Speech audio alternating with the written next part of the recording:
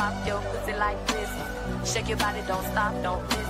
All you ladies pop your pussy like this. Shake your body, don't stop, don't miss. Just do it, do it, do it, do it, do it, do it, do it, do it, do it, do it, do it, do it now. Lick it good, suck this just like you should. Right now, lick it good, suck this just like you should. My neck, my back, lick my pussy and my crack. My neck.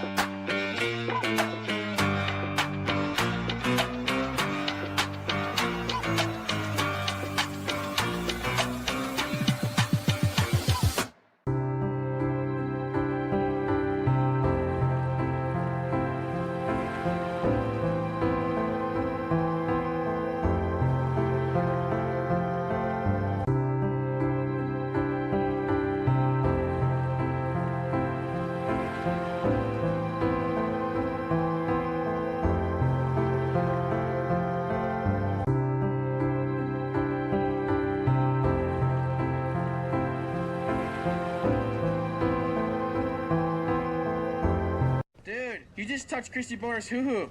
Shippy! Low five. Yeah. Let's get out of here.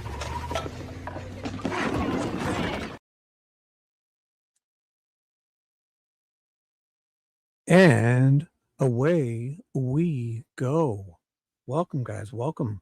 We're about to do day 10 of the Dale Warner murder trial. Let me share. Hello, Paula, Nicole, Louise. Hello. Everybody else I've missed. Mimi, Hebby. Is she here? Did she go? Oh, she says, I'm on an hour early and I'll be back. Hebs is falling asleep. Hopefully she comes back. If not, sleep well, young lady. I'm going to be on. I'm here. Sorry. Yeah, I did go back an hour, but for Paula and Louise and Mimi and Nicole, I'm here, Paula. Sorry, I was a little bit late, but it's so nice to see you. And I'm going to make it up to you, TJ. Let's do this. I'm here for you guys. I was having so much fun. And last night I said to Ted, I'll stay on as long as you needed. I didn't think he would actually kind of hold me to it. But then he kind of did, and we went on and on. So I'm sorry. I did stay on extra this morning. So I did finish. I stayed on until around 2 this afternoon. All right. I did. So if you missed it, I went live after Ted's at like 5 or 6 a.m. And I did the whole day. Basically, I couldn't do 7 and 8 because day 8, the jury, how would I show you that real quickly? The jury on day 8, the reason I couldn't find the day 8 video is because the jury went to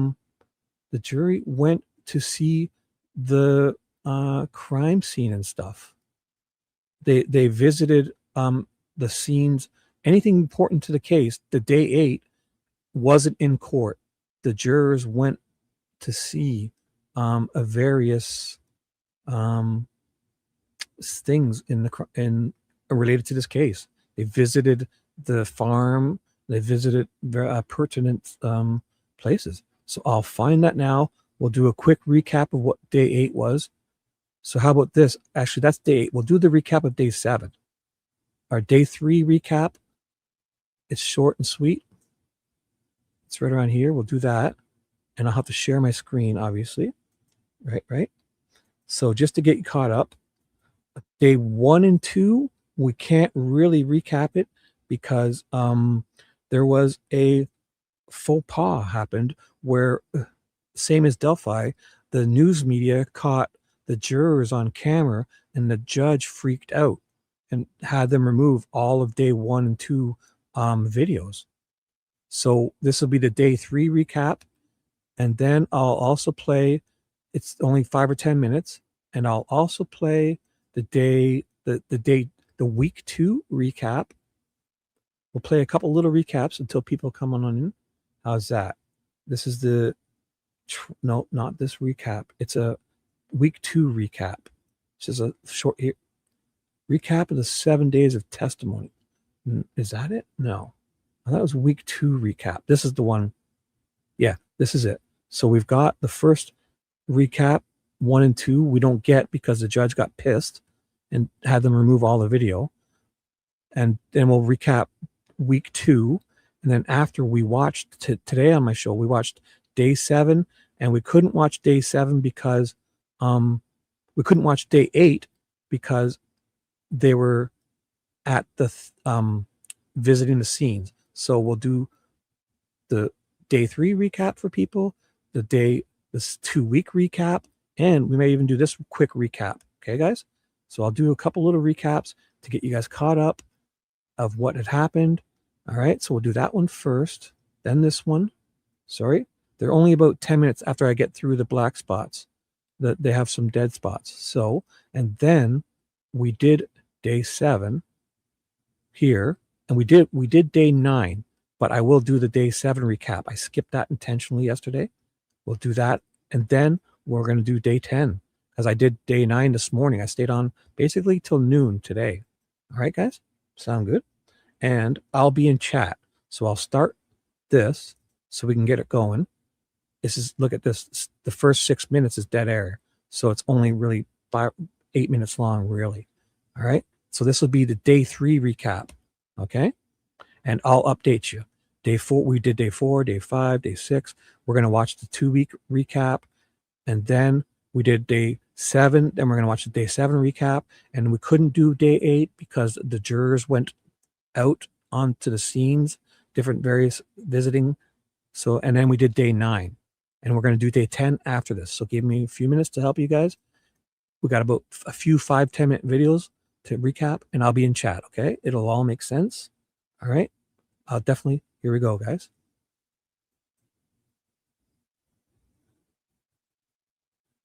Oops, I guess I should unmute that. Here we go, and let's try that again. Take 2. All right, I'll be in chat, guys. Sorry, I'm not reading comments. Here we go. This is the day 3 recap. Quick recap for you guys. We are now into day 3 of the Dale Warner murder trial in Lenawee County, now in the books. Thank you so much for joining us here live on WTOL 11 Plus. I'm Jeff Smith. And I'm Kaylee Marintet. This has been a case our team has been following since the very beginning. Tonight on WTOL 11 Plus, we're breaking down what happened inside the Lenawee County courtroom as the trial enters its 2nd week following an extended break for President's Day. And the prosecution today focusing on the early stages of the investigation, including body cam footage and interviews from the first time Dee Warner disappeared. Melissa Andrews was in Adrian today and has the full recap you need to know.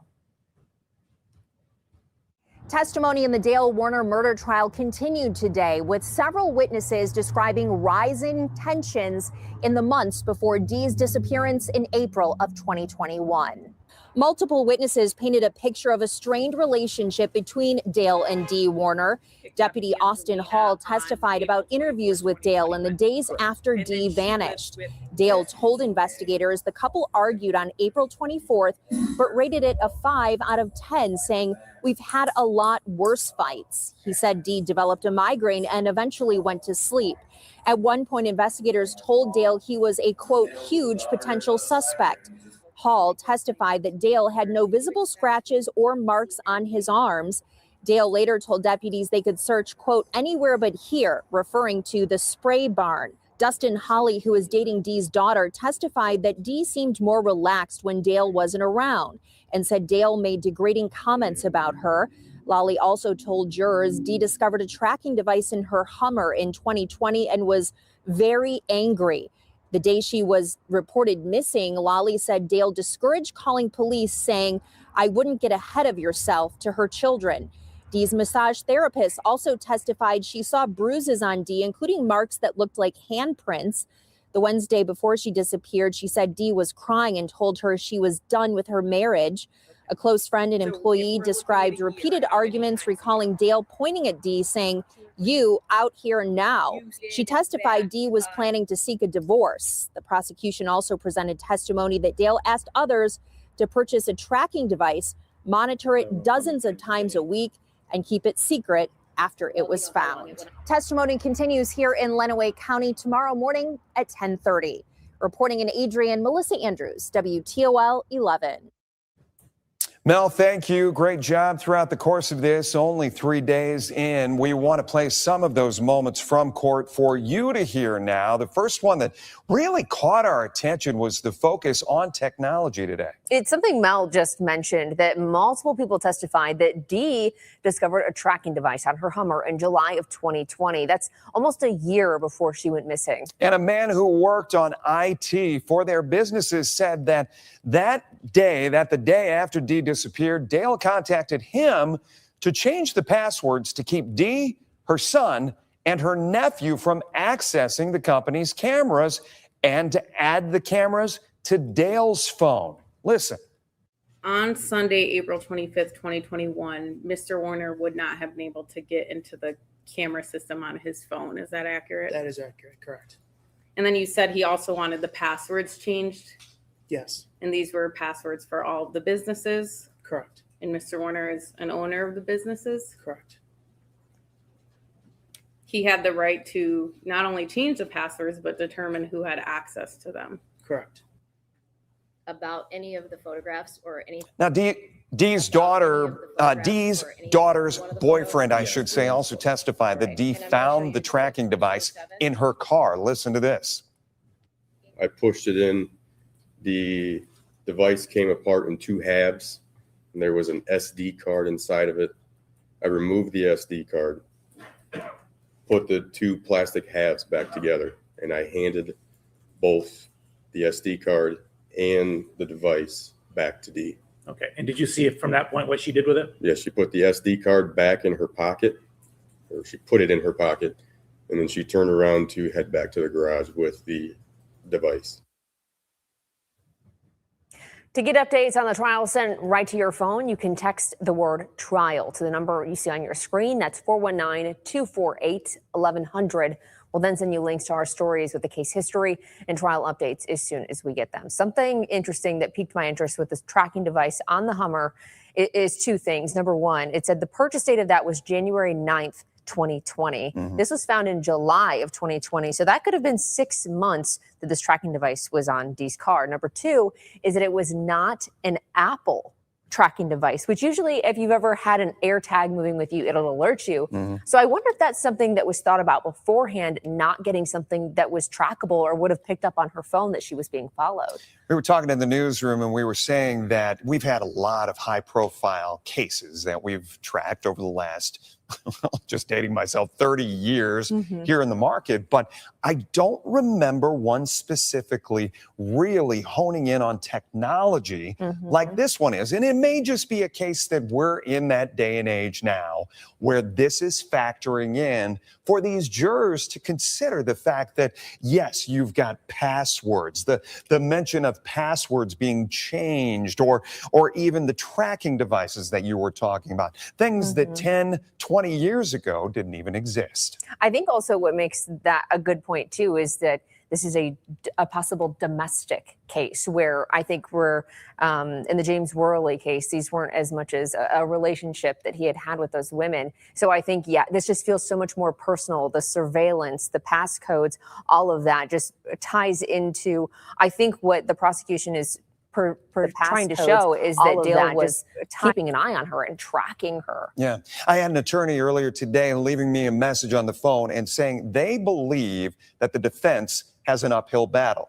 I don't know if I see it that way because it feels like the prosecution in this case has so much to prove of this circumstantial evidence, right? I mean, you're right. Yeah, the defense, I mean, I'm not an attorney, but a defense could say he thought she was having an affair and he wanted to see where she was. I mean, people hire private investigators to see if their spouse is having an affair. So I think that's maybe one of the arguments the defense could make, is that he was just curious about where she was. You know, he said that in this case that she was at a Walmart for 3 or 4 hours, and you know, he had said that he thought she was having an affair there. So I mean, yeah, I think I agree with you on that with the defense. And we go back to what Gary, we had former judge, Lucas County judge, Lucas County prosecutor, former Lucas County commissioner Gary Byers in here in the studio with us last week. And he was talking about laying out. That's what these days, these first few days are all about, is just kind of laying the table, setting the table for the jurors to understand here's what is coming. And the fact that some technology was introduced today could mean that more is coming, and they could lay out even more for these jurors to consider. I think we have a long way to go for this trial. Yeah, the courtroom will be packed. We can guarantee that. Once again, tomorrow morning when the trial picks back up at 10:30, we are told that it will be another day of witness testimony. The prosecution is expected to call more witnesses, but it's not clear exactly who will be called at this point. Keep in mind, this trial is expected to last several weeks, and the state is still in the early phases of laying out its timeline and evidence, as we mentioned there, with the technology and introducing that. You can watch the entire trial live right here on WTOL 11 Plus, starting tomorrow morning at 9 and all the way until the court is adjourned for the day. Plus, we will be back again Friday night at 6:35 with the must-see moments from trial as the second week wraps up. And what you can expect as we head into week 3 we will also be former Lucas County Judge and Prosecuting Attorney Gary Byers, as Jeff just mentioned, to bring you an in-depth legal analysis. It's all this Friday after the news at 6. Yeah, Gary said he was going to come back it will be a week removed from when he was here last time to see how everything unfolds, develops from week to week. Until then, you can stream. We want to remind you can stream Hidden in Plain Sight, the disappearance and discovery of Dee Warner, anytime on WTOL 11 Plus. 11 Investigates sat down with Dee's family and broke down the entire investigation. It is part of a special 30-minute presentation you don't want to miss. It'll help you out too if you need a refresher on some of this. Again, this is almost 5 years now we've been talking about this case. Well, that'll do it for us tonight. Make sure to follow us on our social media platforms. You can download our free WTOL 11 News app on your phone to get breaking news updates and alerts on this trial sent straight to you. And for Kaylee, Mayor, and Ted, I'm Jeff Smith. Thanks for joining us here on WTOL 11 Plus. We'll have a good night. And so that's the day 3 recap. We're going to move on. Quick week 2 recap, guys. Here it comes. If there's any dark spot, here we go. I'll have to scan ahead. It starts a little later. This will be approximately 10 minutes or so. Quick week 2 recap. And we're going to get right into, we're going to do day 10. We're going to do just a couple quick recaps, guys. It's for everyone. And day 10 is right around the corner. Stay tuned. Let's do this. I'll update you in chat. Let's just play this. I'll update you. Here, I got to unmute. Let's do it. Of the Dale Warner murder trial. Week 2 recap comes to an end, but there is still much more ahead. Thank you so much for joining us here on WTOL 11 Plus. I'm Jeff Smith. And I'm Kaylee Marintet. This is a case our team has been following since Dale's wife, Dee, first went missing nearly 5 years ago. Tonight on WTOL 11 Plus, we're taking you inside the courtroom after what's been a jam-packed week of testimonies and uncovering many details for the very first time. Yeah, plus in just a little bit, we're going to be joined by former Lucas County Judge and Prosecuting Attorney Gary Byers to give you more in-depth legal analysis and perspective as to where this trial stands right now. But first, through just 4 days of trial this week, jurors heard from law enforcement, technology experts, friends, families, and today, farm employees about the state of Dale and Dee's marriage and the investigation into Dee's disappearance and death. Melissa Andrews begins our extended coverage tonight in Adrian, breaking it all down. More testimony wrapped up this week in the Dale Warner murder trial, with jurors hearing from technology experts, family, friends, and law enforcement, and today, farm employees about the state of Dale's marriage and the investigation into Dee Warner's disappearance and death. Earlier in the week, jurors also heard body camera video and testimony from Deputy Austin Hall. He told the jury Dale Warner described an argument with Dee on April 24th, 2021, rating it a 5 out of 10 and saying they've had worse fights. Warner said Dee developed a migraine and stayed on the couch while he worked. Hall testified Warner denied confronting Dee about affairs, but speculated she may have been. Investigators told him he was a huge potential suspect, and detectives documented no visible scratches on his body. Witnesses described a strained marriage. Dustin Lawley testified Dee appeared more relaxed when Dale wasn't around and said Dale made degrading comments. A massage therapist described bruising on Dee, including marks resembling handprints. A close friend said Dee spoke about divorce the day before she disappeared. Under cross-examination, witnesses acknowledged they never saw Dale physically harm her. Day 4 focused on digital evidence. A Michigan State Police cell phone specialist testified that Dee's phone last connected to a tower near the Munger Road property at 7:14 a.m. on April 25th. She received 75 calls that day and made none after the afternoon of April 24th. A General Motors expert testified more than 50 vehicle location requests were made from an iPhone in the weeks before her disappearance, but said there's no way to determine who was using the device. On day 5, Detective Daniel Dreyer detailed the 2024 discovery of Dee's remains inside an anhydrous tank on property linked to Warner. The medical examiner testified she died from multiple blunt force injuries combined with strangulation and ruled it a homicide, estimating her death occurred on or about April 25th, 2021. Today, day 6, jurors heard from Warag Farms employees. Ivan Boyd walked the jury through surveillance video from April 25th, identifying Dale operating heavy equipment throughout the day and later carrying welding gear. Boyd testified welding was typically done in the old or new shop, never in the spray barn, where there was also an anhydrous tank seen in one video. Longtime employee Jim Hawkins testified he prepares anhydrous tanks but has never cut one open, placed an out-of-service tag on one, or seen welding done in the spray barn. An out-of-service tag was found on tank number 34, the tank where Dee's body was discovered. The defense continues to challenge the timeline, the digital data, and witness accounts. We're back in court on Tuesday at 9 a.m. Reporting in Adrian, Melissa Andrews, WTOL 11. You can be the first to hear about the major developments in this case. All you have to do is get out your phone and text the word trial to the number you see on your screen. That's 419-248-1100. Then our team will give you a link to all the stories and trial updates as we get them.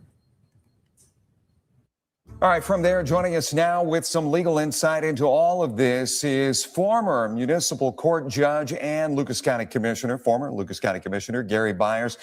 We appreciate you once again. You were here last week as we were getting into the very beginning stages of this. And I wanted to know from you, because as we have seen this play out this week, there's been this playbook by the prosecution. Help our viewers understand, how you put your game plan together. Sure. When I was a prosecutor, I would try to make it as logical as I could for the jurors. Those are the people that are deciding the case, and you want to lay it out in a logical fashion. You sometimes follow chronologically. You try to call witnesses so that you're not going to waste the jury's time, and you'll have them in a logical order. Sometimes witnesses... Let me stop you there, because I've got a lot of questions about this, Gary, and I'm wondering, do you think to yourself as an attorney, what can my jury handle?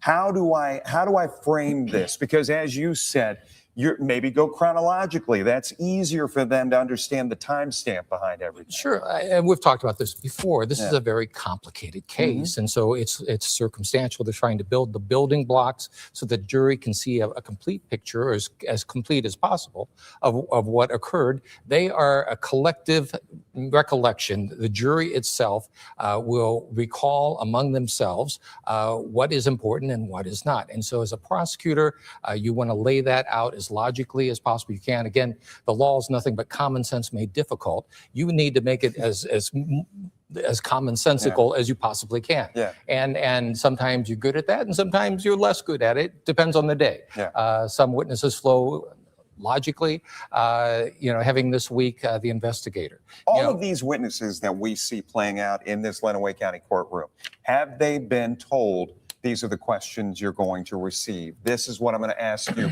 Are they prepped? Well, I don't know if I would say prepped. Okay. They usually have a discussion. They'll meet with the prosecutors once or twice or more if it's critical. But like the investigators, those witnesses that have testified many, many times. Right. They're people that you've worked with over the years. And usually you'll have a meeting and talk about things, but you don't actually play act the testimony. You kind of go through that. I think I was wondering more about the family members, the nanny, the welders, the people that worked on the farm. Sure. I mean, the direct examination is, I could have a direct examination of you right now, and you sort of will lay forth the facts and let them tell their story. And as long as you're familiar with what their story is going to be, you just sort of move through direct examination and try to avoid leading questions as much as possible. I want to go back to the stacking question. We were talking about that before we came on, and how you kind of front load or back load kind of those wow moments for the jury. Yeah. Is there any rhyme or reason to any of it? Well, there are not as many wow moments in a case as you think they are. It's not like you see on TV where you watch the crime occur and then you see the court action. You can't handle the truth. Yeah, right. Being a juror is hard work. It's boring sometimes. They have to sit there for day after day, and they have to focus. The fatigue, I've talked to jurors after a trial, and they are just so exhausted because they focus on the testimony and what's being said, and jurors are trying to do the best they can. They want to do the right thing, whatever that is, and it's hard work. And so I tended to sort of end with a pop at the end of the case, of the testimony, before the defense case. And I would try to sort of build up to that crescendo, but there's many ways you can do it. I wanted to talk you through, we haven't seen you since last week, and on day 4, there was, and as I'm reading from my notes here, my computer is giving me fits, but day 4, you had more of a cell phone data analysis testimony. They talked with OnStar representatives, a GM byproduct, where they're actually tracking what happens with the car, opening locks, finding out where the car is, that kind of thing. Personal testimony from a former assistant. Then they bring on MSP on day 5, lead detective, medical examiner's findings. That fell earlier this week as well. And then, of course, day 6 today, farmhands, those who were there, watched the inner workings of not only Dale's work day in and day out, but some of the more peculiar things they picked up on. Sure. I mean, from what I can tell, the prosecution's theory is that this homicide occurred and then he was trying to cover it up. And it's that cover up that they're sort of laying out for the jury as best they can. And they're pointing to things that just don't quite make sense. I found it very interesting, the sunburn effect. That welders will sometimes get if they weld in short sleeves. And the photographs of him with sort of sunburnt arms shortly after the D went missing. Those types of things. Also the weld on the tank, that it was not a custom weld, that it was something that was added and today's testimony, they showed a photograph of him to jurors. He's carrying around basically a sanding tool. And they said they were asking one of the persons on the stand, what's that used for? They said, well, you sand down before you weld. So I think they were trying to make sense of what they were seeing for. And you can't answer every fact, but as a prosecutor, you don't have to answer every fact. We're getting ready to wrap up here. I wanted to ask you, as a judge, we're talking about the jury sitting there taking this all in. As a judge, what are you doing sitting there at the desk? You're making sure the rules are being followed, okay? And if questions are inappropriate or are not allowed by the rules of evidence, there's an objection, you rule on it and move on. Your job is to try to make sure the evidence is as clean going to the jury as it possibly can be. Gary, as always, great insight. We appreciate it as we kind of dive into this more and give better legal analysis here on WTOL 11 Plus. Thank you, sir. You bet, Jeff. We hope to see you soon. Before we wrap up, we want to bring Kaylee back in with a look at what could be next in the trial. Kaylee? Lots of information there. Thanks, guys. Well, the courtroom will be packed once again Tuesday morning as the trial enters week 3. It all picks back up at 9 o'clock. We're told it will be another day of witness testimony. The prosecution is expected to call more witnesses, but it's not clear exactly who will be called. That information is not shared. Keep in mind, this trial is expected to last several weeks, and the state is still in the early phases of laying out its timeline and evidence. You can watch the entire trial live right here on WTOL 11 Plus Tuesday, starting at 9 and all the way until court is adjourned. And we're back. So that's the week 2 recap. We watched day 7 and 8. So here's the day 7 recap. Let's do this because TJ is biting at the bit. We're going to get started, TJ. I know you love to go. Let's go. We're just doing a couple recaps for everybody. They're 5-10 minutes long. So then after this, I will show you the day 8 where the jurors, it's a couple, like 2 minutes long. The jurors went to some of the crime scene places and there was no day 8. I did day 9 this morning from like 6 a.m. till 2 p.m. I covered day 8 and 9, I believe, or 7 and 9. And tonight we're going to get to 10 in 10 minutes. We're starting day 10 in 10 minutes, finishing the day 7 recap. Days 1 and 2, we missed one person because the judge flipped out because the news media caught the jurors on a camera live and they weren't allowed to. So the judge flipped out and asked all of day 1 and 2 to be scrubbed. So we're going to go back and find, Mimi said, Raquel D's grown daughter. We've got to find her testimony. Other than that, we're pretty much caught up. So day 7 recap, I'm going to play day 8. They were not in trial. They were out at the crime scenes visiting the jurors. It's 2 minutes long. I played day 9 today, and we're going to start day 10 right after. Okay, guys? Thank you. Let's do it.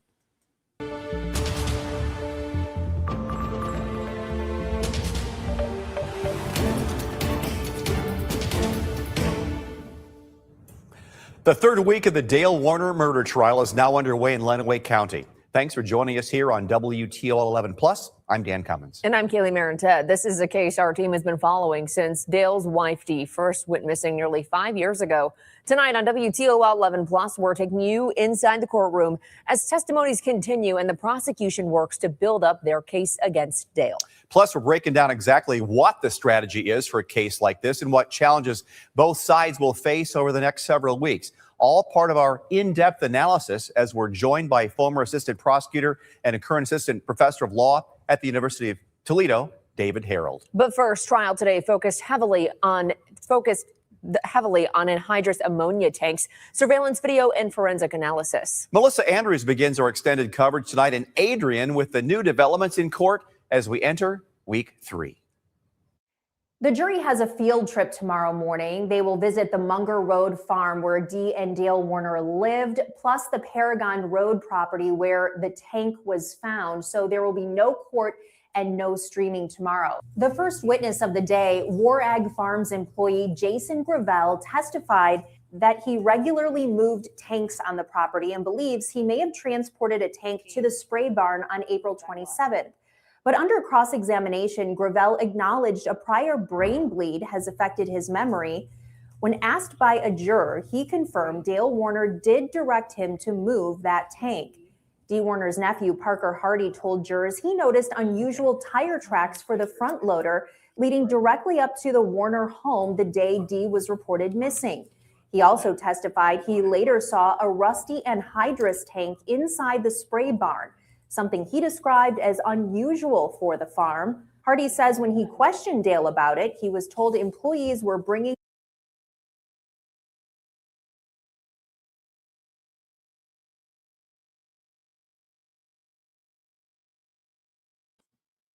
Here's the tank here. Well, I don't know if this is the exact one, but this is what they look like. And here is Dee.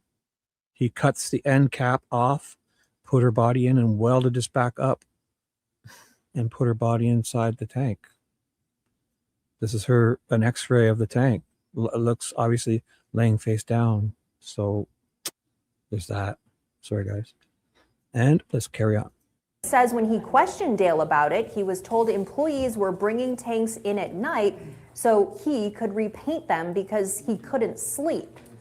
He told me that he had some of his employees bring in some tanks at night or at some point so that he could paint them at night. He said he was having trouble sleeping because he was worried about where his wife was.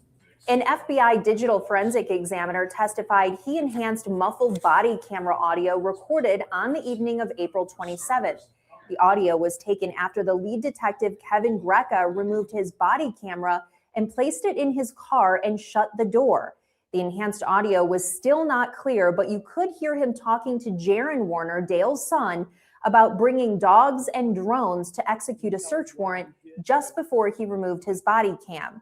Detective Dale Sharp testifies he was on the property at the time and that Detective Greca told him that they should let Dale continue his work on the farm and not interfere as they searched. Former Madison Township Fire Chief Ryan Rank, who is part of the county drone team, testified he captured aerial video of Dale Warner operating a front loader and hauling an anhydrous tank that same night. The final witness of the day, a certified welding inspector qualified as an expert, testified the tank showed an obvious repair weld. He estimated cutting and re-welding the tank could have been completed by one person in under 2 hours using professional grade equipment. The UV light that's produced in the welding arc is extremely intense, and it can burn uncovered skin relatively quickly. That is very indicative of what a burn from UV light produced by the welding arc would look like, especially if one was wearing a glove on the hand. Under cross-examination, he acknowledged he cannot say who performed the weld, only that it was not a factory weld. You can be the first to hear about the major developments in this case. All you have to do is get out your phone and text the word trial to the number you see on your screen. That's 419-248-1100. Then our team will send you links to our stories with trial updates as soon as we get them. Plus, you can read up more on this case's history and the disappearance and discovery of Dee Warner.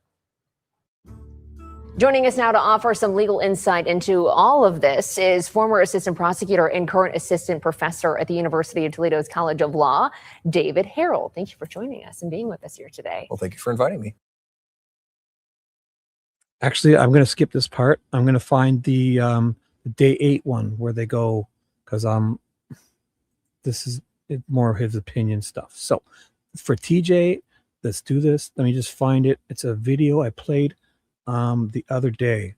It is, oh, let me just find it. Maybe I should just let that play. How about this? I'll just let that one play for a second. Where was it? Was it this one?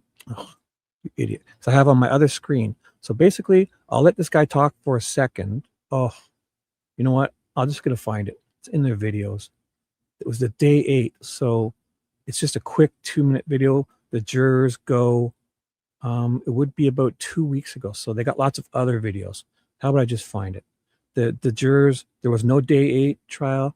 The jurors went and checked out. There's 2 videos that are about 2 minutes long.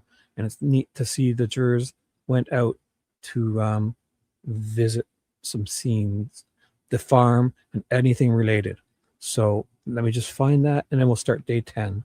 Oh, day 9 recap is here. Like, oh, you know what? We won't. I could do that, but we should just start day 10 because we got to get caught up to this trial because, I mean, it's going on.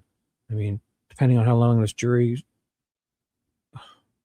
forget it. I'm just looking for that quick video to show you the day 8 thing. It's got to be right here somewhere. They go out, the jurors visit the farm and all that. So, and then I'll check with chat. Oh, here we go. Trials visit, jurors visit. There's one more. Here we go. So this one is a minute, and this one's 2 minutes. Okay, guys. I'll put them on the queue. This one, and then this one, and then we're gonna start day 10 after this. Enough recaps. Okay. So let's do this for you guys. Thank you for being here. Any suggestions? The Dale Warner murder trial continued today in Lenawee. So again, this will be at day 8, not in the court. Jurors went to the farm to see places, right? Then we're 3 minutes and we're starting at day 10. Let's do it. County, but the jurors, attorneys, judge, and Dale Warner were outside of the courtroom. Melissa Andrews explains from Tipton, Michigan. Day 8 of the Dale Warner murder trial got jurors out of the courtroom and onto several sites that are pertinent to this story and this trial, the life and marriage, the businesses of Dee and Dale Warner, and ultimately Dee Warner's death. The trip started out on 2 minibuses for jurors this morning. First, they went to see the tank where Dee Warner was found in this barn just behind me. I'll get to that in a moment. So they went to see the tank. It's at a safe location, a secure location.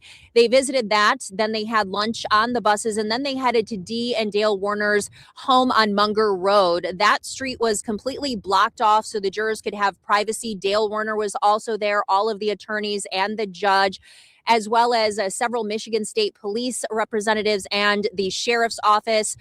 Jurors stayed on that property for about 30 minutes. They did go inside the home and they looked around several of the buildings that they've heard so much about over the last several weeks. They then came here to Paragon Road, where Dee Warner's body was found in a tank very similar to the ones behind me in this barn. They stayed here for about 7 minutes looking at this area and ended their day there. They are going to be back in the courtroom tomorrow morning at 9 a.m., where we will continue with more witnesses on day 9 in this trial. Reporting in Tipton, Michigan, Melissa Andrews, WTOL 11. Jurors in the Dale Warner murder trial took a road trip out of the courtroom today, and Dale Warner was there. They visited 3 sites connected to the murder of Dee Warner. Her husband, Dale, is accused of murdering her in 2021 and then welding her inside of a fertilizer tank. Melissa Andrews is in Tipton with what the jurors got to see today. Well, jurors really got an in-person lay of the land look at all of the things they've been hearing about for the past few weeks, starting with the tank where Dee Warner's body was found. We're told that this tank is being kept at a secure location. Jurors went there before coming to Dee and Dale Warner's home here on Munger Road in Tipton. We know that the jury stayed here for about 30 minutes. They first seemed to look at the back of Dee and Dale Warner's home, where you'll remember her nephew, Parker Hardy, said that he saw a front loader pulled right up to the back porch. Just like everyone to take note that same in this one, all these timestamps are, this one is off basically 9 years. September 22nd, 2012, 9:41 p.m. And it's like the daytime. You'll hear throughout this trial, it kind of bothers me that every one of these camera videos is all a little bit off 2, 3, 5, 6 hours. This one is the worst. That says 2012 and it's supposed to be 2021. And it's, I think it happened in April of 2019 or something, or 2021. Yeah, it was 2021 in April or so. And the times they're watching this guy walk around the, saying he goes here and he drives out of this screen and he's on this camera. And all these timestamps are so bunk. I mean, I want to nail if this guy's guilty, fine, but I think this is getting out of hand. If these are off, we can't use the timestamp. You can use this video, I guess, but they're referring to these timestamps like, oh, the offset is here. Look at the offset. There's always a little offset. Trust us, the offset is here. But it's 9 years, not just the time. Sorry, guys. I'm just not okay with that.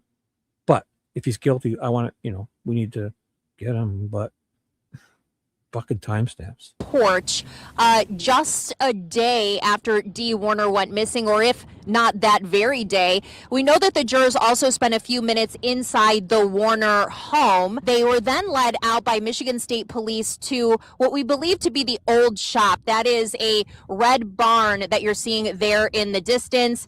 And then a couple jurors, they all actually walked back towards some anhydrous tanks, and then a few went off on their own. I would say about 3 to 4 jurors walked to the rear of the property behind some semis and some anhydrous ammonia tanks to where there were some other tanks sitting out by themselves. They then started walking to another barn at the center of the property and then to a shop and finally to the office location where Dee and Dale Warner operated their businesses. I did see they were here on 2 minibuses accompanied by many Michigan State Police and Lenawee County Sheriff's deputies. They were instructed by the judge yesterday they were not allowed to answer questions and they were not allowed to talk with one another about what they saw.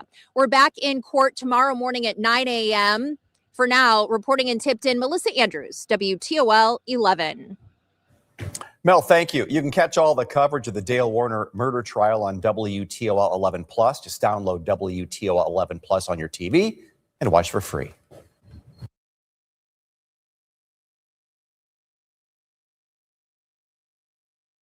And we're back. Let's do this, guys. Let's do it. We're gonna do we did that recap, and I watched day 9 today. This will probably be the day 10. Let's just check. This is what we're gonna watch. Oh, good. They're starting to, I think it looks like they're cutting out the dead spots for us. Let me just double check that it's the right day. Yep, day 10, February 27th. So we're getting caught up here, guys. Okay, you ready? I'm gonna get us going. It's playing. I'm gonna unmute it. I'm gonna find where they start. Oh, so they start here. Scrubbing head. Sorry, guys. Oh my! They take a little while to get started. I'll talk, and you'll hear them unmute any second now. They're gonna unmute. They're muted, so don't you worry. I'm going to go ahead a bit. Looks like right around here, they're going to stand up, and the judge will come in and start talking within a minute or two. So it's 33, so I'll click here. Okay, so this is it. We are back on the record in file 24-21841-FC, People versus Dale Warner.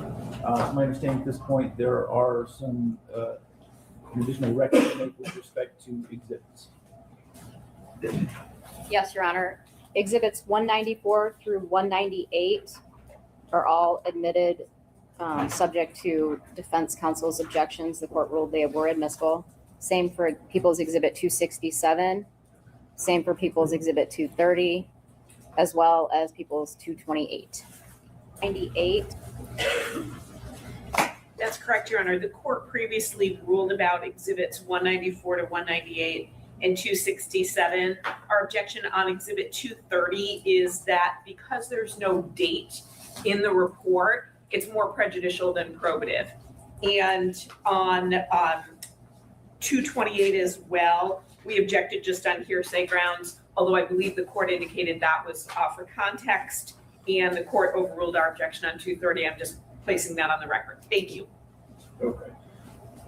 So I think 230 is the only one that I haven't made a record of my ruling on with respect to the objection that it is more prejudicial than probative. I don't think the lack of a specific date makes it more prejudicial than probative.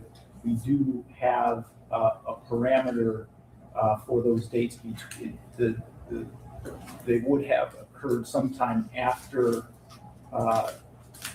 Mr. Hooper extracted data from that electronic device. I think it was the iPad. And the next time that data was extracted from that device, which was that May of 2022? That's correct, Your Honor. Okay. So sometime between Mr. Hooper's extraction in May of 2022, I think that is a sufficient understanding and does not make that information more prejudicial than probative, so I will overrule that objection. Anything else we need to address on the record before we bring the jury back?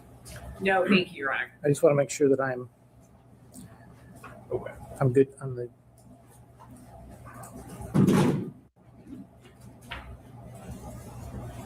Looks like we're good. Thank you. All right, you are ready for the jury.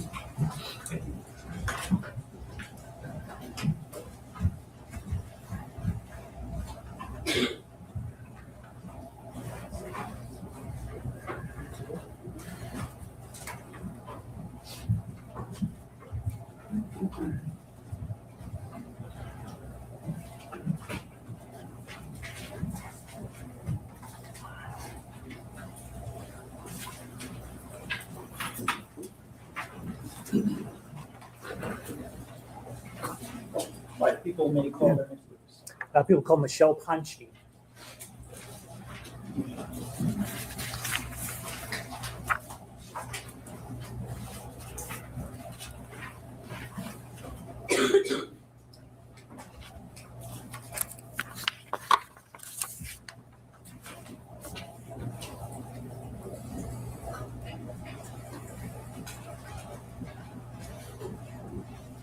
If you'll raise your right hand, please. Do you swear or affirm to tell the truth, the whole truth, and nothing but the truth under penalty for perjury? I do. Okay, you can go ahead and sit down.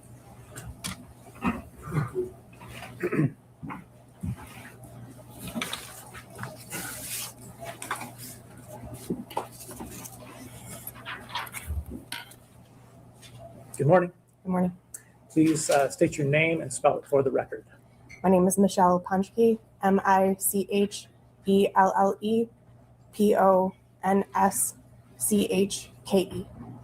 And what do you do for a living? I am a laboratory manager for the Michigan State Police Forensic Laboratory in Lansing. I work in the trace evidence unit. Okay, and what is trace evidence? Trace evidence typically refers to small pieces of materials that can transfer easily between two surfaces. We typically analyze things like paint, glass, fibers, other materials that also can be compared to each other. We're usually comparing things that we know the source of to something that we don't know the source of to see if they could have been created by the same types of materials. And how long have you worked there? It'll be 13 years this coming end of March, so just under 13. Okay. And what is your educational background? I have a bachelor's degree in chemistry and I have a master's degree in forensic science. Okay.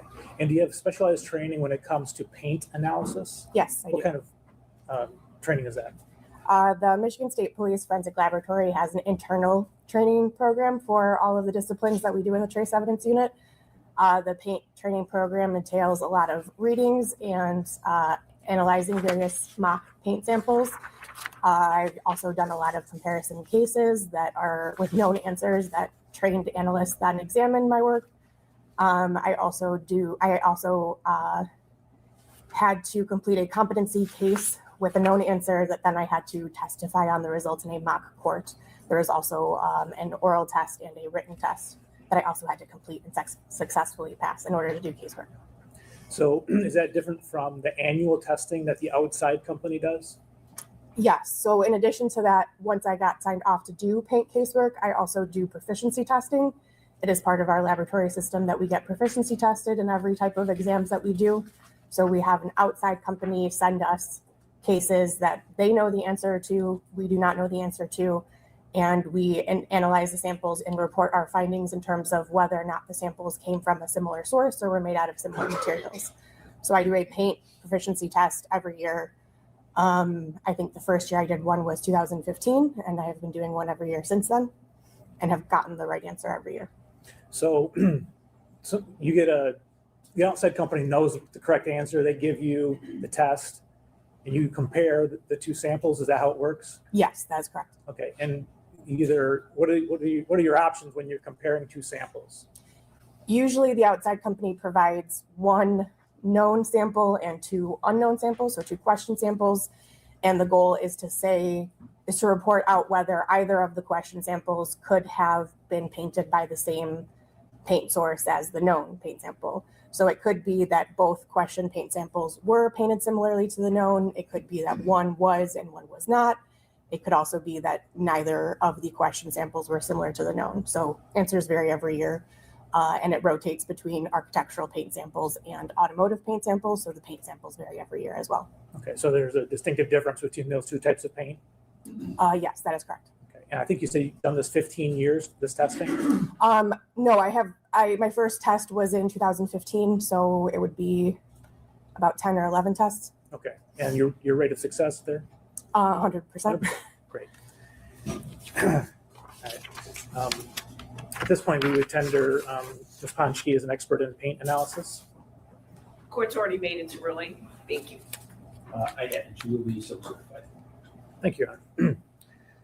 All right, I'm going to ask you some questions about paint. I mean, obviously, I think we all can know what paint is basically. But from your perspective as a chemist and a paint analyst, what do you know about paint that the general public doesn't know, generally speaking? Sure. So paint typically is made up of a solvent, of some binders or one or more binders, additives, and maybe some other contacts, but pigments as well, sorry. So by the time that I'm analyzing it, I'm usually looking at it in its dried state. So the solvent at that point has evaporated, in which case I'm looking at the binder, additives, and pigments, and I'm using various types of instrumentation to compare those binders, pigments, and additives to see if they could be similar to each other or characterize them, as it were. So paint has a lot of different features to it that we can analyze and compare, and also is mass produced. So one type of paint cannot be absolutely identified as the source of another type of paint because it is so mass produced, but we can determine whether paints are similar or dissimilar because they can be made so specific for their uses. Okay. And just for the record, I'm showing the witness people's proposed 300. So you already covered this a little bit, but what is the purpose of you comparing paint samples? The purpose of comparing paint samples usually is to verify whether a question or known sample could have been painted similarly. It also can be used to corroborate witness statements or eyewitness statements. We also are using it as characterization. So sometimes there's, agencies just want to know what type of paint it can be. So we can just use our instrumentation to verify the types of paints that are present in various places. So it can be used as kind of an investigative lead. In cases of hit and runs, if automotive paint is left behind, we can analyze that paint and characterize it and determine using databases what type of vehicle that paint could have come from too. Okay. All right, and as you are doing your analysis, what are you actually physically working with? I am physically working with actual chips of the paint. It can be in the form of paint that I remove from various places. I've been given actual car parts to remove paint from, or I've gone out and removed paint from various sources myself.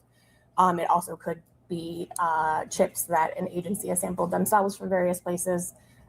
So can vary in size, but typically I'm looking at paint chips of one or more layers, depending on how many times the actual source has been painted. So they can be very, very small, or they can be larger samples, depending on what the source is. Okay. And then you already mentioned that there's a difference between automotive and architectural paint. Are there other types of paint that you can put in general categories? Yes, there's also types of paint that we can talk about in terms of like mechanical paint, so tools. Think about your pry bars or other tools that you would have in your garage or your barn. Those can be painted and have a different type of paint. Another type could be non-automotive, so paint that's on boats or scooters or other types of forms of transport, bicycles. That's another type of paint. When I'm looking at paint, I usually categorize it as automotive or non-automotive because that's the easiest, because other types of paint can be used in other forms, and original finish automotive paint typically is only found on automotives. All right, so you said that you are physically looking at chips of paint. How do you get those samples? They can be delivered to me by an agency submitting evidence. Like I said, I also can go retrieve some of that evidence, either by going to a vehicle or going to a scene of a crime or other places and obtaining that paint myself. Additionally, I received clothing from victims of hit and runs, and their clothing can be scraped down to determine if there's any paint chips on their clothing that we can then use for analysis. Okay. All right, so let's talk about the chips themselves. Is this slide indicating the size of the chips that you might be looking at? Yes, so this demonstrates paint chips that could have been removed or were removed from debris. So like I said, clothing can be scraped down. There's a lot of debris that comes off of that clothing. It can be dust particles, fiber particles. If they had been outside, a lot of plant material can be on them too. I look through that debris and pull out any potential paint chips to look at further. So this slide demonstrates various paint chips that were removed and placed on a glass slide. kind of to give you an idea of how small some of those paint chips can be.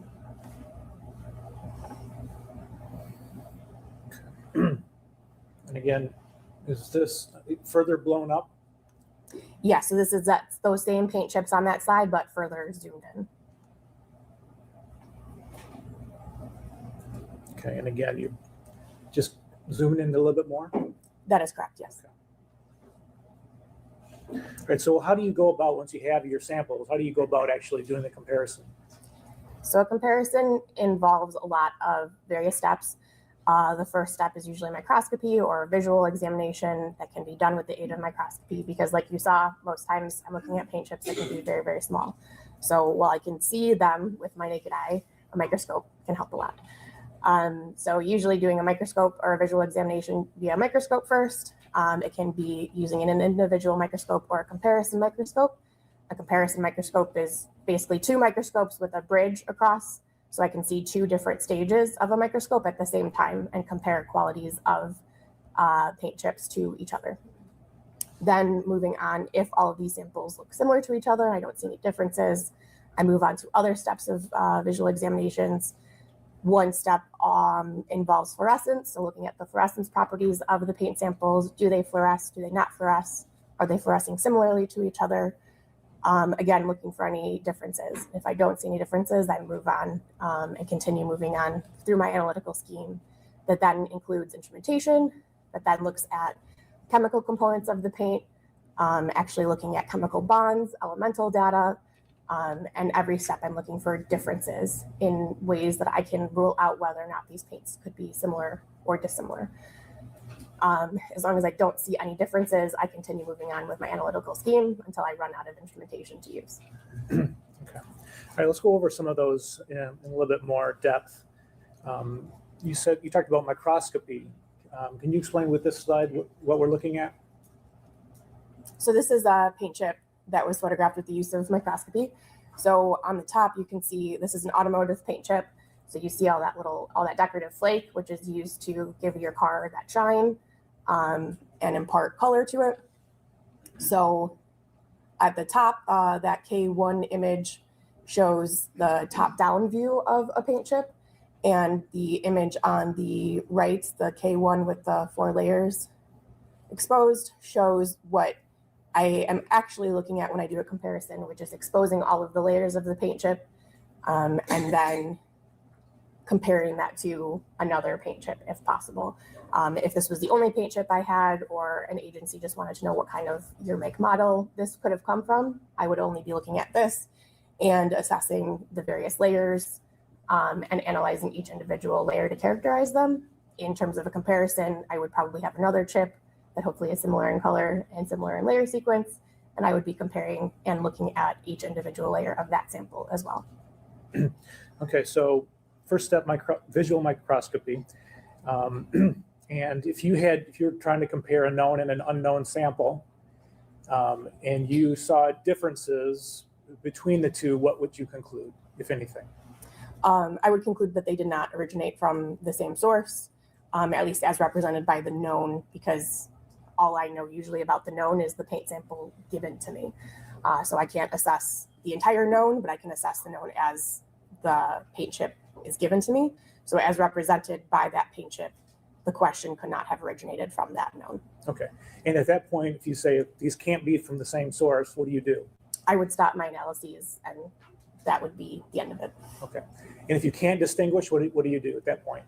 If I could not distinguish differences between them, I would continue on with my analysis. So when I had said hopefully they're similar, that means I just meant that hopefully if I've got 2 paint chips, I like doing my work, so I like keep going. But if they are different at that point, I would cease, and that would be the end of my analysis.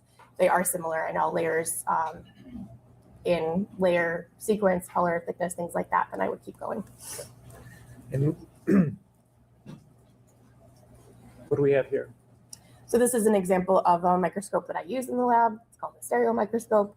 So it provides a high power magnification to look at paint chips under, with a camera on top to take photos as needed. So at this stage of my analysis, I'm looking at various qualities of the paint chip. How thick is it? How many layers does it have? What colors are the layers? Things like that. All right, so if we're past step 1, what is step 2? So step 2 would be additional microscopy, but on a higher magnification scale, so I could see more details.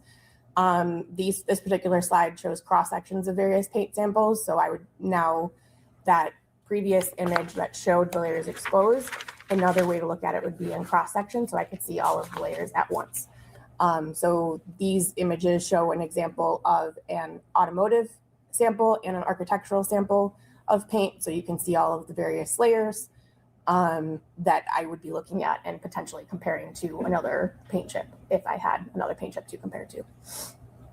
Okay. This is an example of a comparison? Yes, so at this stage, this would be looking under a stereo microscope. There's a K or known sample, as we previously saw, and then there are 2 Q or question paint samples that we don't know the source of. So the goal is to determine, could they be similar to the known? Visually looking top down, they do indeed look similar because of the color, because of the flake distribution, because of the colors of the flake within that color layer. So at this point, I would not be able to tell the difference between those samples. However, when exposing the layers, the known paint sample has a medium gray layer in the middle. The Q1 sample also has that layer and has a similar set of layers. The clear, that decorative flake layer, and this medium gray, as well as that dark gray layer. The Q2 sample, however, has a much lighter gray layer there, which is dissimilar in color. So at that point, I would say that Q2 is not similar to K1, and I would not be examining Q2 any further.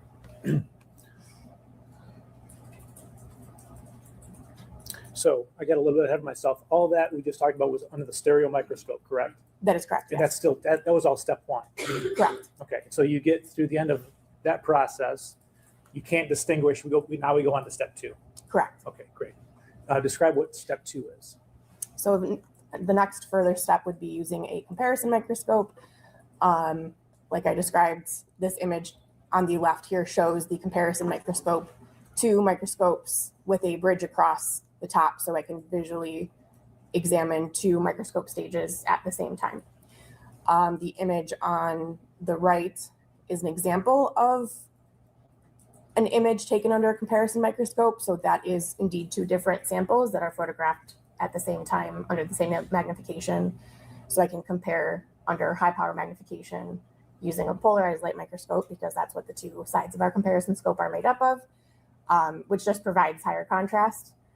Because I'm now looking under very high magnification, so not much light is coming through. So providing higher contrast to see more specific characteristics of the paint. So now I'm comparing side by side a question and known sample. And at this point, I could be comparing cross sections, but I also can be comparing actual samples of individual layers of paint as well. So the left and the right image here that you're looking at, are you saying those are the same or dissimilar? Those would be considered similar. Similar. Okay. And what other kinds of things can you do with the polarized light microscopy? So the image on the left is another display of a comparison under polarized light microscopy. As you can see, the sample on the left is black paint, but it also has these blue spots throughout. So that's a characteristic that I would be looking at in the question sample. And the sample on the right there is also black paint, but does not have those blue spot characteristics throughout. So at that point, I would say, I think these are different, but I'm going to keep looking because I'm already at the microscope. So I'll look for any other dissimilarities. So then the image on the right then shows these 2 paints under crossed polars. So if you think about your polarized sunglasses, you're now adding more contrast to it to see any other particular characteristics that might show up better under cross polarization. These particular samples do not have any characteristics that show up better under cross polarization, but it's just an example of another feature that I can use under the microscope to compare samples. I can also do fluorescence. So these are the exact same two black paints examined under various fluorescent lighting conditions. So I'm looking at the color of the fluorescence and the strength of the fluorescence to see, do they fluoresce similar in color or similar in brightness. These fluoresce slightly differently. One fluoresces, the sample on the left consistently fluoresces a little bit brighter than the sample on the right, which I would say is probably a difference that I would note. But because I have already determined that they have those blue flakes in the known sample that were not in the question sample, this is another reason why I would say that these are from different sources. Okay, so now is that the end of the second method that you would use to distinguish between paints? Correct. Okay. All right. So again, you get there, you see a difference in the known and the unknown. What do you do? If I see differences, I would stop my examination. Okay. And if you don't? And if I don't, I would keep going and move on to instrumentation. Okay. And is that what the FTIR is? Yes. So Fourier transform infrared spectroscopy, or FTIR, is examining the actual chemical bonds of the paint. So when I'm analyzing paint, I'm directing infrared light at the paint sample, and any chemical bonds that can interact with infrared light result in a spectrum with peaks. So each individual peak corresponds to chemical bonds within the sample. So if they have different chemical bonds, their spectra would look different. And if they have all of the same chemical bonds, at least chemical bonds that interact with infrared spectroscopy, their spectra would look identical. So the first few steps you were actually looking visibly, can I visibly distinguish? And now we're like, can we chemically distinguish? Correct. Okay. Is this the instrument that you would use? Yes.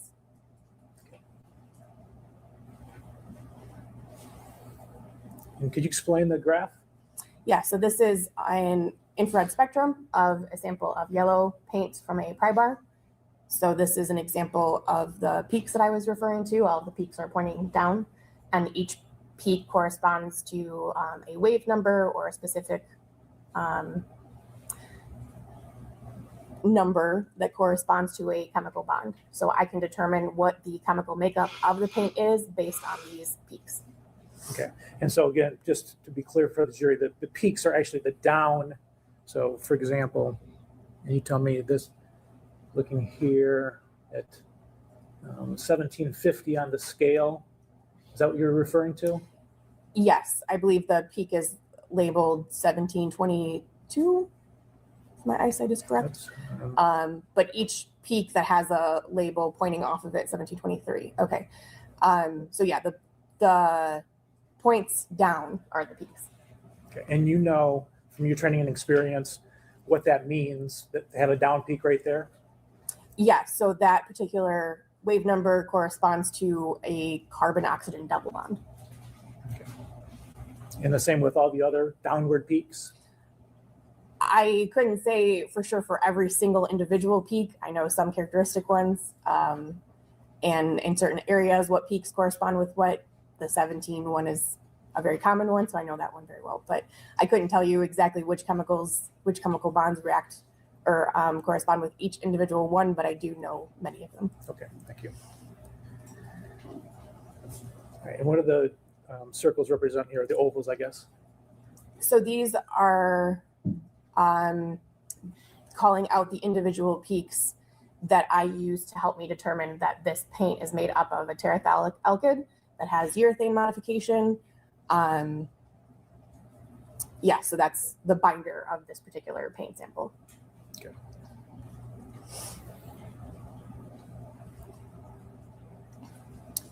This spectrum also points out that the paint also contains kaolinite and titanium dioxide and calcium carbonate. That was the other one. So those particular peaks that are circled help me characterize it, the additives that are present in that particular paint. Okay, so I think this one was binders. Correct. And this one is additives. Correct. Okay. And what about this one? So this is a comparison between two pry bars.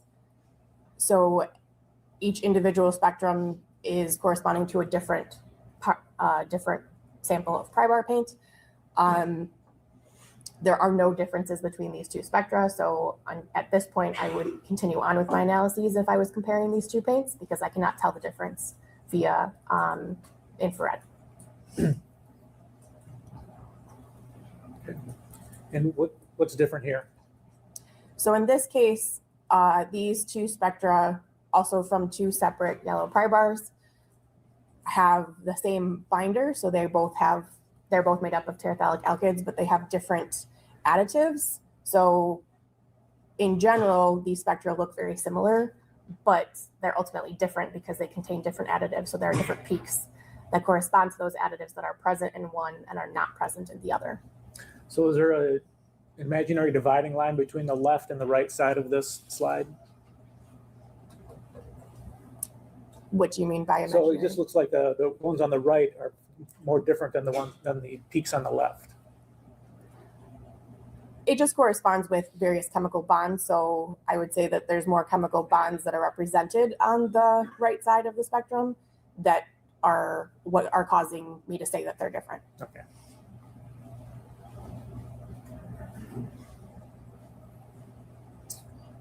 And what do the circles and the oval represent here? So as previously discussed, one of the spectrum contain kaolinite, which are those two peaks off to the left that are in one sample and are not present in the other. So that's a difference.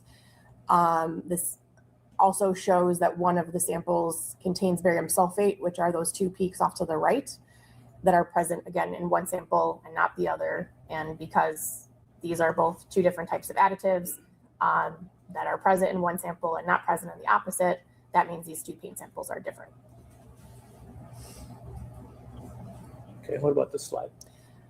This slide shows again two paint samples. One is from a Prybar and one is a sample of questioned yellow paint, so paint we don't know the origin of. And in a comparison between these two, I would say they are different because they have different binders and additives. So nothing about these paints are similar except for maybe their color. All right, so we're on to another step now, correct? Correct. Okay, and so again, same thing. If you can't distinguish between the two, now we're here to scanning electron microscopy, energy dispersive spectroscopy. Correct. Okay. Could you explain that to the jury? Yes, so SEM EDS is an easier way to say that. At this point, I'm comparing samples under a very high power microscope that uses an electron beam to create an image. That electron beam interacts with the sample, and electrons and X-rays eject from the sample, and I measure those using the instrumentation. Those energies that eject from the sample very much correspond to particular elements. So using that instrumentation, I can determine what actual chemical elements are present in each paint sample. Okay, and is this the SEM EDS here? Yes. Okay. And then the image on the right, what is that? That is a cross-section of an automotive paint sample that was generated by the scanning electron microscope. As you can see, it's all black and white or grayscale because the image is generated by electrons. So if you've seen an image of a very zoomed in fly head, that was probably an image taken under an SEM. However, if you've seen it in color, that color is imparted later because the image itself generated by the microscope is in grayscale. And is this a readout from that instrument? Yes, so this is the energy dispersive spectrum of a layer of paint. So now the peaks are pointing upwards, but each peak corresponds to a specific element on the periodic table. Okay. So what elements are present here? Looks like carbon, nitrogen, oxygen, sodium, aluminum, silicon, sulfur, titanium, barium, and iron. And those are represented by the peaks. That is correct, yes. Yeah. Right, and so is this a comparison then?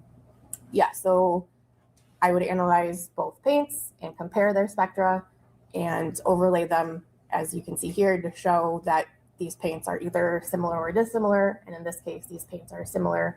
They have the same elemental content, and the peaks are of similar ratios, indicating that the same elements are present in likely the same amounts. Okay. And tell us how this is optimized for discrimination. So each step of my analytical scheme is used to determine are there differences.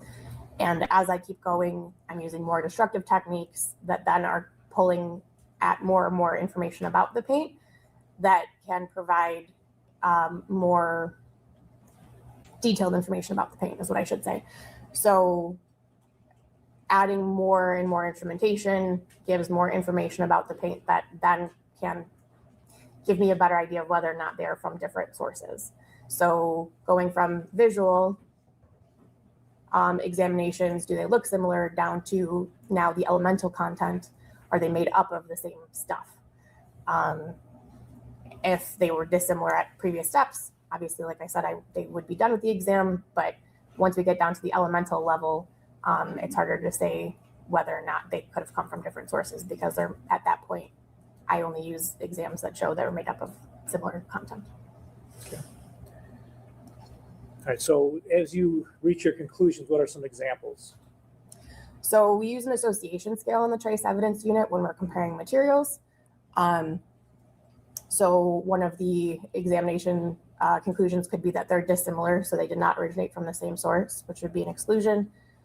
I could also say that they're similar to one another, and that they could have originated from the same source or any other source that is similar to this, because like I had said, paints are mass produced, so there are other possible sources of this paint that are also similar that I could not differentiate. It's also possible that I can't reach a conclusion, or samples are too small to do the entire analytical scheme on, in which case I can't reach a full conclusion. All right, so you mentioned that you kind of have an association scale, is that correct? Correct. All right, can you explain how that works? So when I complete my analyses, I report out my findings, and each report includes a conclusion with something from the association scale to kind of clarify what that conclusion means. So like I said, two paints that are dissimilar to each other on our scale is an exclusion. They did not originate from the same source. There's other levels of association. So two paints that are similar to each other would fall at the middle of that scale, which is a level 3 association, which means that these two paints are similar to each other. In all of the exams that I conducted, I cannot tell the difference between these two paints. However, again, because they're mass produced, there are other sources that could also be indistinguishable from these paints. Okay, so this is used by the Michigan State Police, your unit? That is correct. Okay. So let's talk about the specific. So you said that 3 is when you cannot tell the difference. What would be the difference between a 3 and a level 1? So a level 1 is used when the paints can be physically fit back together, kind of like puzzle pieces. We call that a physical fit. At that point, we would identify that these paints we would say that this known source is identified as the source of the question paint because they fit together. That fit would not be expected between any other paint sources, or two paint samples, I apologize. So that can only happen when we have a physical match between two paint sources. Okay, so is this an example of that? Yes, so on the left, we have an image of a vehicle hood that had paint missing from it, and various paint chips have now been fit back to the hood. The image on the right is a zoomed in image of that to show a paint chip lined up with the hood. So you can see that the edges align, that there are scratches or striations that also correspond across that crack. So at this point, an analyst would say that that is a physical fit, and that question paint chip originated from the hood. So you've got a top piece and a bottom piece, correct? Correct. And you're saying that one of those is from maybe the scene of a hit and run, and the other one is from the car you're trying to match to. Is that about right? Yes, that is correct. Okay. And then because it matches up perfectly, you're saying this came from that car. Correct. Okay. Is there any other way to get a level 1 match, association, I'm sorry? No. Okay, so again, what's level 2 now? So level 2 is a high degree of association. This means that, again, the paints are similar in all examinations performed, but there's a little bit more about the paint that's more rare in the population that they represent. So an example that's provided is samples that have a lot of different layers and are maybe of different colors, or are just more unique in the population that wouldn't be expected between other possible other known sources. Okay, so is this an example of that? Yes, so that's an image of, under the comparison microscope, of 2 paint samples from a vehicle. There was suspicion that 2 vehicles came in contact with each other and paint transferred between the 2 vehicles. So one sample is the known paint from one of the vehicles, and one is a question paint sample from another vehicle that possibly came in contact with the known vehicle. And the clear layer is hard to see under these lighting conditions, but that sample, both samples actually are made up of 9 layers of paint, which is not common in automotive paint. So because both samples have 9 layers of paint and each individual layer of paint is similar, was similar under all examinations performed, this makes it a little bit more unique of an association in that there are more layers that are similar, and 9 layers in an automotive paint sample is not common in automotive paint. Okay, and so just so we're clear, this looks like a space between different paint samples. You're saying that is not air? Correct, that is a clear layer of automotive paint.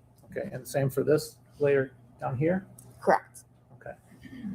All right, so what makes this a level 2 is that you've got not just one, but multiple different layers that all match up in terms of their analysis.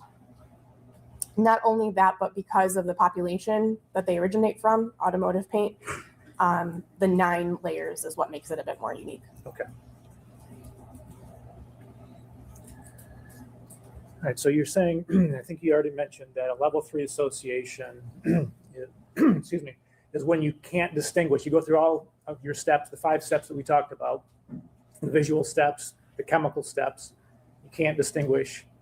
That's where we're at level 3? Correct. Okay. And then are you able to tell, for example, like at a level 3 association, the manufacturer of the paint? No. And are you able to tell within a manufacturer, if you know like the manufacturer of it, are you able to tell like the batch that this came from? No. All right, so let's go over level 4 and level 5. So level 4 is a limited association, which means that all of the exams were indeed similar. It's just that there's something about them that, about the samples that makes the paint a little bit more common in the population, or that there was something about the sample, maybe one of the question sample was smeared onto a surface. So it's a little bit harder to examine and compare, which makes the association a bit more limited because I can't measure or examine as many properties as I would like about it.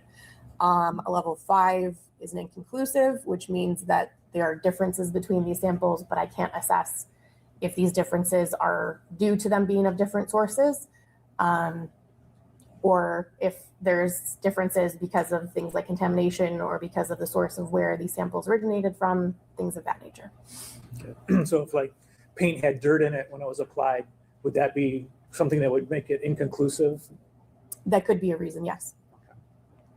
All right, and there are a couple other results that you could return with? Yes, so these are outside of the associations. Unsuitable for comparison means these samples, I can't draw a conclusion between the two because these samples aren't suitable to be compared to each other.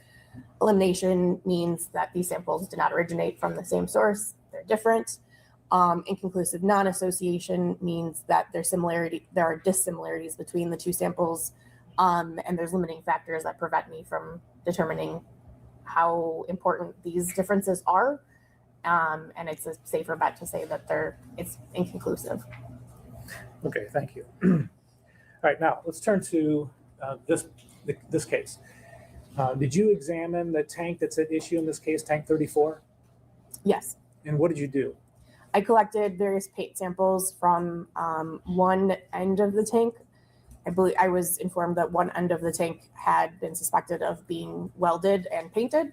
So I collected paint samples from that particular end of the tank and along the length of the tank. I believe I collected 6 or 7 samples in total. Okay. Detective, could you get exhibit 237, please? I'm sorry, not 237, 301. And hand it to the witness, please. Sure. If you could open it for her.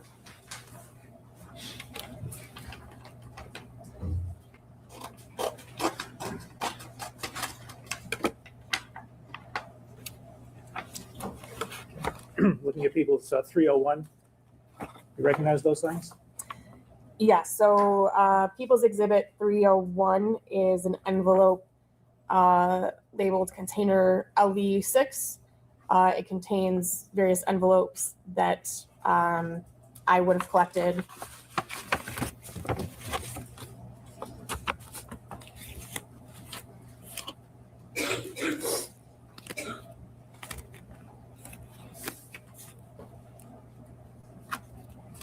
So I have LV6A through G, which are all samples that were collected from the tank. Okay. So how many in total? So that's 7. And you said that you had been informed that there was a weld that was in question. Is that right? That is correct. Okay. Did you take any very close to that weld, any of those samples? Yes, there are 2 samples that were each taken within an inch or 2 of the weld on either side. Okay. And do you know which ones those are? LV6B and LV6E were both from the weld, or near the weld. All right. And then did you look at how did you get the paint off of the tank to those samples? I use a scalpel, basically trying to collect all the way down to the surface of the tank if possible. Different scalpel for every paint sample, trying to get down to the surface, collecting all of the layers and scraping it into these individual paper packets. Okay. And were there multiple layers when you scraped with the scalpel? I couldn't tell when I was actually scraping, but in my exams later, I could determine that yes, there were multiple layers in several of these samples, yes. Okay. And just referring to the top layer, did you compare the top layers of the samples? Yes, I analyzed the top layer of the white paint on each of these samples. And what did you find? They were all similar to one another. The white paint that was the top layer of each of these individual 7 samples were all chemically similar to each other. Okay. And then B and E, was there any difference between those samples, the ones next to the weld, and the other 5? Items LV6B and LV6E had an additional layer that I did not see present in the other samples. There were multiple layers of white paint on most of these samples. However, there was a layer of like a light gray layer that was intermixed within the other layers of paint on items LV6B and E. Okay, and you say light gray, is that, you observe that color under the microscope?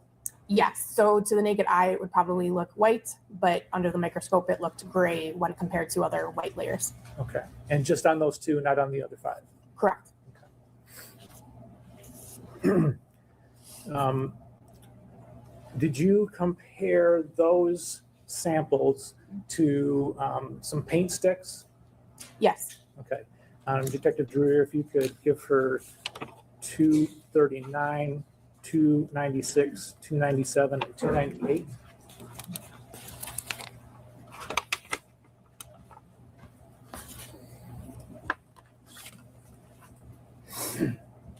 You recognize those? Yes. Okay. And what are they? People's Exhibit 239, 296, 297, and 298 are stir sticks that I received to analyze. Each one, I believe, was obtained from a different paint can or different source of paint. Okay, and can you tell which source of paint is associated with each of those sticks? There's a piece of paper with each stir stick that describes where they were obtained from. People's Exhibit 239, the paper involved says sample number 1 taken from item number 163, paint can number 1. Okay, and what about 296? 296 says sample number 2 taken from item number 163, paint can number 2. And 297? Sample number 3 taken from item 163, paint can number 3. And 298? Sample number 4 taken from item number 164, clear plastic container with green lid.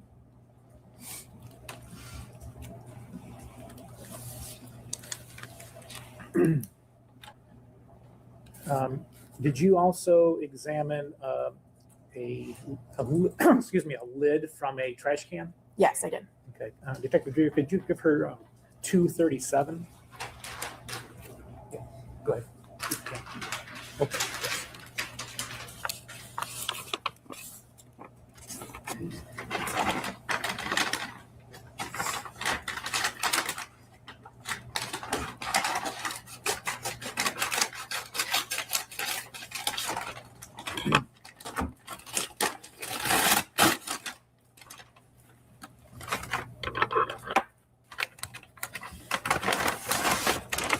Do you recognize what's in what's People's 237? Yes, People's Exhibit 237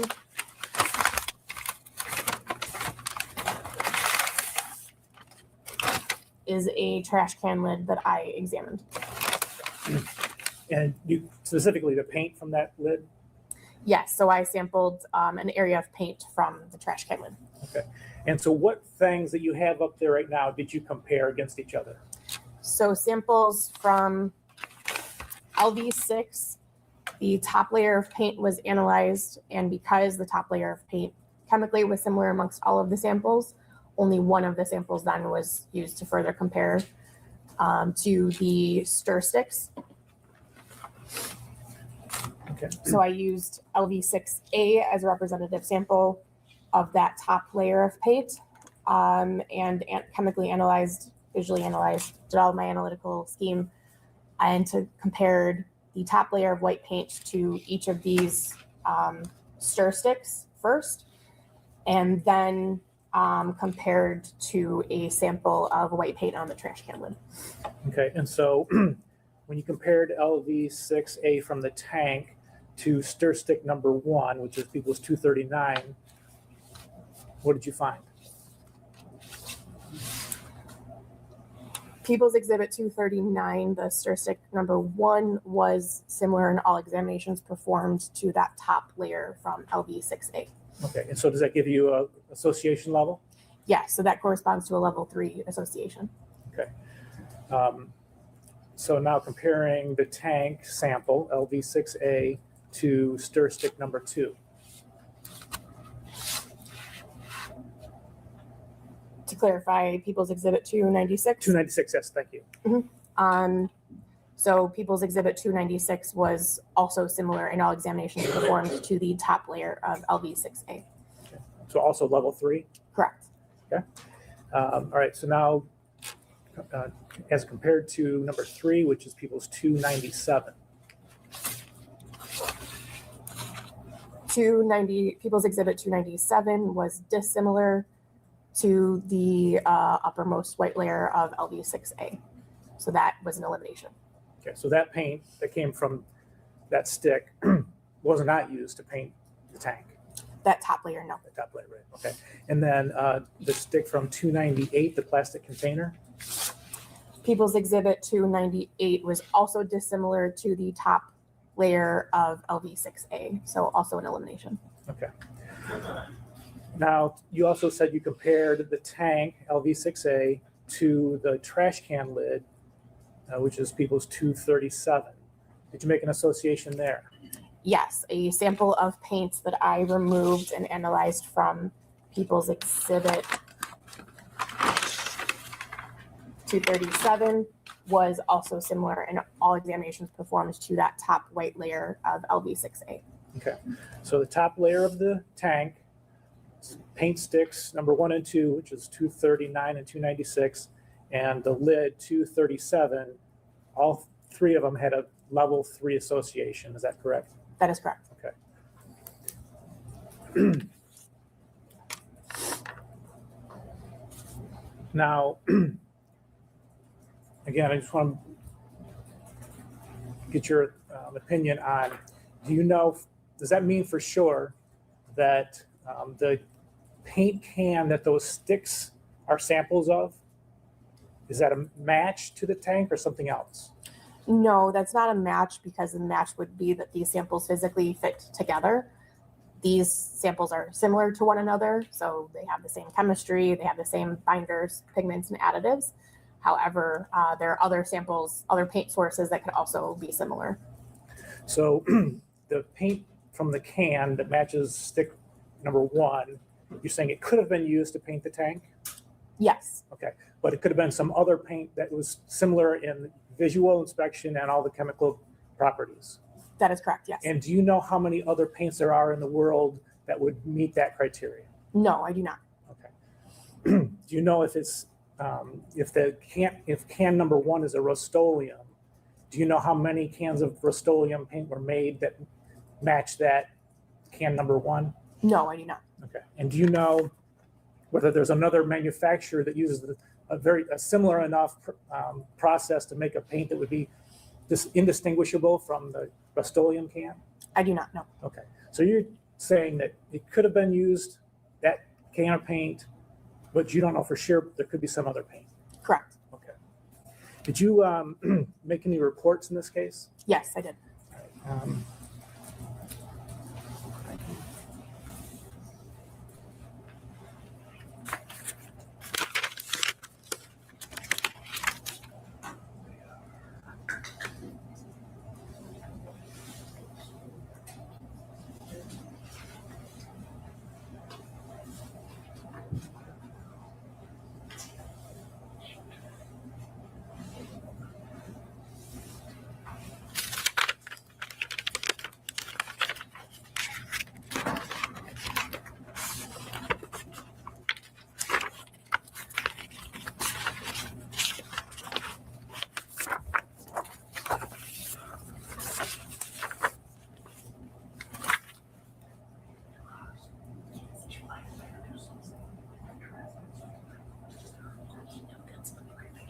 All right.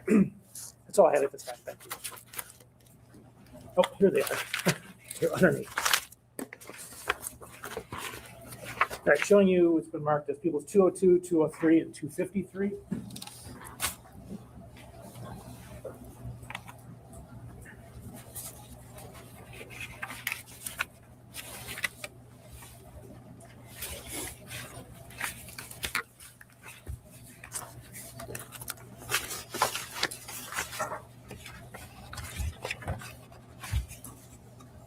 People's Exhibit 202, 203, and 253 are all reports I authored in this case. Okay. And we would move for admission of those at this time. Oh, we already did. Thank you. All right. That's all. Thank you.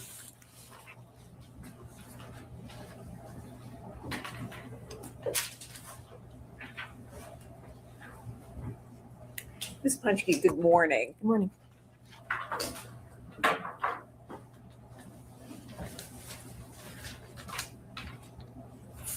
So I want to take you to a report that is not in evidence, I believe, and that's the report that you used when you went to the scene. So you went to the scene on February 25th, 2025. Is that correct? That is correct, yes. And if you need to review that report, please let me know. And then that's when you sampled some of the paint, correct? Yes. And you chose the places to use your scalpel to take the paint off. Correct. Ms. Saylor, would you pull up Exhibit 100, which is our page 105, please? And I'm going to ask you to show us where you pull the paint samples from.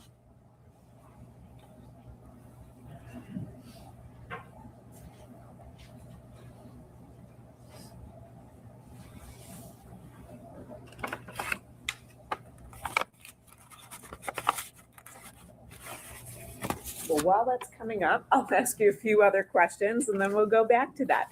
So when you were doing your work, sorry, I just wanted to make sure you were looked like you were kind of organizing things up there. Some paint adhered to the plastic wrap. So there was plastic wrap around the tank. Is that accurate? Yes, that is correct. And then some paint adhered to the plastic wrap when it was taken off? Yes. You didn't use those samples though, correct? No, there were areas of the tank where paint did remove from the tank onto the plastic wrap. However, those areas were noted, and areas sampled from included not those areas as much as possible, so that samples taken of the tank were as representative as possible. And then also there were some stickers on the side of the tank? That is correct, yes. And then some of those stickers were peeled back as well, correct?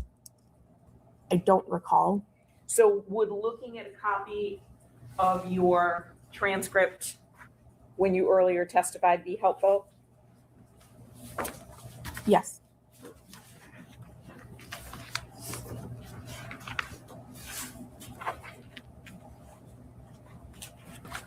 And I apologize, Ms. Saylor.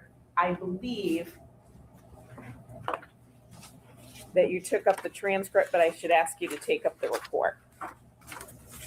So if you want, there you go.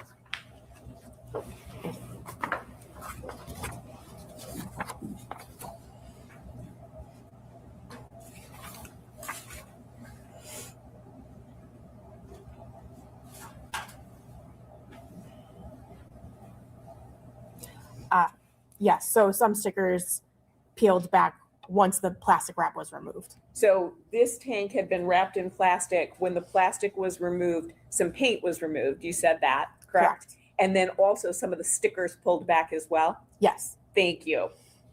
Would you mind retrieving that? Thank you.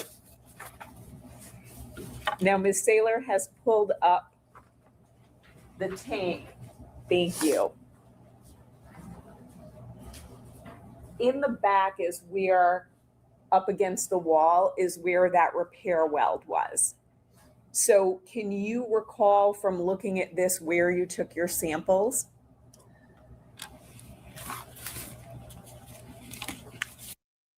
And are you looking at a report to help refresh your memory? No, actually, sorry. Can I look at the actual paint samples themselves? to Sure, refresh my memory? absolutely, yes. We So- just have to note on the record if you're referring to something that's not from your memory. So go ahead. Understood. So items LV6A, LV6B,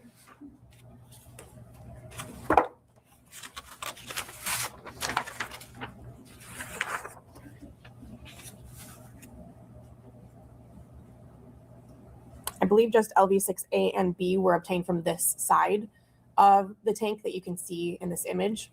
LV6B would have been taken from closer to the weld above that War Ag sticker. And LV6A says it was taken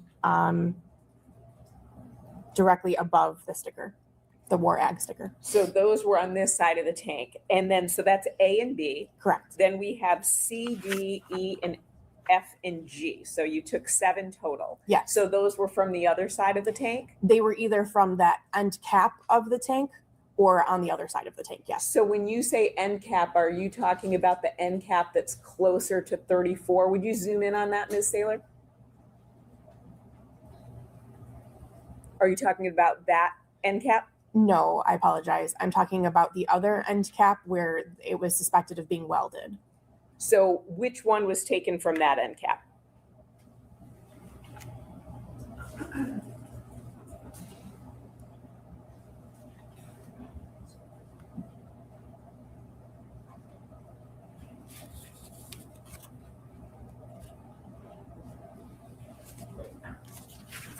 Items LV6C and LV6D were both taken from the actual cap itself. So C and D were taken from the end cap.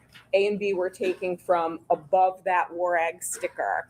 And then the other three you say were taken from the on the other side of the tank? That is correct. The tank that's the side that's not visible to us in that photograph? That is correct. Great, thank you.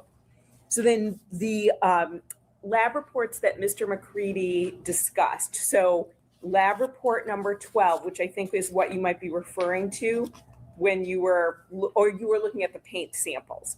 So lab report number 12 was completed on June 25th, 2025, correct? That is correct, yes. And you received the items on February 25th, 2025. That was when the paint samples were collected from the tank, yes. Thank you. So A to G, those are the samples taken from the tank, and I think you said they're all similar to one another, correct? The top layer was similar to one another. The top layer. Okay, great, and we'll get to that. And then they were dissimilar, though, to 17 and 18. So that would be can 3, and then the lid, or excuse me, the container. There was like a Tupperware container. Samples 3 and 4? Yes. So samples 3 and 4 correspond to my item 17 and 18. And yes, the top layer of the white paints from these LV6 items were dissimilar to those items. So essentially you had 3 paint cans, and I know you didn't have the physical cans themselves, they were stir sticks. But so you had 3 paint cans and then like a little Tupperware container that had paint in it. And so the Tupperware container and can 3, you said were dissimilar, but you thought these were similar to cans 1 and 2, correct? That is correct, yes. Thank you. And then I know you went through the association level. So you reached a level 3 association, indicating that items are consistent and could have originated from the same source, or they could not have originated from the same source. They could have originated from any source that is similar in all characteristics. So they all could have come from can 1, right? Correct. Or they all could have come from can 2. That is correct. Or they all could have come from another can. That is similar to cans 1 and 2, yes. Thank you. So then you conducted further testing.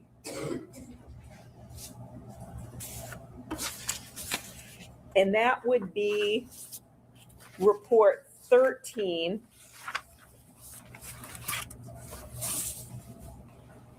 And you received items on March 10th, 2025. You completed the items on July 23rd, 2025, correct? That is correct, yes. And this is a situation where you are looking at the layers of the paint? No, I believe this report included the comparison to the trash can lid or People's Exhibit Correct. 237. Oh, correct. Okay. So you had the trash can lid. That was added in addition to the plastic container and then the paint stir sticks, correct? Correct. And then you did this analysis and again came up with a level 3 association, correct? That is correct. And then we move on to lab report 14.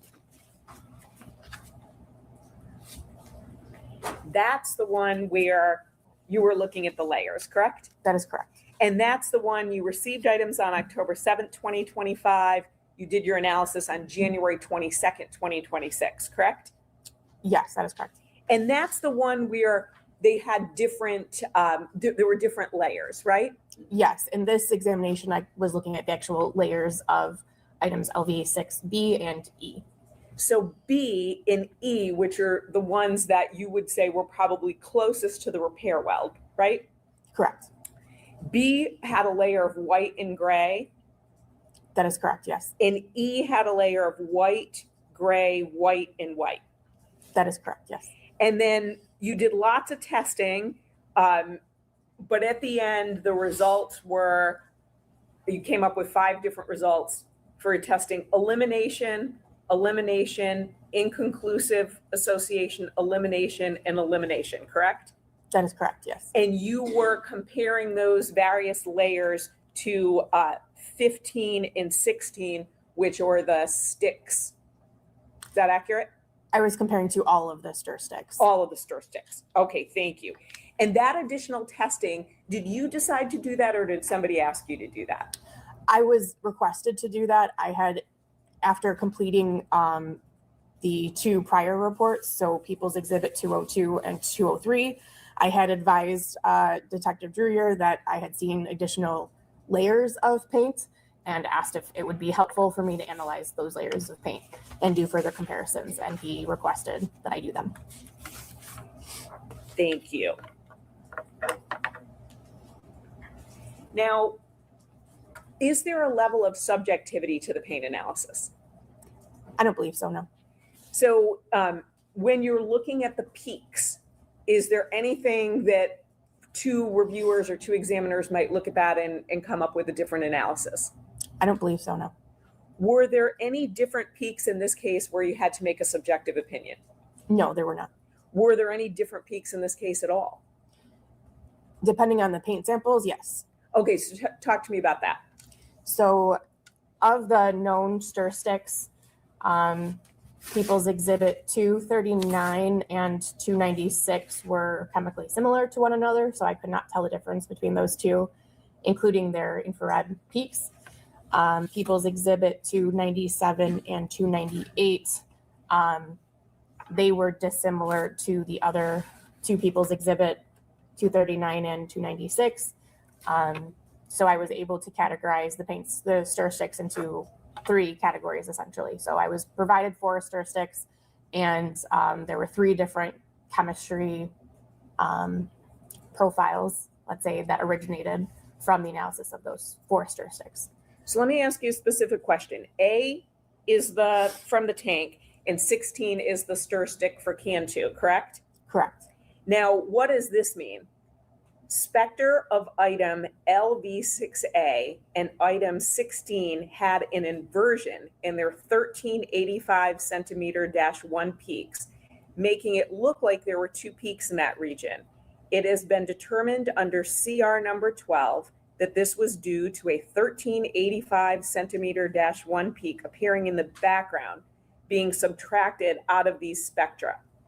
What does that mean? Can you repeat that? I'm sorry. Sure. And do you want to see that? That would be very helpful, yes. Great. It's page 91, please.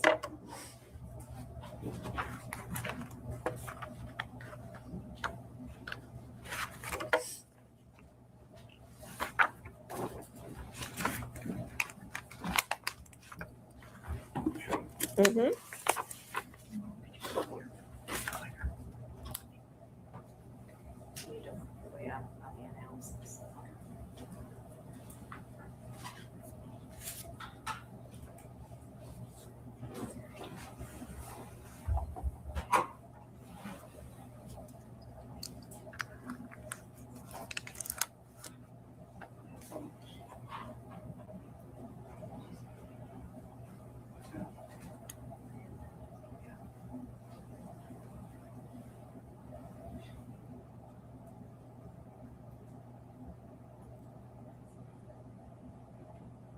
Okay. Thank you. So you're the analyst, correct? Correct. I saw that. And so you typed those words, right? Yes, I did. Okay, so tell us what they mean. So an inversion means that instead of the peaks going down, there's peaks going up, which is not something that happens frequently, but can happen. Usually that means there's background interference on the instrument. So I can diagnose that as an issue with the background itself, and not necessarily an issue, but something that can occur on the instrument. And because I can see that it happened in the background, and I can see that there are peaks that are inverting in both spectra, or even in one spectra, I can figure out that it came from the actual background that I collect prior to analyzing samples, in which case I know why those peaks are inverting, because that's taking it from the background and adding it to the spectrum. Is there another reason why peaks might invert? It's very possible, but not that I'm aware of. So you made that determination that this was something that was related to background, correct? Yes, correct, yes. Thank you.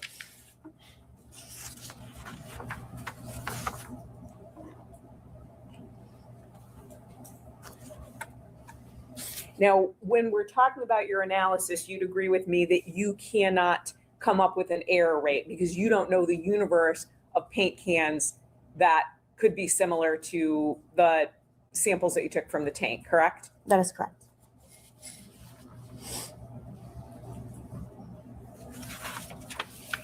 And I think when you were talking to Mr. McCready, you were very candid. You have absolutely no idea how many cans of Rust-Oleum exist in the world, right? That is correct.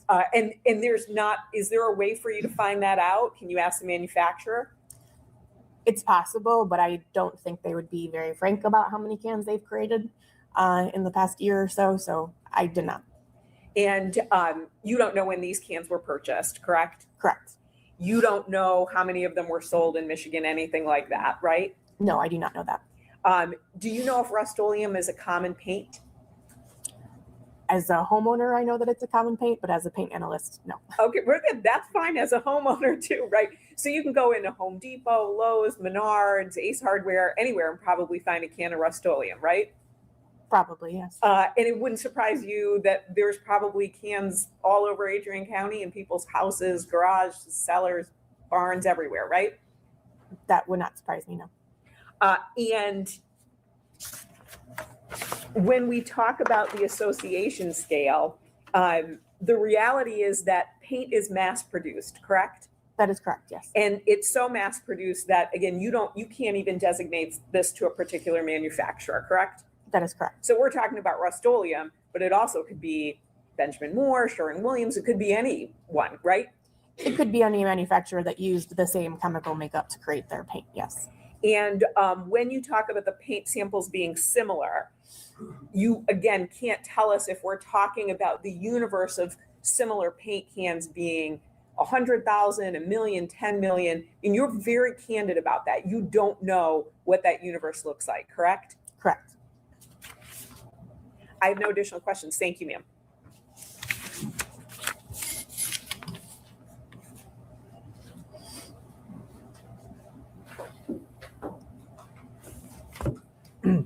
Does your unit practice peer review?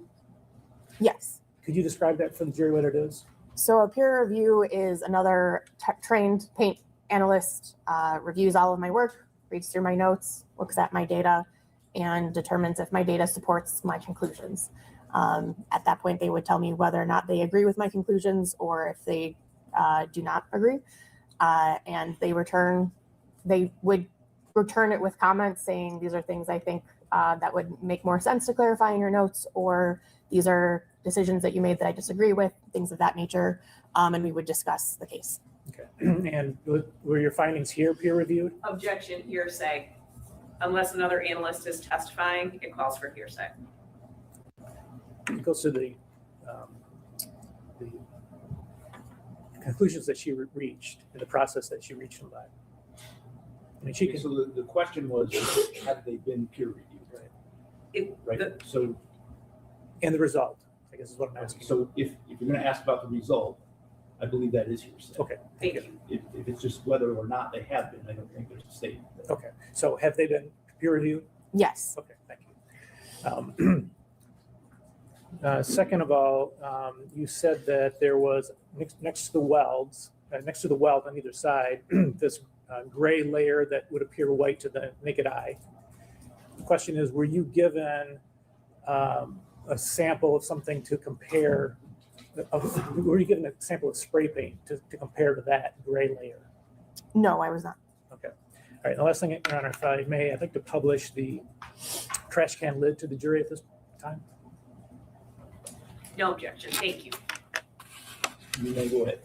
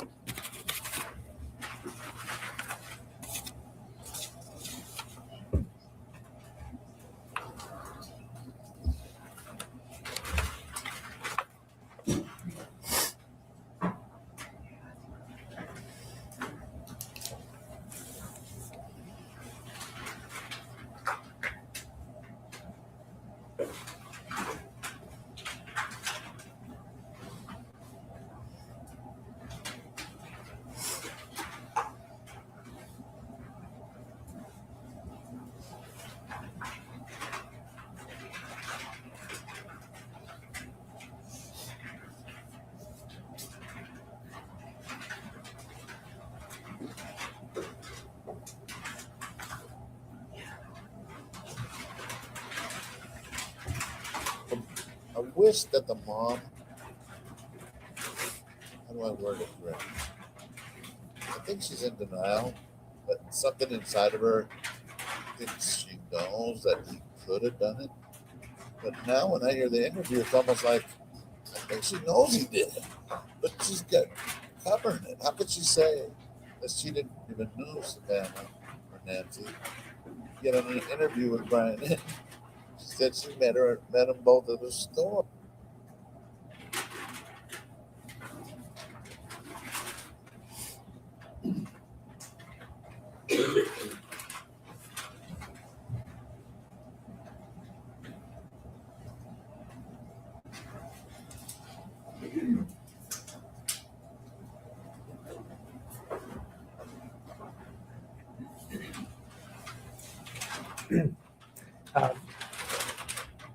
Yeah.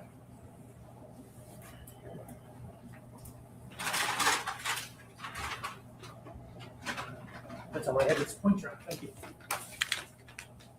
Any further questions, Ms. Sharkey? No, thank you, Your Honor. Okay. Where the people are concerned, she may be released from her subpoena. No objection, thank you. Okay, thank you, Ms. Pasha. You are free to go. You may.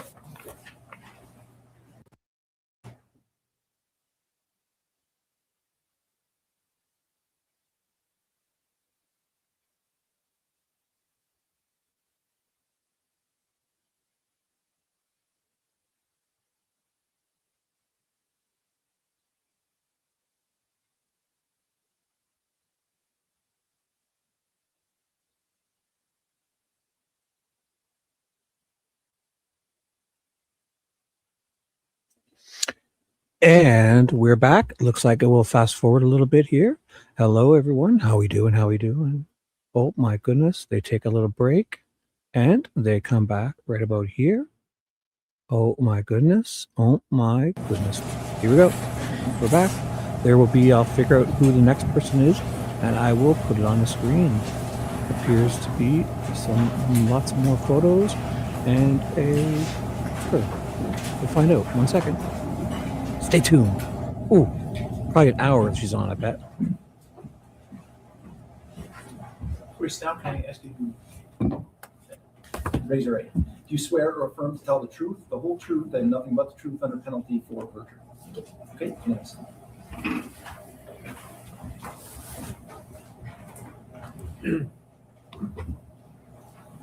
Hi, good morning. Good morning. Please tell us your name and spell it for the record. My name is Amanda Isett, AMANDA ISETT. Great, thank you. And what organization do you work for? I work for the Michigan State Police. And your job title? I'm a forensic scientist in the Northville Laboratory in the latent print unit. And how long have you worked there? I've worked for the Michigan State Police since February of 2017, and specifically in the latent print unit since August of 2019. And what about your educational background? Wait to hear your I earned a Bachelor of Science degree in neuroscience from the University of Michigan in 2013, and I earned a Master of Science degree in crime scene investigation from the George Washington University in 2016. Okay. And your primary job duties at the lab? My primary job duties include processing evidence that's submitted to the lab and comparing latent prints to known impressions. And I'm also part of the crime scene response team. Okay. In terms of the fingerprint piece of it, do you have specialized training? Yes, I do. And what does that consist of? The training for the comparison of latent prints is an approximate 2-year training program, and it includes quizzes, readings, discussions with my trainer, practical exercises, and external trainings as well. Okay. Is the lab that you're part of accredited? Yes, it is. How so? It's accredited by ANAB, which is an acronym that stands for American National Science Institute National Accreditation Board. Okay. And in terms of the fingerprint analysis that you do, is there something in place for quality review of your results? Yes, there is. What is that? We have some systems in place for quality review. We do technical and administrative reviews of all of the reports that go out. And we also have a verification process that we do. Okay, and so every I tried time you calling. release a report, it gets verified? Every time I All release those a report, people, it's I don't technically and care. administratively We're only reviewed. gonna get so many answers. I'm the bulldog. I'm the All bully. right, so tell us, what is a Believe me, I'll latent find print? out. A I'll latent go print knock on is doors. the chance who gave the reproduction footage, of I've the been in his friction ridge house skin. twice. So the friction ridge He skin hasn't answered. is the specialized skin that's Give him on the help. palms of your hands and the Hey, fingers bro, and the bottoms of your feet, and it's left behind when you touch an object. Okay, and then how do you get that? Way.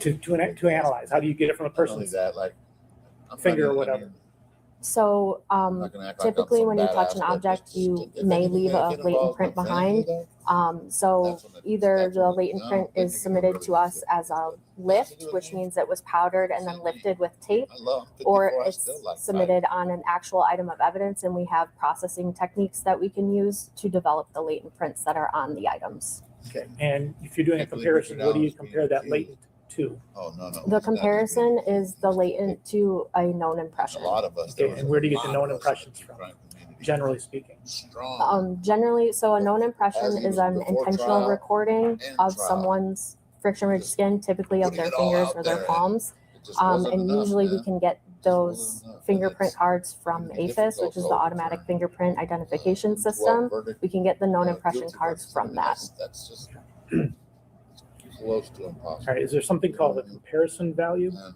that's why we Yes. did. What That's is why that? we were screaming. Comparison You know, from value the just mountaintops, means that telling there's everybody, like, sufficient bruh, information he's within the not even latent kind print of that involved. I can move forward to compare the latent print to a known impression. He was a good guy, man. And then the acronym or the Second clapping. initials ACE-V, does that mean something to you? Yes. What is that? ACE-V is the methodology used to compare latent prints. ACE-V is an acronym for analysis, comparison, evaluation, and verification. And that's the process you use? Yes. And why do you use that process?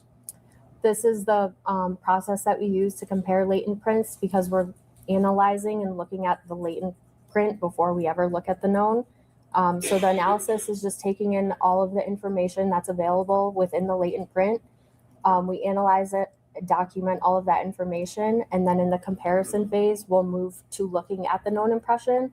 So we'll do a side-by-side comparison of the latent print and the known impression right next to each other. And then evaluation is just determining what my conclusion or opinion or the result will be. And then the V is for verification. So a second examiner comes behind me and does an independent examination of the latent print to the known impression. Okay. And is ACE-V unique to the Michigan State Police? No. Who else uses it to your knowledge? It's well used throughout the entire fingerprint discipline worldwide.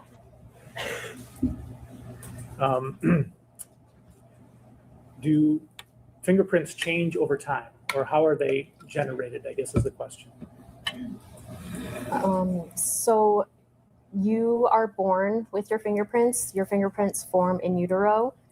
They are highly variable and discriminating, and they are persistent, which means they do not typically change over time unless some injury or scarring occurs.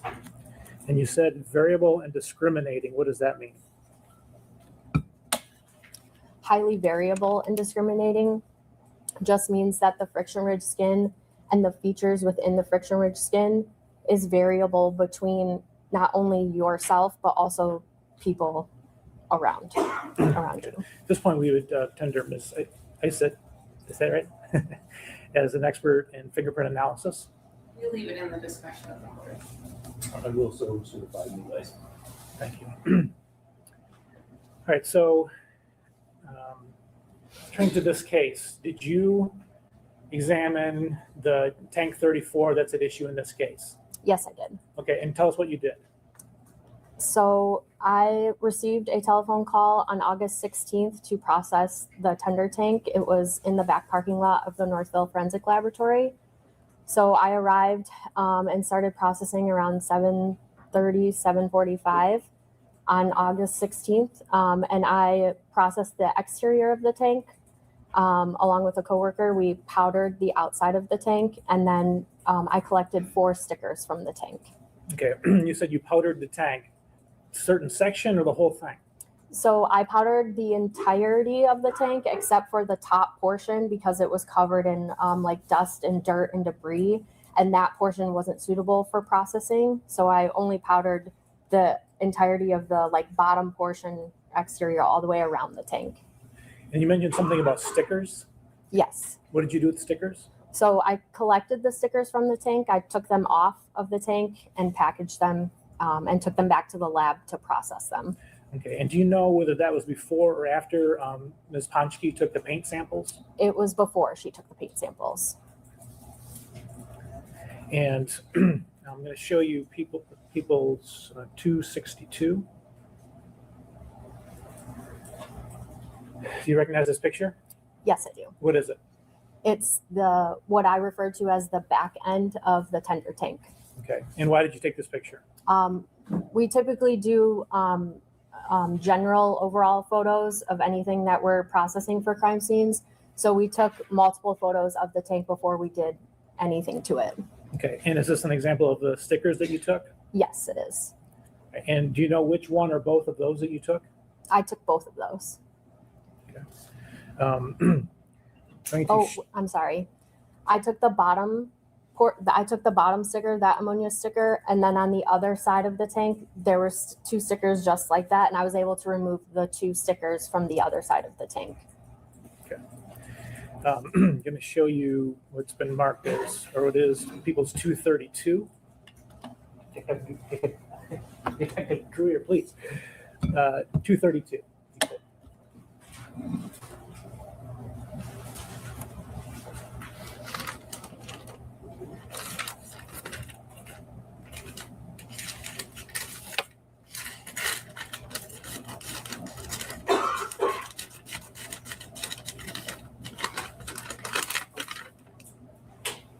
If you could remove that, please. Can I put my gloves on first? Sure.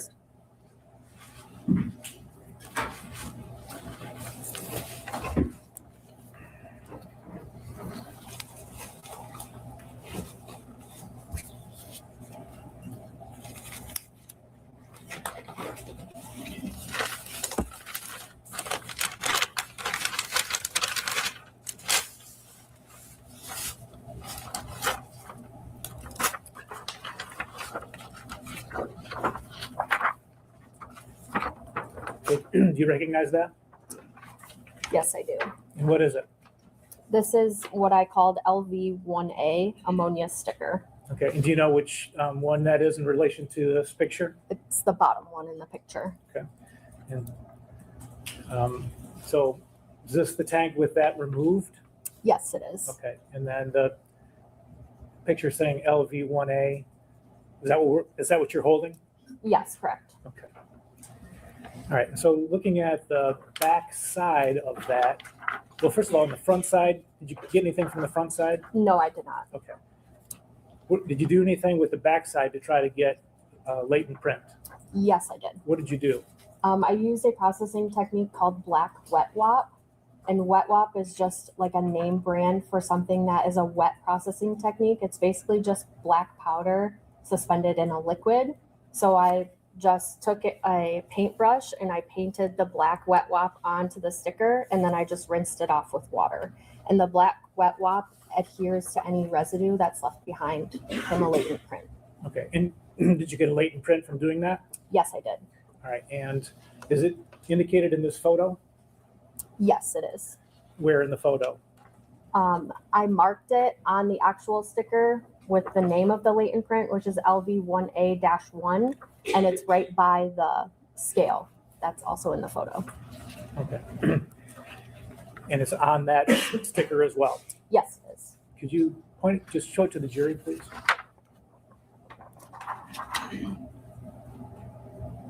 Okay. All right, did you do anything at that point to help you in your analysis once you had the latent? So once I collected the latent print, I took a close-up photo of it. And so after I take my close-up photo, I put it into our software, like a digital asset management system, which keeps the chain of custody of all of our images and anything that's done to the image. And I pulled it up into Photoshop, and I use Photoshop to process the image. So I just did some contrast adjustments to visually enhance the ridges so that I could see them better. Okay. And what is depicted here? This is my processed image after I pulled it up into Photoshop. Can you tell the jury, do you see the print in this picture? Yes. And how would they know which part is the print? Can you explain to the jury what to look for? Oh, yes. So when I'm looking, so this part is the analysis part of the latent print. So I'm looking at the entire area of ridges that I see. So the ridges are those lines that you can see curving around. And so the first thing that I do is I annotate my image, which means I mark what I believe the latent print to be. So in this case, that arc, that blue arc at the top, I'm signifying that that is what we call the distal end of the finger. So this top end of the finger. And that's based on the curvature of the ridges. Okay. Do you do anything else with that photo? Yes. So here, again, this is my analysis. I'm taking into consideration all of the information. So this image is showing my quality map. So quality mapping just means that I'm looking for areas of the latent print and I'm marking them red or yellow. Red means I'm staying out of that area. It's not reliable. I can't see the ridges. I can't see the features that are within that area. I don't have any red markings in this particular latent print. Yellow just means that the ridges are a little bit less reliable. They're not as clear. I'm not sure what's going on in those particular areas. And what about the part that's not marked at all? Go ahead. The part that isn't marked at all means it's clear. I can follow the ridge flow. So I can trace the ridges. I can see any features that are available in those clear areas. Okay. And then what do you do? After that, so this one is just showing my ridge tracing. So I'm literally just taking my mouse and I'm tracing each ridge that I'm seeing in that blue color. So I'm just following the ridges, and as I'm going, I'm marking my features, which is shown in the next one. Okay. So as I'm tracing the ridges, I'm marking the features or the minutia. So the minutia, I'm going to use these words interchangeably. The features are ridge endings or bifurcations, or something is happening within the ridges that I'm marking it. And so I'm using the dots to signify the features, and I'm using different color dots to signify different things. So the green dots mean I have high confidence that that feature exists right there. I'm marking it green. I'm saying, yes, this is here. I have another dot that is marked yellow up at the top. Yellow just means I'm a little less confident that that feature actually exists, mostly because it's on the edge of the latent print, and I'm not really sure if it actually is there at location, if it's there up there, if it might be a little bit lower, so I'm marking it yellow. Okay. And is this, just for the jury's benefit, we're talking about right next to the dot, to the laser dot? Is that what you mean? Yes. That's the yellow, okay. Mm-hmm. And you mentioned ridges and bifurcation. Could we just make sure that, you saying that the blue are the ridges? Yes. Okay. And what is a bifurcation? A bifurcation just means that you have one continuous ridge and it splits off into two. And that point where it splits off into two is the bifurcation and the feature. Okay. And why is that important to you? That's important because it's signifying something is happening in the formation of the ridges, that the ridges are splitting off, and that signifies a feature. Okay. And are you going to look for similar features in the known print? Yes. Okay. Oops. Okay, what is this? So after I've completed my analysis of the latent print, I'm only looking at the latent print. I haven't looked at the known yet. I do all of my markup, my documentation of the latent print first. Then I will go and bring up the known impressions. And so the first thing I do when I'm doing my comparison, the side-by-side comparison, I'm picking a target group within my latent print. So that just means I'm picking a cluster of 3 or 4 of those dots or those features, and I'm trying to locate those 3 or 4 in the known impressions. So, for example, I think there was something, it looks like a longer ridge. I have 2 green minutia on each end, and then, yep, and then like come down, skip one ridge, and then there's another one. So I'm focusing on those 3 as I'm going through, and I'm looking through all 10 fingers of the card. I'm searching for just that formation.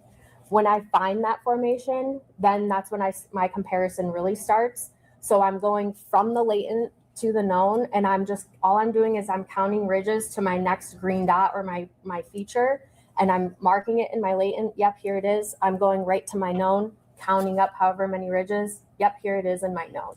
And I'm just going like that back and forth, starting in my latent, counting however many ridges to my next feature. Then I'm going back into my known and doing the same thing. Okay, great. I'm going to give her 232. How was it? Oh, yep, 238, yes. Thank you. Yes.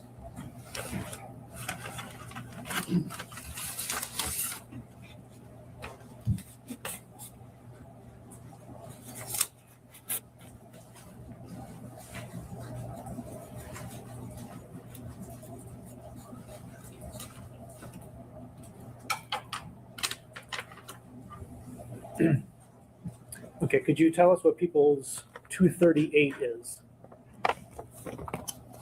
Yes, these are fingerprints, known fingerprint cards bearing the name Dale John Warner. And are those the knowns that you compared? Yes, they are. Okay. So you said that you have the latent print and you've marked the features. And then, so you went through each of the prints on those cards and compared them, just an initial comparison? Yes, when I'm doing my what we call it smart searching, which back again is this, I'm searching for that target group. So I'm going finger by finger and looking for that formation of those 3 minutia together. Okay, and did you find one? Yes, I did. And what was it? I found the correspondence in the left middle finger. Okay, what did you do from that point then? So I marked all of the available minutia or the features, the dots that are available in the known impression. And then once I reached my conclusion, I made an identification to the left middle finger. Okay, so looking at the the right side, and it's got the, you can see part of an M and then IDDLE at the bottom left corner. What is that? That's just the portion of the known fingerprint card. It says L dot middle for the left middle finger. Okay, and so that's Dale Warner's left middle finger print. Yes. Okay. All right, and then how are you able to compare the known to the latent you got from the sticker off the tank? How did you compare the two? The known to the latent? Correct. So I just, like I said before, I pulled them up in Photoshop and did a side-by-side marking the minutia in the latent and the known impression. Okay, so referring to the markings on the known print, can you explain the green and red and yellow here? Yes, so all of the green minutia that are marked, or features that are marked in the known impression, were corresponding with those or similar to those in the latent print. I have a few orange dots that are marked. Those features that are marked do exist in the latent print. I just did not see them until I looked at the known. So I marked those in orange. Okay. Are you saying that they are there or they aren't there between the two? They are there. Okay. You just didn't recognize them right away. That's correct. Okay. All right. And you've got, so is it just the two colors, green and orange? Yes, marking my minutia or features. Okay. And then the red circle, what is that? The red circle shows that I had marked something in the latent print that it did not exist in the known impression. And so I crossed it out in the latent print because it wasn't actually there in the known impression. And what is your opinion of the discrepancy?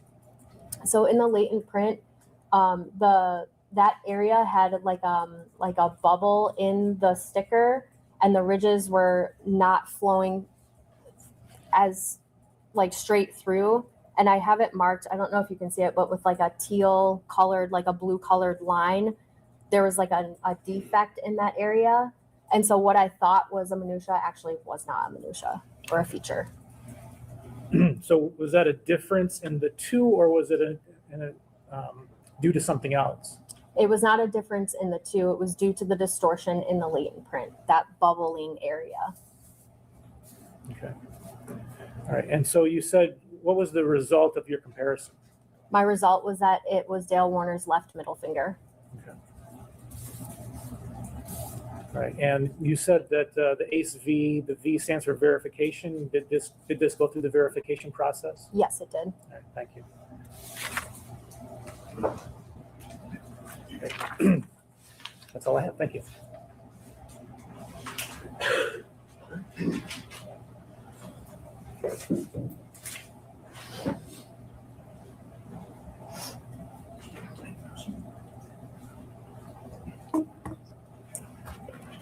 Good morning, Ms. Isett. My name is Marissa Vinsky. I represent Dale Warner. I have some questions for you.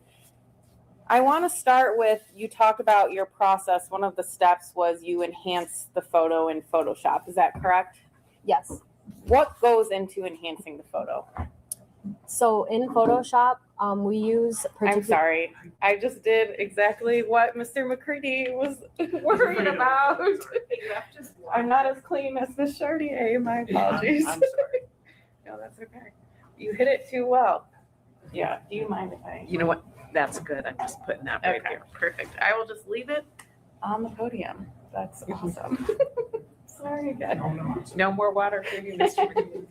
My apologies. What goes into enhancing the photo?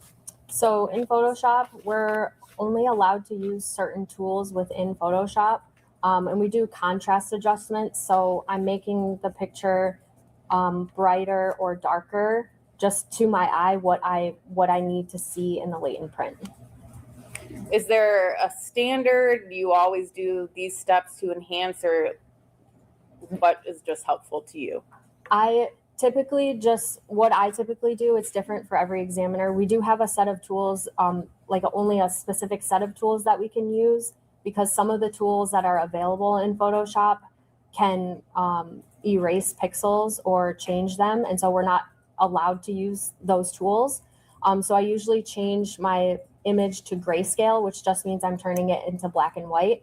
And then I'm using like a brightness adjustment, and I'm just making it brighter or darker and like highlighting, changing things like that. Are there other tools aside from the brightness and the darkness grayscale that you are allowed to use? Yes. What are those tools? There's other tools we can use. They're called levels and curves, but I don't typically use those. So in this case, you changed it into grayscale and then worked with the brightness and the darkness to help you best. Yes. You talked about various dots that we saw on the screen: red, yellow, orange, green. How many dots did you identify that were similar to the known print versus the latent print? I believe I identified 7 green and then 3 orange. Were there any points where it was maybe yellow or something you had to think about that you had to make a subjective opinion during your process? So I did mark one of the features as yellow, but it was up higher in the latent print, and that area wasn't available in the known impression. So I didn't use that area that I had marked. So that's something you subjectively thought, let me mark this and see what it is. So in the latent print, so if there are 15 features available, I am required to mark them. So that is what I did. I marked 15 features in the latent print. The green and the yellow were the 15 that I had marked originally. Is there a standard that the Michigan State Police uses for the number of dots? We don't have a minimum number standard to determine comparison value, but we use subjective decisions. It's not just based on the quantity of the features, it's based on the quality of the information within the latent print. If you know, do other agencies have a standard number of dots? Other agencies do, but I don't know what they are.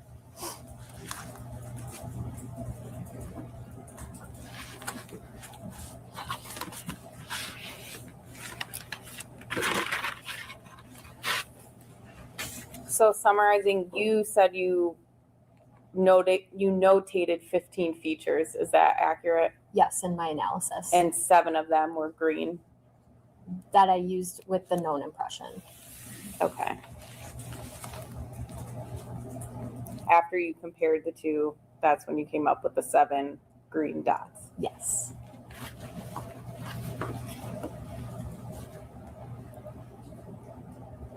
You testified about 15 being how many you found. Is that the number you automatically stop at, or do you go above if there are more? 15 is the number that I stop at. So going specifically to what you did with the tank, you testified that you processed the exterior of the tank. Is that correct? Yes. And you didn't find any latent prints? No. And then you took the ammonia sticker from the back end of the tank, what you classify as the back end? Yes. And did you also take a placard sticker that was towards that back end as well? I took a portion of a placard sticker, yes. Okay, Ms. Saylor, will you please pull up the government's exhibit 100, which is our page 105.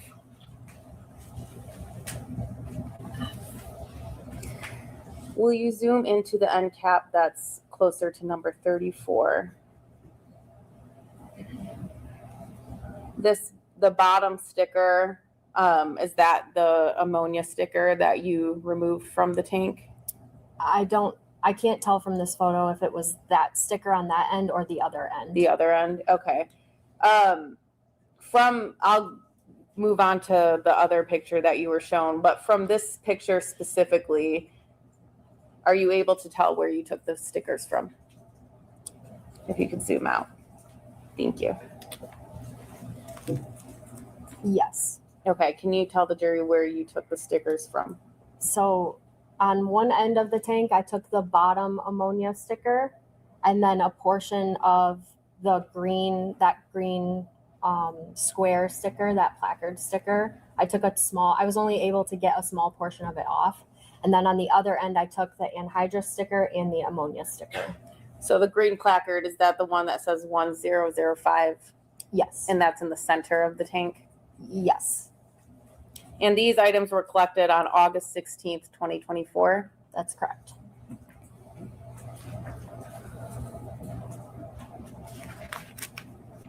The stickers that you took, I'm going to refer to them as the item numbers that you listed in your report. So item LV1 there was 1A and 1B. So item LV1A is the ammonia sticker that you took from what you call the back end of the tank, correct? Correct. And this is the end that's actually furthest away from the weld that is described as non-manufactured. That's correct. And then the placard, you said you took a portion, that was LV1B. Yes. And then the 2 stickers that you took from the side that was closest to the tank, or closest to the weld, were LV2? Yes.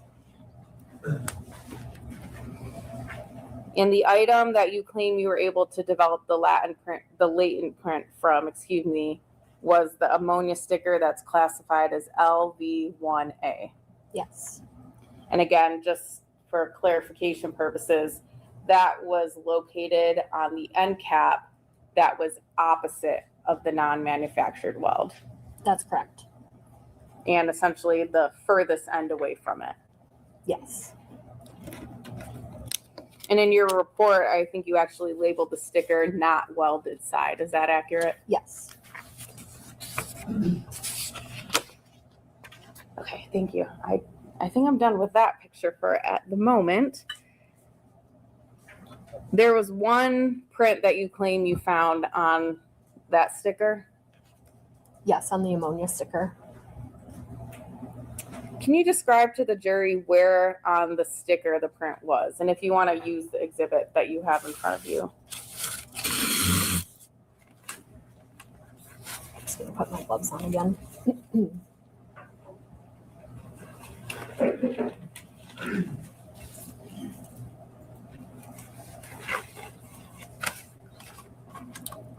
The print was developed right here on the sticky side. So just for the record, it's going to be on the opposite side of the A that starts ammonia. Is that accurate? Correct.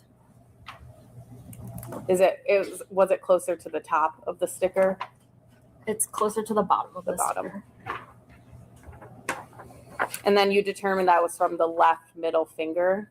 Correct. Can you tell what direction the fingerprint is pointed? Yes, I can. Okay, can you describe that? It's pointed. So I'm going to use my finger as it is. It's like this. So for the record, I guess you would describe the tip of the fingerprint as pointing inwards from the edge of the sticker? Yes. And you don't know when that sticker was put on the tank, is that correct? That's correct. You did not find any prints on the stickers that were closest to the non-manufactured weld? That's correct. The presence of the latent prints, that does not indicate the significance of the contact or how long contact was on an item. That's correct. I can only say that the finger came into contact with the sticky side of this sticker. So to that point, it doesn't indicate a time frame of when the contact occurred. No. And you testified on direct exam about comparison results or classifications of comparison. Is that correct? Can you describe classifications? So I believe there's one that's identification. One, I can pull out the specific language. I believe there's 3 classifications. So from lab report number 9, there is identification, there's exclusion, there's inconclusive. Those are all different comparison results. Is that accurate? That's correct. When the comparison result is deemed identification, that does not mean that there is an exclusion of all other people, correct? That's correct.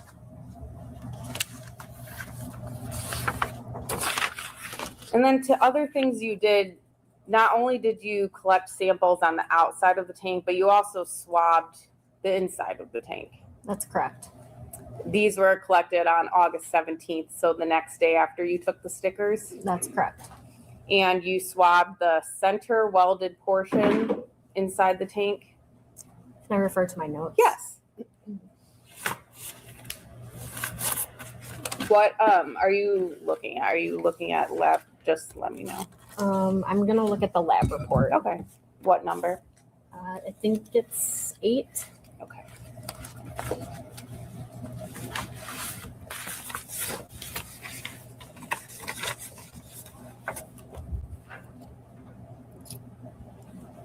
Yes, it's record number 8.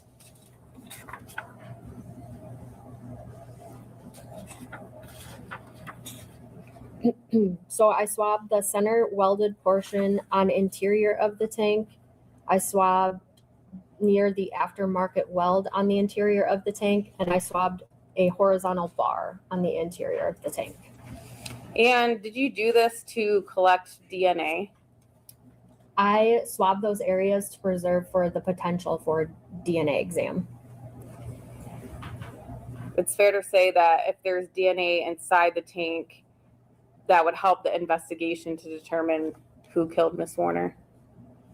Sure. It was important enough that you took swabs for safekeeping and preservation. Yes. Mr. Warner's DNA was not found in the tank. I'm not sure. Are you aware of anyone who tested the DNA? No. Mr. Warner's fingerprints were also not found in the tank. Is that accurate? That's correct. I have no further questions.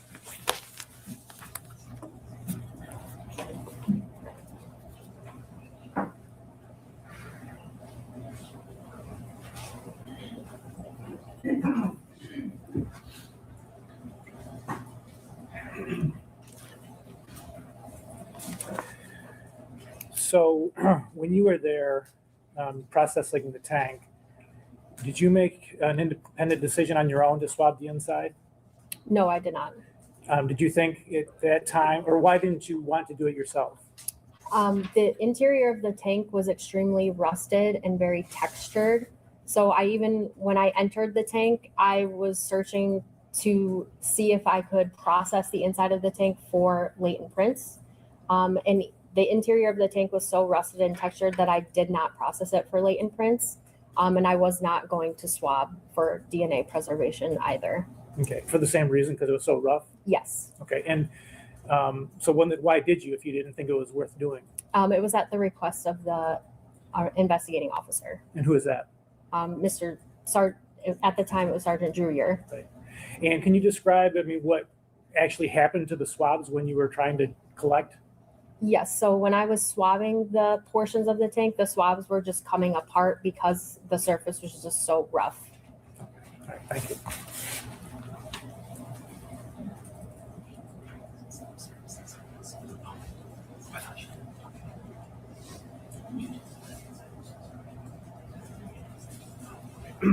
Were some surfaces on the outside of the tank not suitable for latent prints? Yes, the top portion of the tank was not. Okay. Thank you. I have no other questions. Go ahead.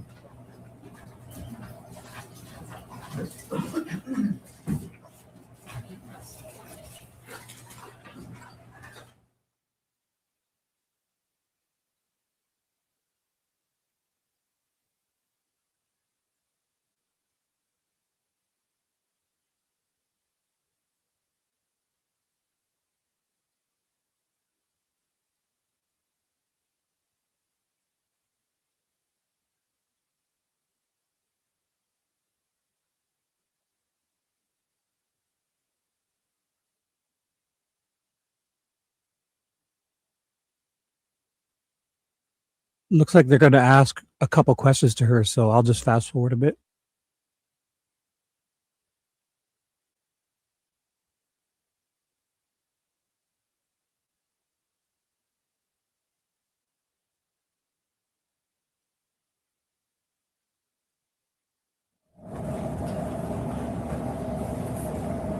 We have received 2 questions from the jury. It's my understanding that the parties agree that one may be asked and the other not.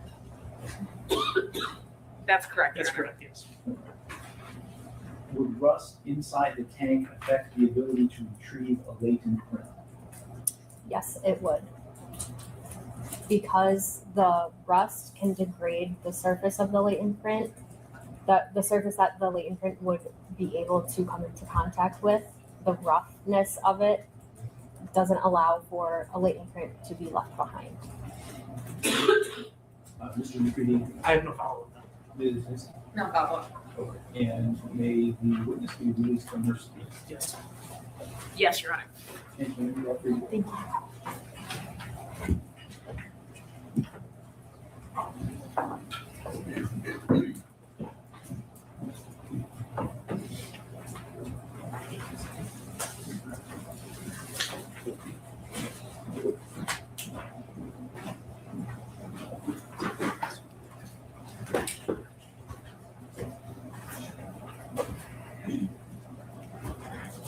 All right, ladies and gentlemen, it is almost noon, so we're going to break for lunch. We'll be back at 1:30. During the trial, do not read, listen to, or watch any news reports about the case. Under the law, the evidence you consider to decide the case must meet certain standards. For example, witnesses must swear to tell the truth, and the lawyers must have the ability to cross-examine them. Because because news reports do not have to meet these standards, they could give you incorrect or misleading information that might unfairly favor one side. So to be fair to both sides, you must follow this instruction. Thank you. We'll see you at 1:30.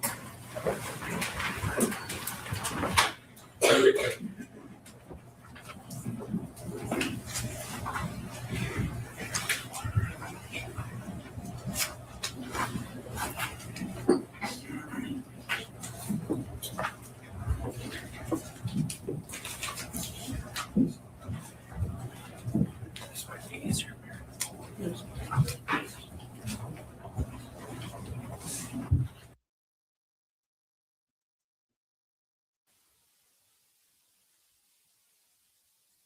So this is part 2 to day 10 here. They've never done this before, split it in 2 parts, but I'm not sure how long it takes.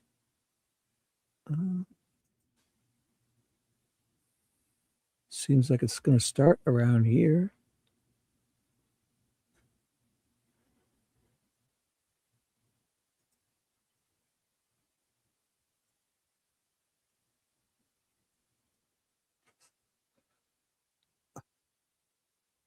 They have it muted, so don't worry, there's no sound just yet. I'll mute when they come in. So basically, they probably just went for lunch and here it comes. And a part 2. Day 10, part 2. February 27th, 2026. Not sure. I'll update the screen with who's on stand.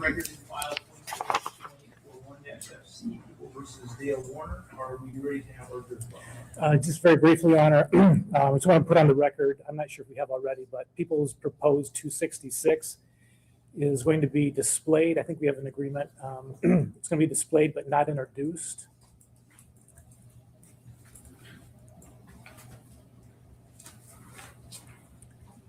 These are 90 photographs that were on the defendant's phone that were taken of Dee Warner's phone and a text exchange that she had with her son, Zach. So we're agreeing that the contents of the conversation between the two are not admissible, but we want to show the photographs just to show that they were on the defendant's phone. All right, is that accurate, Ms. Shirley? It is. My understanding is that Mr. McCready is going to just sort of zip through them so they won't be up enough for anyone to be able to read them. That's correct. Okay. Although, I mean, you could just show her on your iPad. I don't know why we've got to put it on the screen if I it's could not do that. being introduced. Yeah, that I think that because someone could take a still photograph of it. Come on, show. Okay, all right. Great. So I guess we'll show. But I guess the media could take a photograph of an exhibit that's not being introduced and capture the text exchange. That's the issue. I mean, I don't think that's here or there in terms of admissibility, though. In terms of whether the media can see it. But the public can see it, and we. I don't understand how that affects its admissibility. Well, it's not being admitted, is my understanding. Right. So I think that we're on solid ground displaying it for what it is, which is an attempt by the defendant to get a text exchange off of Dee's phone. So we're not going to be showing enough to show any hearsay that's contained in there, but the relevance of it is that they exist at all.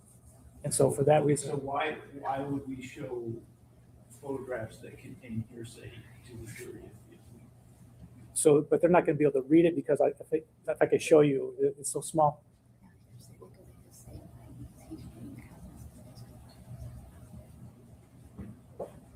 Yeah.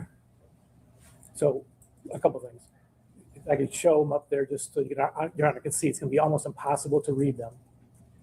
But also, whether or not the statements themselves are hearsay, they're not being admitted for, even if they were being admitted, they would not be admitted for the truth of the matter.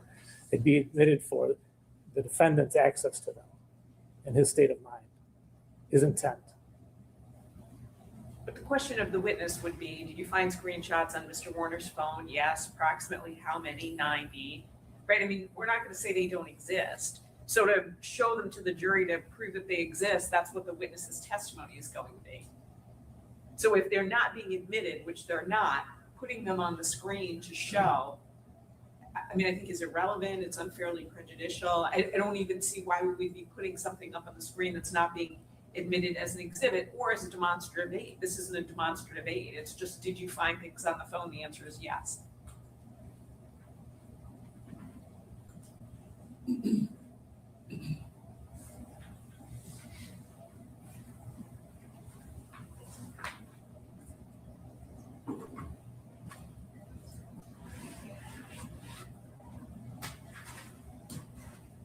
So, Mr. McCready, what's the purpose of showing this to the jury?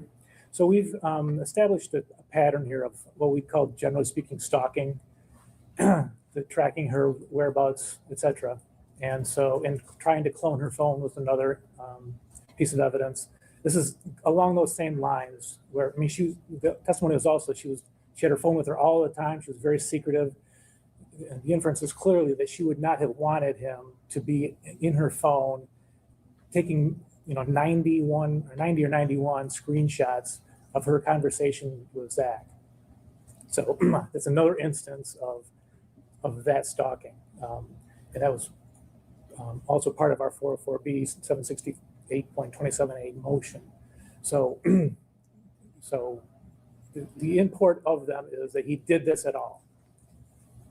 I mean, if it's whether we can show them or not, I mean, we would then seek to admit them under the theory that it's not for the hearsay that's in the text at all. It's for the fact that they exist. The court. All right, so I'm just trying to make sure I'm staying on the same page. I think the goalpost just shifted from we want to show them but not admit them to we want to admit them. No, I'm saying that if there's a problem with just showing them, then we would seek to admit them. But I'm fine with just showing them. But the alternative shouldn't be not to show them at all. It should be to admit them. We're trying to find a common ground, happy medium. All right, Shardy, you want to respond to that?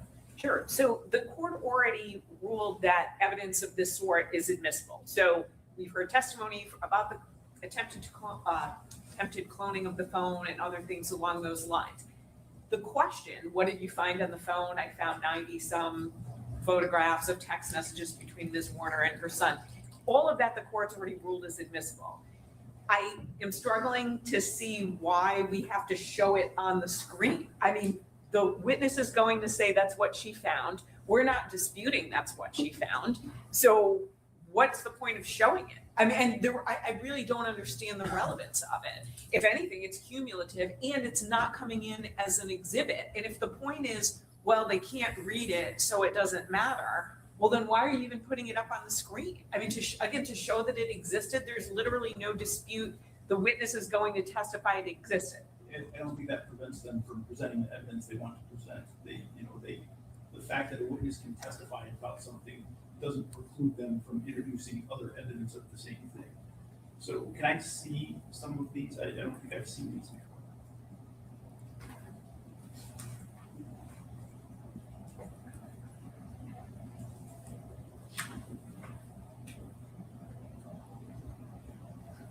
And I'd be going through them this fast, and I'm not going to go through all 90 of them.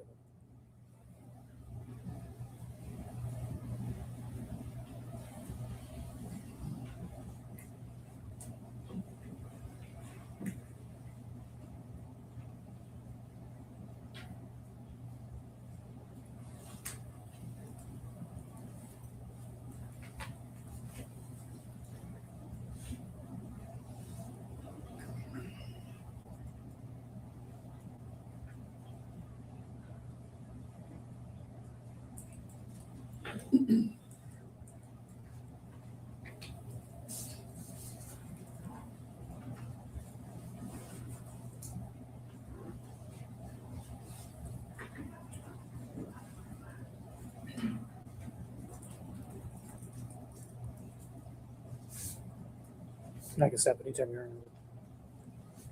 That's sufficient. Okay.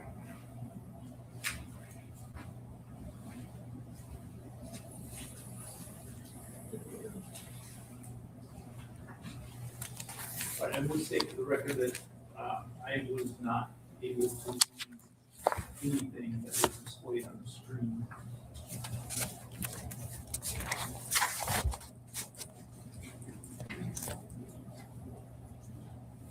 I would like to step out for a moment before I make this.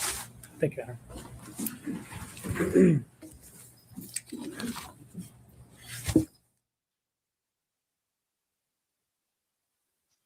It appears the judge has to step out. It looks like he steps out for about, I'll click ahead. It's at the 20-minute mark, and they all sit and wait for him. Something must have come up. I'm sure when he comes back in, he might update us. Here it is. So basically, he was out for 15 minutes. No, 5 minutes. 5 minutes. Then he comes back in. They've got it muted, so I'm sure here they come. I'll mute. He stepped out for 5 minutes, and let's see if he tells us what happened. You may be seated. Look at this. Hello, Marianne Bertram Moore.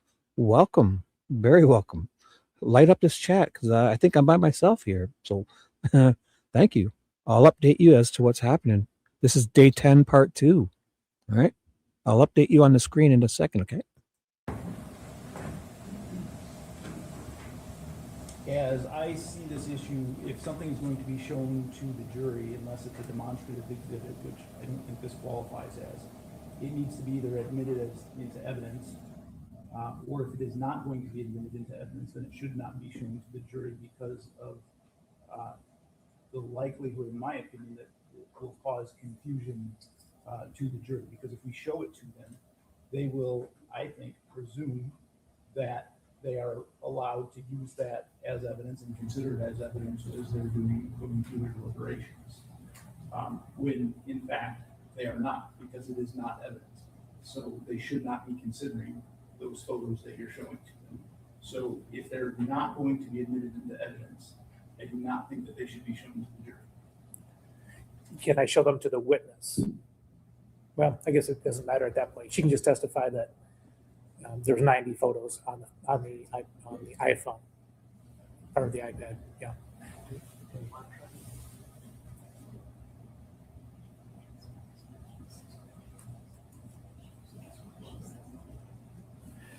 So I guess, Your Honor, we'd be seeking to admit them as an exhibit under the argument that the things that are on there, whether they be hearsay or not, are not being admitted for the truth of the matter. We don't care if any of those statements are true or not.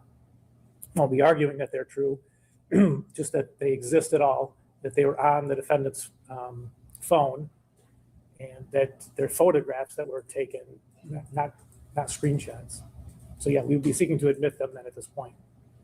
Do we know anything about the content of the messages? I mean, I have looked at them obviously, but can I tell you right now what it's all kinds, 90 pages of just everyday conversation between Dee and her son Zach over business matters, personal matters, everything in between. All right, Ms. Chartier. Thank you. So the conversations are hearsay. There are private conversations between Ms. Warner and her son, as Mr. McCready said, about business, about their feelings about certain people, about their feelings about Mr. Warner, about all kinds of things. Even if the photographs themselves are relevant, the content of the messages is unfairly prejudicial. It's extremely distracting to the jury to wade through 90 pages of private messages between two people. And so for that matter, because I think it's unfairly prejudicial and distracts from the key matter in this case, they should not be admitted. Thank you. What is the content of the messages that is prejudicial to Mr. Warner?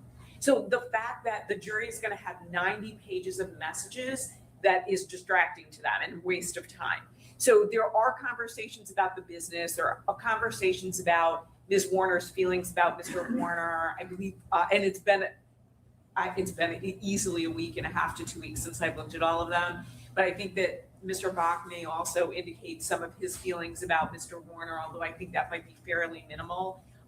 But there's just a lot of irrelevant information in there. So again, while the photographs, the fact that there were photographs may indeed be relevant, which I believe the witness is going to be testifying to, and that certainly is evidence, the content of the messages, which is in the photographs, is irrelevant.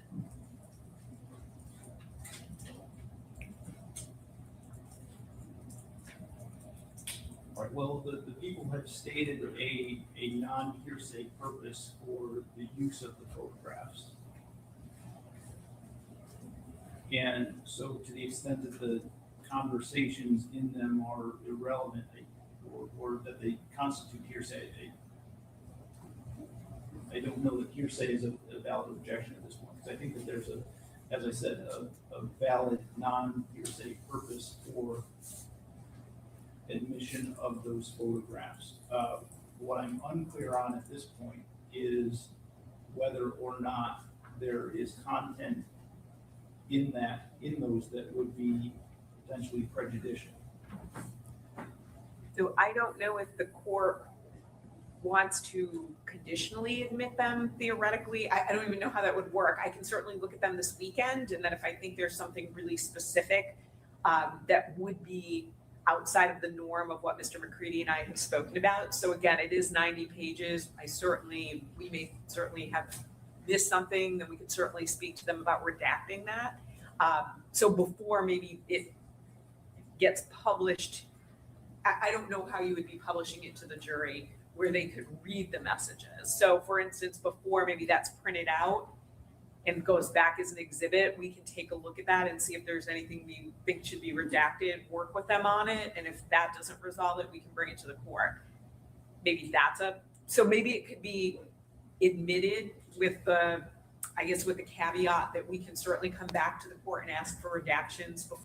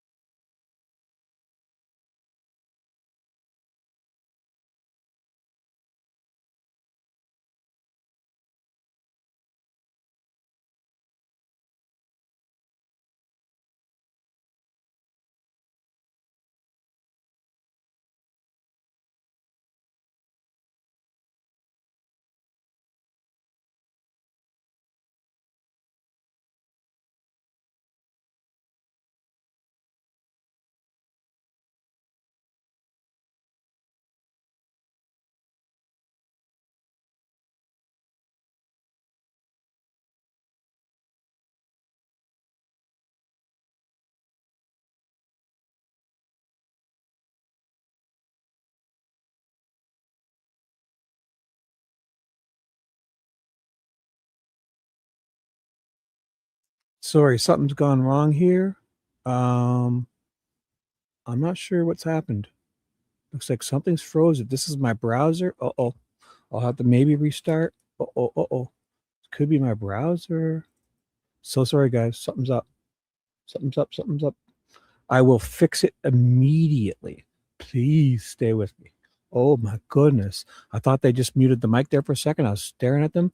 Oh my God, it's definitely frozen. Oh, something's coming up. Wait a second. What is going on? Okay. Maybe. But it won't play. Or is it playing? I can scan ahead. I want to. It won't go back down. So sorry, guys. But it's responding. But it's not counting up. Give me 1 second. But I can't exit out of the full screen. Oh, I right click. Okay, exit. Oh, let's see. Something's not right. Oh, we're getting action. Something's going on. It's got to be my Firefox. I got a lot of browsers open. Maybe. Oh, can you guys? If you can't hear me, I think my internet is rebooting. I'll type in chat. On my iPhone, I have my cell data. If you can still hear me, if not, router's rebooting. I'll turn my Wi-Fi off on my phone so I can see everything spinning. My camera's just shut down. I don't know if you can hear me. Okay, you hear it. Give me just 2 seconds to figure this out. Something's going down. Probably just Firefox. Let me Control-Alt-Delete and shut down the process Firefox. Something's not right. Control-Alt-Delete. Okay, give me 1 second if you can still hear me. Task Manager. Oh, it's not popping up. So sorry, guys. I might have to reboot my computer. Just give me a second, see if I can get out of this. I just brought my Task Manager up, but it's not showing anywhere. It says Firefox. I'm going to shut down a bunch of these. I don't know. Sorry, guys. Uh-oh. And do you see the device name? Yes, Dale's iPhone. Okay, sorry. Well, I should go back And because you I see think the owner name? I think I scanned ahead there. that So matter, sorry. because I think it's unfairly prejudicial and distracts from the key. Give me 1 second. matter I'll in find this out where we case. were. They should not be admitted. Thank you. It happened well before messages she didn't that come up is yet. prejudicial? Oh right, they were going for a break So and then the he fact came that back the to say jury's shit. No? Yeah. I think they were just bitching about so he took that 5-minute break. Nobody went anywhere. Looks like they're gonna just do I don't know. I don't think anything happened. Something froze. This woman is up, so we got a new witness. When I find out who she is, I'll add it to the title on screen. Here we go. And away we go. Fishy, what's up? What is up? AI's taking over. Oh my God. I'll fix it, guys. We're here. Fishy's here. Life is good. Let's do this.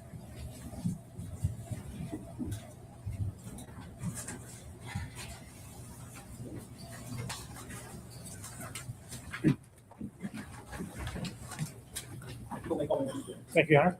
People call Danielle Vanden Heuvel.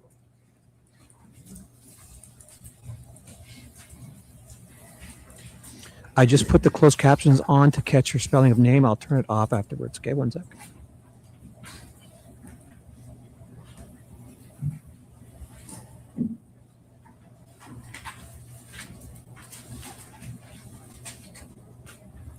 Raise your right hand. You swear or affirm to tell the truth, the whole truth, and nothing but the truth under penalty for perjury. You can go ahead and sit down.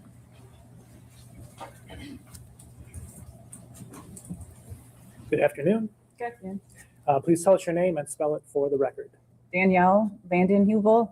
It's DanielleVandenHeuvel.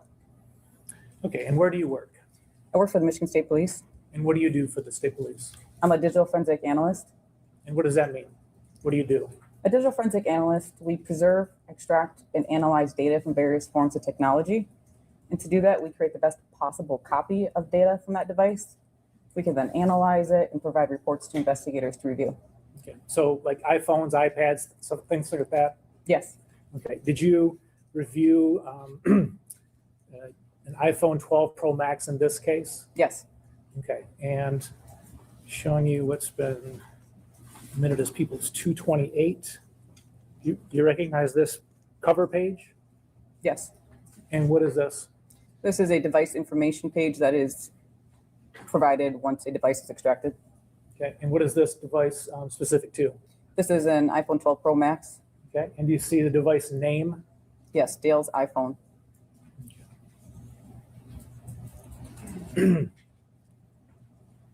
And do you see the owner name? Yes, Dale Warner. And the account that's associated with the phone? warag@me.com. And then the phone number? 517-817-6796. And do you know when this phone was placed into service? After reviewing the phone, it was set up in March of 2021. Okay. And when was the extraction done from that phone? It was done on May 10th, 2022.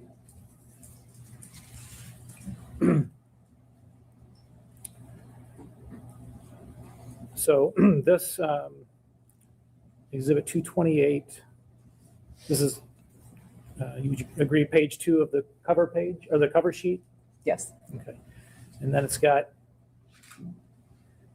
so were there also on that phone, did you look and see some screenshot, or it's not some screenshots, some photographs that were on this phone that were from another phone? Yes. Okay. And what were the pictures taken of? The photos depicted images taken of a different device of messages that were displayed.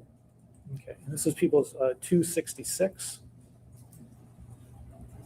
Do you recognize that? Yes. Okay. And what is that? That is the photo found on the iPhone depicting another individual's device. Okay. And could you read at the top of the page who the texts were between? Can you zoom in at all? No, no. I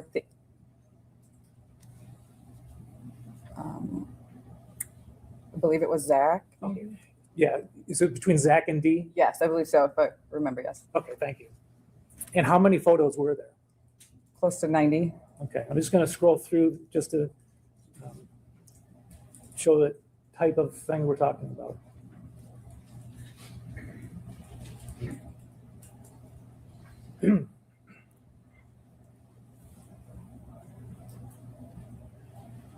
And does the iPhone have a section for photos? Yes. And is that where these were found? Yes, they were from a synced directory.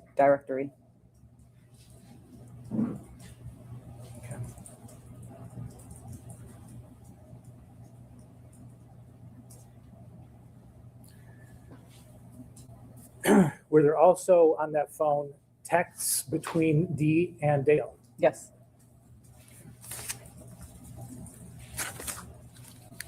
Look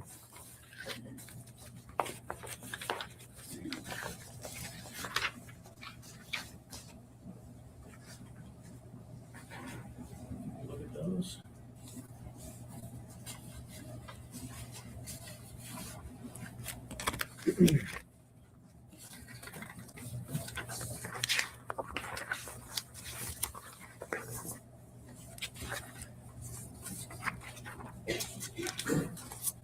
So I've shown the witness people 194, 195, 196, 197, 267, and 198. Is that correct? Yes. Okay. And in general, what are these exhibits? These are messages located off Dale's iPhone between Dale and D.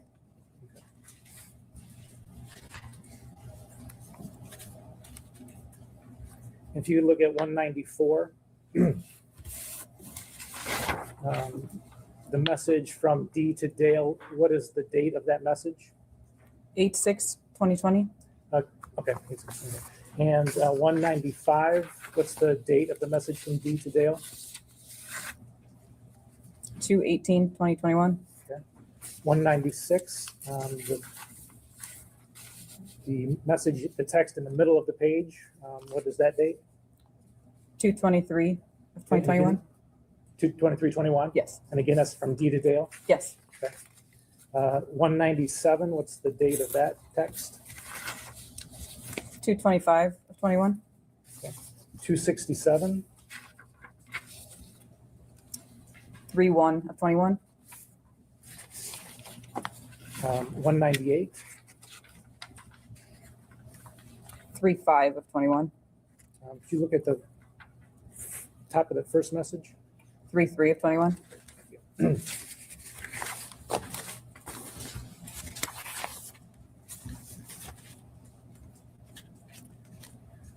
Okay, did you also look at an iPad Pro? Yes. This is people's 230. What was the date of the extraction for the iPad Pro? It was May 12th, 2022. And again, the device name was? I believe Dale's iPad. Oh, sorry. I thought it was for something. There we go. Sorry. Dale's iPad Pro. Yep.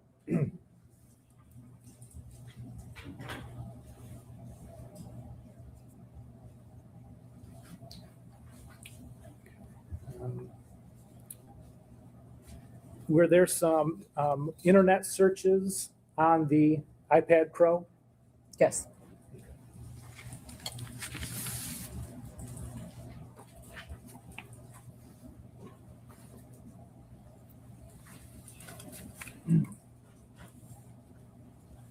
Any of you people 230?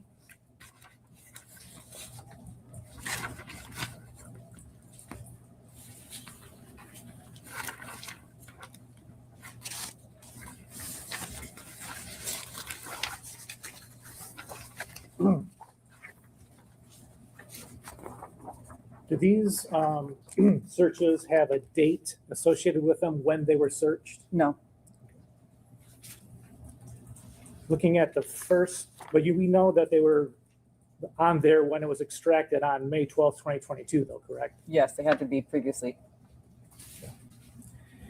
And looking at the first search, can you indicate what browser or what search engine was used? Google. All right, and what was the thing that was searched for? Search chemical cremation. And the next search.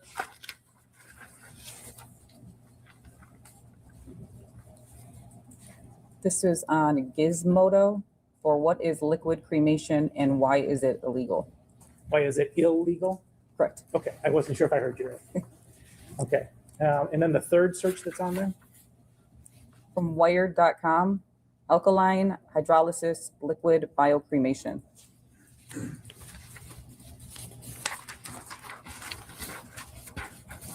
The fourth search? This is from Google, what to do with 1,000 gallon propane tank. And the next search? Widower's dating site.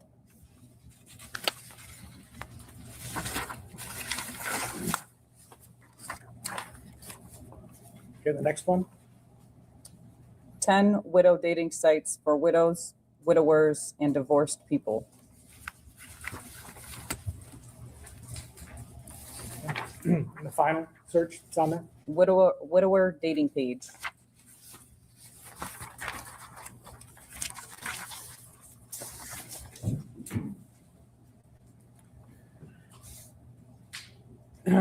Was there also an iPhone 6? Yes. Okay, showing you. It's been marked as people's 302.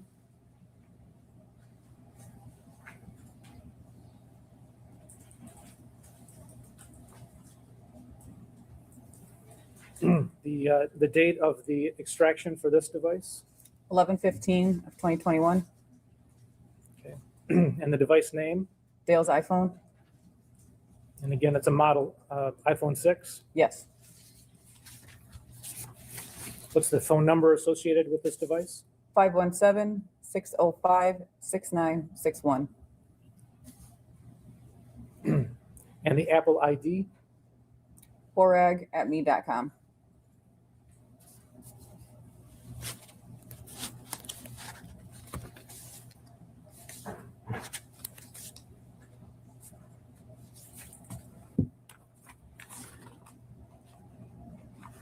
Okay. Showing you printout of 302.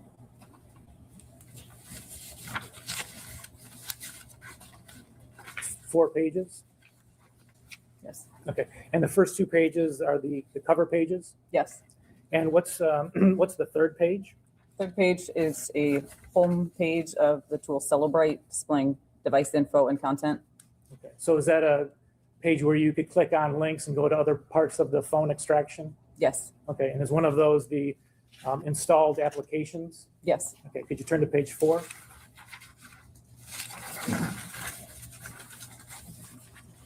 Do you see My Cadillac app installed? Yes. Okay. And do you see an app called Vyncs, VYNCS? Yes. Does that say when, if that was purchased? Yes. When was that purchased? 1/11/2020. Okay. And is that installed? No. It is not.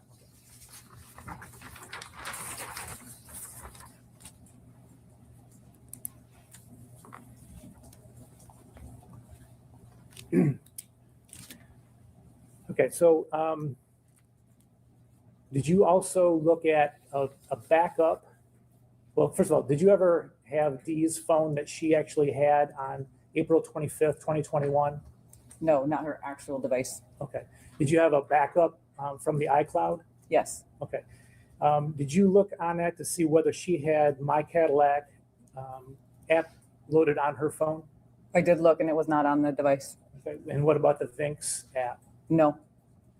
And the email address, the Apple ID warag@me.com, was that on her phone? No. If I could have my exhibits.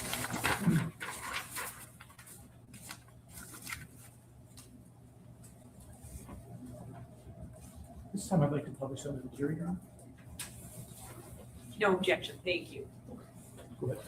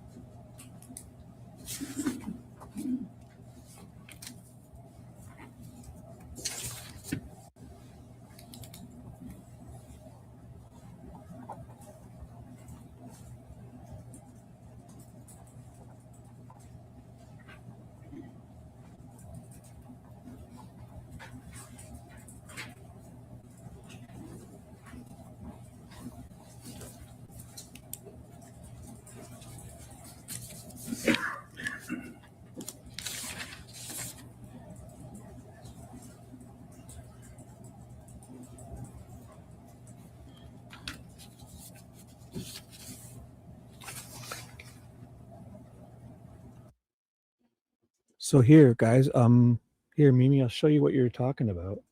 I have it on, I just brought it up on yesterday's live stream. So what you're seeing up here in this top corner above this, that's the name they're giving this file above the offset. See it up there? That's just the name they're giving the file in this media player. When you look in these videos, I'll show it to you. I'll even prove it to you because they're saying he's walking around here, and if you listen, just listen to what the woman's saying, you'll hear it. When I find a couple, give me a second, because I've seen it at least 3 or 4 different times. I won't get too exaggerative. That's not even a word. I won't exaggerate too much, but I do know of specific instances. I remember the one where there's the big tractor by the red barn. That timestamp was, it said 9.5 years previous to when she was murdered. 2012, September like 29th or 22nd of 2012. So I'll just show you. I paused the other one for a second just because I think, because I know what you're saying, but it's that's just the file they've named it. That's not the correct times, and a timestamp is in the video, not there. So just let me show you here. I mean, you don't have to agree. I mean, if I'm wrong, I'm sorry. I don't. I've had a lot of experience with stuff like that, so I'm pretty sure I'm right. Right. But I just wanted to show you guys because I mean, I'm not doing this to like show you. Like I'm just doing this because I've been thinking about it since I saw it yesterday. So this is the kind of stuff that drives me bonkers. Like, I mean, if we're gonna nail people, right, and use videos, and all these timestamps are incorrect, I mean, what are we doing here? We better start analyzing the sun and the shadows and proving time, just instead of saying Oh, there's an offset. There's an offset. You know, trust me, there's an offset. Maybe it was the previous live stream, but I'm not. Oh, here it is. Here's one of them. Watch. I'll put the volume on. You'll hear the woman. She says it's like, Yeah, there were multiple wells. I'll put it back on when I find it. She says, oh, look, it's like one, it says 3:30 in the afternoon. And if you look at here, it comes right here. It's after this one. This was one of them. You'll see. Watch. Because what they do is they say, oh, he's leaving here. He's going here. He's doing this and that. Watch. Listen to what she says at the time. Shop at 3:12 p.m. Okay, she just said 3:12 p.m. This is not 3:12 p.m. Okay? So forget about the date and the black numbers. I get it because it's actually a good thing in the program where if it's really bright in the background, instead of it being white, you wouldn't see it. So it changes the numbers black. So don't worry about it being THU Thursday, like white, and the U is black, because they'll change. It's a good thing. I've never even seen this before. So that's a good thing. Because if it's really bright in the background, it changes it from white lettering to black. But if I'll scroll back a bit, listen to what time she says and look at this timestamp. I mean, and then they all say timestamps are off. Just listen to the time she's quoting. I'll even go back more. And this says February 13th. And watch, if he's walking from here to here, watch the date change. It said March something. Watch. None of these are correct. They're showing him walking out of camera into another camera. This is all him walking around his farm within an hour. And it's all screwed up. Blades for the angle grinder into the Kubota. And I know that's a cutting instrument. So you knew it was It's that suspicious. next You just one. didn't know how it. Right. Yeah. This one here. Not this one. The next one. And this shot. And I don't want to be a dork, but watch, he's going to walk up here and go this way. But when he comes back this way, it looks like a different guy. This guy's got his head down. Watch. He's going to come through and go up here, throw his hands up, or maybe in another video. I'll find that. None of these really show the guy's face. I mean, sure, probably him. It's this next one. Listen to the time she says versus what the Did you timestamp says. observe any Yeah, it's signs coming of a right up. welder on the property? Yeah, there were multiple welders on the property that you could see on cameras. The very next one, it's in a second or two. She's going to listen to the time and look at the timestamps. Particular stood out after further review. All right, and what area on the map would that have been? That would be in the new shop. Okay. Right here, All right. where there was one interior Well, camera. you can disagree all I'm you gonna show want. you- I mean, it is what it is. I'm looking at it. Look, The new shop at 3:12 p.m. 3:12 p.m., Mimi.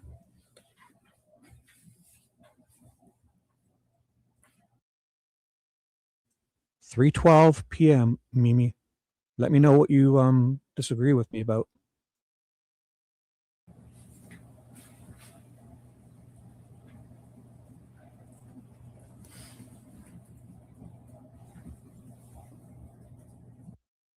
Oh, I'm not disagreeing. I'm saying I kind of politely saying you're wrong. But I love you, and if I'm wrong, oh my God, I'll eat some crow, but I don't think I am. And I'll show you another video where they do it. And it literally says 2012 on the screen. It says 2012. It literally says September 2012 in this same procession of videos. One of them says September 22nd or 29th of 2012. And it says like 9:45 at night. And it's like sunny out. It says like, okay. I'm not trying to twist your words or I don't know. It is what it is. You heard her say it's 3:12. It's not.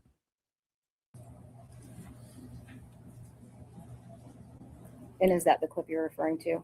Yes, that was just two clips that were shown. One of the welder, man, I don't know if you can play it again. That one said 12:03.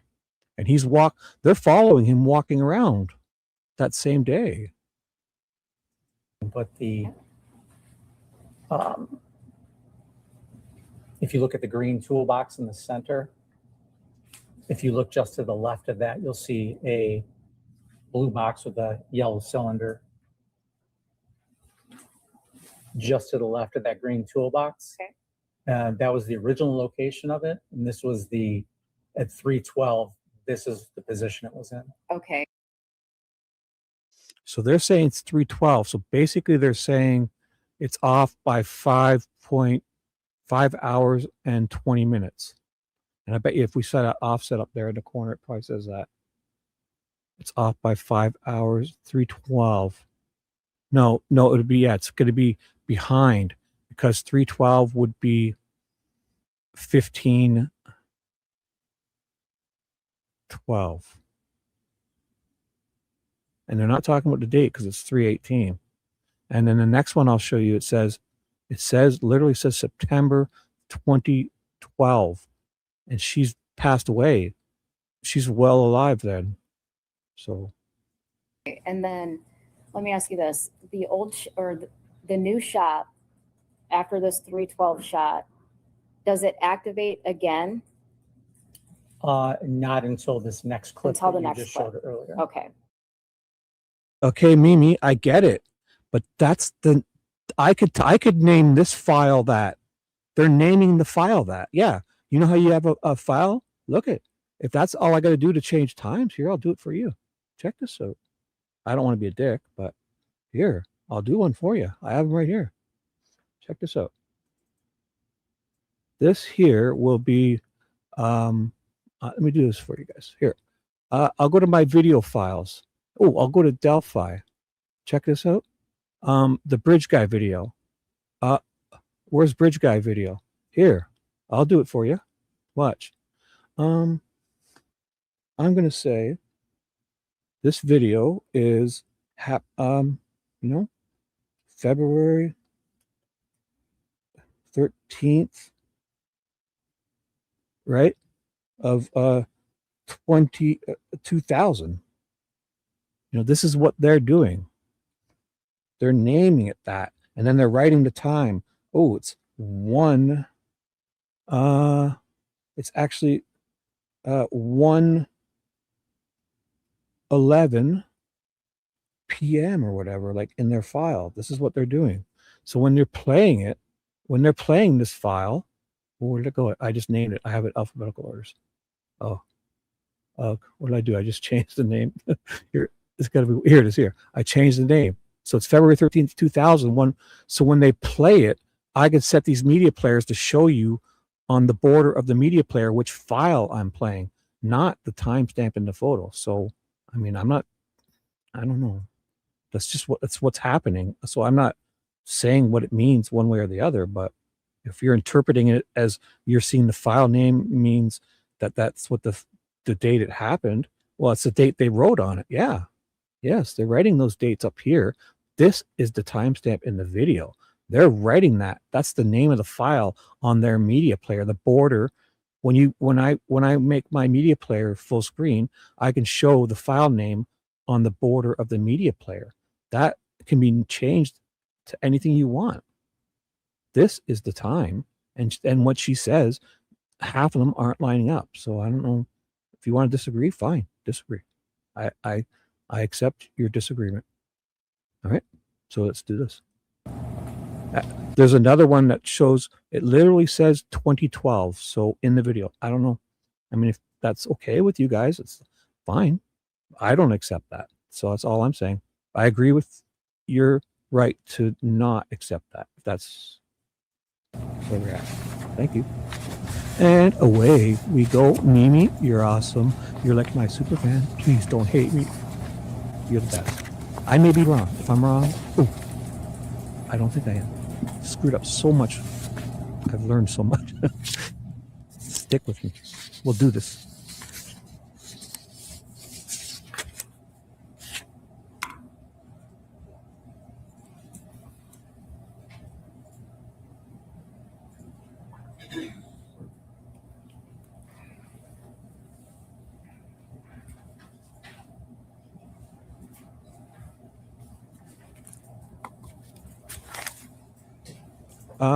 I'm going to hit the fast forward a little bit. I don't know what we're doing here. My damn status bar won't. What the hell? Something's going on here. Why can't I see? There it is. So I'm just going to turn the speed up a little bit. I don't know what they're doing here. I'll go back. They're doing something. I think they're waiting for some of that paint to dry. They're changing the name of the file as to change the time. I'm just kidding. So I've got it in 2x. Not sure what's up. Sorry. I'm not even reading chat, so sorry. Well, you kind of are, Mimi. You kind of are. You say you're not talking about it. Yeah, you can keep saying that, Mimi, but that's not what's happening.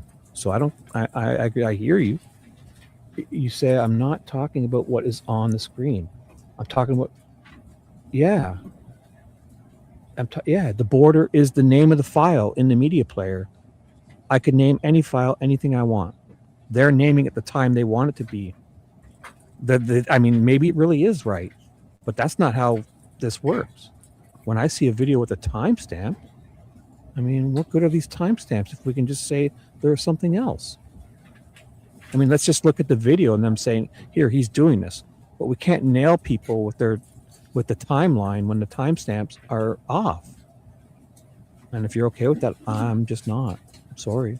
So if that's a disagreement, I'm not disagreeing with you, though. I see what you're saying. But it's kind of, if you accept that as a standard, then what are we doing with these timestamps? We should just name files whatever we want.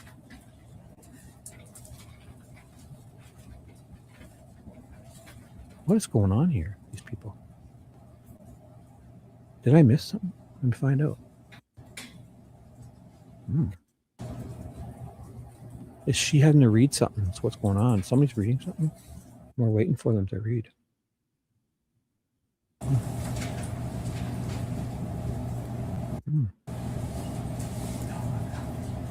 Whispers? I hear him whispering. Oh boy. I think she's writing a letter to her pen pal. I'm not sure.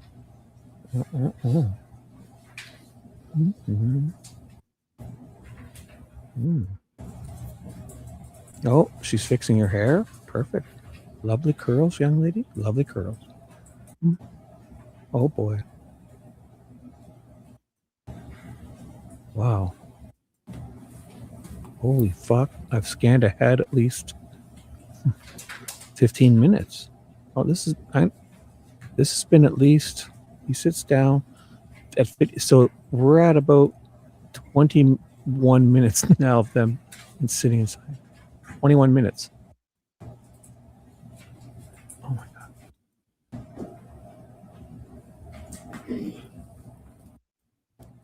It's the end of 146. They found it. Okay, so let's see what work they do. additional to what you testified.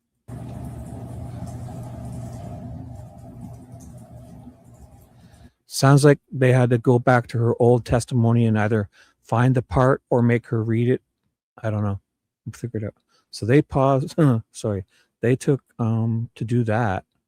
Yeah, so she was reading her testimony there. Here, I'll get rid of this for a second so you can see me scrubbing. Like she starts reading there, and then something happens at around. I love this kind of stuff. It's silly, but it's funny. So then watch when they all start sitting there doing nothing. Here. So after this guy sits down, then they're doing that at 51 minutes. And by 1:17, they start again. So basically 17 plus 9, basically 26 minutes. They sat there in silence to this part here.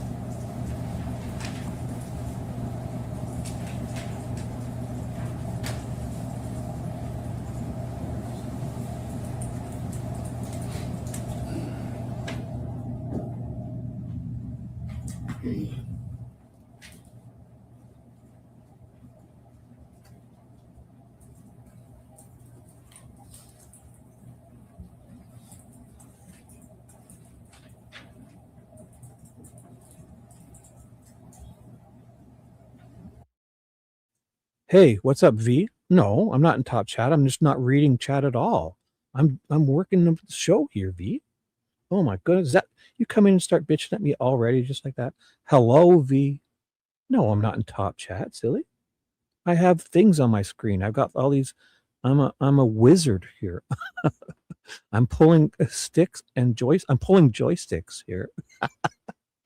Oh, V, you're coming in so that. You nuts. Hi, where you been? The fuck?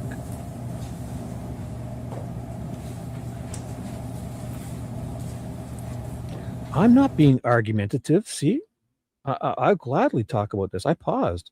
You think I'm being an argumentative a-hole to Mimi? No, it's not my tone. Take that and shove it. How's that? Because I'm observing what she's saying, and I honestly think she's wrong, and I'm respectfully saying so. You think what am I saying that's wrong? Tell me. I'll gladly think about it and fix it. I'm just looking at the timestamps in the video and what these women, the prosecutor says, and half of them aren't lining up. And Mimi's saying that the name of the file means, therefore, the time they say it is correct. And I know that's the time they change it to, but I'm just saying it's not the time it is on the video. So we're just taking their word for it again. And they're not offsetting it like the FBI did in Delphi by 54 minutes one time. These are offsets. Each one has a different offset. And one of them says it's 2012, September 2012. And so if I name the file the correct date, therefore it is, I guess. So that's, if I'm being, you're not respectful. Well, what am I doing that's so I'm disagreeing is respectful? Call me out. Go ahead. You can leave too. I don't care. That's disrespectful, telling you that you possibly are wrong. Okay, so here's the deal. You guys are seeing a timestamp. She's saying, the woman says a time, the timestamp says something different, and the woman says what they named the file in the media player. And you guys are okay with that, I guess. I don't know. I'm not. So let's just move on, because it's not even a disagreement. You're accepting something and I'm not. It's not a disagreement. All right, Mr. McCready, did you have anything further? I know, Louise. I know. Yes. V. Thank you for being here. Dewey, help me with these.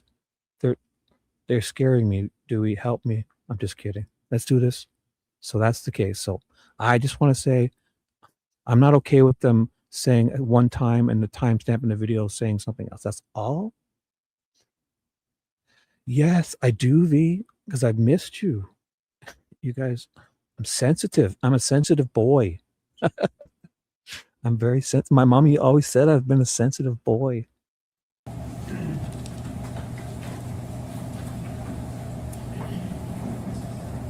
I have nothing further at this time. Thank you.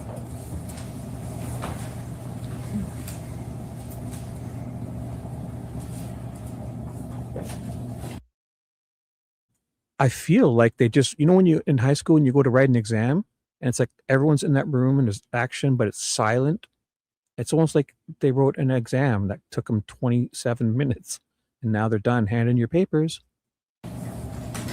Good afternoon, Ms. Vanden Heuvel. How are you? Good afternoon. Good, after you just sat there for so long. When lawyers say they only have a few questions for you, we're usually lying, but I really do only have a few questions for you. Sounds good. So you did work additional to what you testified to earlier this afternoon, correct?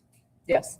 So one of the things that you did was you looked at one of Mr. Warner's devices and he was using Find My iPhone on April 25th, 2021, correct? There was data usage, yes. Beg your pardon? Yes, data usage from that application. And so he had looked 3 times, and if you need to refresh your memory on the times, because I know we're going back a ways, feel free to let me know and Ms. Saylor can help you out. So does this sound correct? 8:48:42 a.m.? I would like to refresh my memory if possible. Sure.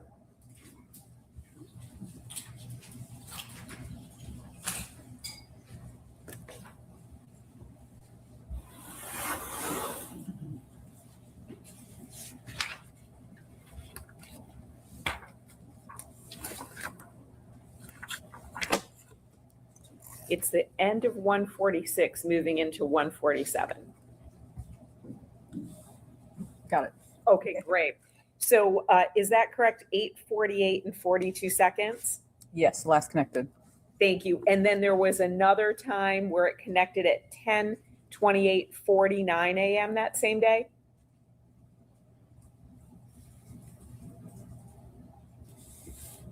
That's on the next page. Yes, correct. And then another time, 2:30:56 p.m., correct? Yes. And then just to clarify, when you were talking about the internet searches that you saw, there's no way to put a specific date on those, correct? Correct. We're talking about a fairly large time period? Correct. Great. Thank you, ma'am. Nothing additional.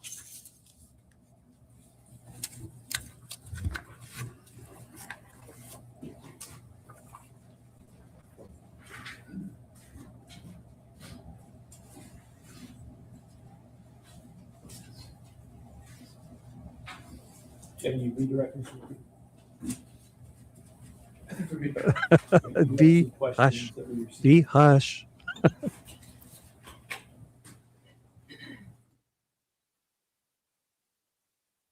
They've muted again. They've muted again. These bastards. These bastards keep muting. Oh, they're going up to ask questions. So basically, the jury has to go out sometimes, and then they kind of do that thing like Delphi where they go up and argue about what questions we can ask her. So I'll try to skip. I just turned this. Oh, they're back already. Look at this. I shouldn't have done it. Here it comes. They've muted it. Oh, It's here. my understanding that the parties are in agreement that both questions may be asked. That's correct, Your Honor. That's correct. First question is, what date were the Google searches made? The dates were unable to be determined based off how they were located on the device. Second question is, with the dating site searches, were you able to find a profile linked to the defendant? Would this be part of the investigation beyond your field or office? This is not looked at. Mr. Creedy, we follow up based on those questions. Were you able to determine when the iPad was activated?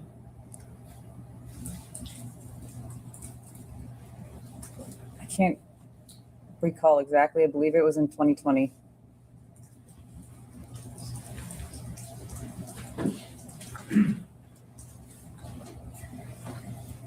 So in terms of the dates of the searches, we know they were after 2020 and before the extraction from that iPad. Correct. Okay, thank you. Nothing additional. Thank you. Okay. And may we excuse the witness from her speaking? Yes, Your Honor. Thank you. Ms. Charrier. Oh, yes, Your Honor. Thank you. Thank you, ma'am. You're free to go. Thank you.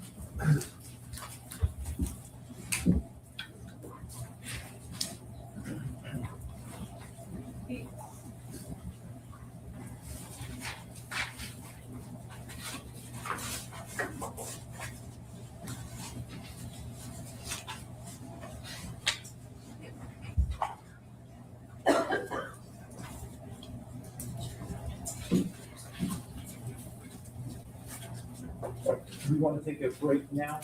That's just what we were discussing. I didn't know how long the next witness was. So I think we're in agreement that might be a good time. Yes. All right, why don't we take a 10-minute break? We'll come back and.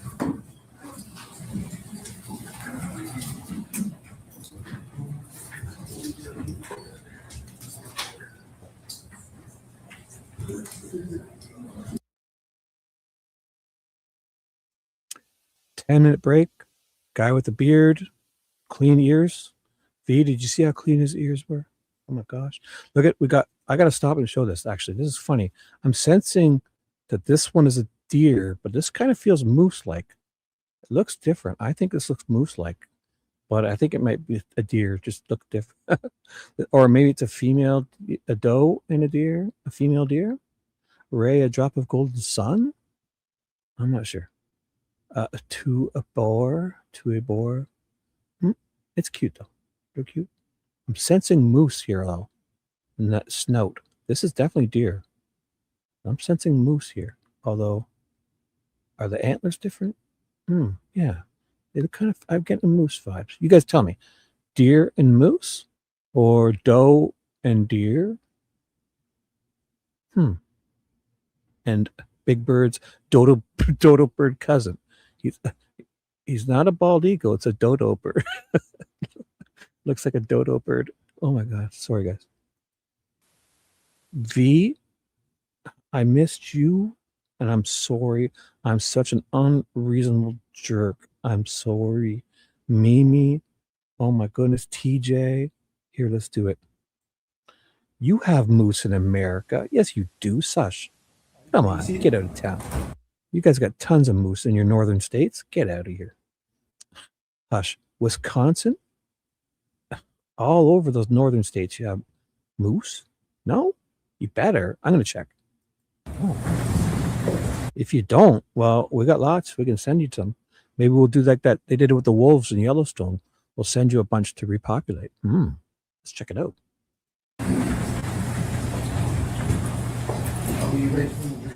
Yes, Your Honor. Yes, Your Honor.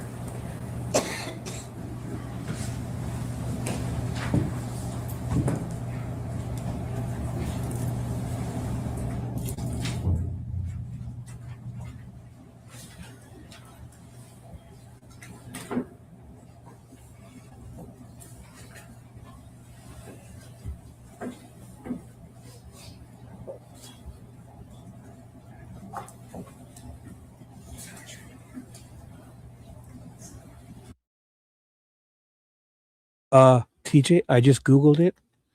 Obviously up in Alaska, but they also say Maine, New Hampshire, Vermont, northern New York, Michigan, Minnesota, and the mountainous regions in Idaho, Montana, Wyoming, Colorado, Washington, and Utah. So you got moose, young lady. You're just gonna have to look for them a little harder. They're hard. They have great ears and they're kind of run when you can't get close to them that often. They're smart. They feel and hear and they take off.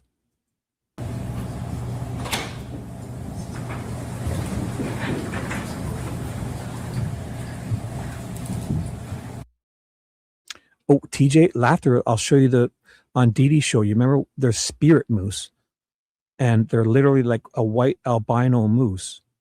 They're called spirit moose, and they're rare, but the indigenous people up here, they're like spirit animals for them, and people come up and hunt them and stuff, and they get really pissed. The indigenous groups up here, they're called spirit moose, and they're pure white, antlers, everything. I'll show you some after.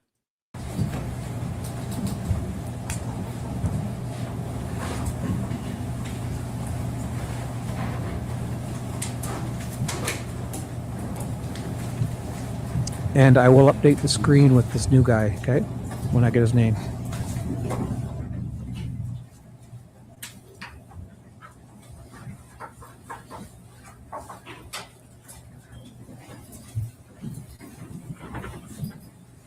Oh, Dewey, there's moose people in... Oh, The people would call Kevin Greca. Kevin Greca. I'll see how they spell it. Wow, they have half moose, half man. Man, bear, pig, like South Park.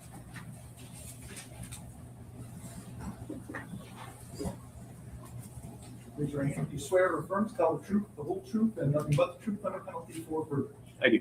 Go ahead next.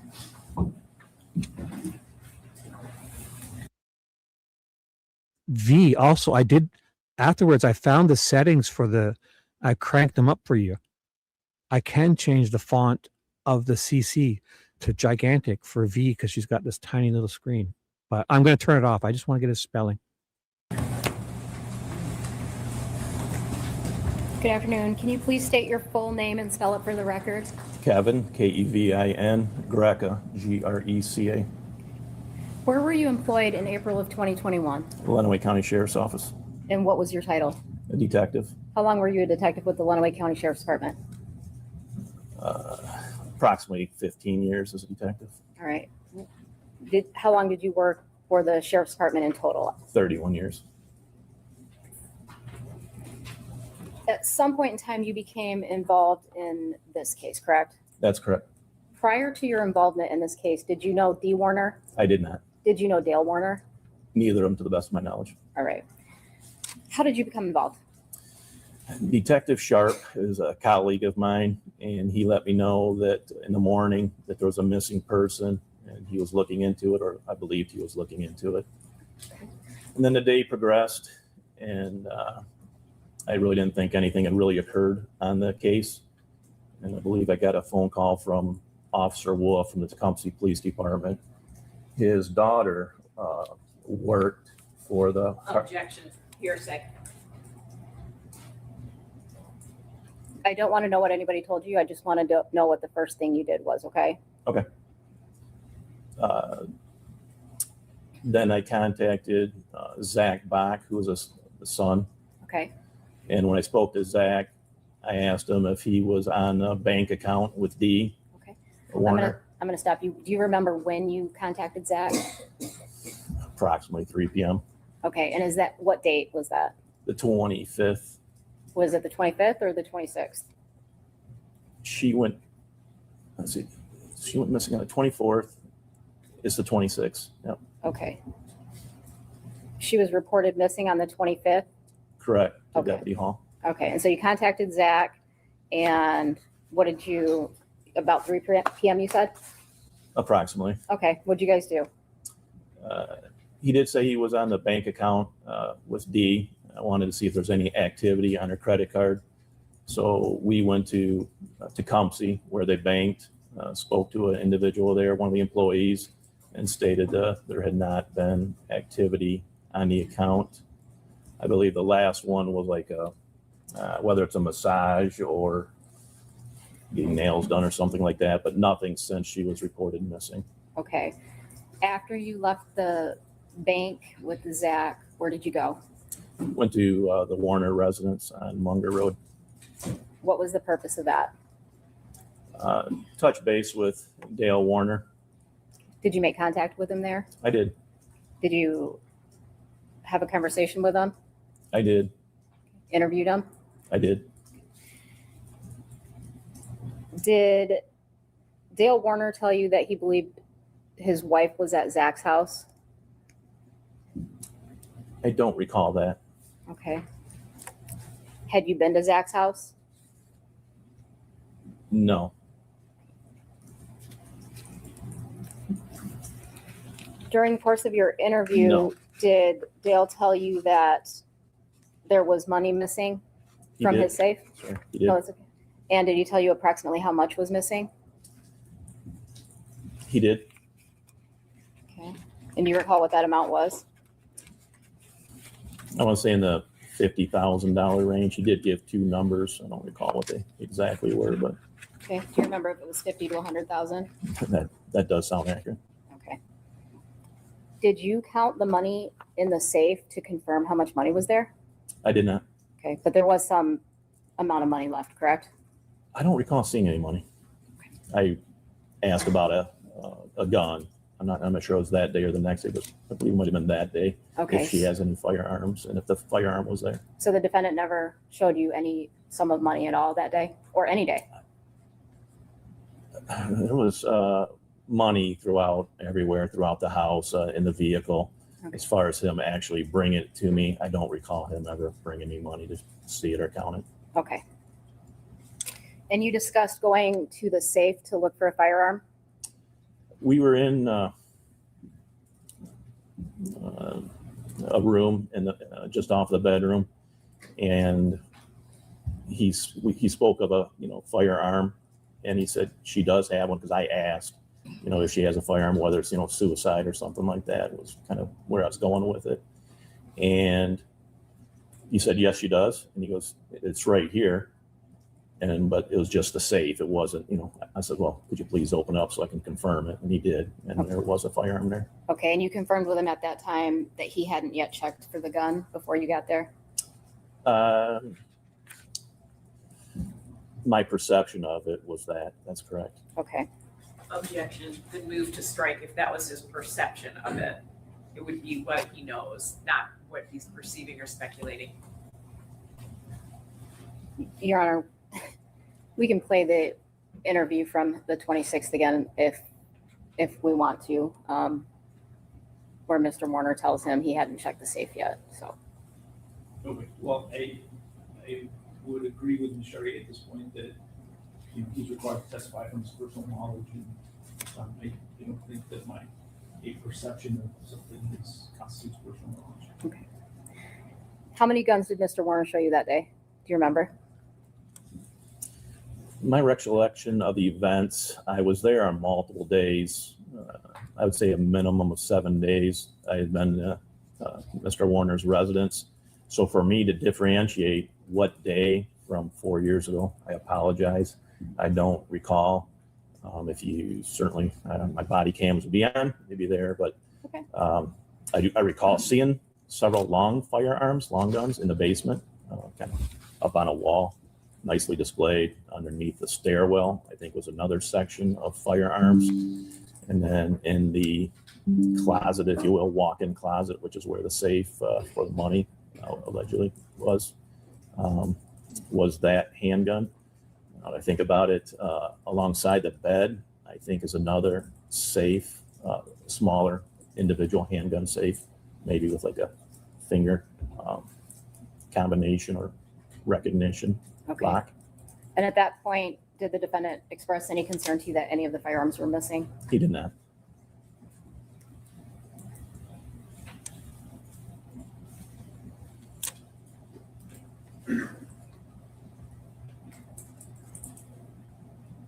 When was the next time that you had contact with Dale Warner? It would have been the next day. Do you know approximately what time? I don't. Okay, and that would have been, well, let me ask you this. You've since retired from the sheriff's department, is that accurate? That's correct. Okay, and so do you have access to any of your police reports or anything like that? I don't. Okay. So can you tell me again approximately what time you believe you don't know? Don't know. Okay. You think it was early in the day? It could have been. All right. Do you remember doing a search of the Warner property where you walked the outside of the property? I did the inside first, and then started the outside. Okay.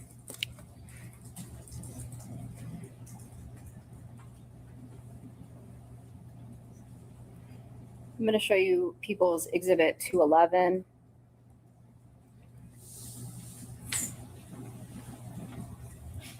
This is your body cam dated April 27th, 2021 at 12:28. Is this you doing the search? Walking?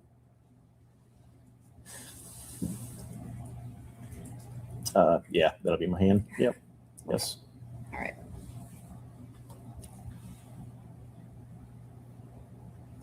And what are you looking for when you're walking around the property? Literally anything. For the most part, D. Warner is really the primary. But then any type of evidence as well, whether it's blood or whatever. And typically your body camera would have sound, correct? It does. Okay. And was this a fairly windy day and kind of loud with your walking with your body camera? I got you. Was it? Oh, I'm sorry. I don't recall that, Okay. but that is a common problem. We've got a dead chicken here somewhere. Okay. Searching the chicken coops.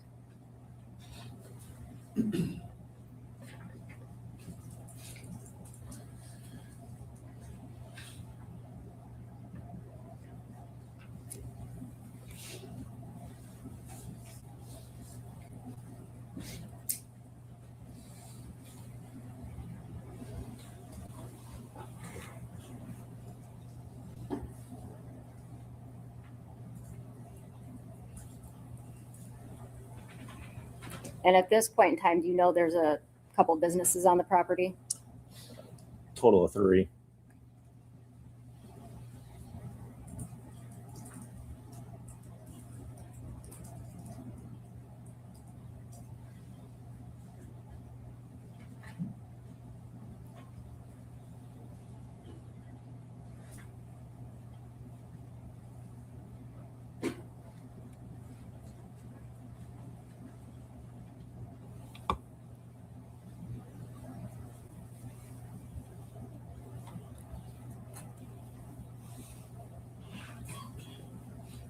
What are you searching all the semis for? D. Warner. I would tap on the side of the aluminums first to see if I could, if they were solid or not, hollow, because if I were to open that door, all the grain would come out. So. Okay. Check the cabs as well.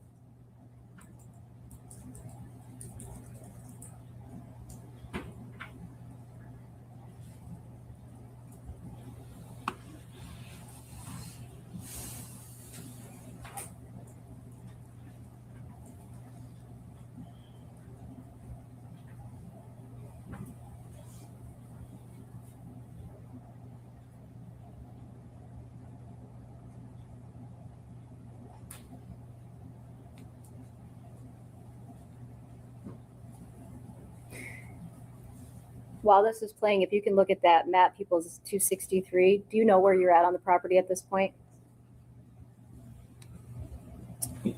Yes. Oh, here's where the semis are parked, so we're in that area. West side of the property.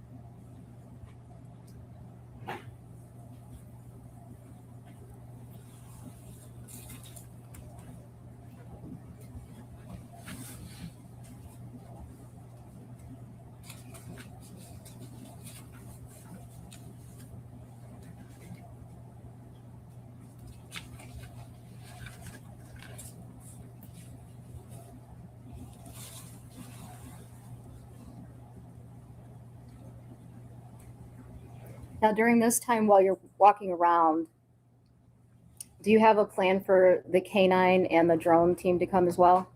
I did. Mr. Warner was not aware of that at that point, but I did. At this point, he wasn't aware?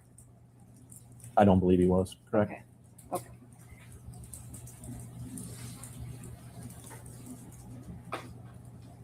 Okay. What was the purpose of calling the drone team and the canine? To search for D. Warner.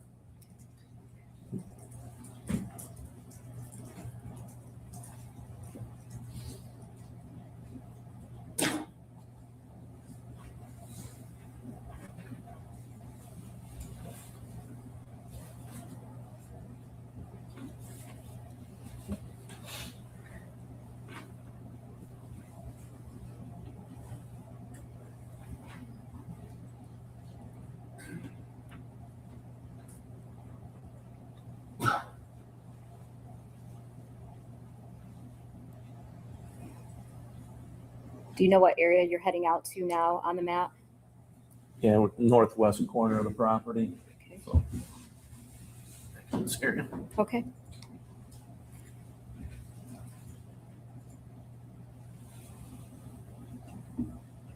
Can you describe the items, some of the items that are in the back northwest corner of that property? Pretty much a standard farm operation. You can see some tile there, farm equipment, disc. I remember a semi cab, like just a cab area. Okay.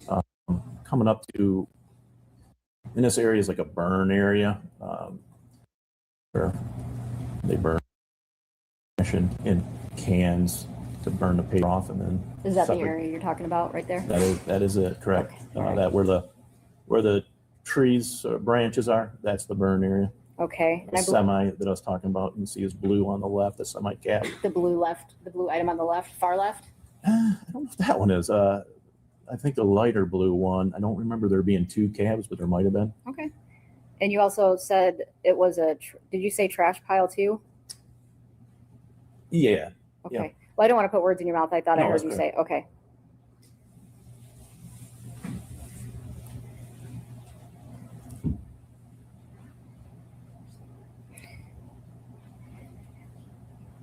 Did the items that you observed around this area appear to be like trash? Because Yeah, most of the items, correct. okay. Do you recall seeing this particular tank right here? I do not. Okay, and the blue item next to that tank, is that the cab you were talking about, or is that something different? It actually looks like there is 2 blue cabs there. I recall one, but according to just watching my video, makes it look like there's 2 of them. Okay. So is that a cab as well on the right, both of them? Yes, I would say so. Okay.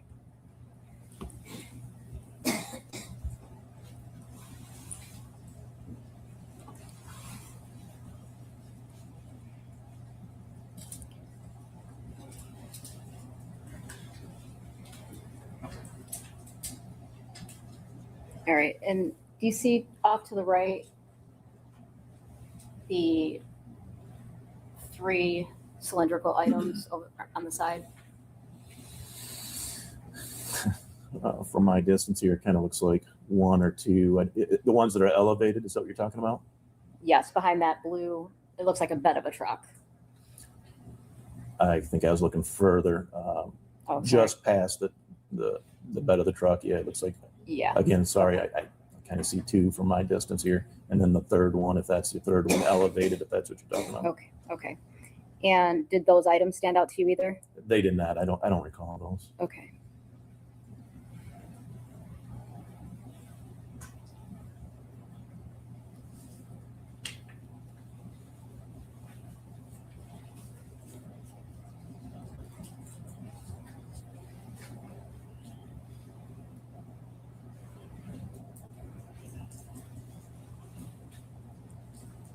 And then you just do you finish searching the outside of the property at this point?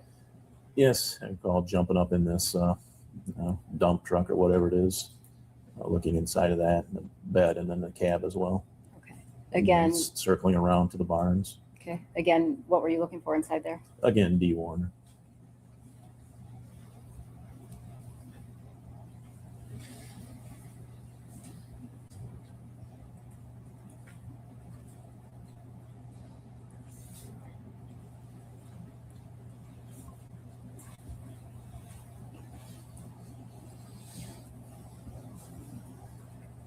Did any of the tanks, the chemical tanks that you saw on the property, raise any concerns with you?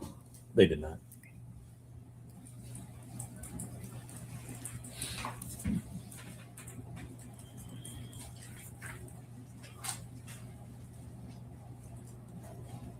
Why not? A farm expected to have tanks. Didn't notice anything out of the ordinary with them. Okay. So one of his businesses is, well, 2 of the businesses. 1 would be farm and 2 would be the fertilizer. So 3 being the trucking business. Okay.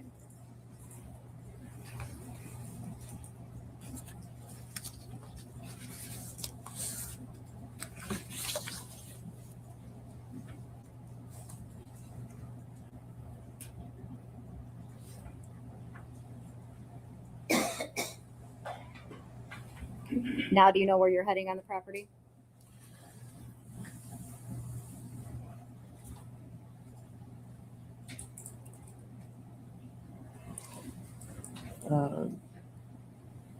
Yeah, heading towards, well, this one's more of a storage, or there's 2 maintenance barns, what I'd call maintenance barns.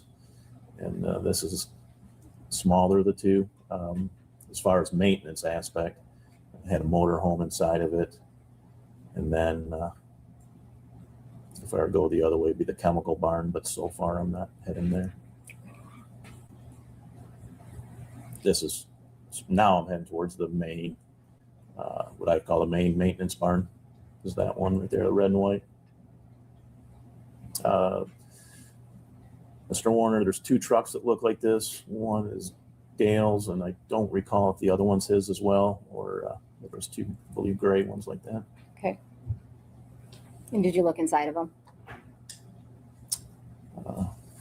We'll find out here in a second. Yes.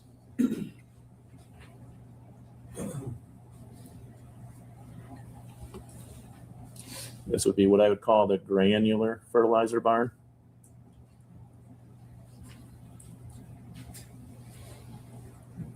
On the left-hand side, there's several bays with what I expect to be different variations of grain. I'm sorry, not grain, fertilizer.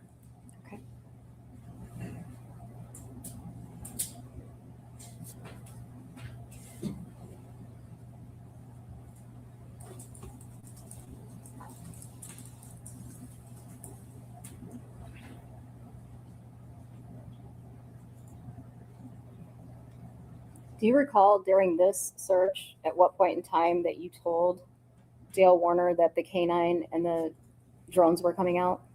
I do not.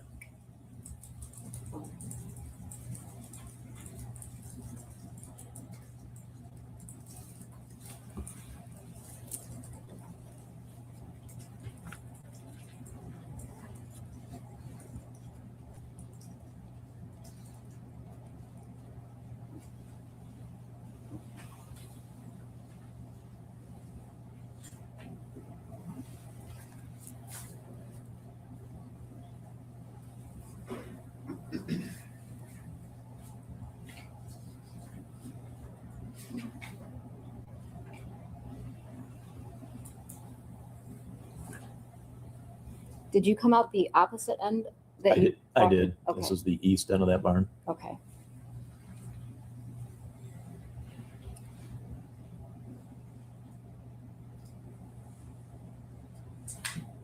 Okay, and what building are you going into now? This is what I would call more of that second maintenance barn where the motorhome will end up being in this building. If it's there on that day.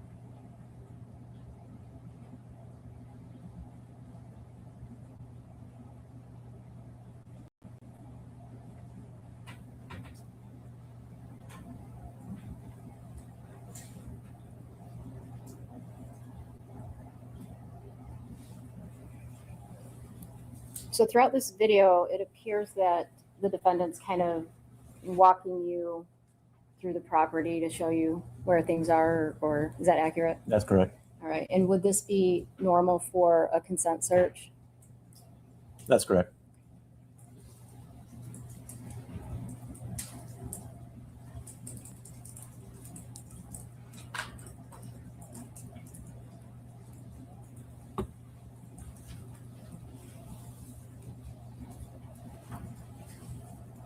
Okay, no. What part of the property are you heading toward now, if you can tell? Or wait until you can.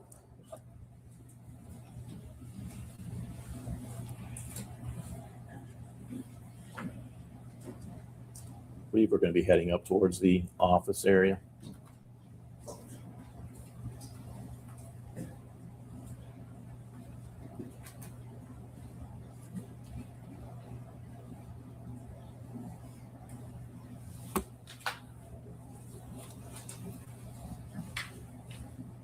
As well as what I would call the chemical barn liquid. Which, I want you to look at the map and identify which building you're referring to as the chemical barn.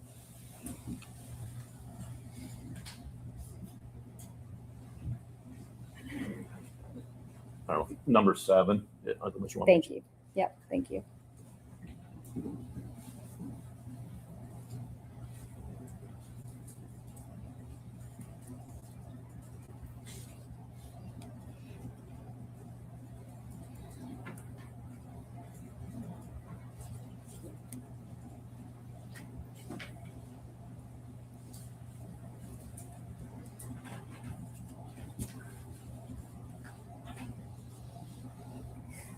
Which side of the chemical barn are you on at this point in time? This will be the north side.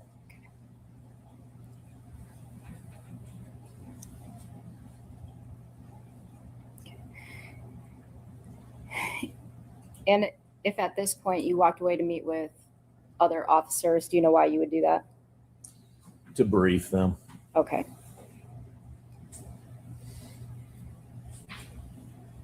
I would have transitioned myself from Mr. Warner to my supervisor, Lieutenant Reckner, for him to continue the Okay, search while so- I brief the two officers. Okay, so Lieutenant Reckner was walking around with you at this time? Correct.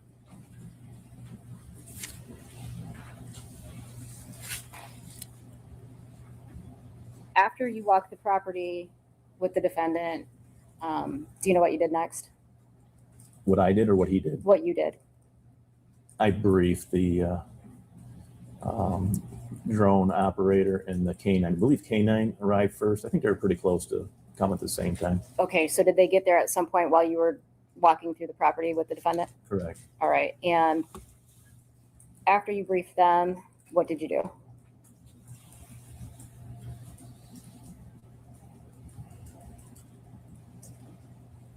I don't recall.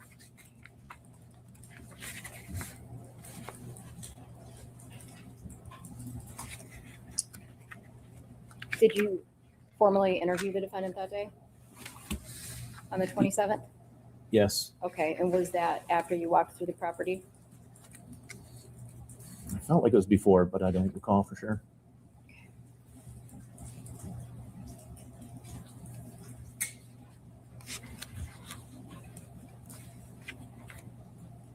After you interviewed the defendant, did you intend to run the dogs and the drones through the property on the 27th? Yes, have them do their job, correct?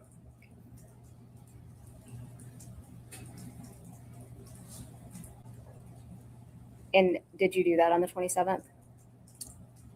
During the day? We started.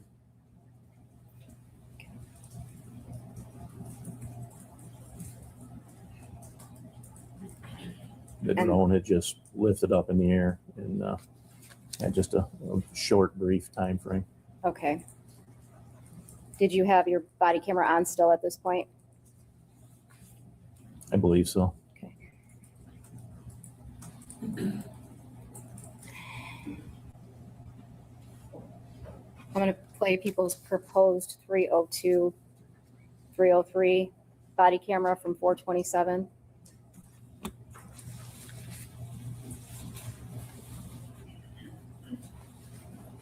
I want my wife back. Yeah, no, that's where I'm at. You want to? Yeah. And you gotta get it blown up too, because everybody else is saying, I appreciate it, thank you. Yeah, everybody's gotta be asking you everything too, where.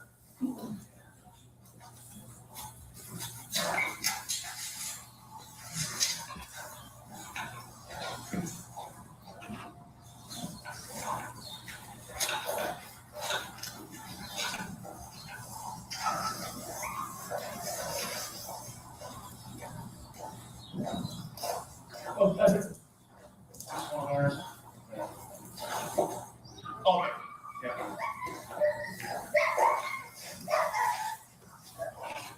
But this goes down here, this guy right back here, which we just hid everything, but it's the drone, to make sure she's not laying somewhere in a field right here.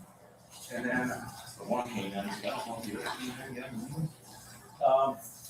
What I was asking you before, I grew up on a farm, so I know the weather thing, it's all that. And I know getting shit in and all that stuff as well, but, you're doing great, I appreciate it all, I wanna keep it going. Great, no, I mean, you're doing great with us. Give me the right thing, yeah. I think that's what, you know that's what I'm doing. Yeah, well, that's what I'm getting at now, too. I have absolutely, that's why I asked you who you trust here. I have absolutely no problem with you doing all your stuff. I get that. Do you have a problem if we stay and continue doing what we're doing with the flying, the drone, and stuff? And that's what we're getting at, so I want to.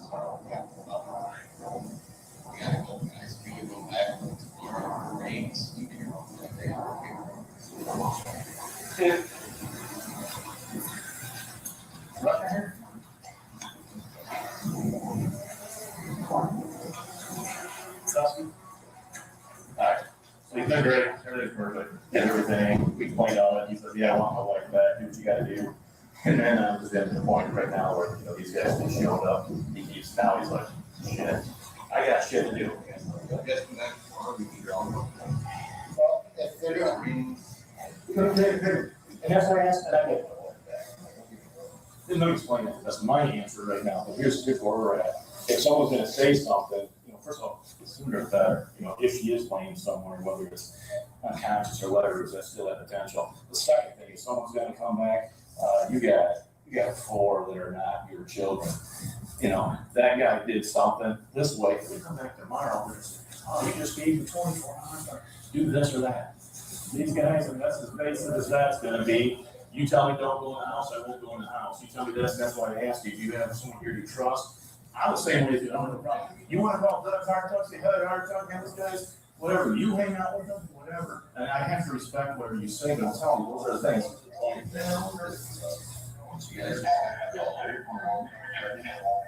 We walked around and looked at everything. Yep, you did, I appreciate it. The only thing, the only reason that would take out the basically just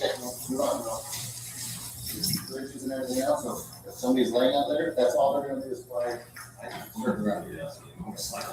Well, and I understand that, but just tell it from my point of view, take 15 minutes for them to fly that, and with us for goods and due diligence. So if you could give us 20 minutes and. Okay. Okay, no one's no, you said okay tomorrow, if that's the case, but the only, I just the other part, like, you get this part too, these guys, they came out, and now they gotta go back and then come back again another day. Okay. You guys were told me this morning. Yeah. You know, who did home at 6? Yeah. Okay, no, yeah, I appreciate it. She left here. Right, no, I appreciate it, we'll do exactly what you said. All right. Yeah, guys.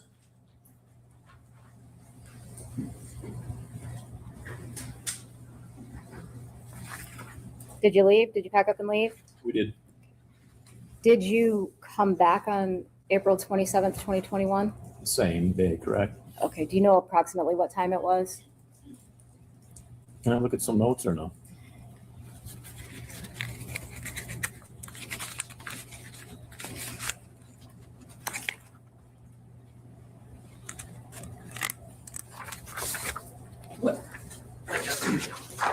Take your report, shows what time they came back.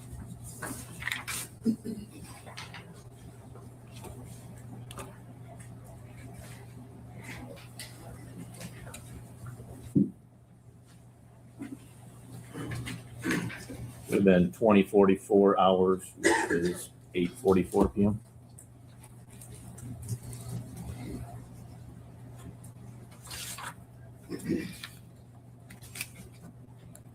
What was the first thing you did when you arrived on the property? Sorry, 4 years ago. I don't recall. Understood. Who did you come out there with to the Warner property, if you recall? Believe it would have been Detective Sharp. I'm not sorry. I'm not sure. Okay. How many search warrants have you executed during the course of your employment? No clue. A lot. When you get to a residence that you're planning on searching, what's typically the first thing that you would do? Make contact, attempt to make contact with persons at the residence, primarily owner. Okay, and then what would you do? Depends on what kind of search warrant. As a narcotics officer, so those are a little different than this incident. But secure it, go through, depending on the threat, if there's potential threats there. Make contact with everybody. Again, a narcotics one, you'd secure the people. This isn't really that, so we were not intending to secure by handcuffing or whatever. Okay. Were you intending to secure the scene in any fashion on the 27th? There's 2 options that are provided to the owner normally, and especially in this situation, you can leave if you want to, or if you stay, you can be detained while we search to secure the scene. In this situation, you know, we're dealing with a potential missing person or not sure. I don't really treat them too much difference whether it's a missing person or a homicide, but he was cooperative, so he was not secured. Okay. Do you recall if he was on the property when you arrived? I don't even recall that. All right. My body cam would show. We're playing People's Exhibit 214. Oh, wait. If I was only there once, I would recall better. But the fact that I've been there multiple times, I don't differentiate. How many times do you think you were out there?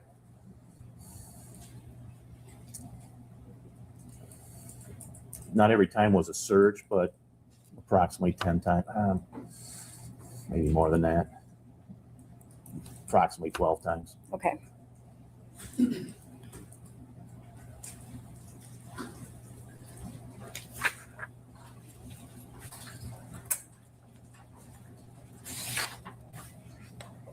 going to show you People's 214. Well, I went to visit my dad when I was talking to you, and my partner did type up a search warrant. We do have that. I'm standing here with both of your daughters at the front door. I'm sorry, side door. And I'll explain everything to you. We do, it is for the dogs, the drone thing, so basically we saw it earlier. As of right now, we're not going in your house. We already went through there. So it's just a matter of the dogs just completely, let's see. My recorder's going right now. It wasn't for a second. It's going right now, so the whole thing will be recorded. If you want to come home, you absolutely can. If you don't want to come home, you don't need to. As far as what we're gonna do, yeah, drone. That's exactly it. Yeah, the dogs. One dog's here already. The other dog is I think about 20 minutes out. I just wanted to tell you, obviously, that you're not here. And just like keep you updated. I'm not trying to hide anything from you, but if every time the boss says you come tomorrow, that in the event there's some suspicious or someone doing some bull crap activity, then how can we say anything? This will shut up the other side of the family. You get that? Well, no, you're absolutely right. I'm sorry. You're 100% right. It will not shut up the other family. But at least I've done it. But I've done everything I can at that point. And you. Yep. Yep, and we will, there's paperwork on that, so we will drop, if you're home by then, I mean, it's gonna take a little while, well over an hour, I'm sure. If you're home, I can give you the paperwork. If you're not home, I can leave it with your daughter. And that's it. If you got any questions, I'll have my phone on the whole time, so just give me a holler, okay? All right, thanks. Yep, bye. Thank you. Yep. Who were you speaking to at that point? Dale Warner on the phone, and the female's his daughter. Cam. She goes by Cammy, but I think it's probably Cameron. Okay. And then the other smaller one's Angelina. And so it sounded like you called to let him know that you guys were getting ready to search the property. Correct. Okay. And would that be typical in a situation where you were searching somebody's residence? Yes, for two reasons. I normally look across the T, dot an I. We have a search warrant, so we can do it. But I also normally do a consent search as well. It assists in case you find something else that you're not looking for, or if there was an issue with the search warrant, you could cover it. Okay. And it sounds like you said you can come back to the property if you want. Is that also accurate? That's correct. Okay. So as part of securing the scene, what did that mean in this particular case? It really wasn't, as far as secured, wasn't really secured. Okay. We didn't take any action. We didn't tape it off, or we didn't have them evacuate. Okay. Were you told that the defendant was on the property at some point in time during the search? I don't recall that.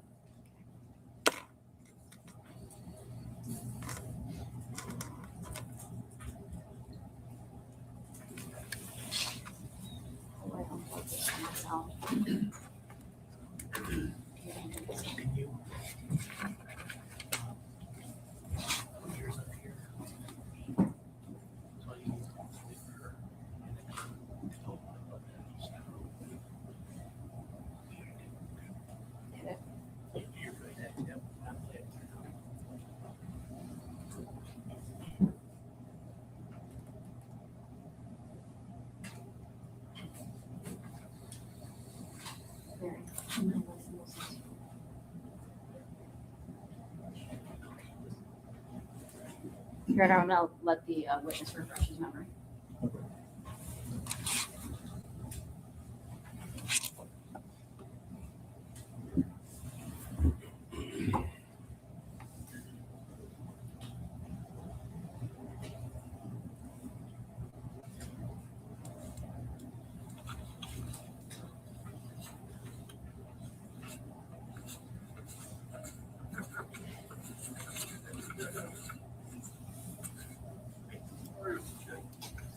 Sorry, the microphone's over here.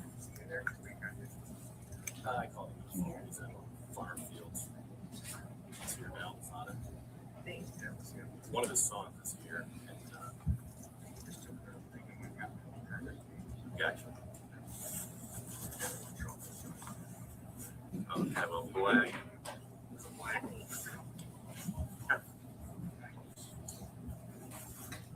His truck pretty much looks like this one here. I think so. He's got a couple just like this. He has a black truck. Yeah, he has glasses, right? Yep. Yeah. I.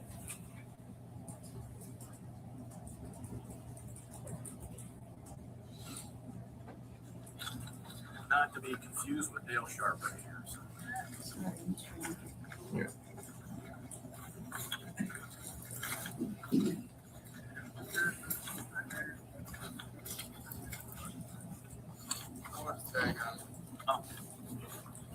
I'm not even listening to speaker. Okay.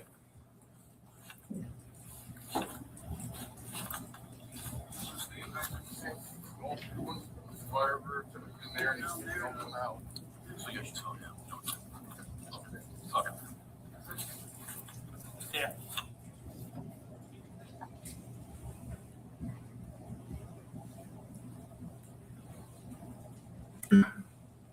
Did that refresh your memory about anybody telling you if the defendant was on the property at any point?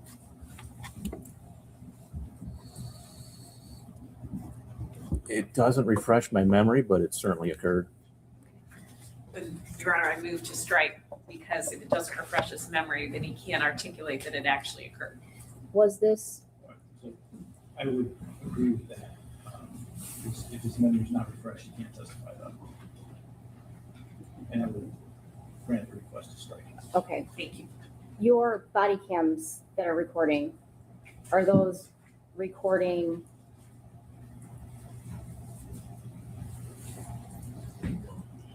Strike that.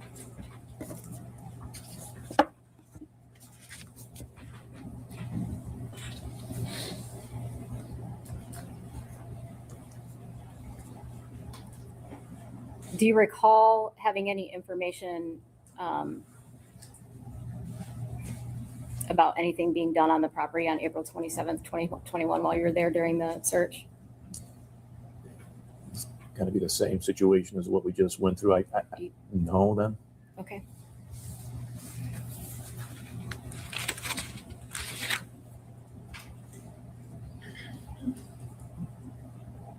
Did the defendant ever make contact with you on the property on April 27th, 2021? During the course of this search? Okay, because earlier, clearly, we had done the walkthrough, and then again, I'm sorry, I don't recall.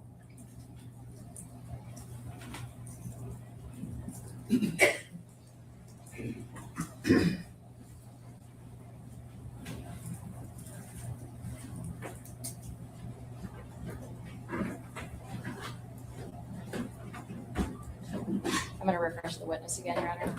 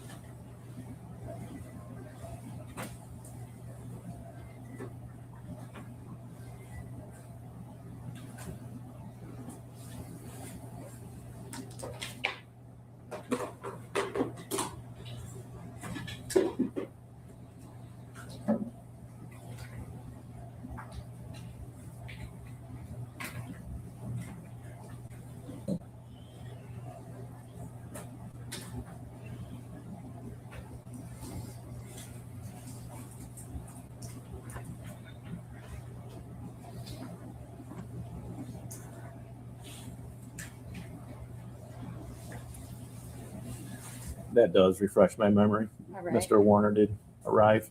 Did you take note of the time that you made contact with him? Is it 21:34? So 9:34? Correct. 9:34 p.m.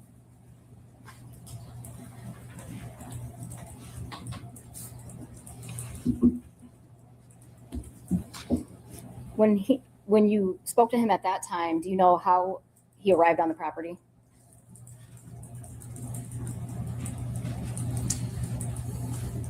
I don't recall. He had been driving his truck, but I don't recall how he arrived that time. Okay. But Did you see it when I just showed you the video? I saw him walk up and it's dark. I didn't see it. Okay.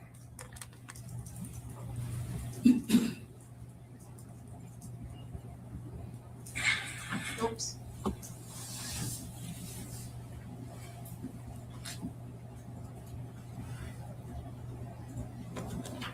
You don't know if it was a personal vehicle or a farming vehicle? I don't.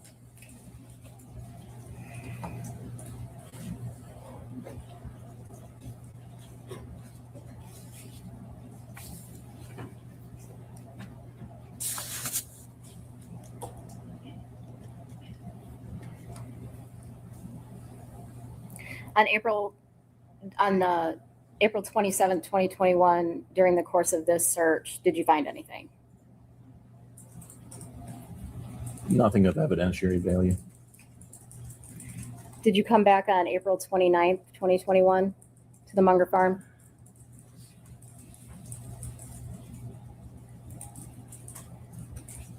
Sorry. I have to refresh my memory with my notes or report.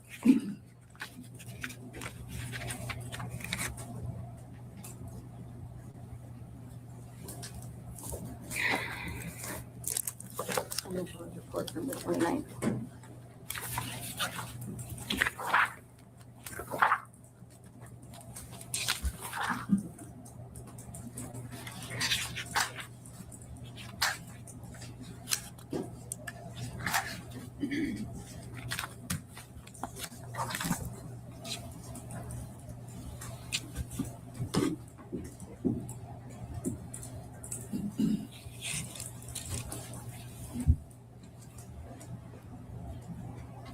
I did it 3:08 p.m.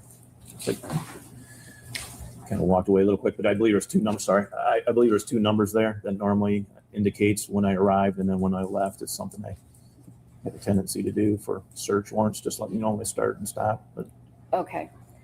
At the time that you went back on the 29th, were you executing another search warrant or did you just go there to talk to Dale Warner?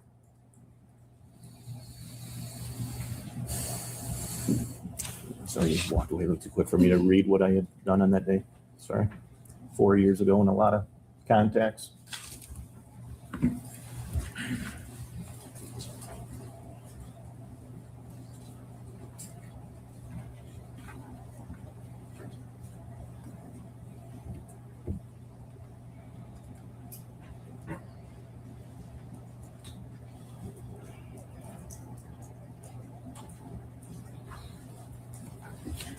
Yes.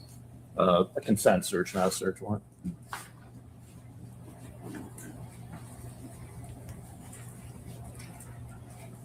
And on that day, do you remember calling the IT guy? Yes, Kyle, I believe is his name. Okay. As a result of that conversation, did you take something with you from the farm? Very sorry. I don't know.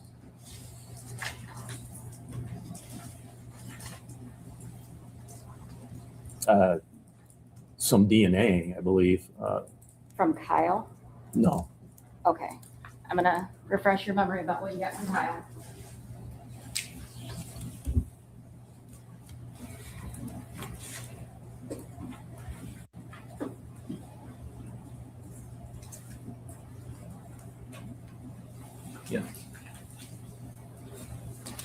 copy of the surveillance video. Doesn't specify whether that was a thumb drive, but in the property section, it would specify whether it was a thumb drive or Okay. floppy disk or something. I believe probably a thumb drive. Okay, so you got a copy of the surveillance video, and that would have been for the Munger farm? Correct. All right. What'd you do with the thumb drive or the download of the surveillance footage? Normal protocol, what I would do is make a copy of it, which we call a work copy, and then the original would go in the evidence property room. Okay. And did you watch any of it? I watched some. I delegated video for the video to somebody else, I believe Kim, who was a bailiff here earlier. Okay. Kim, what's her last name? Straub or Bruckner. She got married at one point, so I'm not sure which it was, but she was on maternity light duty, and so she was in the office, and delegated for her to watch the video. All right. And then I'm sorry to answer your question. Yes, I did see some of the video. Again, what were you looking for?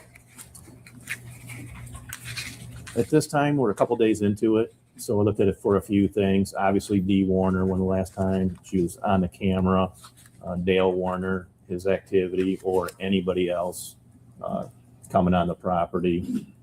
Vehicles driving by was another issue, trying to see if somebody could have picked her up, as that was potentially rumored. Did you notice anything that concerned you on the surveillance footage? Not that concerned me. During the course of the investigation, did you also check hospitals? I did make phone calls, correct. And then Blue Cross Blue Shield as well, which was her medical insurance.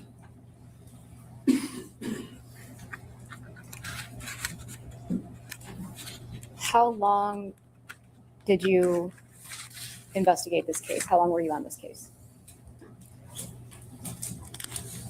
At one point, it became a task force, so then it extended with that as well, with the state police and the FBI.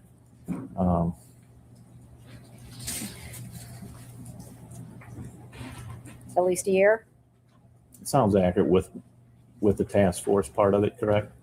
During the course of your investigation, what did you do? What types of things did you do? Numerous searches, any tips that we came up with. Spoke with Zach Bach early on, requested from him a copy of all the employees from every business, family members, at which point I delegated interviews to Deputy Hall of family members that I just didn't feel were necessary for me to interview, that he would be able to interview. Again, numerous search warrants as well as consent searches. Pretty much every time I'd get a consent search from Mr. Warner as well. Again, the Blue Cross Blue Shield, collection of DNA. There's three different methods of collecting the DNA. One would be from the person himself, whether it's an oral buccal swab of the person. Clearly that was not available as Dee was not around for that. A second way to do it is to find or to obtain it from three family members. The three family members were Zach Bach, Greg Hardy, Zach Bach, which is her son, Greg Hardy, which is her brother, and Amber Million, who is her daughter. That's one way. So I collected that from all three of those. They consented. And then the second way was during a search warrant and a consent search, going through the residence in the master bathroom. Took her toothbrush, which I asked several family members which toothbrush was hers. There was a lot of toothbrushes in the bathroom. Another item, I believe, was a hairbrush, and another item, I believe, was a razor that shaved her legs or whatever. I believe those were three items. So again, collecting DNA from different sources. I believe the items of DNA went to, I believe, the state police, and then the knowns from the three individuals, I believe, went to Quantico, the FBI. Yeah. Did you also get dental records? I did.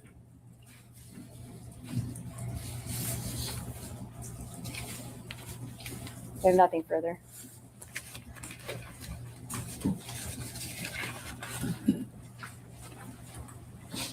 Good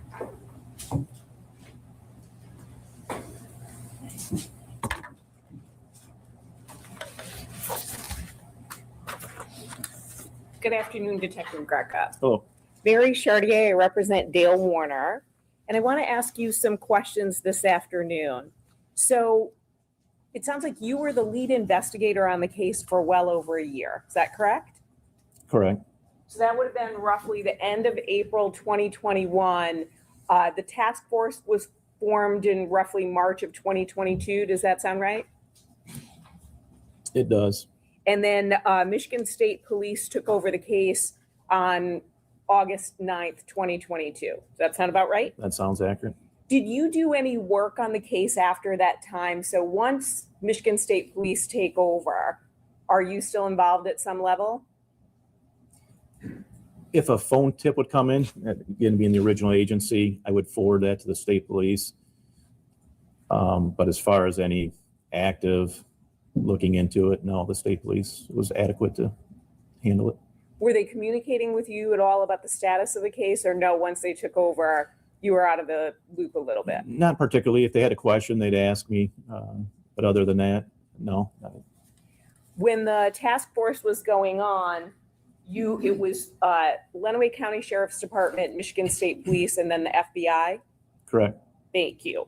Now, when you were working on the case, it sounds like you spoke with Mr. Warner numerous times. I did. And he had another attorney, not anyone sitting at this table. He would let you speak with Mr. Warner even when he was not present, correct? Correct. And Mr. Warner would chat with you in person? And on the phone, correct. And on the phone, correct? Correct. Now, he also gave you full access to his daughter, Lena, too, right? Correct. So even when he wasn't present, you would chat with her. I think at least on one occasion you went to school and had lunch with her, correct? Correct. He didn't try to prevent that access at all. No, he kind of more offered it, so. Now, we saw the video, and if you need to see it again, that's your body camera video where there's a tank on the property on April 27th, 2021, and you walked by it, correct? Correct. Was there anything about that tank that stood out to you when you walked by it? I didn't even recall seeing the tank. I recall seeing other tanks, but they were like fuel. I think one regular gas, one road diesel, and then one off-road diesel. But as far as those tanks there, I didn't even recall seeing those. Did you watch, so while you were investigating the case, did you go back and watch your body camera footage at all, or do you know if anyone else did?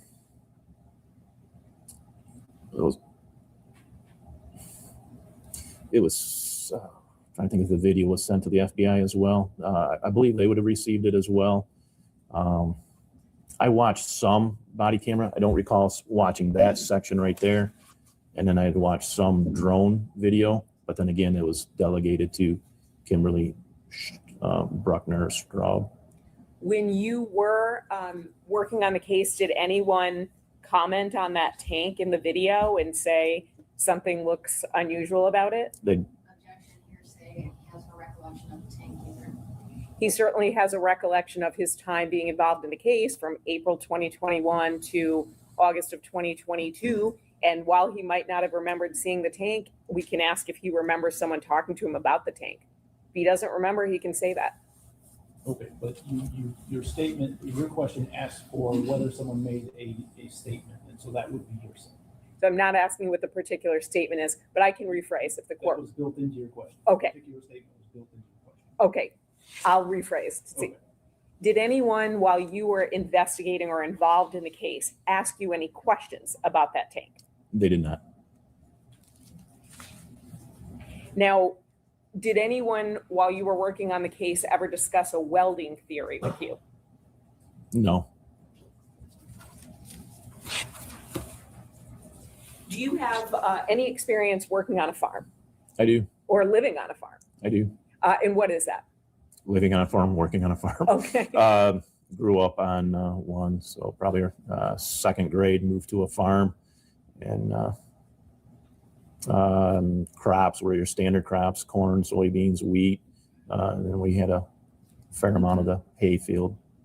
Did you ever work with anhydrous ammonia? I was younger, so in a sense, yes, my father would do it and drive tractor or whatever, but Were you familiar with the fact that anhydrous ammonia was on the Munger property? yes, How did that impact the investigation, if it did at all? it did not. Are you familiar with any hazards from anhydrous ammonia? I am. And what are those? It's from both farming and my. I'll continue on and ask him, but so what is your familiarity with anhydrous ammonia? Two different means. One is through farming, and then the second is through the narcotics division. It was a substance that was precursor for making methamphetamine. So how much in terms of, so how long did you work in narcotics? 3 years. 30 years? Okay. Three. Oh, 3 years. Okay, so 3 years. Did you get training in anhydrous ammonia? In the manufacture of meth, which, yes, but as far as training in anhydrous on that aspect, no, just that it was a precursor for making it, and then the safety factors with it, but that also goes along with the farming itself, the knowledge of that. So when you were in narcotics and you said sort of the training or the safety, were you told things to avoid or precautions to take? Yes. And what about with farming? So you said you grew up essentially from second grade. Did that stop at age 18 or did it continue on when you lived on a farm? Probably to about, I think we started renting our property out, I believe. I'm not sure when it stopped, probably around 20 years old. That's just an approximation. So roughly from second grade to when you were 20 years old, and then the 3 years in narcotics. Correct. Your Honor, I believe that's a sufficient foundation to ask Detective Greca what precautions, if any, he's aware of with anhydrous ammonia. Any objection at this point, Ms. Wise? No objection. Thank you. Detective Greca, what precautions, if any, are you aware of when dealing with anhydrous ammonia? The tanks themselves will have what I probably call a PPE, personal protection equipment, kind of a square box on it, possibly as well as with water in it to rinse off in the event there's a hazard. Approaching it downwind if there is a leak, it's extremely toxic, poisonous. You'll know instantly, just takes your breath right out of you. Does it have a smell? Very strong. Very strong. And if you get it on your skin, are you supposed to put that water on to try to wash it off? Correct. What happens if you get it on your skin? I don't know. Okay, but it sounds like it hasn't happened to you. No, my lungs have been burned by going through it, but as far as on my skin, no.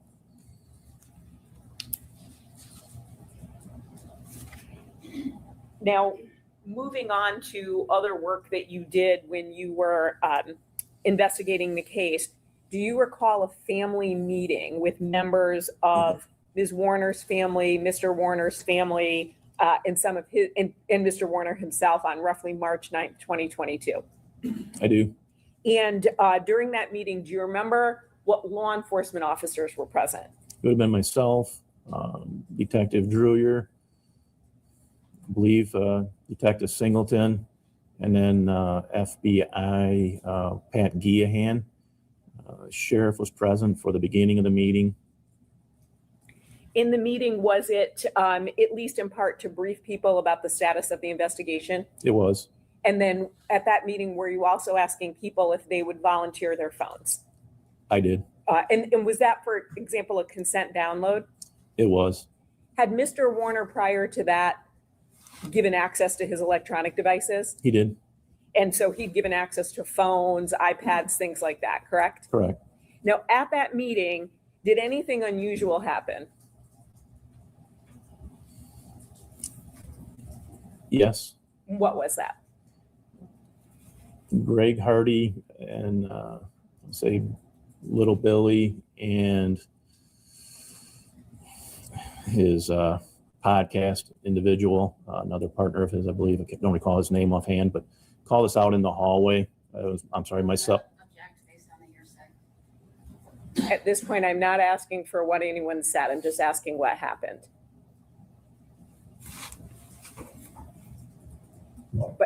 But if I may, so I am going to get in what was the content of the conversation. because I'm not offering it for the truth of the matter asserted. I am offering it for a plan that Mr. Hardy and Mr. Little had, but also it goes to what happens next with the investigation. So It is 100% hearsay, and I don't think it establishes anything that Detective Greca does next during the course of this investigation. I do not know what the statement is, so I have no way of analyzing it right now. I'm going to have to ask the jury to step outside to the jury room so we can have some additional discussion outside.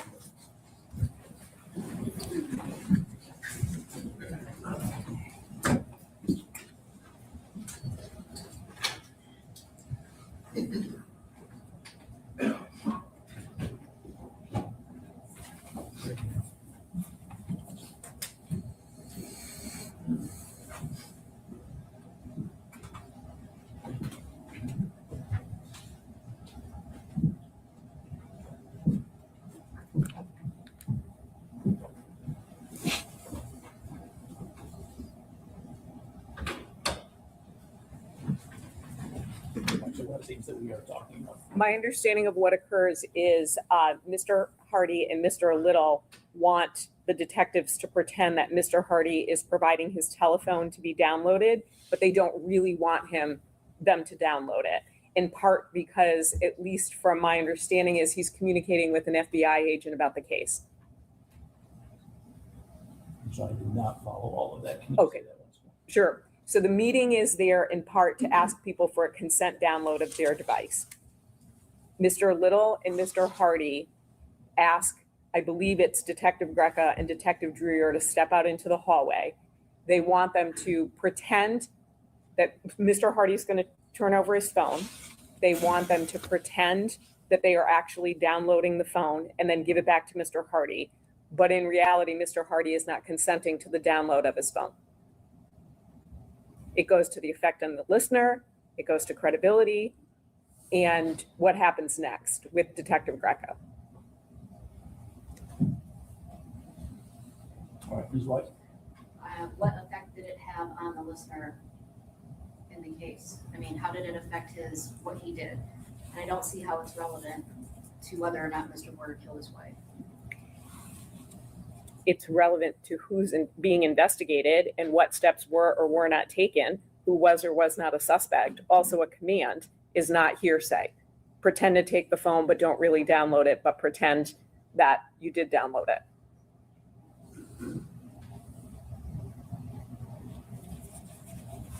All right, so to the extent that there were commands or requests for Detective Greca to do something, I agree those would not be statements that contain assertions, so they would not constitute hearsay. I also agree that they can be used, if they do contain assertions, that they can be used to show the effect on the listener, if any. And so I would overrule the hearsay objection. Thank you. You can bring it here.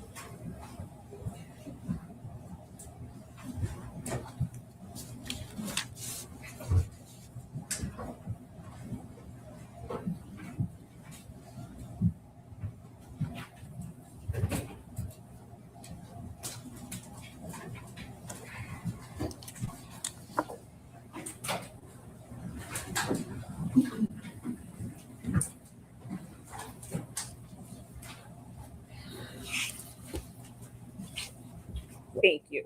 So Detective Greca, going back to that meeting, it sounds like you, Detective, now Lieutenant Drewer, Billy Little, who you called Little Billy, Chris McDonough, who is his podcast partner, and then Greg Hardy, the five of you stepped out of the main meeting into maybe a hallway and had a conversation. Is that correct? That's correct.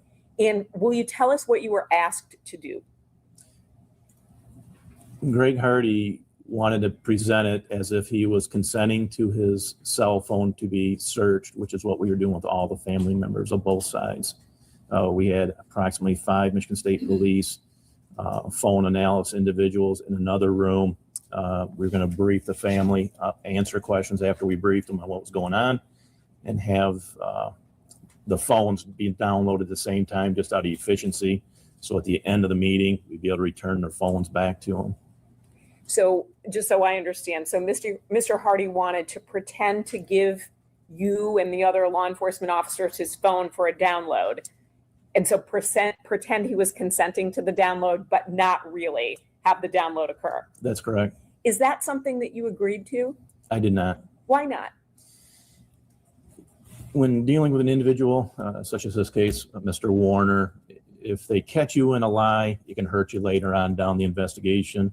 We can lie as law enforcement to individuals when we're talking to them. However, you lose face and it could harm his cooperation in the future. So you indicated that that did not occur. You were not going to participate in that ruse. That is correct. Did you or did you ultimately get to do the consent download of the phone that day? Of Greg Hardy's? Yes. No, we did not. Thank you.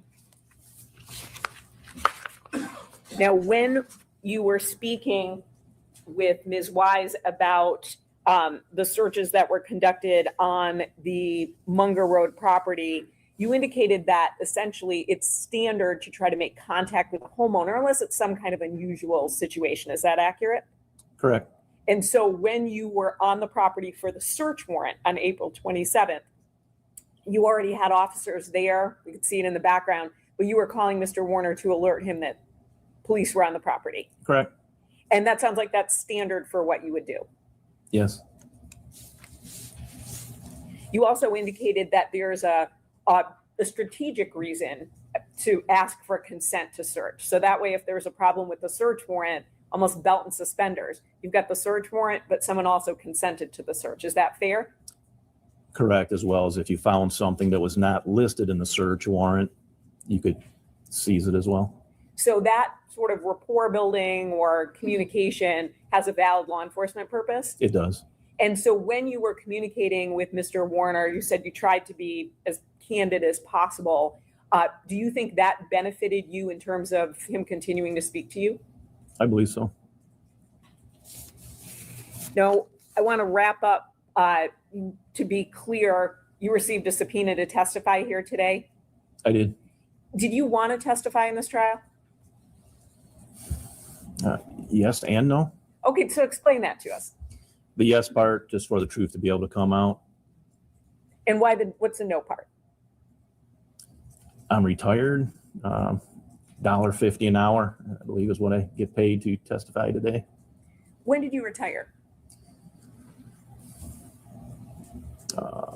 August 20th of 2024. August 20th of 2024. Was that something that you had planned? It sounds like you'd been working for 30 plus years, or was that a bit of a surprise? No, it was pre-planned.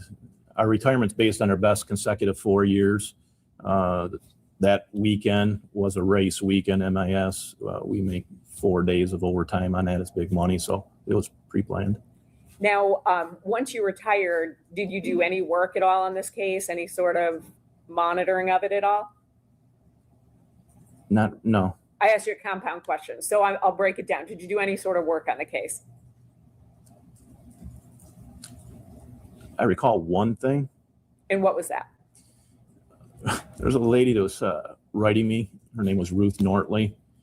She just kept on writing me letters, kind of a pen pal type thing, but she was vested in it. She knew the family quite well. She was an older lady, farmer. She would also, when she would write me a letter, which was at least once a week, she would send me a letter that she had written to Dale Warner as well in a self-addressed envelope. So I could read that, and then she wanted me to forward it to Mr. Warner. So did you continue to communicate with Ms. Nortley just because she was writing to you? Yes, somewhat. But after the investigation, no. But then there was an incident that I wanted to get in writing from her that I thought was important before she passed. She was on hospice. Did you ever get that incident in writing from her? I did not. She had passed. Who did the incident involve? If you remember. Greg Hardy. He's getting this information from Ruth Nortley or some Nortley who's writing him letters. I didn't ask what the statement involved. I just wanted to know. He said he wanted to get a statement in writing.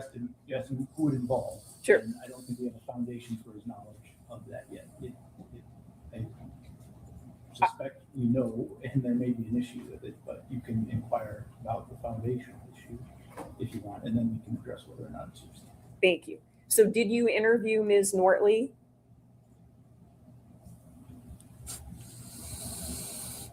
I spoke to her. And without getting into what she said, did she share information about various people? She did. And who were those people?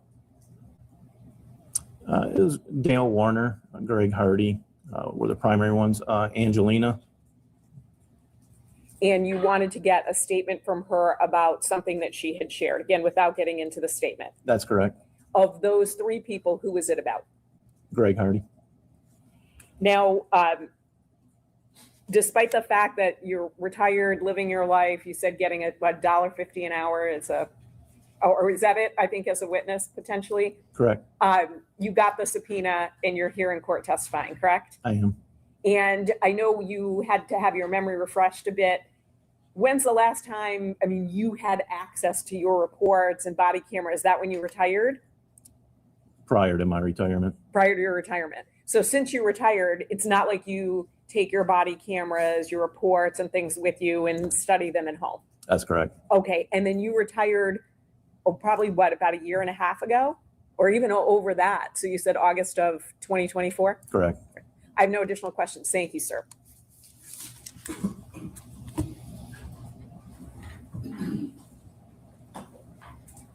I believe you indicated that the defendant gave you full access to the minor child, Lena.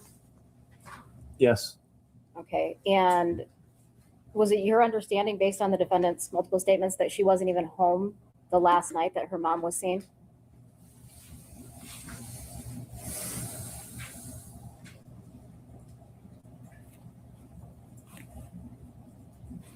From him? Correct.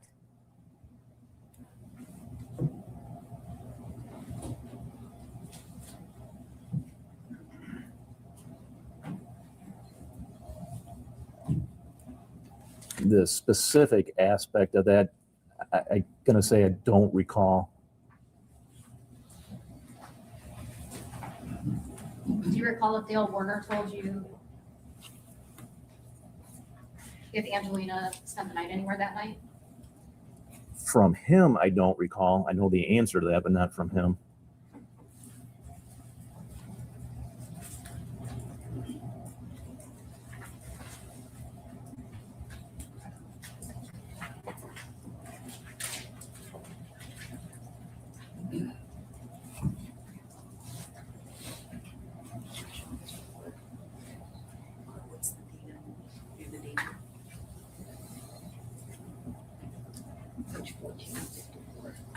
Page 14 of 54.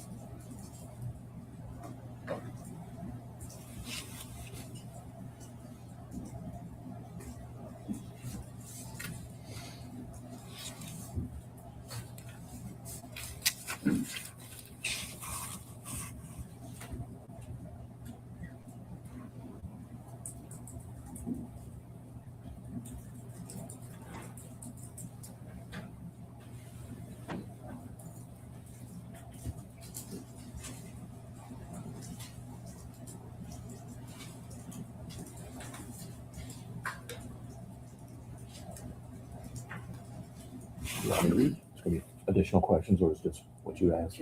Okay. Yep.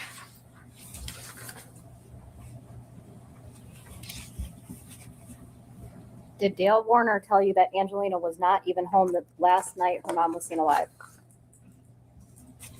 She was home but leaving. So she was not there that night. She was there but left. On the night of the 24th.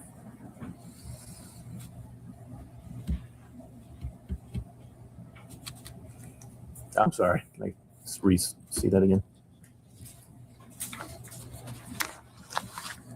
Was it your understanding that Angelina was present in the home on the night of April 24th, 2021? She had been present during the evening part, approximately 7 or 9 p.m., and then left with Amy Alexander. For the night? Correct. Okay.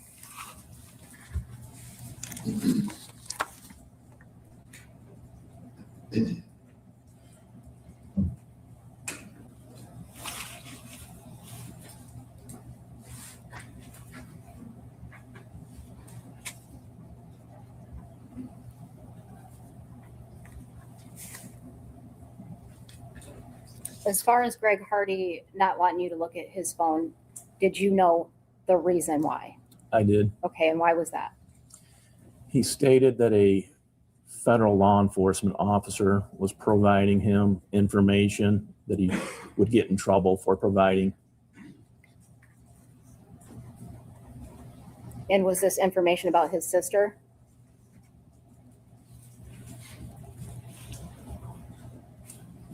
That's what I took it as. Okay. Thank you. Nothing further. Detective Greco, was it your understanding that Angelina, while she wasn't home that night, she lived in the house with Mr. and Ms. Warner, correct? That's correct. And was it also your understanding she would at least witness them interact? She would know what she observed of their relationship? Correct. And as it relates to Mr. Hardy indicating that a federal law enforcement officer was giving him information, what would be the problem with that from a law enforcement perspective, providing detailed information to a family member? There was several. The information wasn't coming to not myself, law enforcement. It was going to a family member, and it appeared to be confidential information obtained, say, through illegal means. And can that impede the investigation? It can. I have no additional questions. Thank you. Nothing further. We have several questions from the jurors. If you'd like to approach and we can review it.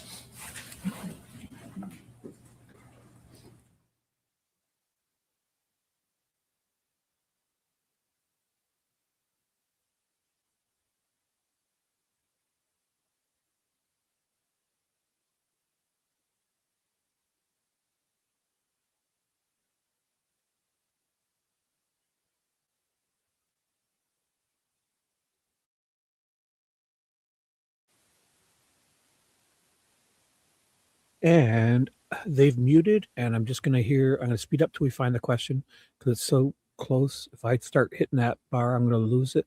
So I'll just speed up until I see them come sit down again. It's usually pretty quick. You'll see them come sit down. You'll see them come sit. There they come. Mute. Questions? A question. Okay, it's my understanding that the parties agree that all but one question may be asked. That's correct, Your Honor. That's correct. Okay. Did Dale ever restrict you from going to certain areas during the consent searches?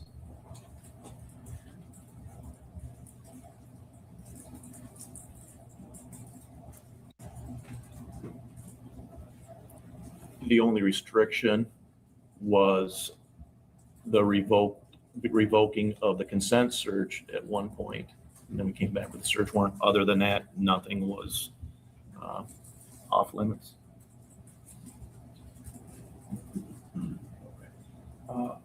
What did your first conversation with Zach consist of? Confirming that he was on a bank account, making it legal for us to access the bank account from Zach on his mothers to see if she is using a credit card, getting gas or anything else.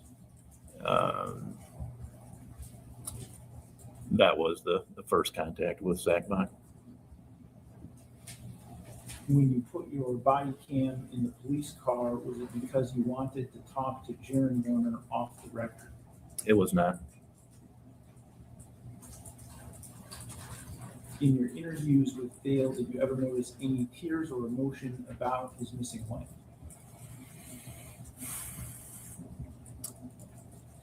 Tears, no. Emotion, yes. All right, Ms. Wise, do you have any follow-up questions you want to ask on those issues?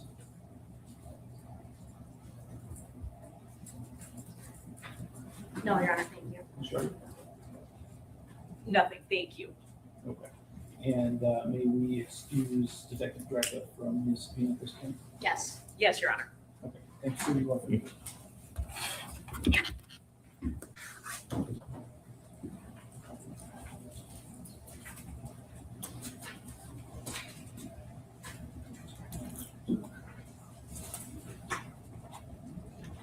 Parties don't need 4:30 at this point, so we're going to break for today. We will be back Monday morning and start at 9 a.m. So let's be here shortly before then.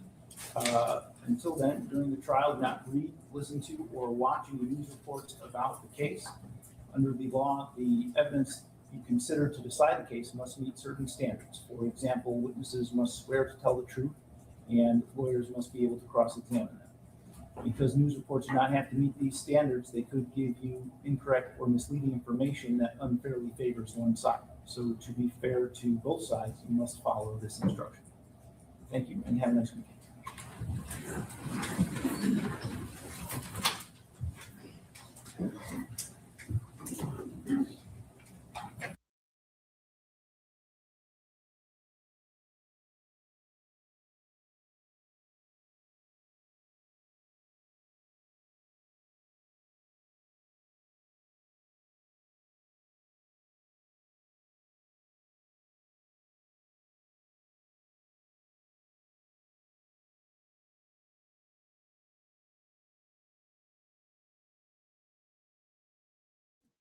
And we're back. Let's go. Date 11. Let's just fire it up. Let's do it. Unmute it. Doodle-doom, doodle-doom, doodle-doom, doodle-doom. I'll find where they start sometimes.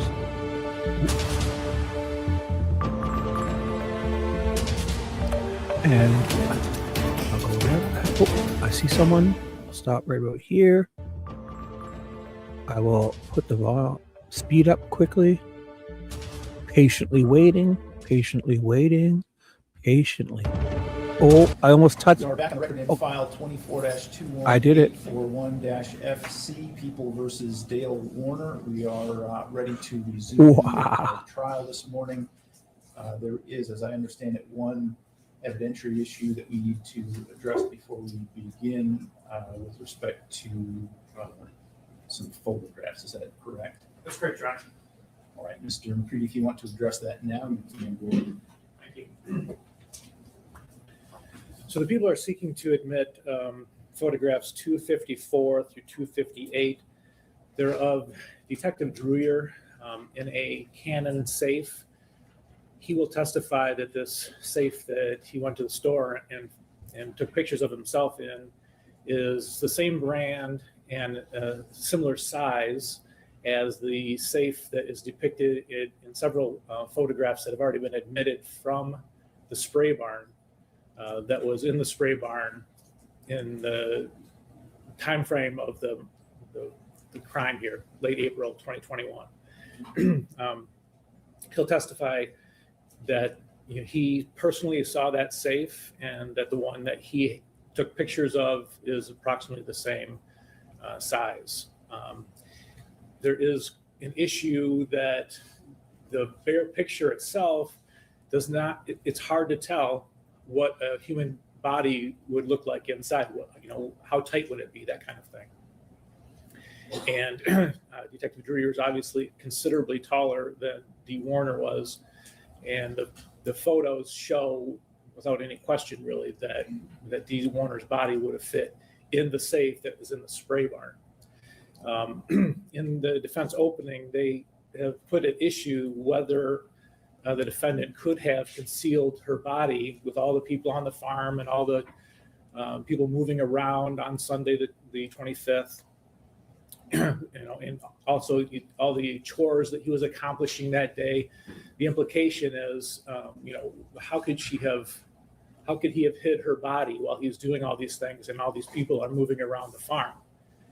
And the obvious answer from the people's side is he put her in that safe, which is in the spray barn, which is where our theory of the case is that he put her in the JCB at around 7, and then he welded her, and he took her to the spray barn at that point in time, and that he welded her in the tank later that afternoon. And so our answer for the time in between is that she's locked in the safe. We also have a clip that's already been, or a part of an interview that's already been introduced where he,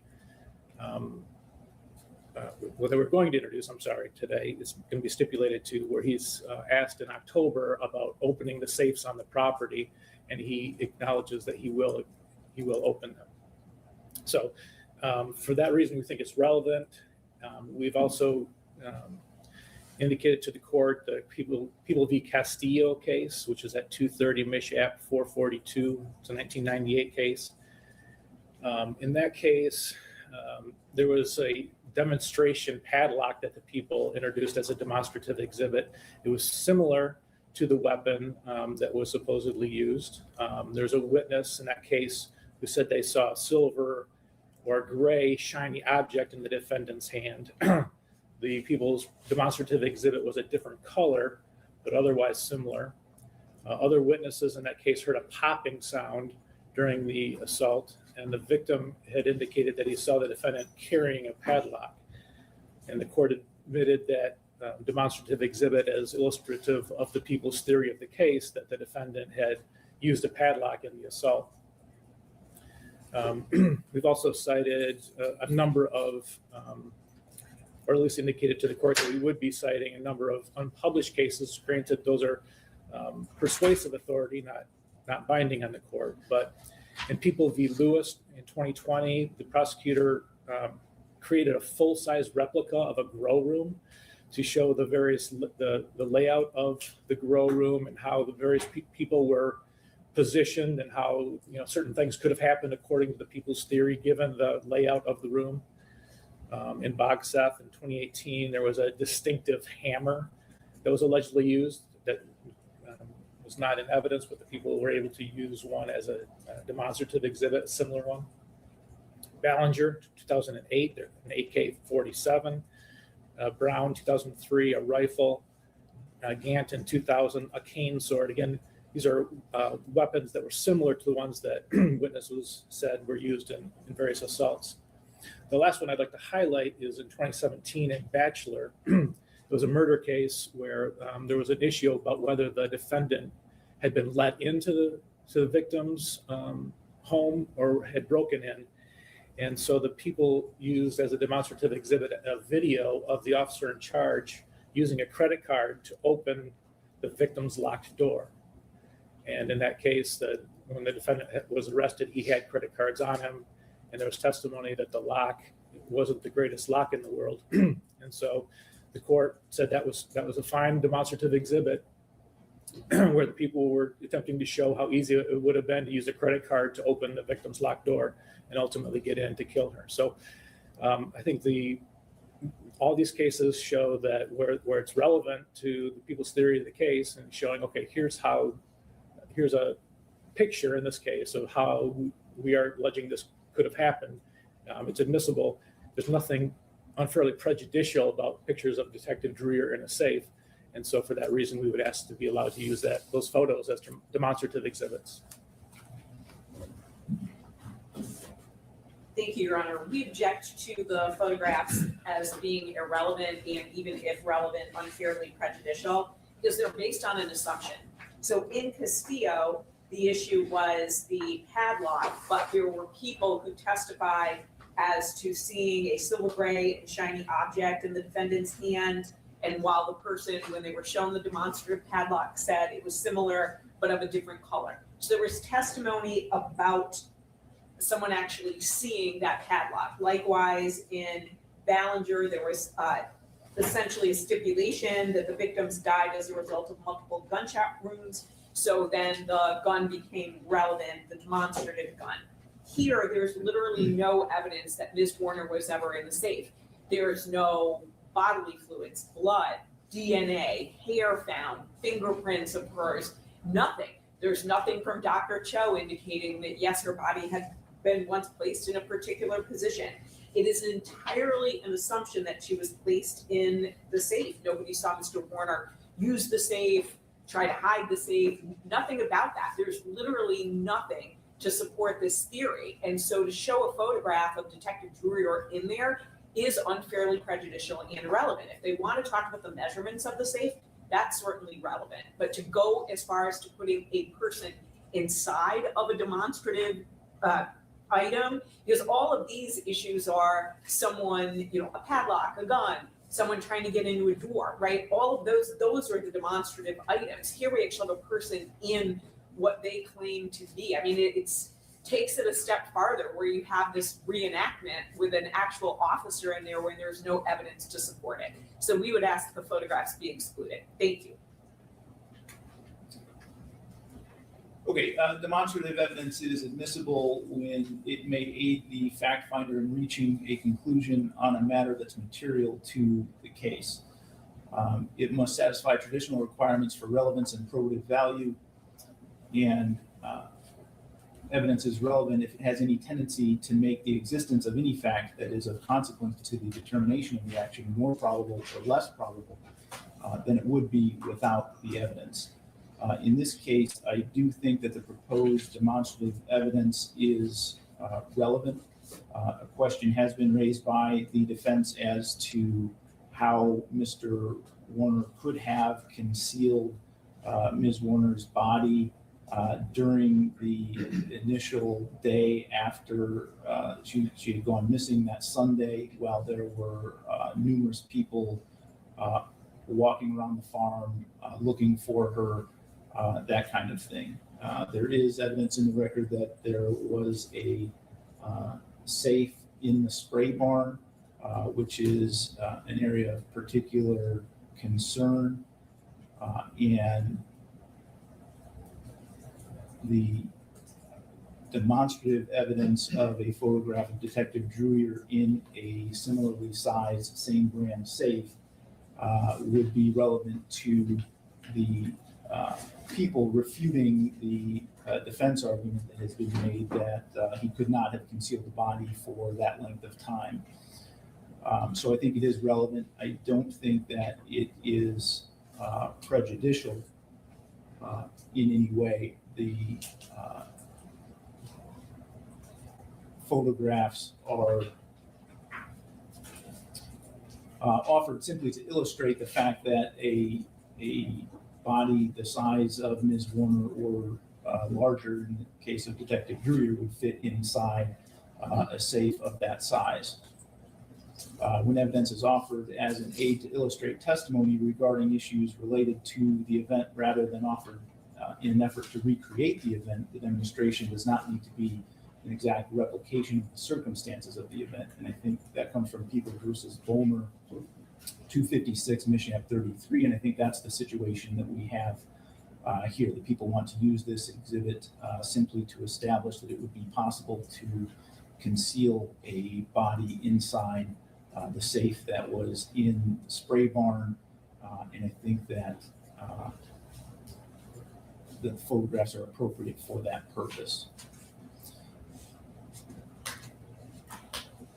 There does appear to be substantial evidence that would attest to the similarity of the exhibit and the item actually used, presuming that Detective Drury testifies in the way that Mr. McCready indicated that he would testify, in that the safe was the same brand and similarly sized to the one that was observed in the spray barn. I don't think there's any reasonable likelihood that the jury could fail to understand the demonstrative nature of the evidence. I've seen the photograph. It's just a photograph of Detective Druyer inside the safe. And so I don't think there's any, you can clearly see that it's a store in the background. So I don't think there's any risk that the jury would consider it as anything other than a demonstrative exhibit. And the opposing party, Mr. Warner's attorneys in this case, will have an ample opportunity to cross-examine Detective Druyer regarding this demonstrative evidence. And I think that's the appropriate forum for the defense to point out all of the things that they have pointed out in your argument that this was prejudicial. And so I think cross-examination is the appropriate forum for that argument. So having said that, I do think that the photographs are admissible for the reasons that I've just laid out. Is there anything else we need to address on the record this morning before the jury is brought back in? We have stipulated to Exhibit 305, which is a body-worn camera from October 11th, 2021. That's correct. Okay. All right, we're ready for the jury.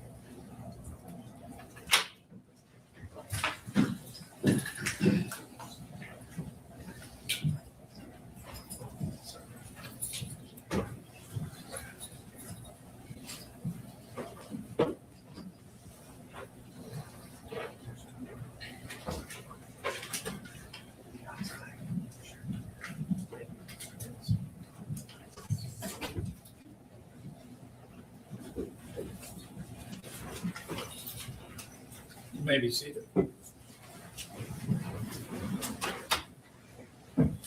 right, welcome back, ladies and gentlemen. People may call their next witness. The people would recall Detective Lieutenant Daniel Druyer.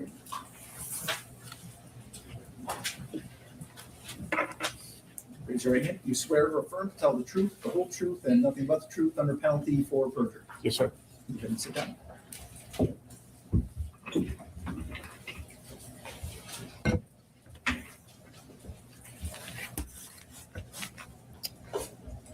You've already stated your name and spelled it for the record, so I'm not going to have you do that again.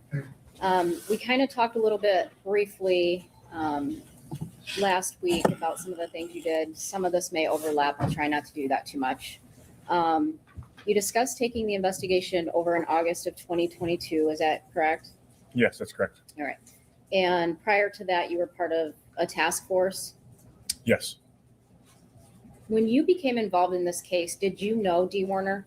No. Did you know Dale Warner? No. Did you know anybody involved with the case as far as citizens went? No. In approximately April or May of 2022, did you assist the Sheriff's Department in doing a search warrant for Munger Road? Sorry, I missed his name. I gotta get it. I'll do better. I'm sorry. I'll get us back. I need his name.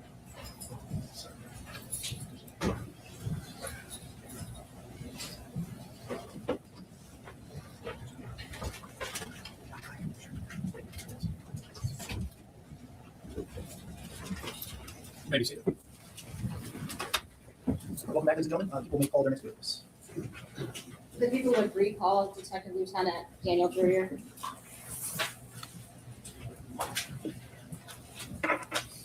Raise your right hand. You swear or affirm to tell the truth, the whole truth, and nothing but the truth under penalty for perjury? Yes, sir. You can sit down.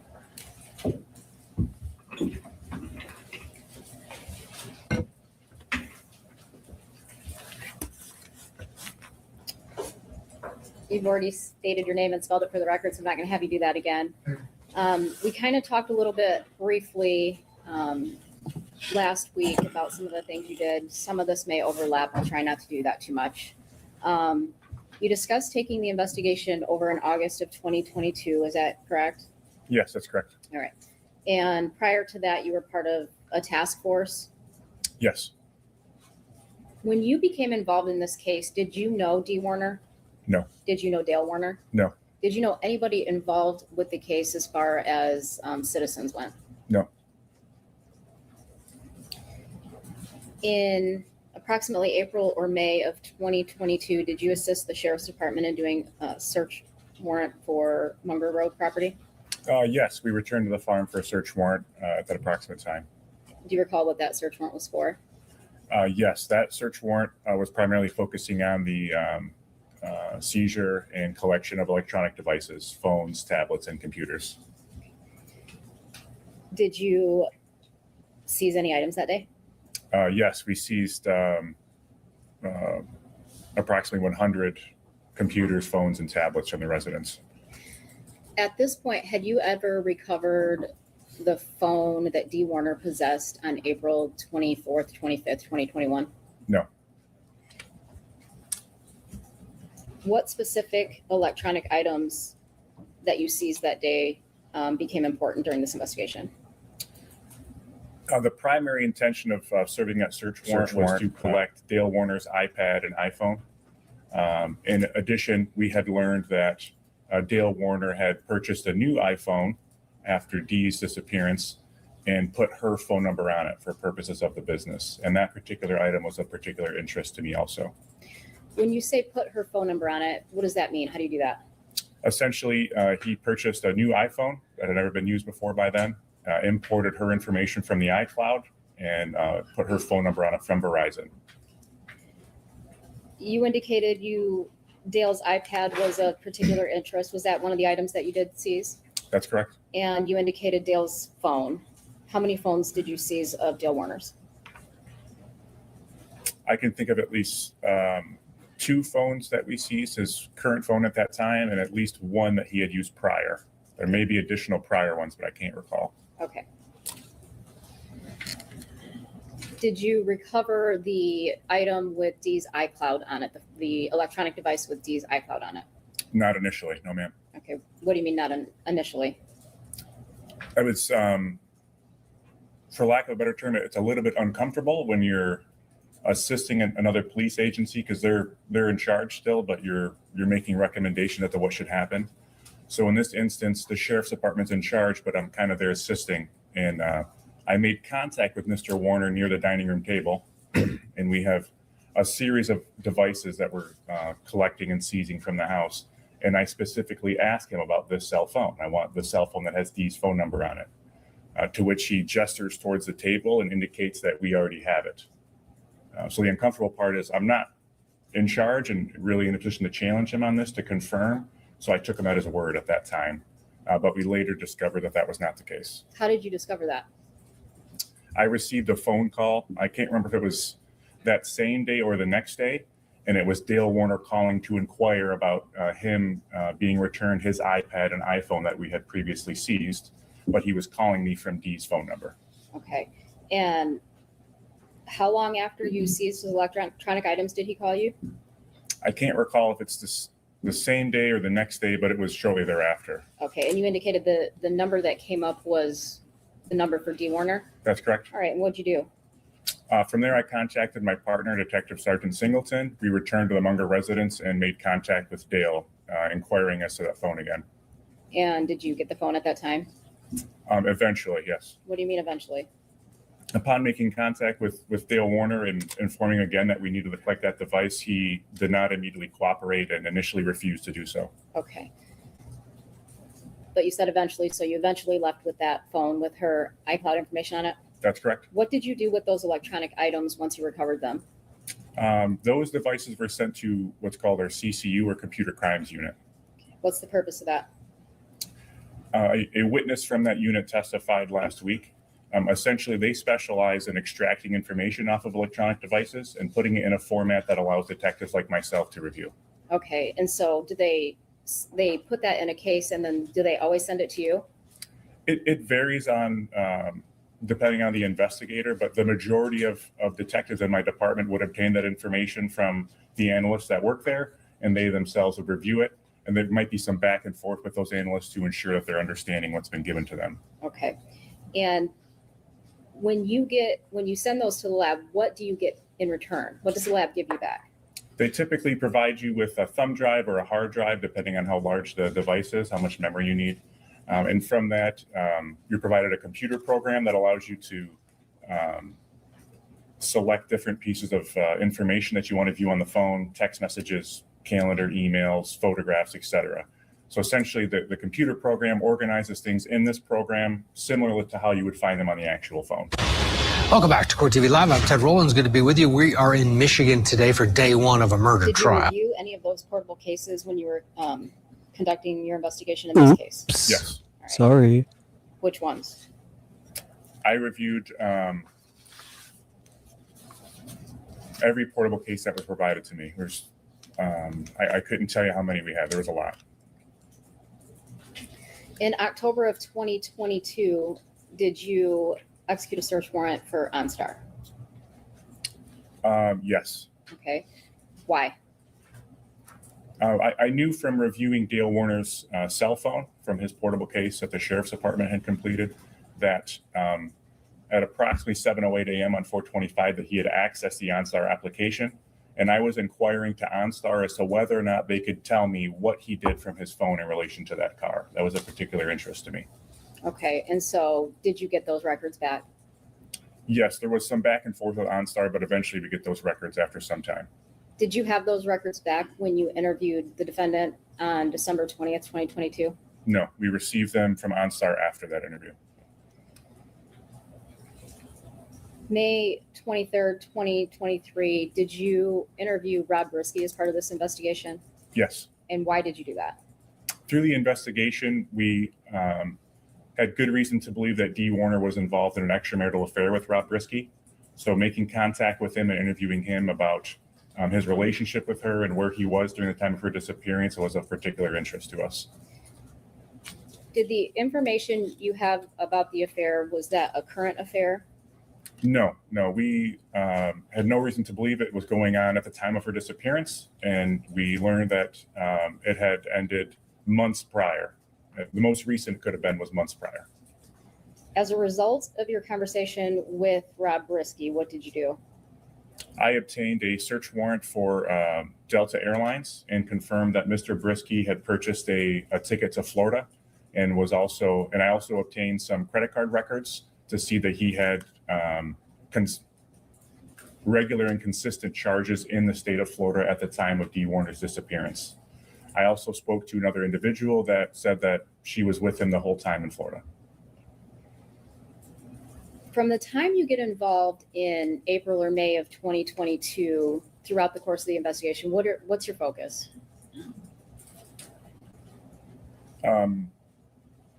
Throughout my time in this investigation, it has been focused on finding Dee Warner. So that could be in a number of different ways. If she's alive and well somewhere, obviously we want to find her. If she's not alive, we still want to locate her. So essentially discovering what happened to her, what caused her disappearance, and where she physically was. When you're looking for Dee Warner, describe the person you're looking for. Dee Warner is approximately 5'3", weighs approximately 140 pounds, with blonde hair. Throughout the course of your career, have you investigated suicides? Yes. Approximately how many? In the multiples of tens, I wouldn't quite say 100, but numerous. Okay. What about natural deaths? Yes, probably a similar figure. Homicides? A little bit less, but a similar figure. Yes, ma'am.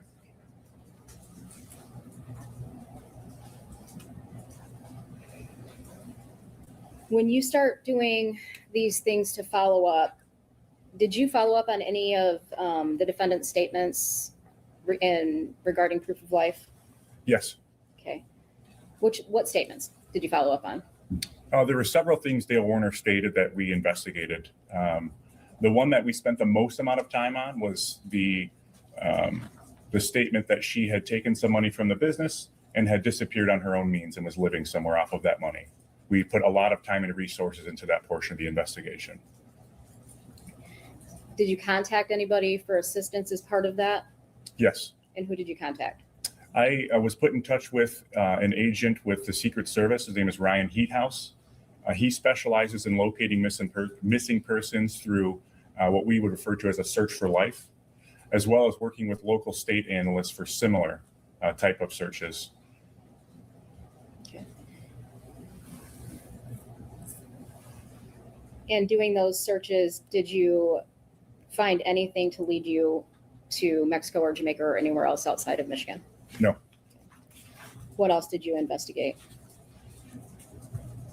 As far as Mr. Warner's statements? Correct. Another statement he had made was that Dee Warner had a prescription drug problem, and perhaps that had something to do with her disappearance. What did you do to investigate that? There were several things that I did to look into that matter specifically. One, I did search warrants and reviewed her Blue Cross Blue Shield usage, which is what her insurance coverage for her prescriptions, as well as her CVS records where she primarily filled those prescriptions. Separately, I reviewed records from something that is called MAPS. MAPS is a database that's used by healthcare providers and pharmacists to ensure that people aren't going to multiple doctors to get the same type of drug. It's something to help prevent people from abusing prescription drug programs. You can't go to Dr. A, B, and C and get oxycodone or Vicodin from each of them. Okay, and where did your investigation with the pills lead you? I found nothing that would indicate any signs of abuse of any scheduled narcotics. What other statements of Dale Warner's did you follow up on? We put a lot of time and investigation into the things that he did on the morning of 4/25. Okay. I'm going to go back just a little bit. Did you investigate the statements about a second phone? Yes. All right. What did you do to investigate a second phone? Dale Warner's statements that Dee may have had a secret phone was of particular interest to us because as her primary phone showed no communications with anyone that would lead us to believe that she summoned someone to come and get her on 4/25/21. So discovering if this other phone existed and if she could have possessed it was of particular interest to us. So through several search warrants, I did several things to try to obtain this information. There is something called a Google geofence.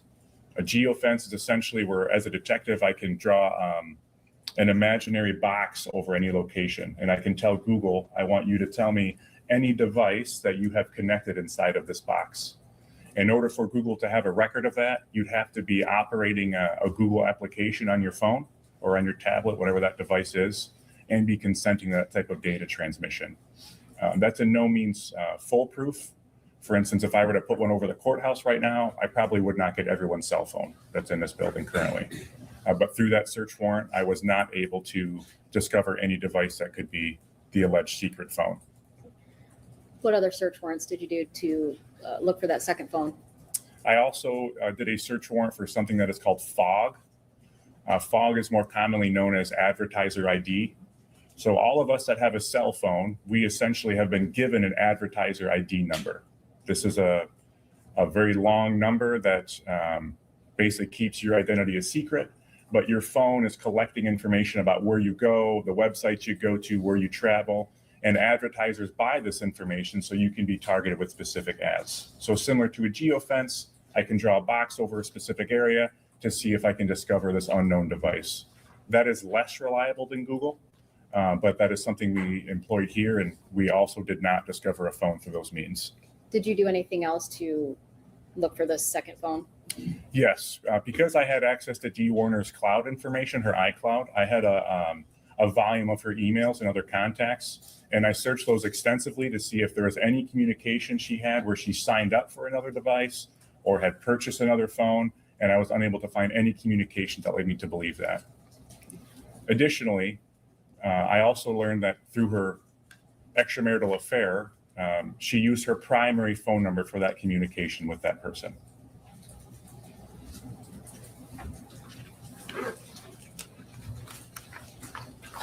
Why was that important to your investigation? In my experience, the assertion that somebody may have a secret phone could be indicative of someone having an extramarital affair. So for someone to have an extramarital affair, but be utilizing their everyday phone number that everyone else would have would indicate that that secret phone is less likely to exist.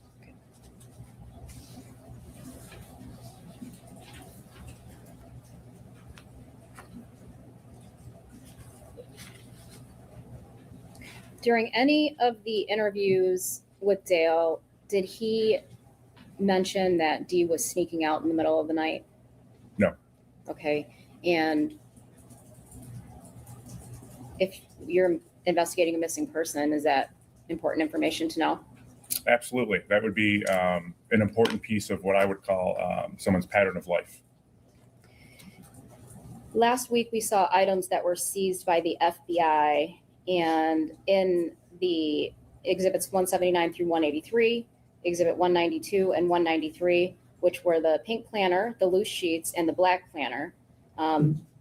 He indicated in there on March 21st, 2021, that Dee Warner had snuck out in the middle of the night, correct? Yes. All right. Same thing on March 23rd, 2021, correct? Yes. And both of those had a time frame of after 2 o'clock in the morning, correct? Yes, ma'am. And did you do anything to look into that claim? Yes. As viewing that in Mr. Warner's notes, I did a comparison for the usage of the OnStar application and saw that he did not check her location at those times, which I found to be interesting. I'm going to show you People's 224, which is the OnStar record, SRT 110, page 78. Is that the record that you're referring to that you looked at? That's correct.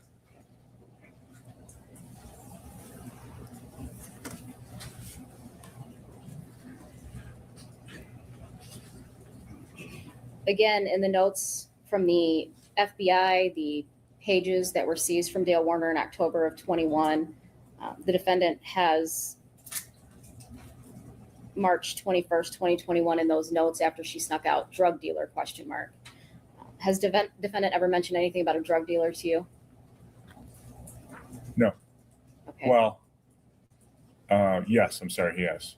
Okay, to you or during the course of the investigation, or? Well, I guess I might maybe paraphrasing. He didn't use the term drug dealer. I think he used the term drug cartel.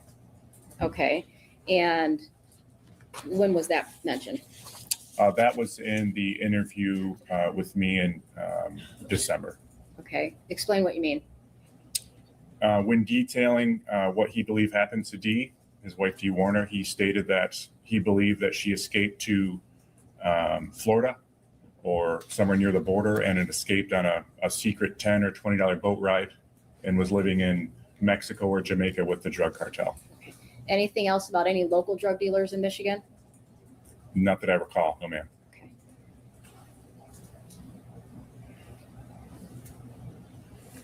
During any of Dale Warner's interviews, did he discuss Dee having nightmares or talking in her sleep? No.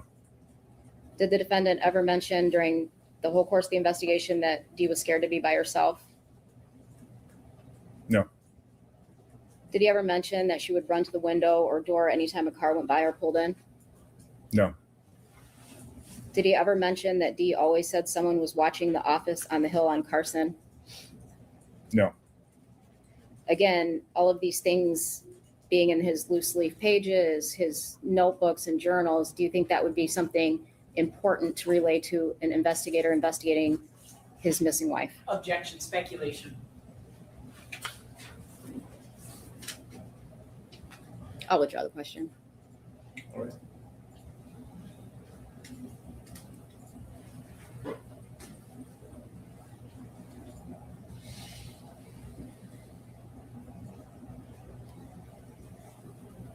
Do you ever mention anything? Did the defendant ever mention anything to you about Dee being paranoid? Yes. Okay, and what was that? He made a statement during one of his interviews that when asked about tracking the Hummer, using the device in the Hummer, that Dee was just paranoid. Did he mention he was not, in fact, tracking her? That's correct. That was his statement about that device.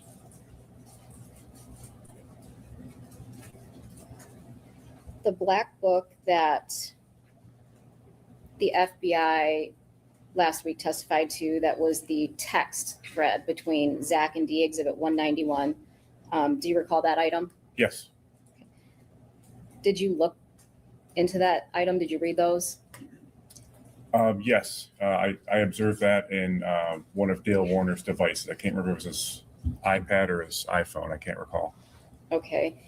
And when did you observe that item in the phone? When did I observe it? Or I apologize. Let me reword that. When did you observe that item in his Dale Warner's device? You didn't say phone. I said that. I'm sorry. the date that I saw it, or the date that it was in the phone? The date that it was in the phone first. It was in. It was placed on the device in December of 19.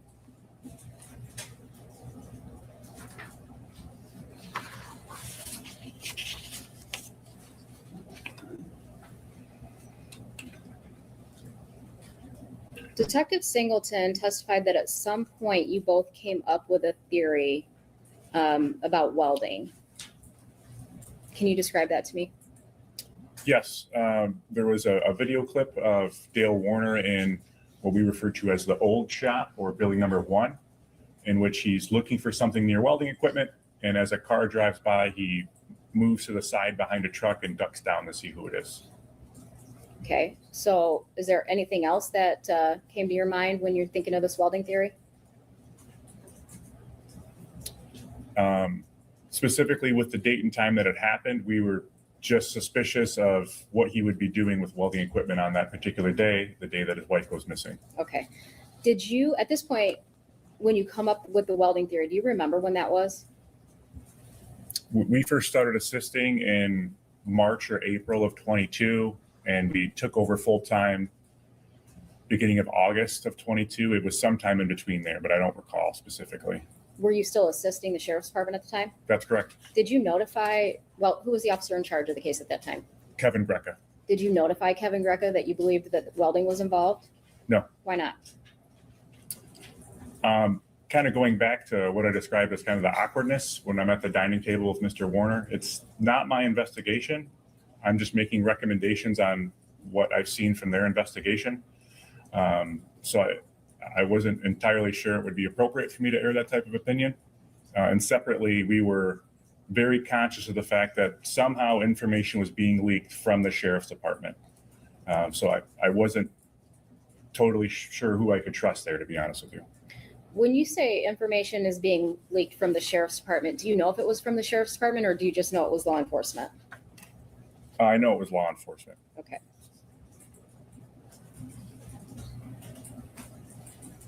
Did you ever ask the defendant about welding during your December 20th, 22 interview? No. Why not? One, we still didn't have any reason to, it wasn't this aha moment as my partner described it. It was just something that was peculiar. And in every homicide investigation I've worked, there are certain facts that only the culprit would know about. And so you want to keep those pieces of information very close to your chest, because once you say it, then everybody could know it. So welding specifically, if it was involved, that wasn't something we were comfortable with confronting Mr. Warner with, based on the limited information we had at the time.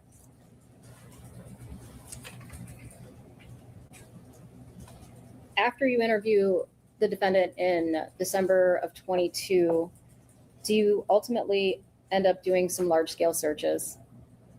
Yes, in May of 2023. Okay. And again, approximately how many acres did you search? I believe it was over 3,000 acres, but I don't have an exact number. What land did you search? Whose land?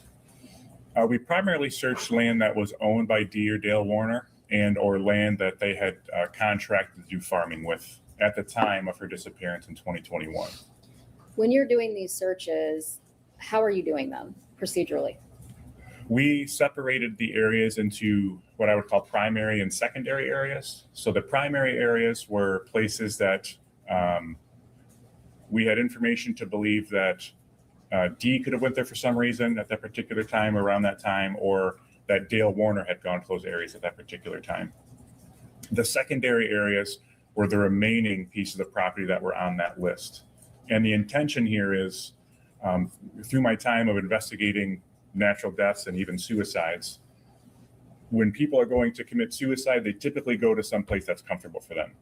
So in our mind, we wanted to make sure that we went to all of these properties to ensure that she didn't come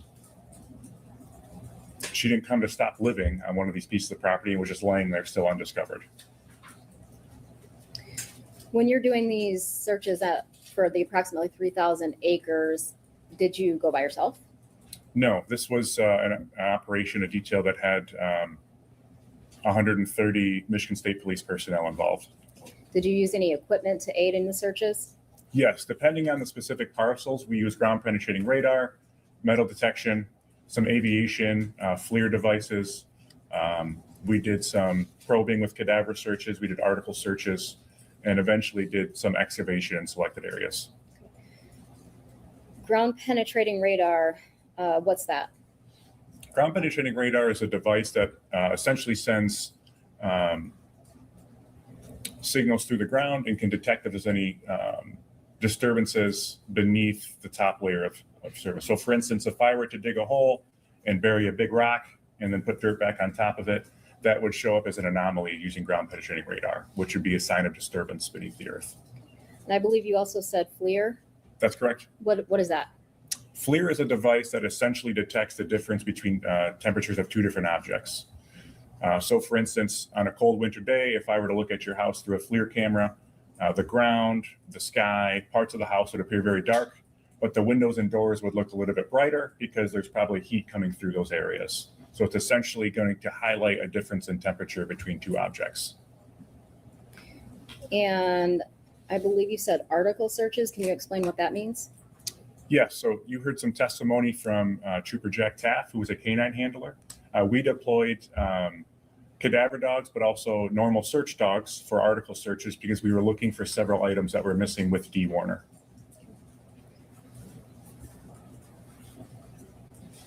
What items were you looking for? She was known to be missing with her purse, her phone, her passport, her driver's license, what is referred to as her go bag, which had some makeup and hair products in it. And then you indicated metal detection. Correct. What were you using? We were using numerous different handheld metal detection devices on those searches. Okay. Why? We were still operating under the assumption that she could be welded inside of something and that it could be buried. And now you're thinking buried. Now you added the additional buried. Why do you think she's buried at this point? Aside from the copious amounts of land that Mr. Warner had available to him, he also had numerous pieces of heavy machinery. It would be easy to dig a hole and bury something. Additionally, I had discovered a Google query on his phone. I'm sorry, on his iPad. On his iPad. Okay. And why did that Google query make you think that it was underground? The specific thing that was queried through Google on his iPad was, I'm slightly paraphrasing, but what to do with a 1,000-gallon IP tank. So the information I had in front of me from that portable case we discussed earlier is it shows me specifically what was searched. And in this instance, I also had a link to what was eventually clicked on. When I clicked on that link and viewed the video, it was essentially instructions showing you how to bury a tank of that size.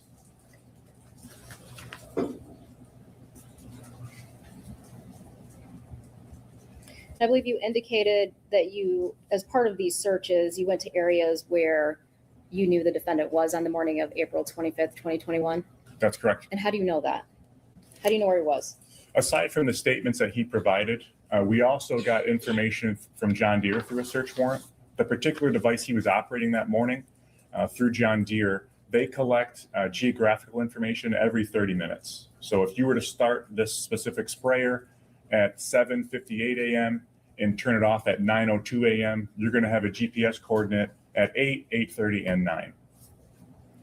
Based on the records that you reviewed for John Deere, where did you search? The priority areas based upon that,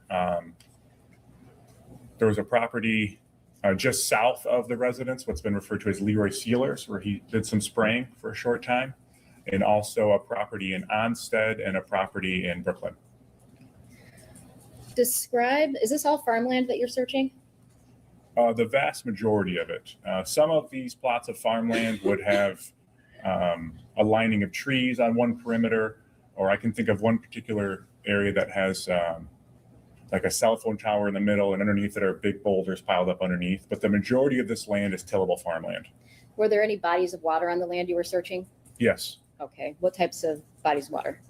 These pieces of property had little runoff creeks, streams, ponds, bogs. There were a few properties that were maybe not a part of this search, but almost as big as a small lake.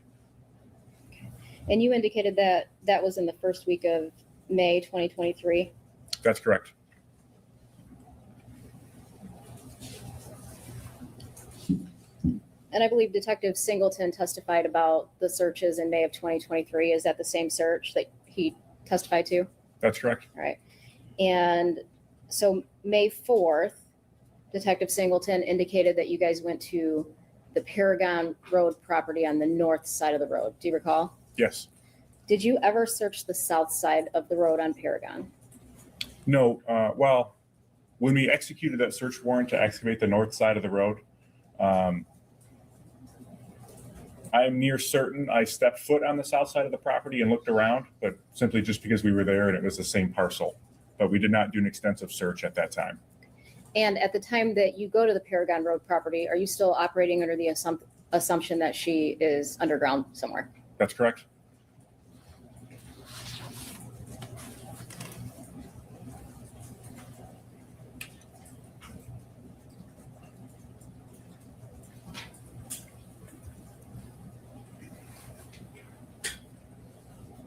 In January of 2024, did you return to the Munger Road property to do some type of reenactment? Yes. For what? Specifically at that time, I wanted to see what you could do specifically with the front end loader, or also known as a JCB. Those two things are the same. If you were to pull it to that back door. Additionally, we did some experimentation with Dale's commercial sprayer that he was driving that morning. That's separate. We did some experimentation with a separate sprayer of a similar nature somewhere else. Okay. I'm going to show you People's Exhibit 122. Was that part of your January 2024 reenactment? Yes. So that is the exact JCB that Dale owned on 4/25/21. And why is it located here? That is where Dale Warner indicated that he parked it when he returned to the house. People's 123. What's that? That is the same position it was in the previous photo, but in this instance, I took the photo from the side to see the bucket. I should note the bucket was capable of getting all the way up to the door, but our operator was a little worried about leaving some damage behind, so we just got it here instead. Okay. You also indicated you did some kind of reenactment with a John Deere sprayer. Yes. Okay, and why did you do that? For two different reasons. Are you referring to when we used a sprayer that was not Dale Warner specifically, or specifically his sprayer? You mentioned it. I located someone totally unrelated to this case that had the exact same commercial sprayer that Mr. Warner did. And I was curious to know if you could travel the distance necessary and spray the ground necessary in return in the time frame that he left initially on that morning. So essentially, he leaves the first time, states he goes to Leroy Sealers, sprays 10 to 12 acres roughly, and comes back. I was curious to know if you could do that exact thing in that time frame. Okay, what'd you find? We found that that was possible and within the allotted time necessary to do so. Okay. At some point in time, you start looking into tanks. Is that accurate? Yes. And approximately when is that? That is June of 24. Okay. And what specifically were you looking for when you're looking for tanks? at that time, I felt as though we had exhausted the type of searching that we could do. So to revisit this welding theory, I decided to try and discover what metal objects were on the farm at the time of 4/25/21 that could have disappeared and somebody would not notice. So in other words, if she was put inside of something metal and welded, what could have been used that people wouldn't have reported, hey, wait a minute, this is missing now, which ultimately led me to the search for anhydrous ammonia tanks. So at this point, have you given up looking underground and now shifted to above ground? I wouldn't say that we had given up on that, but we had done so much searching beneath ground that aside from a particular tip coming in or someone discovering a new piece of information, those would be the only two things that would move us to do any more digging, if that makes sense. Okay. As you're searching, when you decide to search for anhydrous tanks, was there anything you had to do to prepare to do that? Yes. What did you have to do? I had a very primitive understanding of what anhydrous ammonia was. The extent of my knowledge on it was simply from my time in the police academy when they show you how dangerous it can be if you inhale it, and it can cause death. So as a road trooper, they want you to be aware of that in case you encounter a crash and that gas is involved.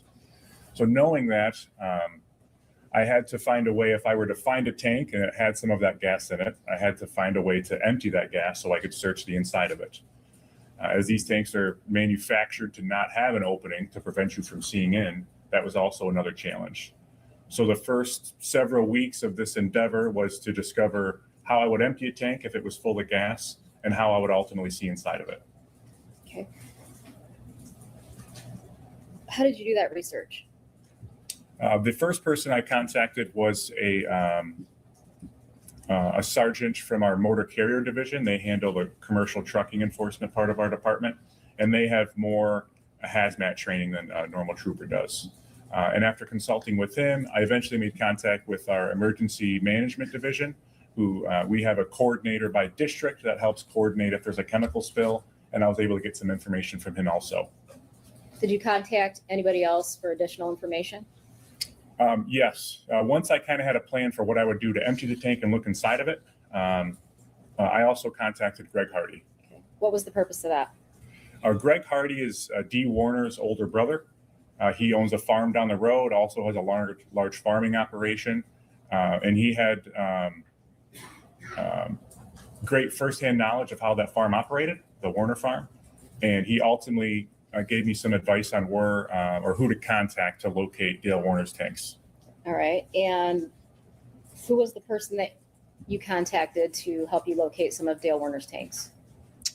I can't recall the individual's name, but essentially I came to learn that at some point around that time, he had rented numerous tanks from Dale Warner. So the information provided to me was that this person rented a bunch of tanks and kind of had free reign of a dozen or so of Dale Warner's tanks. Okay. And based on the information you got from that person, did you do additional search warrants?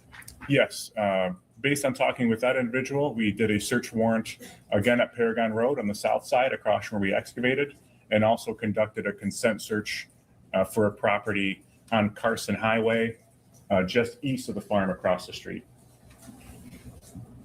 And I believe you already testified that you found tank 34 in that Paragon property barn. Is that accurate? Yes, ma'am. All right.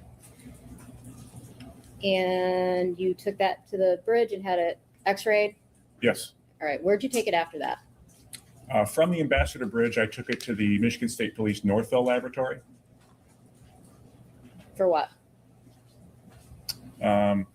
Ultimately, at the time, I was trying to find a place I could store it, which is a different story, but eventually they agreed to process the exterior of the tank for fingerprints. Okay. When you say they, are you talking about the lab personnel? That's correct. All right. Where'd you take it after that? From there, it was escorted to the Michigan State Police Monroe Post for secure storage until we could, at this point, it's 7 or 8 p.m. So we weren't unable to get into the feat of opening the tank. So we stored it overnight there until we could start the next morning. You arrive the next morning. Who do you bring back with you so that you can open this tank? Although I had scaled the tank the previous day to confirm the weight and give me an indication if it was empty, and I had x-rayed it, which also showed there was no gas in it. Otherwise the x-ray would have been solid. I still wanted to make one more confirmation that the tank didn't have any gas in it. So we contacted someone that works in that field locally, an independent contractor who came to the post to aid us in an evaluation. Okay, and did he observe that tank? Yes. What did he do to determine if it was empty?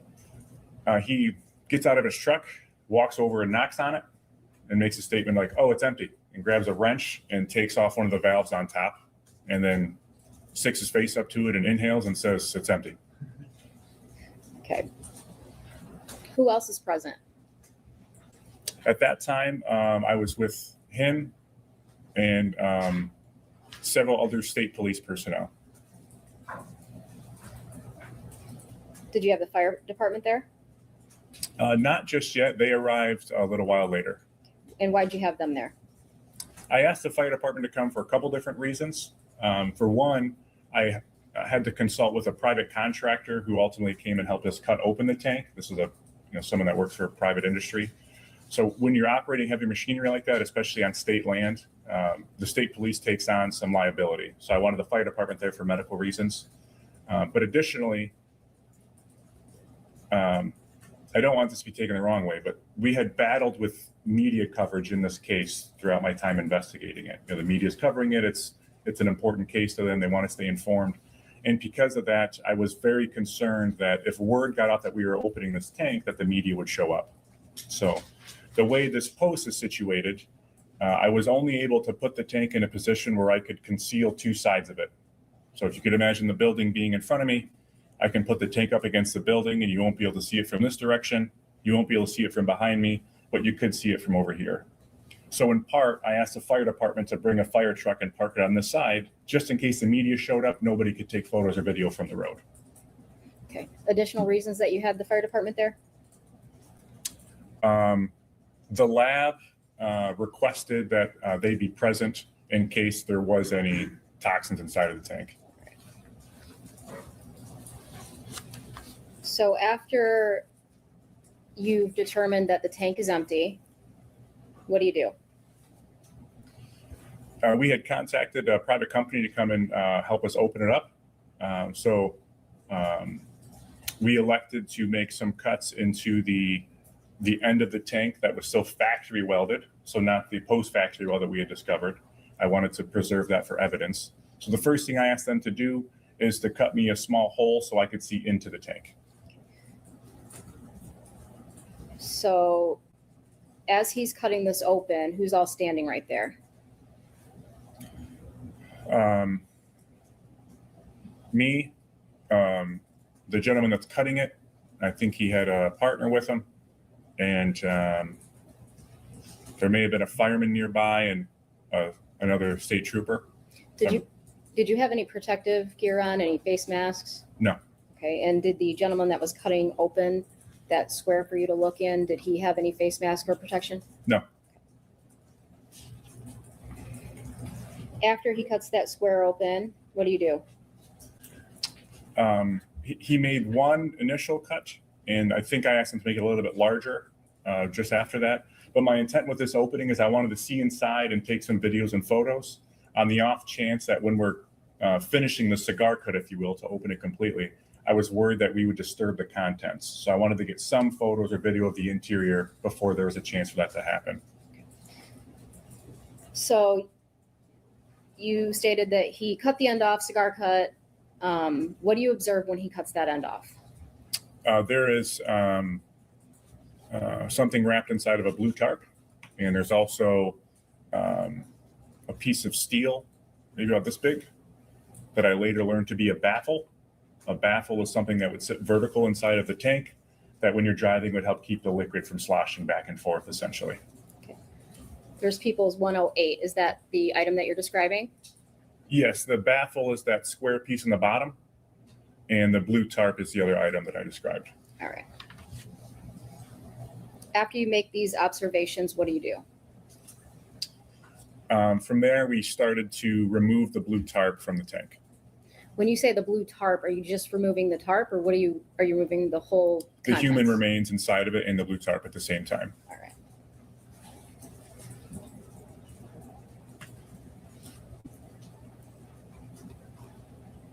Who else was there when you were removing the body from the tank?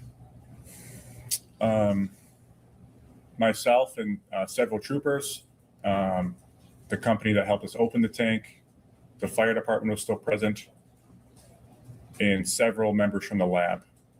I don't recall anyone else. Was there a medical examiner investigator that was present? Yes, ma'am. Thank you. Okay. After you pull her body out of the tank, what do you do with it?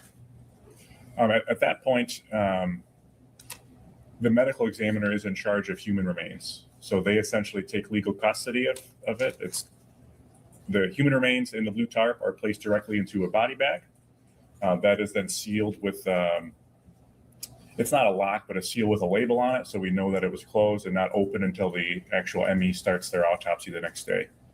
And from there, it's escorted to the medical examiner's office in secure storage.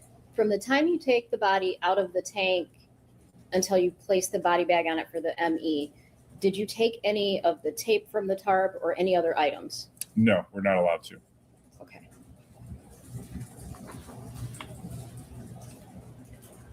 After her body was removed from that tank, did you look inside the tank?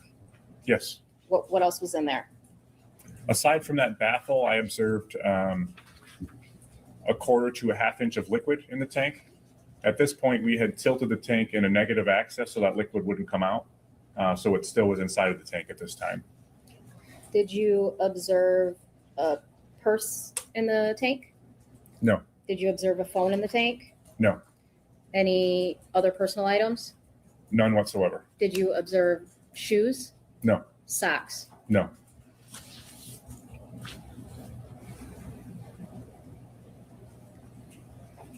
Did you attend the autopsy?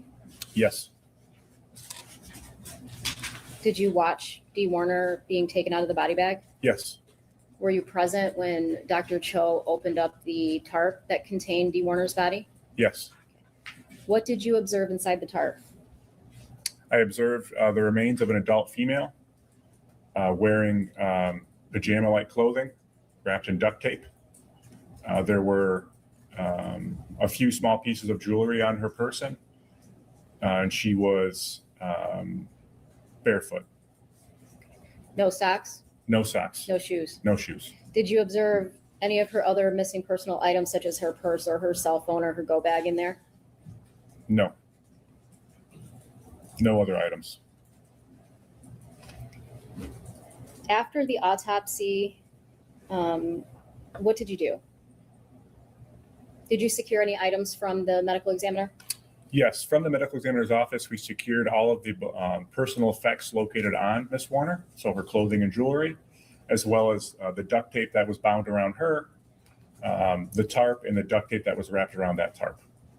Did you send any of those items to the lab? No. Why not? There's several parts to that answer. So in general, before you can submit something to the lab, you have to wait until it is dried. So for instance, just as an unrelated example, if you were to have someone that was stabbed with a knife and they were to have blood on that shirt, we can't send that to the lab while it is wet. We have to hang that somewhere to dry before we can send it for examination. In this instance, we took all of those items and hung them to dry in a secure storage area. Lab personnel came to that secured area to review those items with us, and based off of the current state of those items, they essentially would not dry. We were unable to process anything that was inside of the tank around her person because of the condition that it was in. I'm gonna have, can you hand him People's Exhibit 234?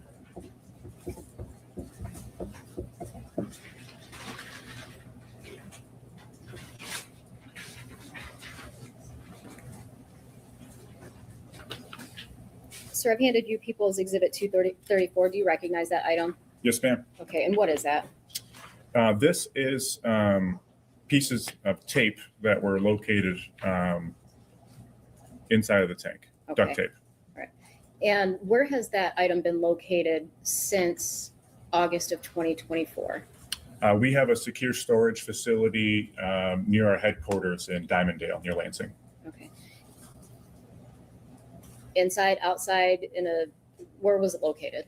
It's been in a large steel shipping container. Essentially, all these items have been hung to dry essentially since then. And is that duct tape, is that dry today? It is dry. So in order to present it to court, it has a very strong odor. So I couldn't put it in a paper bag or produce it outside of this plastic bag. In order to prepare it for presentation today, we have attached it to this piece of cardboard just so it would stay upright and sealed it in this plastic. And just from sealing it in the plastic within days ago, you can see some mold and bacteria growth because it's still moist. It's still not dry, unfortunately. And is that why you cannot send that item to the lab? Because it refuses to dry. Yes, ma'am.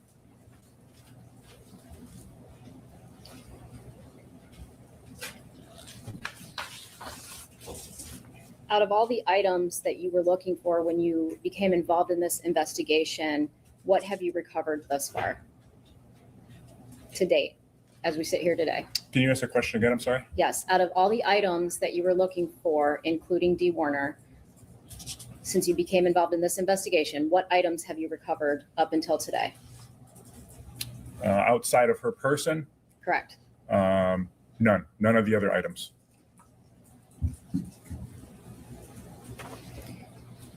After you discovered D. Warner's body, did you reach out to somebody to ask questions about the welds? Yes. And who was that? I made contact with a welding expert by the name of Justin Schmidt. How did you get Justin's contact information?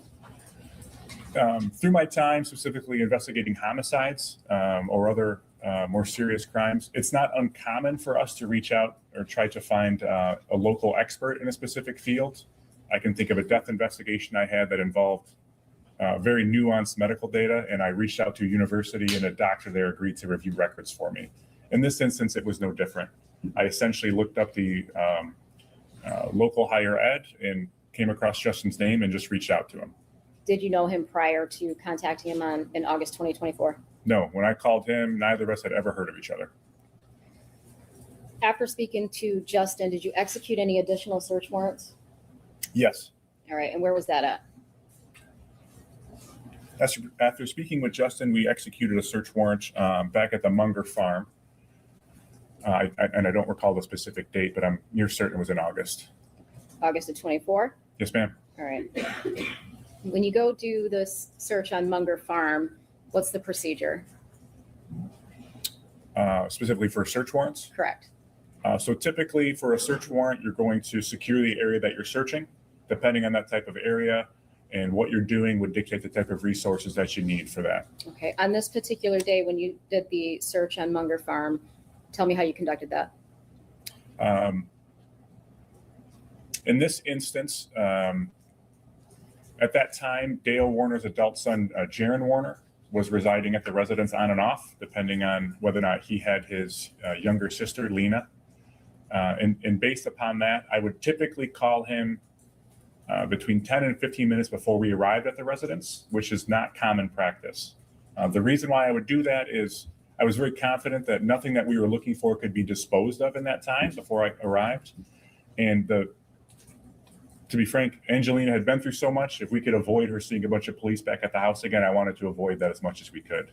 So in this instance, I did something similar to that. What items were you looking for when you went back to the Munger Farm? When we go back to the farm, we wanted to thoroughly investigate the type of welding equipment that was available, as well as chains, hooks, tarps, duct tape, paint. Okay. And I feel like I'm forgetting something. That's all I can think of now, ma'am. Oh, excuse me. Decals that were on the tank, as well as there was a handwritten note on a tag that was tied to the tank. I wanted to see if we could locate those also. I'm going to show you People's Exhibit 109. Where is this at? That is in what we call the spray barn, which is also known as building number 7. So you are standing on the south side of the barn, looking south. So there's a big bay door. If you're facing the bay door and looking to your right, that's where those shelving units are located.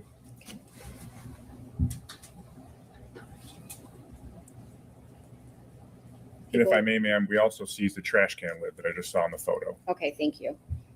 People's Exhibit 110. That is one of the cabinets that was previously pictured. And if you look in the door pocket down to the left, there's a dark blue container. Inside of that is a roll of black duct tape. Can you hand them People's Exhibit 111?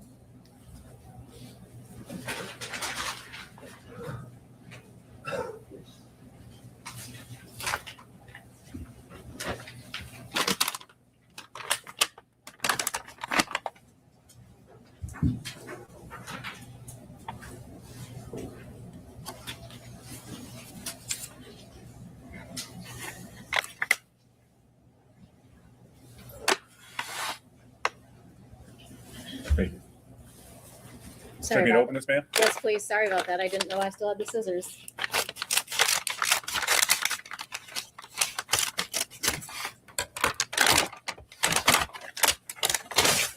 Roll of black duct tape. All right. And did you observe, where did you find that particular roll?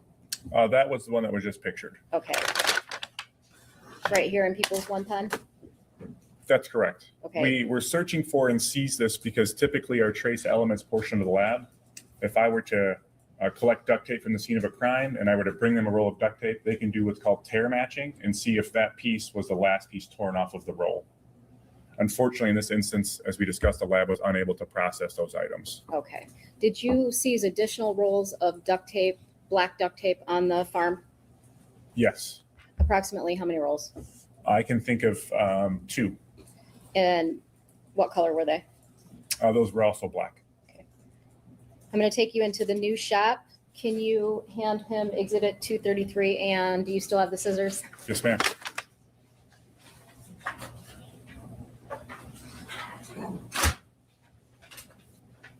Thank you.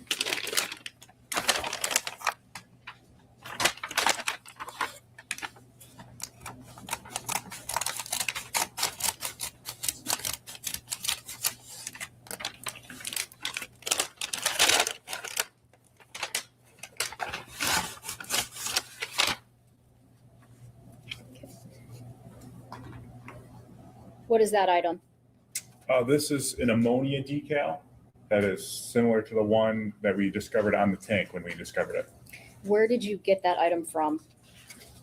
There was a storage desk, kind of looked like a drafting table with wide, narrow shelves. And inside of those drawers, not shelves, I'm sorry, inside of those drawers were a series of stickers just like this inside of the new shop, which is also known as building number 5. I'm showing you what's been marked as People's 116. Is that the location that you found those? Yes, ma'am.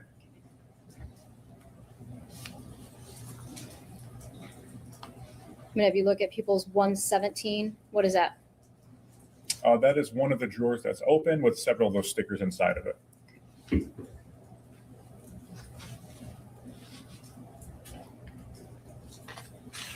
you hand him Exhibit 119, please?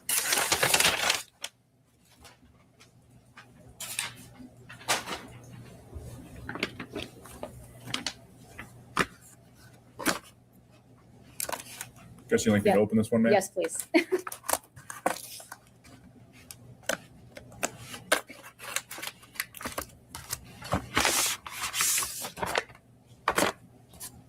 Can you identify what that item is for me?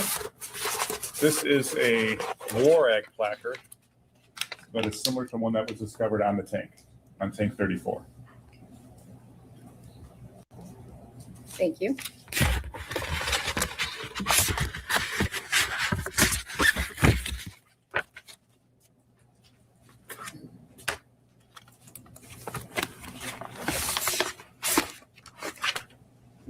I'm going to have you look up at the screen at item People's Exhibit 120. Do you recognize that?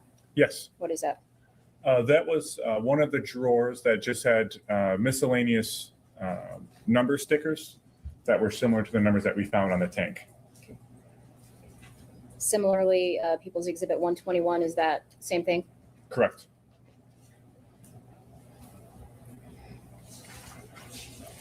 Also in the old shop, People's Exhibit 159. What is that item? That is the welder that was previously described and testified to.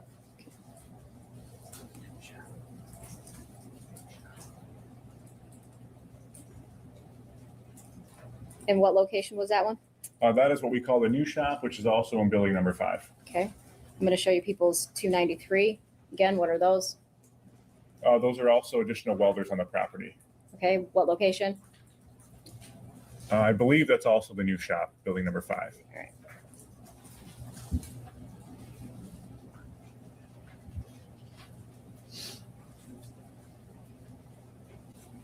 I'm going to show you people's 115. What is that? That is inside of the old shop. So building number 1, kind of right where the number 1 is on this map, is that small narrow corridor that leads to a small office. And within that office, I'm going to have Craig Lee hand you people's exhibit 304.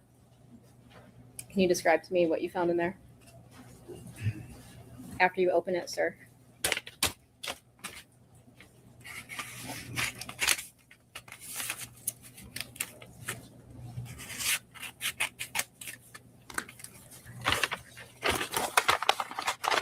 Inside of that office, we located numerous of these manila tags, which match the type of tag that was on the tank with the handwritten note on it. On tank 34? That's correct. Okay.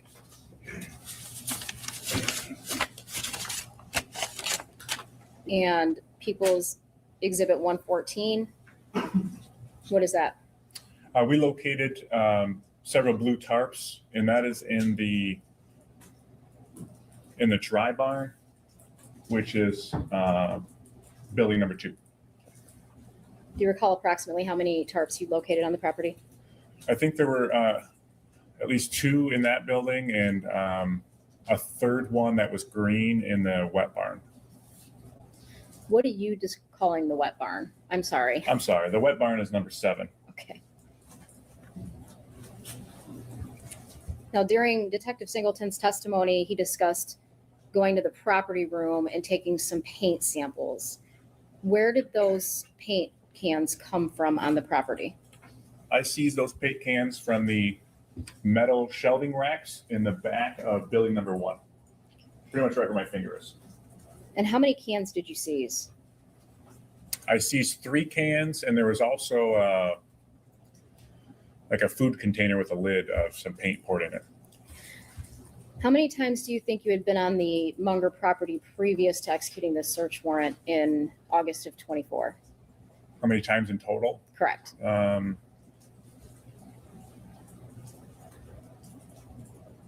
Between 6 and 10, maybe, roughly. Had you been in the old shop previous to August 24? Yes. All right. Had you observed paint cans in there previously? Yes.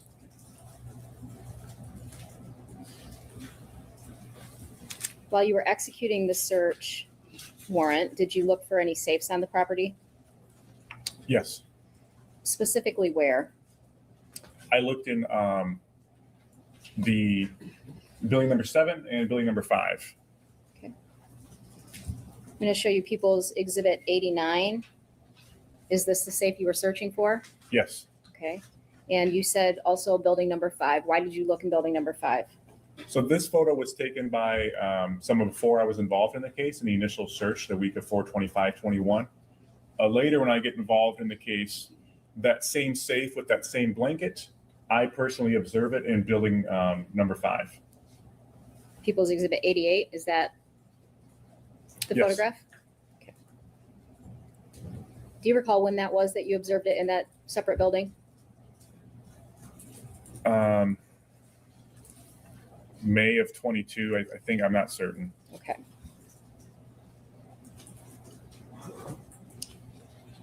Approximately how tall was the safe? I can't recall in inches, but it's up to my chest. Okay. Approximately how wide is it? It's about 5 feet wide, How deep is it? 28 inches. You indicated it stood approximately up to your chest. How tall are you? I'm 6'7". What are you looking for this safe for? What's the purpose? The reason why I was looking for that safe when we returned for that search warrant is there were not many, if any, other objects inside of building number 7 the week of 4/25/21 that you could hide a body in, with the exception of this safe. So I was in search of the safe to see for myself how easily you could remove the shelves that were inside of it and how likely or possible it would be to fit a person inside of it also. Did you find a safe that was similar to the one that you observed? Yes, What brand was it, if you recall? it's a Canon safe. Okay. And what did you do when you found the safe? Canon Safe manufactures two safes that are approximately that size, the one that was on the Munger farm at the time.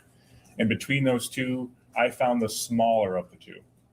And upon locating it, I experimented with removing the shelves, which I did so in 30 seconds. They come out relatively easily. And I also got into the safe to see how much room there was. You got inside the safe in the Yes, store? ma'am. Okay. Who took your photograph? The store manager didn't want to be involved, so I put it on the timer and put it on a shelf to take my own photo. All right. I'm going to show you people's exhibit 254. What is this? That's me laying inside of the safe. The safe that you've just described? Yes, ma'am. Okay. 255, The same? people's 256, The same. just a different position? Yes, ma'am. Okay. 257 That is the front of that safe. and people's 258. That is the safe when I initially opened it with the two shelves. And those very similar shelves were in the safe that was photographed at the Munger farm. Those are the ones that came out within 30 seconds or so.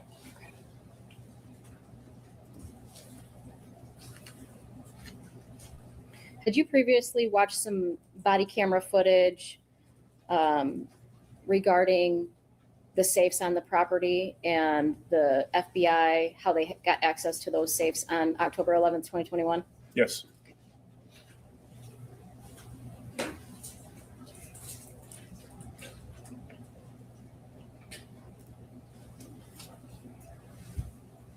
Give me 1 second.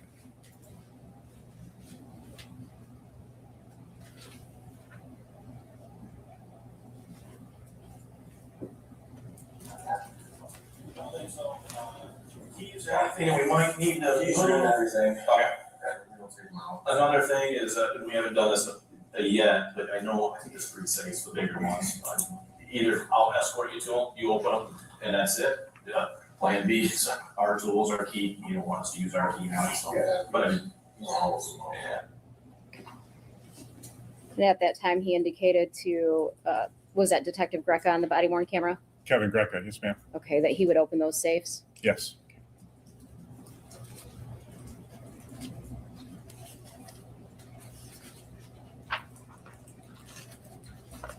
For the record, Your Honor, that was People's Exhibit 305 that I played for Detective Dreer.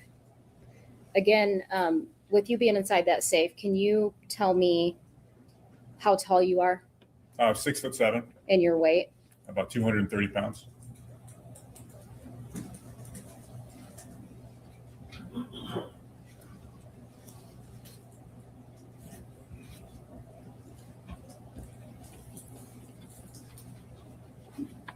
Did you indicated that when you first took the tank, you took it to the Northville lab to be processed for prints? Did you hear anything back from the lab regarding those prints?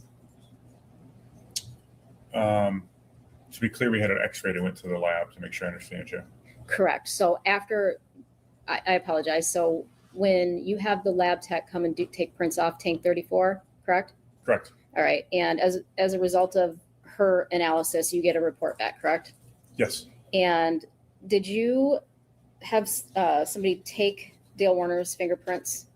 Yes, ma'am. Okay. And who was that? That was a Trooper Mead, who's an evidence technician for the Monroe Post. And do you know what he did with those prints after he took them? Yes, he provided them to me, and I delivered them to the lab for comparison.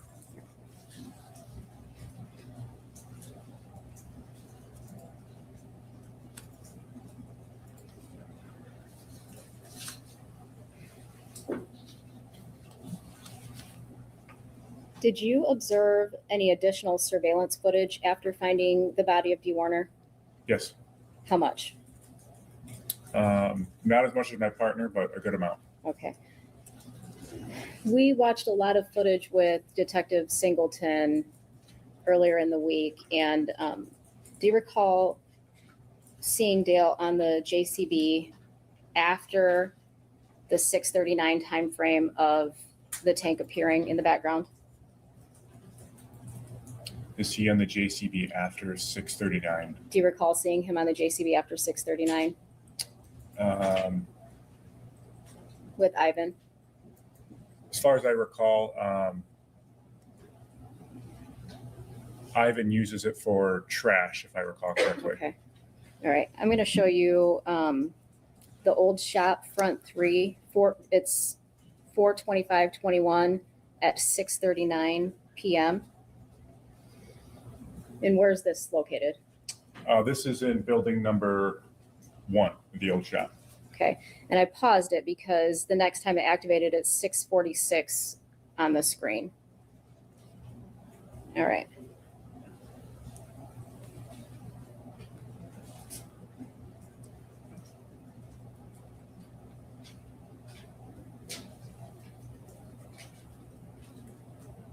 All right. And did you recognize who that was getting off the JCB? Dale Warner.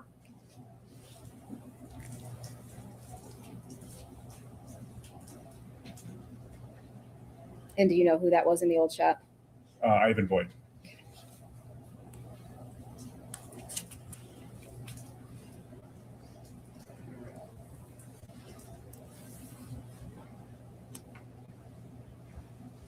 Did you look at any additional drone images or footage from the 427 search? Yes. I'm going to show you People's Exhibit 168. Was there anything during the course of your investigation that stood out to you about this photograph?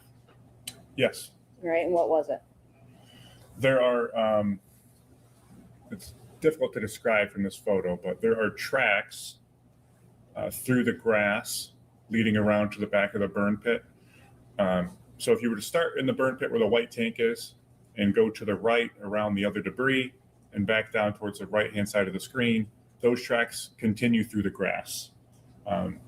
And they head toward the direction of building number 7. There are not tracks that lead directly to that by no means, but you can see tracks around the grass heading towards that direction. And they lead essentially up to where the area of the tank is.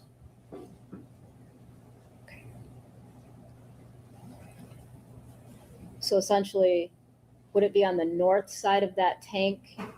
That's correct. And So then- there's something blue south of the tank, just to orientate. I'm sorry. Yes, so on the top of the top of the tank side, you can see the tracks leading up to it. Okay.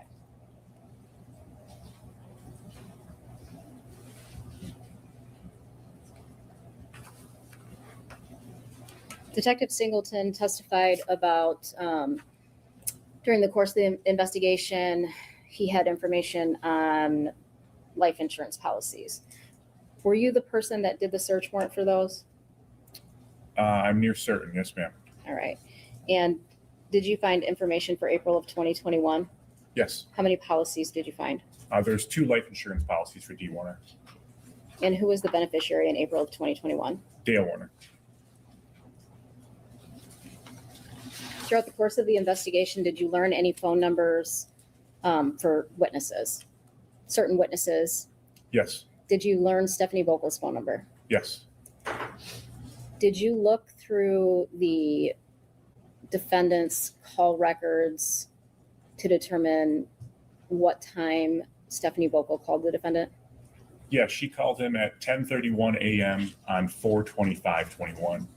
Why did you want to know that? I'm sorry. He indicated very consistently that the first time he knows that D. Warner is missing is when Stephanie calls him, and that occurs at 10:31 a.m. Has he ever indicated anything different about how he found out that D. Warner was missing? No, he's been very consistent in that fact. Throughout the course of the investigation, have you had communications with family members or given updates to anybody? Yes. Who? My primary points of contact, because D has several adult children and we took over the case, They agreed that we would provide updates to one of them and they would kind of spread the information. So I primarily have contact with her adult son, TJ Bach. I also have on and off contact with Greg Hardy. And my primary point of contact for Mr. Warner was his adult son, Jaron. Throughout the course of the investigation, did the defendant ever contact you for updates on his missing wife or the case? The only time Dale Warner ever called me was seeking his iPad and iPhone back. Had you ever tried to contact him? Yes. Did you at any point in time tell him you were taking over the investigation?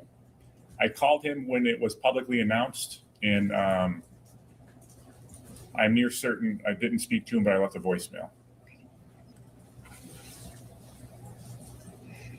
You indicated that you also talked to Greg Hardy about certain things during the investigation updates. Is that accurate? Yes. How did you come to know Greg Hardy? I came to know Greg Hardy through the investigation as Dee's older brother. And did Greg Hardy give you tips throughout the course of the investigation? Yes. Like what? Greg Hardy gave me tips about certain pieces of land that he thought merited investigation, primarily areas that he thought we should excavate and do digs at. He gave me a tip about where Dee's wedding ring currently was. It has never been located since the week of 4/25. He would call me with kind of the local gossip, more gossipy tips that really sometimes don't really have any relevance towards evidence. Did you follow up on every one of Greg Hardy's, what he thought could potentially happen to his sister? No. Typically his tips would be a gut feeling or something he heard from someone, or in some cases he would hear a piece of information and perhaps was interpreting it a certain way that wasn't always the most accurate. Did you ever search Greg Hardy's property with his consent? Yes. Several times. And did Greg Hardy tell you where to search for the tank or what tank to search for or any information about the tank? No. He had a basic understanding of what was typical for Dale Warner's tanks and a contact for someone that had rented them. Did he give you the contact information for the person who's going to cut open the tank? He had, so we discovered the tank on a Friday, and I meet with the family to inform them that we're going. I was concerned that somehow there would be a media leak, and I didn't want them to learn that way. So I made contact with them in person, informed them of my intention to have the tank open the following day and make some confirmations.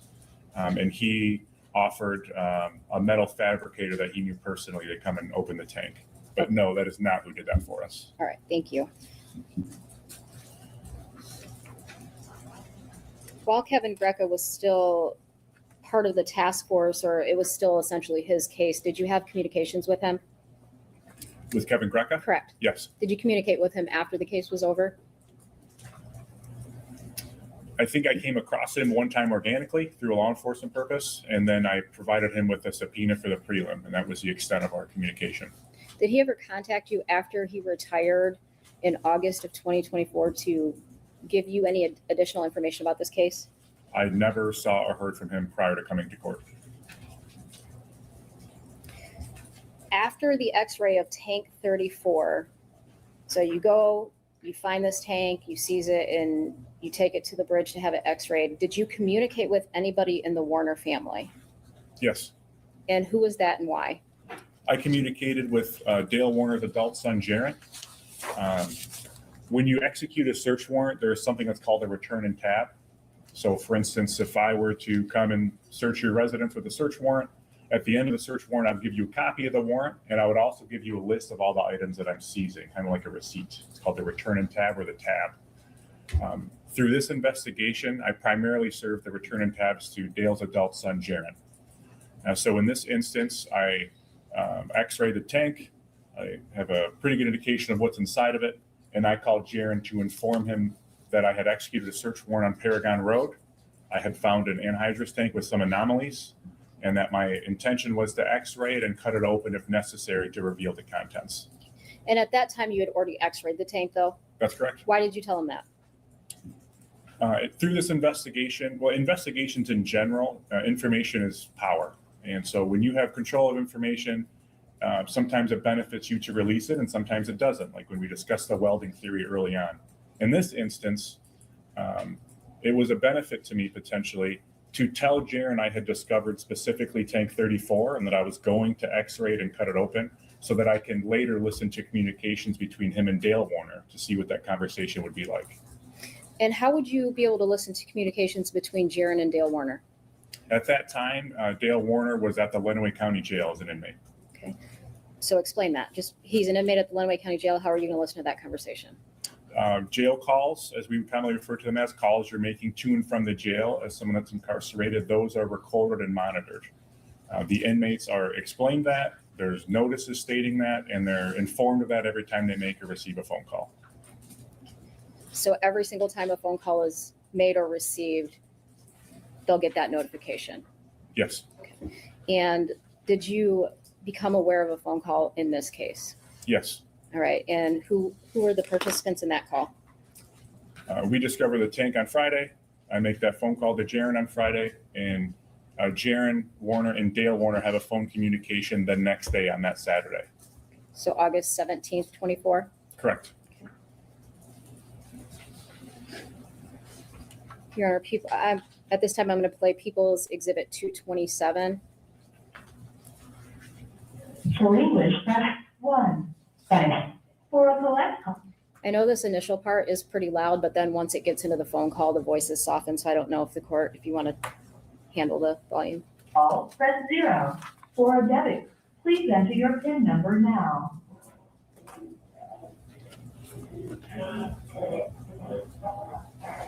At the beep, repeat the phrase. With Cobalt Jelly, my voice is my password.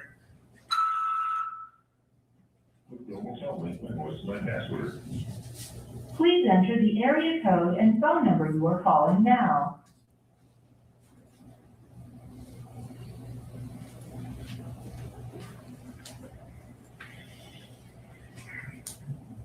Please hold. Please wait while your call is being connected.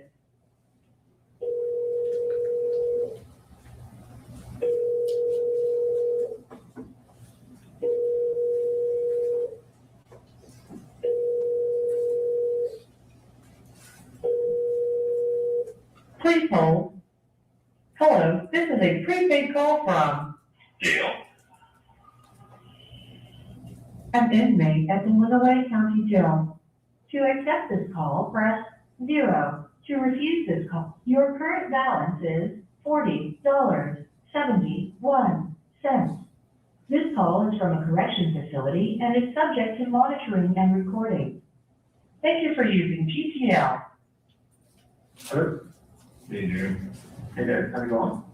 Oh, just gotta eat lunch, so. Yeah, great to call me, wanted to talk to you separately about here.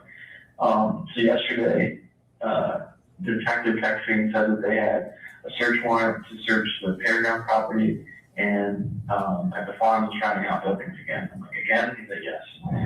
So long story short, they took in hydrous tank from the Paragon property and they're taking it to get x-rayed. And if they can't get results of the x-ray, they're going to cut it open to see if there's any samples inside of it.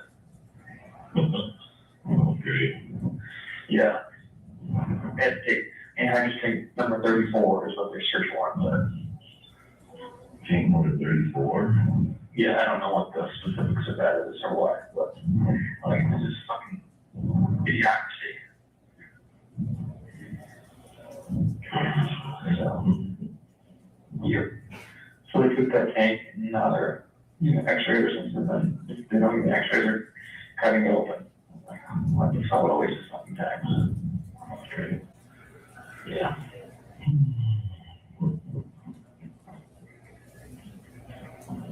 Wow. That's not good.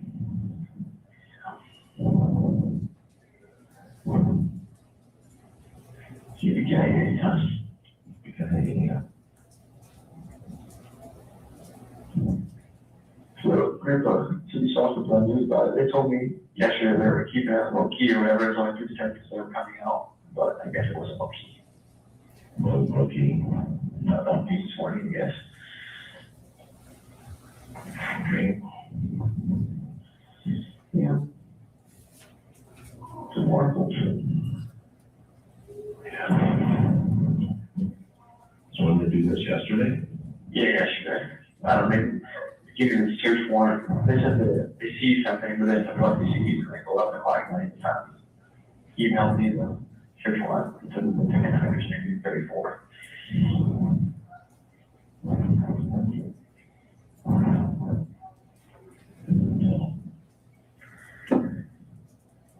They don't have anything, so they're searching for anything. I guess something, trying to make some bullshit up.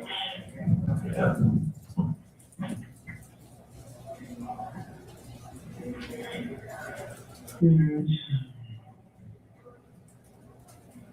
So which one is it? Is that the one we painted? Is that the one we painted up with the details or something? I have no idea which one it is.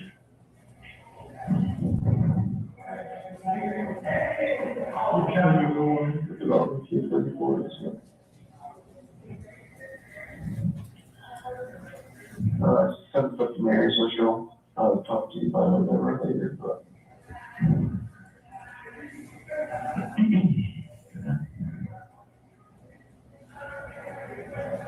More tax dollars out of work. Yeah, what?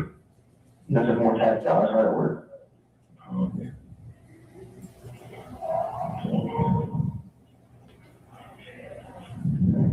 Kirby's just got here, just talking to my brother, figuring out what she gotta get for her school supplies. Oh, wow, yeah.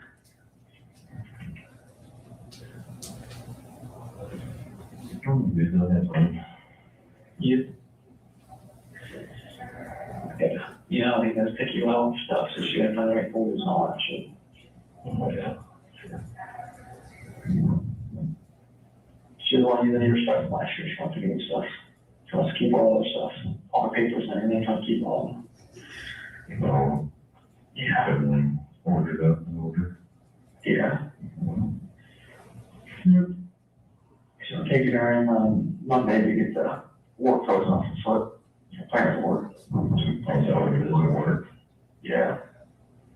Got plans for it. She's trying to use some passing, and then she keeps complaining about it, so. She's gonna have gymnastics for the next 2 weeks, so be, get them to do it, I guess. We hobble around now, if you guys hopefully. Hopefully.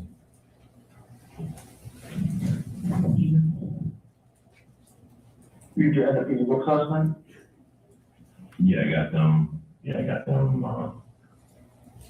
other night, that was last night, yeah, it was last night, I brought them too late last night. Good. Yeah. I don't know, is there a number on it? I think there's 25 books in the series, and that might be like, no, I think it's 24, 25's not out yet. Yeah, it might be like 17, 18 or something you had. Does it say a number on it? Yeah, I think it was like 4 more.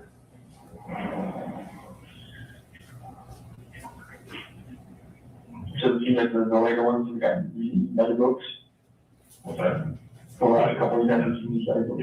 Yeah, the last one's a lot better.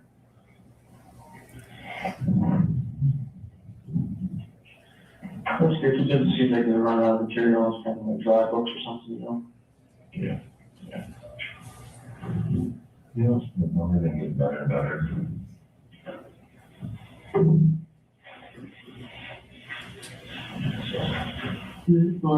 I'm not excited these one here, but I figured better play it, so we see that maybe something, but fun. Yeah, great. Let's just see what's going on here, guys. I don't, more shit. Yeah. But, I ended up the Shawns, we're supposed to have a meeting on Tuesday with Shawns, me and you. And then on, I think Wednesday, they're gonna do a mediation, so I take all day, I'm assuming. Try to settle, the state. That's what they said, so. So, see how that goes, I guess. Yeah.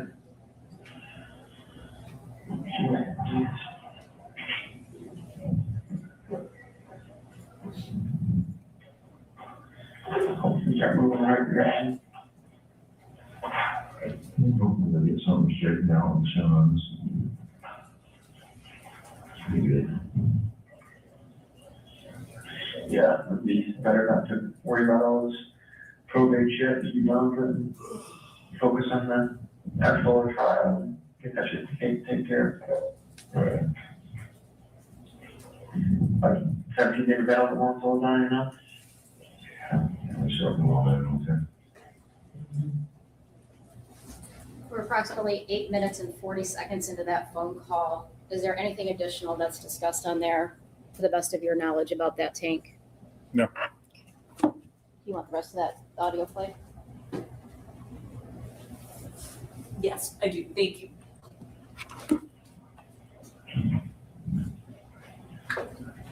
So, when they came up with that. Yeah, I know. I don't think it's worth the sentiment, but whatever. Right.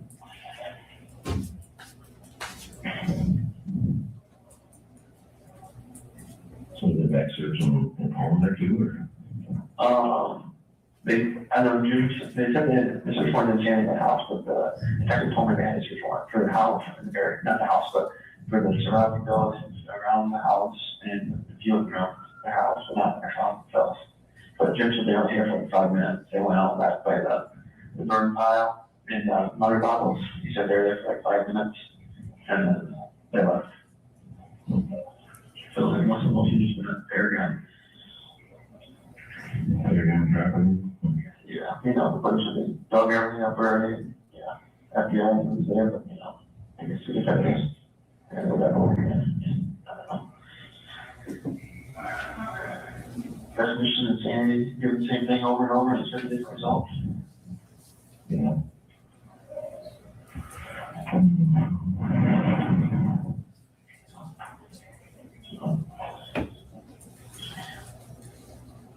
Hopefully they have a good time with them. Sure, I think. Yeah, I guess.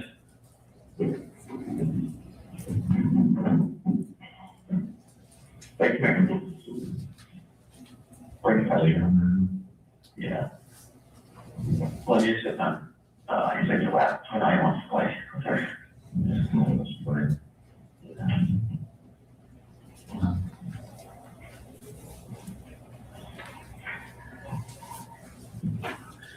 What do you have for lunch? We've had beans and rice. Beans and rice, favorite, huh? No, my favorite, yeah, beans and rice. Ready? Okay. Yeah, undercooked beans and rice. Undercooked is a little tough for me. Yeah.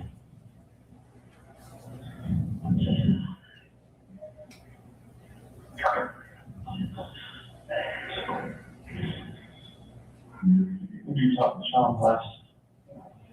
Was that when they talked to Sean last? Yeah. Last week, last week, it was Wednesday, Thursday.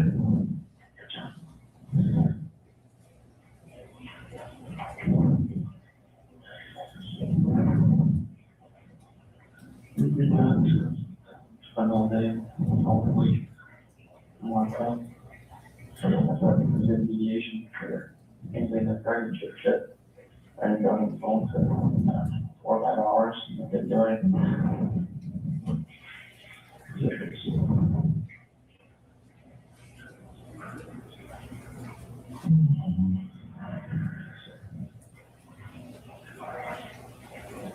So it's getting like rain, beans and stuff looking good over times. I don't know if that happened. Yeah, it's looking pretty good. It's looking good. It's supposed to rain more today, but it hasn't been good yet. Good day tomorrow, we're calling for it. Grandpa stopped by a little bit earlier today, talked to him for a little bit. Yeah. He said that Uncle Billy and Little Billy were down in, I don't know, was it Fort Wayne, some tractor pull or something, last couple days, and now they're going to MIS for the race or something. They got the passes, some of that, the feed corn people gave or something. So, Grandpa's like, how you gonna get anything done? You're always away. Give him shit. Yeah.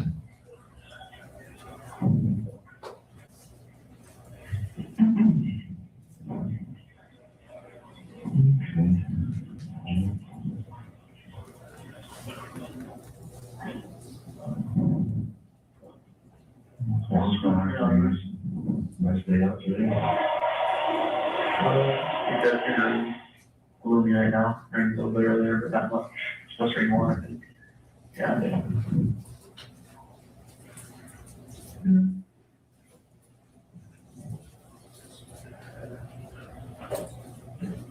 Maybe just making extra crispy here, a question mile away. Which makes sense. Yeah.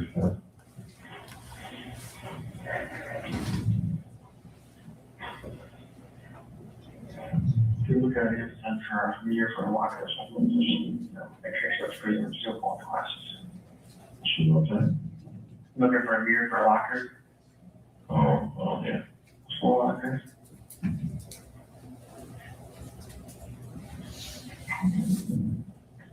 You know, just checking the twice, make sure you still our pens and folders and all that shit. What's that now?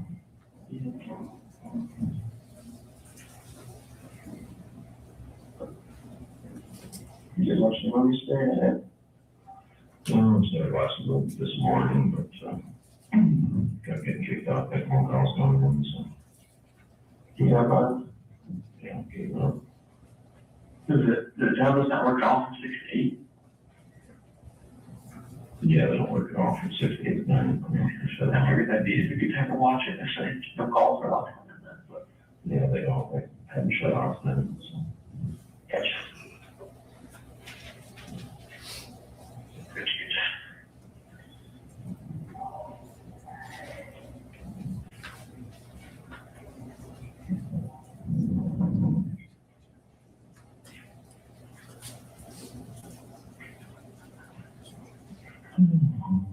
Quiet, man. You out of your room or you out in the gaming area? Not in the bedroom right now. Football anything on the day? Oh, it's got a little later. I guess this kind of game was at 4:30 or something. I'll be done. Lions? No, I think it was. You have 1 minute remaining. They put film speed down on the top of it, so I don't know. Yeah, I didn't see. Those two times, which I don't know. Jimmy's one of those things here told me about. What is that? Super something on it? Yeah, the 2 suits. Is that Brandon or what is the suit for this week? Yeah, Brandon, bringing the suit, Kel. Gotcha. 2 different. Two ones.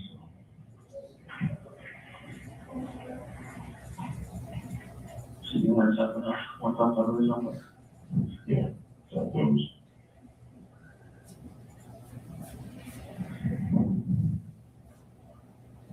This must be around some time or something, like 1 minute for me, I think. Yeah, it's 1 minute, so. Oh, yeah, I will talk to you tonight after. Yeah, already. Okay, sounds good like that. Thank you for using GTL.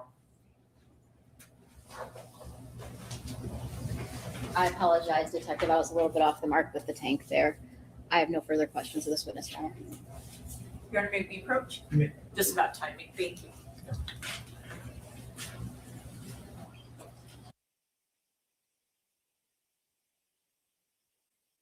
And we're back. They're doing a little huddle, asking questions. And honestly, this Jaron guy sounds guilty as fuck to me. And the cop said he doesn't know what's going on, and he wanted to not tell anybody so he can catch this phone call. Sounds to me like they've turned this Jaron State's witness. I swear to you, sounds like he knows, and Dale is oblivious. I'm not defending this Dale guy, but I'm not convinced he's guilty anymore. Break to use the restroom this morning. Like everyone sounds pretty. I don't know, unless I missed some stuff. I'm not convinced this Dale's guilty yet. I was earlier, but not now. I don't know. A lot of weirdness going on here. Let me know if I've missed some evidence. Maybe I'll change my mind. Probably will. Morning, so what we're going to do is just kind of break early now because we have a natural break in the testimony. If we took a 10 or 15 minute break now, we have just a little bit of the beginning of the cross-examination, and so it makes more sense just to wait until after lunch. So we're going to break now. Last we'll be back at 1:30 p.m.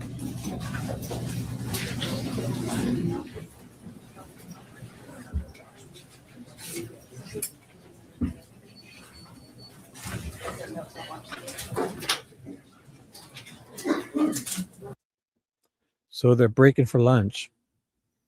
I mean, that Jaron guy.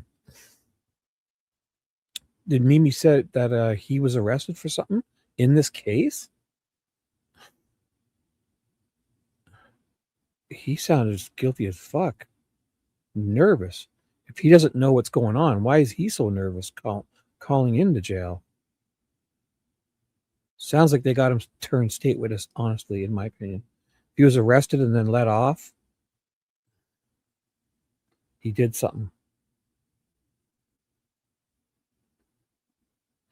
Well, of course, but I mean, it's not about what he wanted to say. It's how he wasn't nervous. I mean, I don't know how you can assume that. I don't know. Am I missing some evidence, Mimi? You sound pretty convinced. What convinced you? I've been running some of this, so I may have missed evidence. I don't know. I mean, I'm going to go back through it all again, but I'm not convinced this guy's guilty, unless I've really missed something.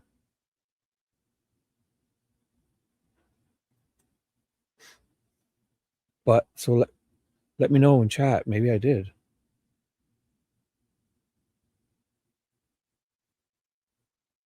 Well, no. I know Jaron won't admit it, but that cop on the stand just said he didn't want to tell Jaron or any of them, so he could then listen to that phone call like naturally, like they both didn't know they found the body yet. Either of them wouldn't have known the body was found, therefore the call would be good. Sounds to me like they told that guy and he was turned state's witness, in my opinion. I think that cop was lying. Just sounds like it to me. In all my years of experience watching TV. You know what I'm saying? Like, just think of that as a possibility. Like that cop, the big tall cop said, I don't want to tell either anybody about we found the body. He just thinks we're going to get an x-ray, but and then to listen to that type of call, because he knew with Dale in jail, he'd get to hear this call. And then neither of them knowing the body's found, not saying Jaron even knows about the body. Maybe Dale doesn't know about the body, and Jared's the one who put it. Like, I mean, to me, it doesn't feel like Jaron sounds guilty there. If he doesn't know about what's been found yet, why is he so nervous? That Jaron. And then they say he was arrested and now is let off. It sounds to me like they gave him a deal to do this phone call to help him get this guy.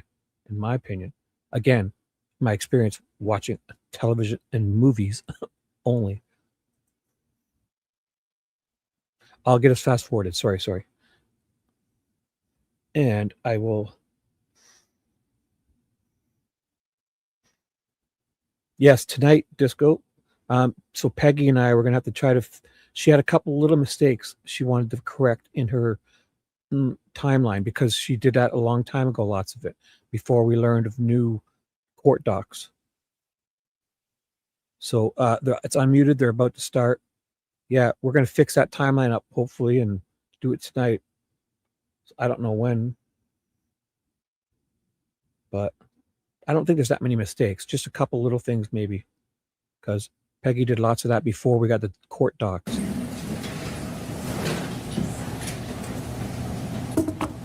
All right, we are back in the record in file 24-21841-FC, People versus Dale Warner. We did, over the lunch hour, review a number of questions from the jurors, and it's my understanding at this point that there is, for the most part, there's an agreement on all the questions that would be asked. There's agreement on all but one question that will not be asked, and I'd just like to take a moment to read into the record the questions that will not be asked. The first is, could you reveal the amount of the life insurance policies? Was there an attempt to cash them in? If so, when? The second is, was there any significance to the amount of duct tape, the placement of the duct tape on the victim's body? Did the ME report that it could have been done to stop bleeding? The third is is it sensible to say with everything involved, it would be very difficult for a person not familiar with the farm to put Dee's body in a tank? The fourth is, was it determined if Dee was killed in the house? The last question that will not be read is, did you ever try to interview Jaron Warner? And was Jaron ever interviewed? And there was disagreement with respect to that issue. Ms. Wise, I don't know if you want to make any record of what your position on that is. If you'd like to, you can go ahead. Your Honor, I just believe that that question potentially opens the door for further questioning that we would like to explore. And I'd hate to mislead the jury by only allowing that portion of the question to be read. Oops, I didn't even notice.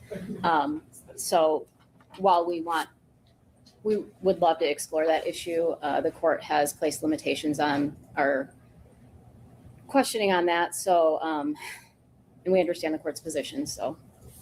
Okay, Ms. Chartier, is there anything that you wanted to make a record of with respect to that issue? No, thank you, Your Honor. All right, and just for clarity, the court's position is that those questions could have been asked with answers of yes or no only. However, the follow-up would have gotten us into an issue of assertion of the Fifth Amendment privilege, which I would not permit any questions about, because under the applicable case law, that would not be appropriate for presentation to the jury. Is there anything else that we need to address before we bring our jurors? No, thank you. I think we wanted to excuse officially some witnesses who are not going to be called. So by stipulation, I will read the names if the court is amenable to that right now. Go right ahead. Cody Ross, Deputy Gowans, Sam Everly, Dawn Everly, Dustin Reckner, Deputy Bailey, Daniel Ziegler, Mackenzie Smith, Jenica Bush, and Cameron Warner. That all accurate, Ms. Wise? Your Honor, Cameron Warner is still on our witness list, and we do not want to excuse her from the subpoena yet at this time. We would, however, stipulate to the release of the other witnesses. Oh my God, you were stipulating. Okay. Okay, so with the exception of Cameron Warner, the witnesses just named will be excused.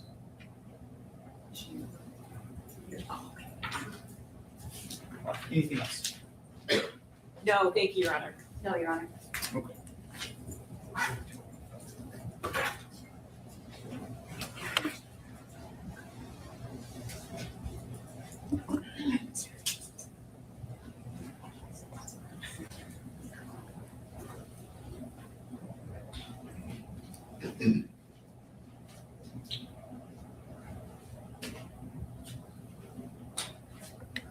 Do we want Detective Lieutenant Drury to return to the You'll stand? Come back to the witness stand, and I apologize, I need to restart the polygon. Or Oh, sure. Kicked out halfway through the ad.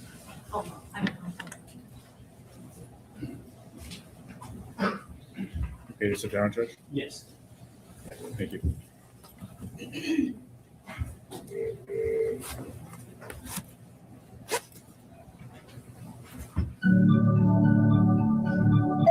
You are in the meeting now.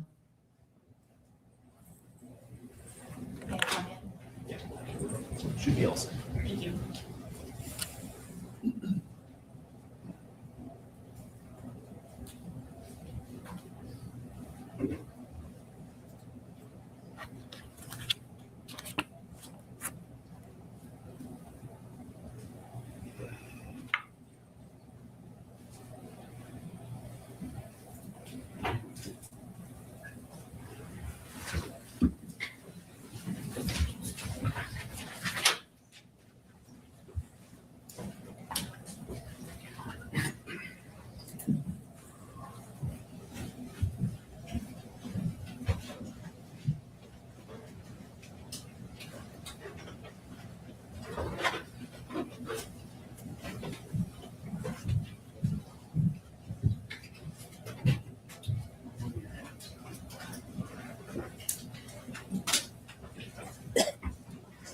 You may be seated. All right, welcome back, ladies and gentlemen. We are ready to resume. I'm just ready, you can proceed. Thank you, Your Honor. Detective Lieutenant Jurior, my name is Mary Chartier. I think you know that because we've been in the courtroom together quite a bit on this case. Yes, ma'am. So I have some questions for you this afternoon. What's your current position? I'm a detective lieutenant with the state police. The Michigan State Police. That's correct. And we already went through this. You began working on this case in March of 2022, Thereabouts, yes, ma'am. and you were working again with the Lenawee County Sheriff's Department to assist them. That's correct. Then was your primary contact Kevin Greca? Yes. Then in August, specifically August 9th, 2022, you took over, meaning the Michigan State Police took over, correct? Yes. And you were the officer in charge, is that correct? Yes. Now, you referred to Detective Singleton as your partner. Were you peers? Were you leading him, directing him? How did that work? By rank and job classification, we are peers, but in your words, he did work at my direction. Okay. Now, when the case was transferred over to you, you received thousands of pages of documents. Is that correct? Yes. And you organized and reviewed them? Yes. In tandem with him. That was my hesitation. So, yes. Did you have these items when you started in March, or did the bulk of them come in August?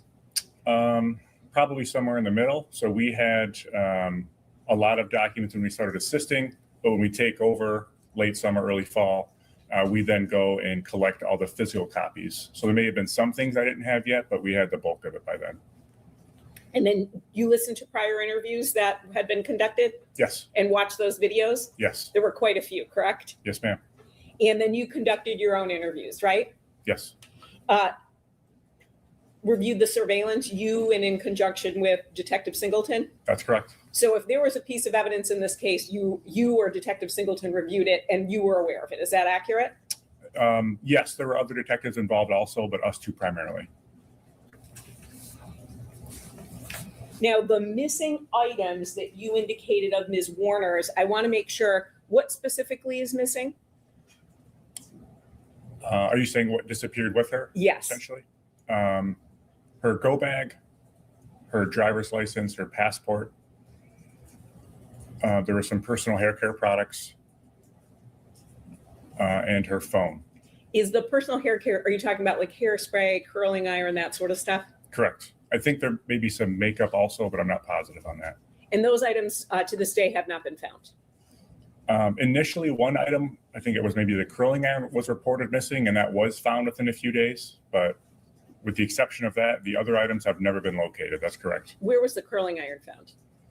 I think it had fallen on the floor near like the bench near the bed, essentially. Like maybe in between, they found it a few days later, thinking it was gone, but it was actually there. But the other items have not been recovered? That's correct. Now, there were extensive searches that were conducted by law enforcement, correct? Yes. Well over 3,000 acres? Yes. And those were done to look for Ms. Warner as well as her belongings, right? Yes. Now, when you are deciding where to conduct searches, what is going through your head in terms of like where you want the police to look? That is based off of training and experience of what are the areas that are most probable to possess and or develop evidence, essentially. That is something that would be roundtabled between the other detectives on the case. So when you're looking, for instance, for the phone, the wallet, those sorts of things, is it fair to say that you're looking for areas where people involved in a crime would hide, conceal, or destroy evidence, and they do so in areas that they're comfortable with? Yes. And does that language sound familiar? Yes. Because you actually wrote that. So very eloquently. It's fantastically worded. And we talked about the searches were not just land, but again, all different kinds of waterways. You said small, essentially small inland lakes, ponds, creeks, rivers, that sort of stuff, correct? Yes. I want to talk to you about some of the searches, and there are quite a few, and I'm not going to go into them each and every one in detail, but I do want to go through the overview of the searches. So Ms. Warner is reported missing on April 25th, 2021. On April 26th, 2021, Kevin Greca goes out to the Munger property, right? Yes. And then he searches the Munger home. He walked through the home with Mr. Warner. Yes, ma'am. Now, when you said walk through, is that different in your mind than search? Yes. How so? If I were searching a house, I'm going to open all the drawers. I'm going to look under the bed. I'm going to go in every cabinet.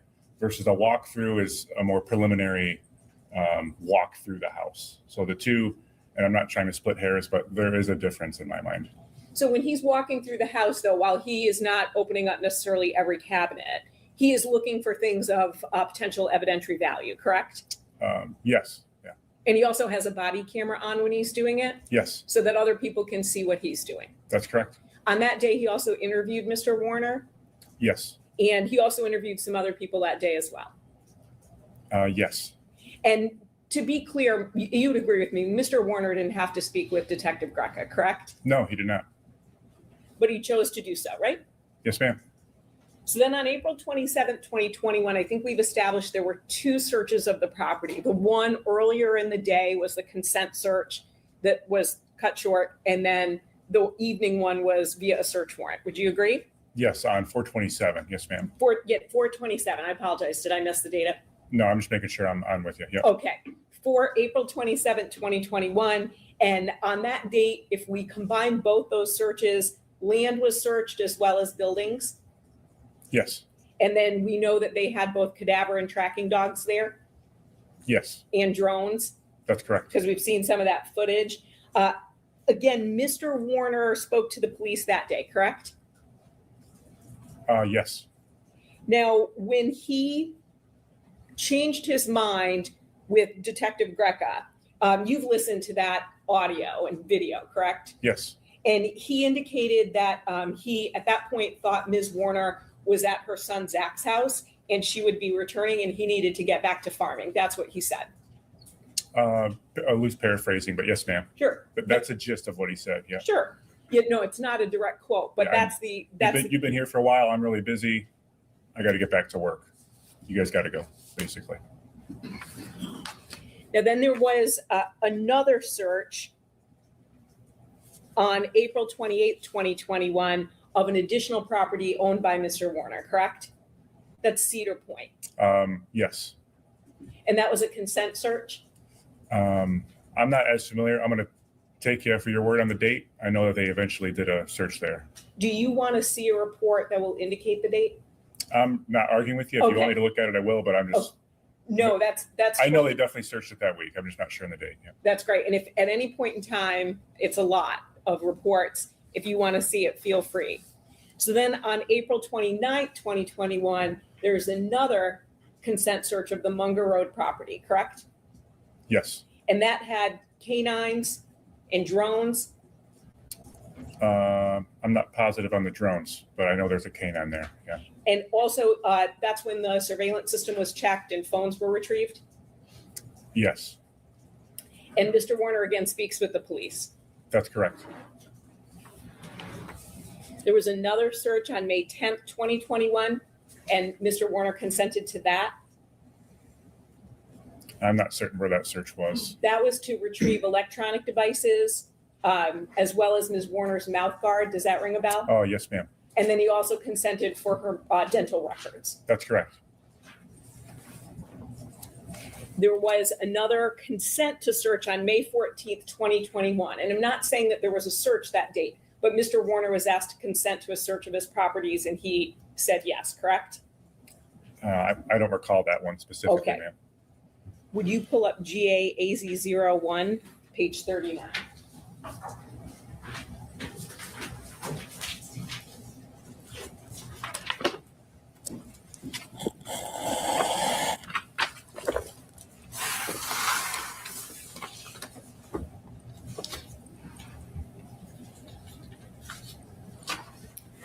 Right on the right-hand side, about 1/3 of the way down.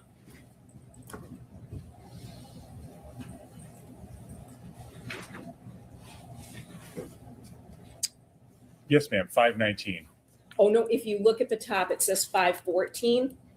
We'll get to 519 in a minute.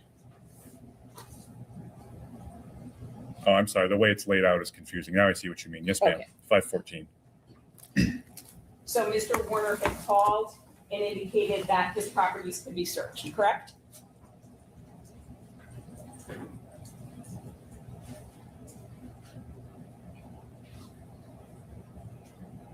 Yes. Now, on May 19th, 2021, he again consented to a search of all of his properties, right? That's what the report says. Yes, ma'am. I'm gonna object. Do you have any personal knowledge about what properties he's consenting to, or is this all from reading this report? My personal knowledge is limited to what's in this report. So Detective Lieutenant Druyer has testified extensively today, as well as when he testified on the first part of his testimony about what was done in the investigation as a whole. He indicated he reviewed every police report. I asked him about every video, every audio, and that is going to drive what happens in the investigation. Okay, that's fine, but he's saying he doesn't have personal knowledge of the answers to the questions that you're asking. And he can't simply read from the report. If you'd like to use the report to try to refresh his memory, I think you're welcome to do that. But that isn't what's happening here. What's happening here is he's just giving you answers from the report. Okay. And I don't think that's appropriate from an evidentiary standpoint. Thank you. So Detective Lieutenant Druyer, did you review this Lenawee County Sheriff's Department report? Yes, and ma'am, you can just call me detective. I Okay. appreciate the formality, but Okay. So you reviewed this report, correct? yes, Do you have any reason to believe that anything in this report is inaccurate? yes. Okay. So what? After reviewing the report, we found that what was in the documents was not always a great representation of what occurred on body camera. So we actually went through and watched all the body cameras and did a loose transcription or synopsis of those events. So would that be, for instance, a police officer might write something happened and then you're saying that was not backed up by the body camera? More often it was that what happened on body camera wasn't completely or accurately surmised in the report. So somebody had their body camera on and then whatever occurred, and then the synopsis did not match what was on the body camera. If I can give you an example. Sure. So I went to this place on this date and I saw Jim Smith.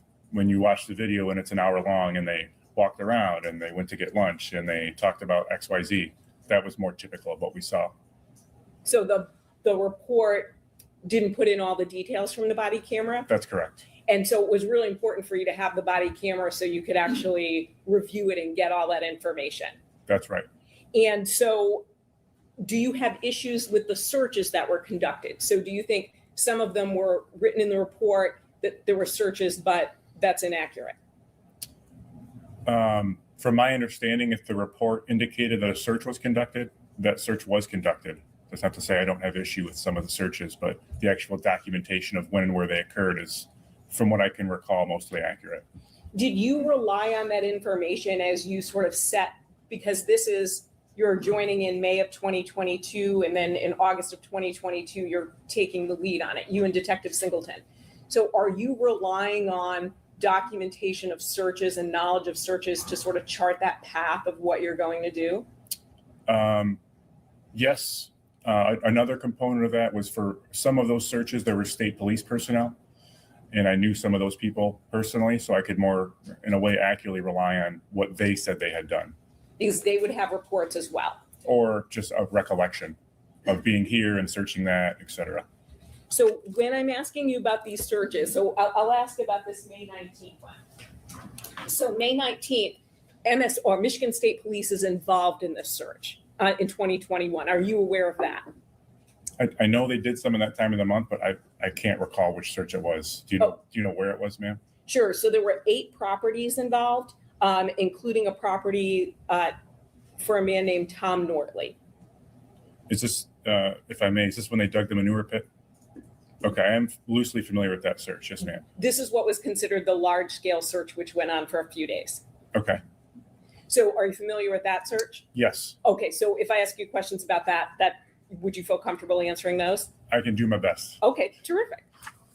And then is it your understanding that Mr. Warner consented to a search of his properties? Yes.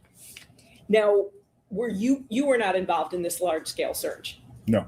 but you're aware that it occurred because at least some Michigan State Police members were, correct? Yes. Now, are you aware that the Paragon property was searched during this large-scale search? The north side, the area that we dug the following year. Yes, that side was searched. And I'm pretty sure they had a cadaver dog there also. Would you take a look at page 179?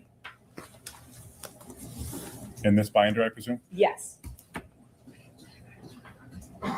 You're referring to the bait stamp number? Yes, at the bottom. Okay. So if we look, it says Paragon property number 7. You're indicating that only the north part was searched. That's my recollection. Yes, ma'am. Now, if you flip that page over, it also indicates that the south side of the Paragon property was searched, correct? And that's about 6, 7 lines down.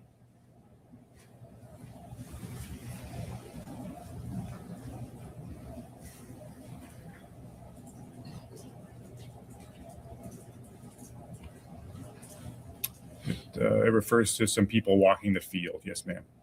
Sure, and it talks about search the fence rows, grassy area, barn, and equipment, correct? Yes. The south side is ultimately where tank 34 was found, right? Yes, ma'am.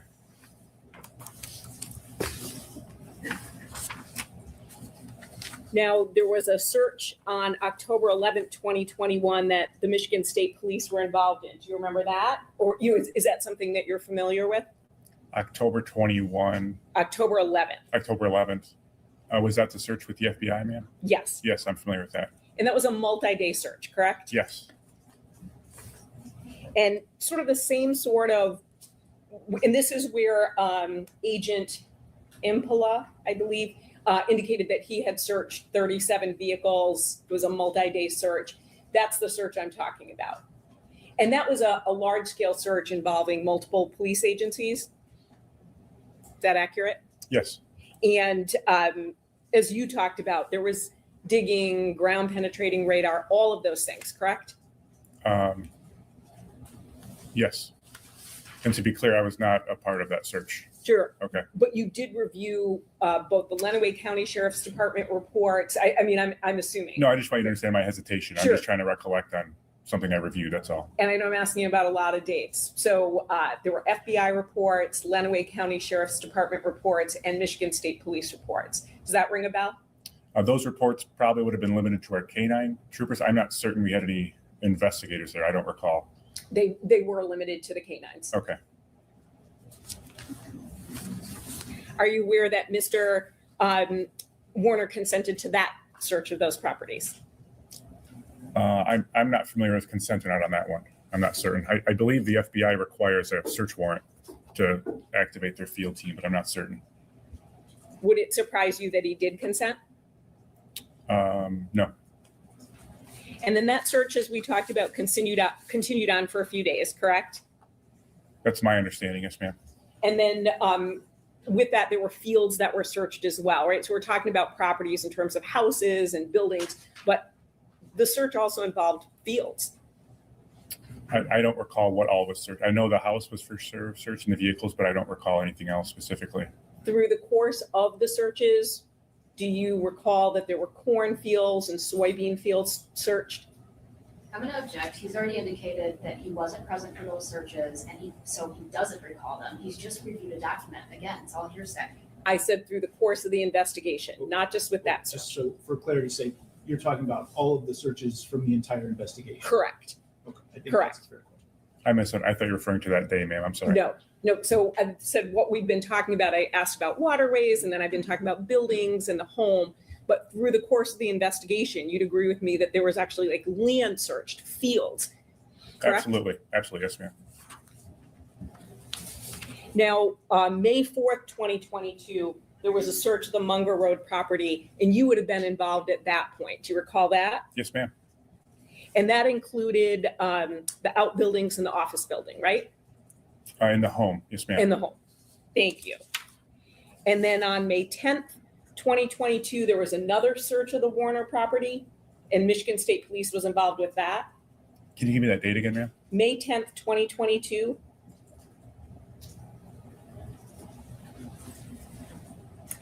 This, I don't recall what that search was. I'm sorry. I might be able to refresh your memory. Was there damage to the Hummer during a search? Oh, yes. Okay, so tell us. I did not damage the Hummer. You did not, but tell us who did. He's already done testifying. Yes. One of our computer crimes analysts got into the very large commercial sprayer and attempt to get some data from it and bump the handle. And if you could imagine a monster truck moving slowly towards a vehicle waiting to crush it, that's essentially what happened. So the tire grabbed the Hummer a little bit and crashed the back end. And to his credit, Mr. Warner wasn't angry at all, surprisingly so. And so it's that search. So I thought that might I was definitely there for that, yes. I thought that might refresh your memory. Mr. Warner had given consent to search, correct? I'm not certain if we had consent. I feel as though if I was there, we wrote a search warrant. You may have had a search warrant, but do you also get consent? You heard Detective Greca say that sometimes he'll get consent along with a search warrant. In my professional opinion, when someone has revoked consent to search their property, I will get a search warrant moving forward, so there's no confusion. So at some point, he revoked consent to his properties. In my mind, I'm going to write a search warrant for his land moving forward. So I can't speak to what Greca did at that time. Now, we talked about damage to the Hummer on that date. Were there other instances where there was any damage to the property? Yes. And what was that? I can think of one in particular. I requested some digging be done by building number 7. Would you like me to point it out, ma'am? Sure, if you'd like to. On the side of building 7, we had a small excavator dig here. And between this building 7 and this, I'm not sure what to call this small structure, there was an electrical wire that we damaged during that dig, just based on the machine digging through the ground. Aside from that, I cannot recall any damage as a result of a search warrant. So just the Hummer and then the electrical wire.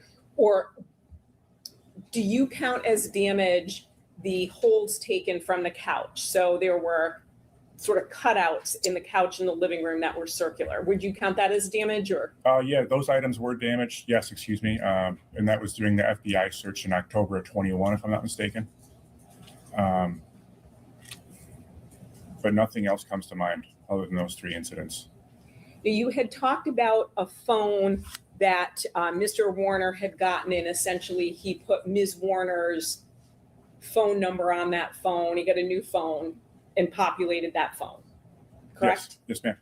Are you aware that he had asked permission from Detective Greca to do that? Yes.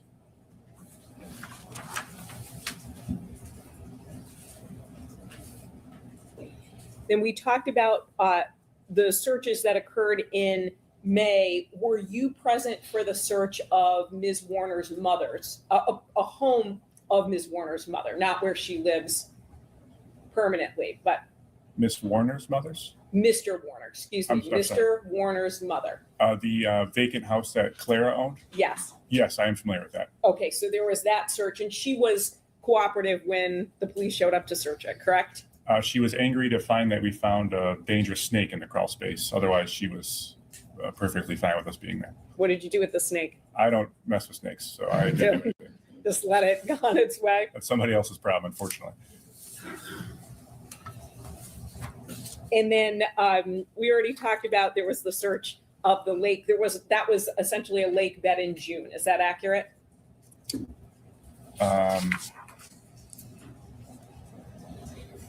June 2nd, 2022, and Michigan State Police would have been involved at that point as well as you. That was a consent search from somebody otherwise uninvolved? Correct. Yes, ma'am.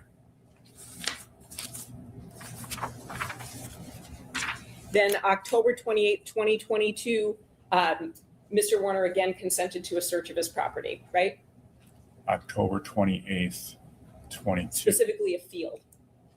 October 28th of 22.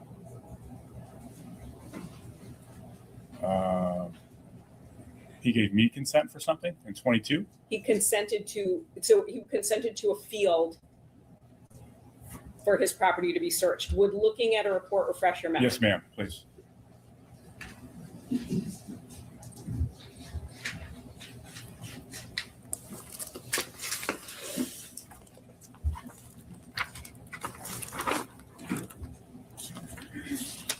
Oh, this would be October 21, ma'am. Oh, excuse. Is it? That looks like an 8 to me. Well, in 22, it would have been mine by then, so Lenawee County wouldn't have been getting consent for anything. Okay. But no, otherwise, I'm not familiar with this. Okay.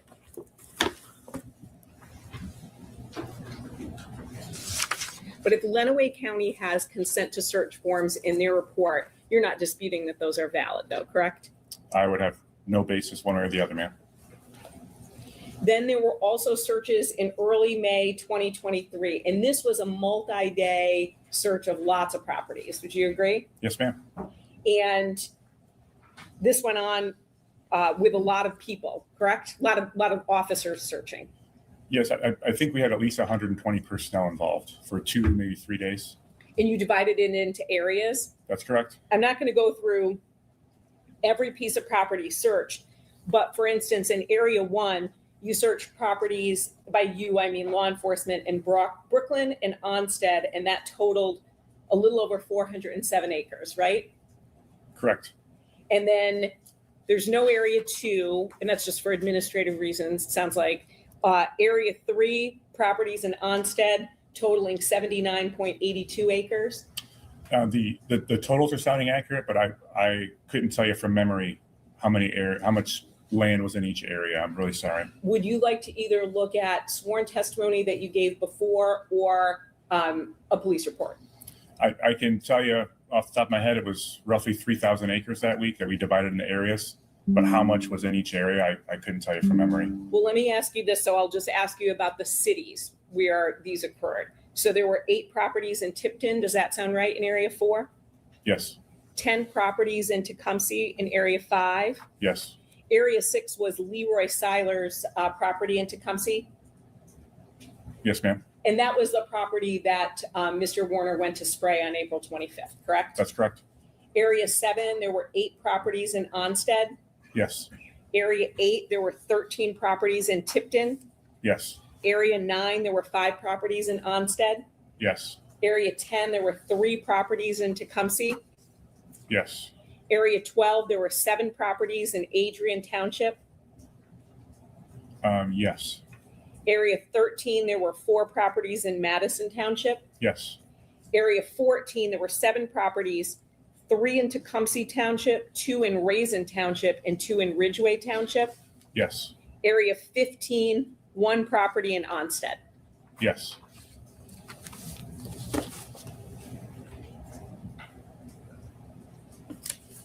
There was also, I think you talked about a search in January of 2024, correct? Did you talk about that when you on direct? January 24 or January 23, ma'am? Excuse me, January of 2024. Was there a search in January 2023? I'm sorry, give me a moment. So,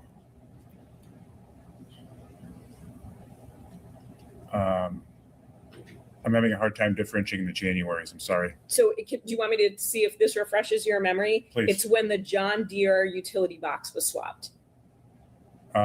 Yes, that's what I would call the reenactment with the front end loader, that search. Oh, yes. Yes. So that's January, I believe, of 2024. Would you agree? I'm sorry, I thought it was 23 at first, but I Okay. believe you. Yes, ma'am. And then there was also later on in that month an excavation, correct? Was that the excavation we discussed earlier? Yes. Now, we already talked about vehicles were searched. That includes the JCB and the Kubota, right? Those were searched by the sheriff's department. I'm not certain that we did anything with either of those vehicles. We utilized the front end load of the JCB for the reenactment, but I'm not certain that we searched it formally. Now, when you talked about the later search where you found the duct tape and paint cans, those sorts of things, you said you found those, you grabbed the paint cans off the shelf? Yes. Now, do you know when the paint cans were purchased? I do not, no ma'am. And what about the duct tape? Do you know when that was purchased? I do not, no ma'am. Anything, the tarp, anything like that? No. Did it surprise you to find Rust-Oleum white in a barn on a working farm? No. Did it surprise you to find duct tape there? No. Did it surprise you to find a blue tarp? No, ma'am. Or I should say there were multiple blue tarps, correct? At least 2. Yes, ma'am. And same with the drawers and with the stickers in them. You don't know when those were ordered, correct? I do not. You're finding them in 2024, and Ms. Warner had gone missing in 2021, right? Yes. And were those doors locked? No. Were the buildings locked when you were there? Did you need a key to get into every building? On that specific search, I don't recall. In general, most of the outbuildings were unlocked.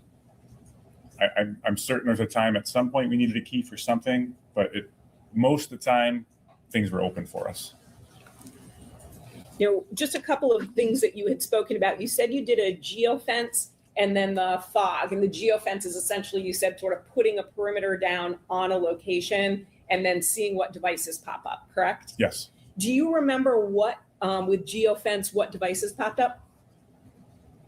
I know there was more than one, and I think we attributed both of them to Dustin Lally. And we know that Raquel Bach was on the property too, correct? Yes. But her device didn't come up. No. Now, do you recall where areas of the house swabbed for human blood? I wasn't a part of those searches. I know that's, you referenced the holes in the couch. That was primarily why that was done, to my understanding, but I wasn't present for the rest of that laboratory type of search. I couldn't tell you. You don't dispute that it was done, you just weren't directly involved, is that correct? I know that they definitely, the chemical is called luminol. It's what you use to look for human blood in searching. I know that was deployed, but I'm not certain of where. They want to clear up a little bit about a phone download, so I want to make sure I understand. So Detective Hooper did a download of Mr. Warner's devices in April to May 2021. Is that accurate? Yes, his phone and iPad. Yes, ma'am. And then Ms. Vanden Heuvel did a later download, and she testified on Friday, and that's the portable case that you're referring to, right? I may have referred to both in my testimony. Okay. And she, her download kind of takes some explaining, if I may. Sure. So initially, Detective Hooper from the Monroe County Sheriff's Department, he testified to what he did with Mr. Warner's devices. A big part of what you can do with electronic devices depends on the licensing that your department or whoever you work for purchases. They're really expensive. So in our instance, we're fortunate that we have what I will call the A license. We have the newest technology, the Michigan State Police. At the time, Detective Hooper, no fault of his own, he had kind of the B license.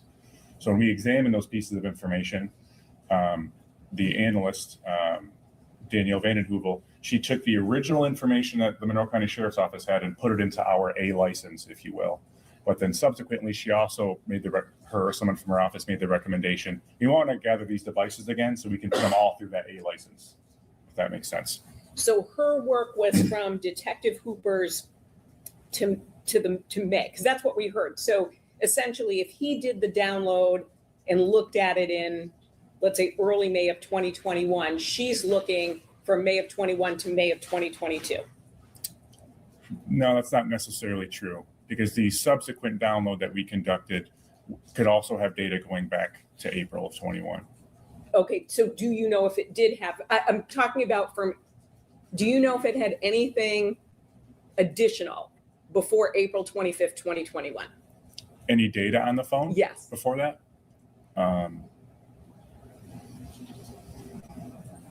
And if you don't know, it's okay to say that. I'm not certain, but I feel pretty comfortable saying that device would have had something from before April, some piece of information on it from before April. Now, the indication where you said you asked for a phone and then Mr. Warner didn't really want to give the phone. He called a lawyer and then ultimately gave you the phone, correct? I think I argued with you. Yes, ma'am. You did. You did. And I got the phone. You did get the phone. The gun safe the safe you were talking about, is that a gun safe? Moving to the sprayer barn, where you said you saw a safe in building 7 and building 5. The safe that I was inside of, yes. Those images? Yes, that's sold as a gun safe, yes. And Was that ever tested? Did anyone ever swab that for blood, DNA, bodily fluids, hair, anything? The closest to a search that was conducted on that safe is when the FBI was there in October of 21. It was still in Building 7. Mr. Warner provided a combination. They opened it and took a photo of the inside, but no other examination of the safe was done at that time. At any time, correct? No, but by the time I realized that it may be involved in some way, I was unable to locate it again. And that would have been how many years later? I wasn't looking for it in January of 22. I'm not sure the first time I searched for that independently.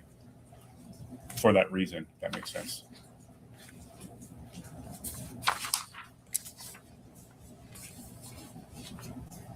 We saw some videos of Mr. Warner speaking to the police. You would agree with me, he spoke to the police numerous times when Detective Greco was the lead on the case, correct? Yes. And even when there was the task force, he continued to speak to the police multiple times. Yes. And at that time, he had another lawyer, we saw him in the video, named Lawrence Lieb. A lot of times, Mr. Lieb wasn't even present, correct? Correct. But Mr. Lieb was fine with Mr. Warner chatting. I'm assuming yes. I didn't have that communication with them at that time. That was Kevin Greca. But he never made statements to anything otherwise. And he actually brought Mr. Warner involuntarily to speak to you in December of 2022, right? Yes. Now, while you talked about Jamaica, Mr. Warner was always adamant that he didn't harm his wife, right? Yes. Now, kind of going to that Jamaica interview, it was actually you who brought it up about 45 minutes into the interview, correct? And you said something like, initially you made a statement about Jamaica. Why do you think she'd be in Jamaica, right? That sounds correct. I would have been asking him about a previous statement he made. And then he explained why, right? He didn't just say, hey, I think she's living in Jamaica with the drug cartels, right? When he went into the mystery man that she might have met on a cruise ship. So, nope, this was when he talked about the fact, tell me if you need to refresh your memory. I'm sorry, can I correct myself? Yes. When he talked about how she was enamored looking up at the hills when they were on a vacation. Yes, he said she really liked Jamaica, correct? Yes. And Mexico. Yes. When they were in Jamaica, she had befriended, he didn't use the term concierge, but he said the person at the resort who was able to kind of get you what you want, correct? Yes. And she saw mansions up in the hills, right? Yes, ma'am. And she thought that looked really beautiful and she'd wanted to go up there, correct? Yes. And she was told, don't do that. Those are drug cartels, correct? Yes. But Mr. Warner said she was still like pretty fascinated by it, correct? Mm-hmm. Yes, ma'am.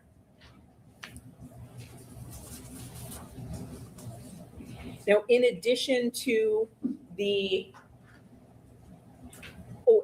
let me jump back. You described, when it comes to Mr. Warner's statements, you described them as being fairly consistent, correct?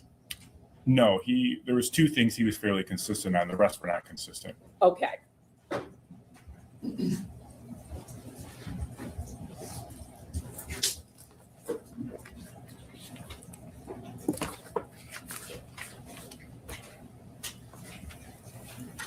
I'm going to show you a police report. It says investigated by Daniel Drurier. Daniel Drurier, it's an MSP report, page 21.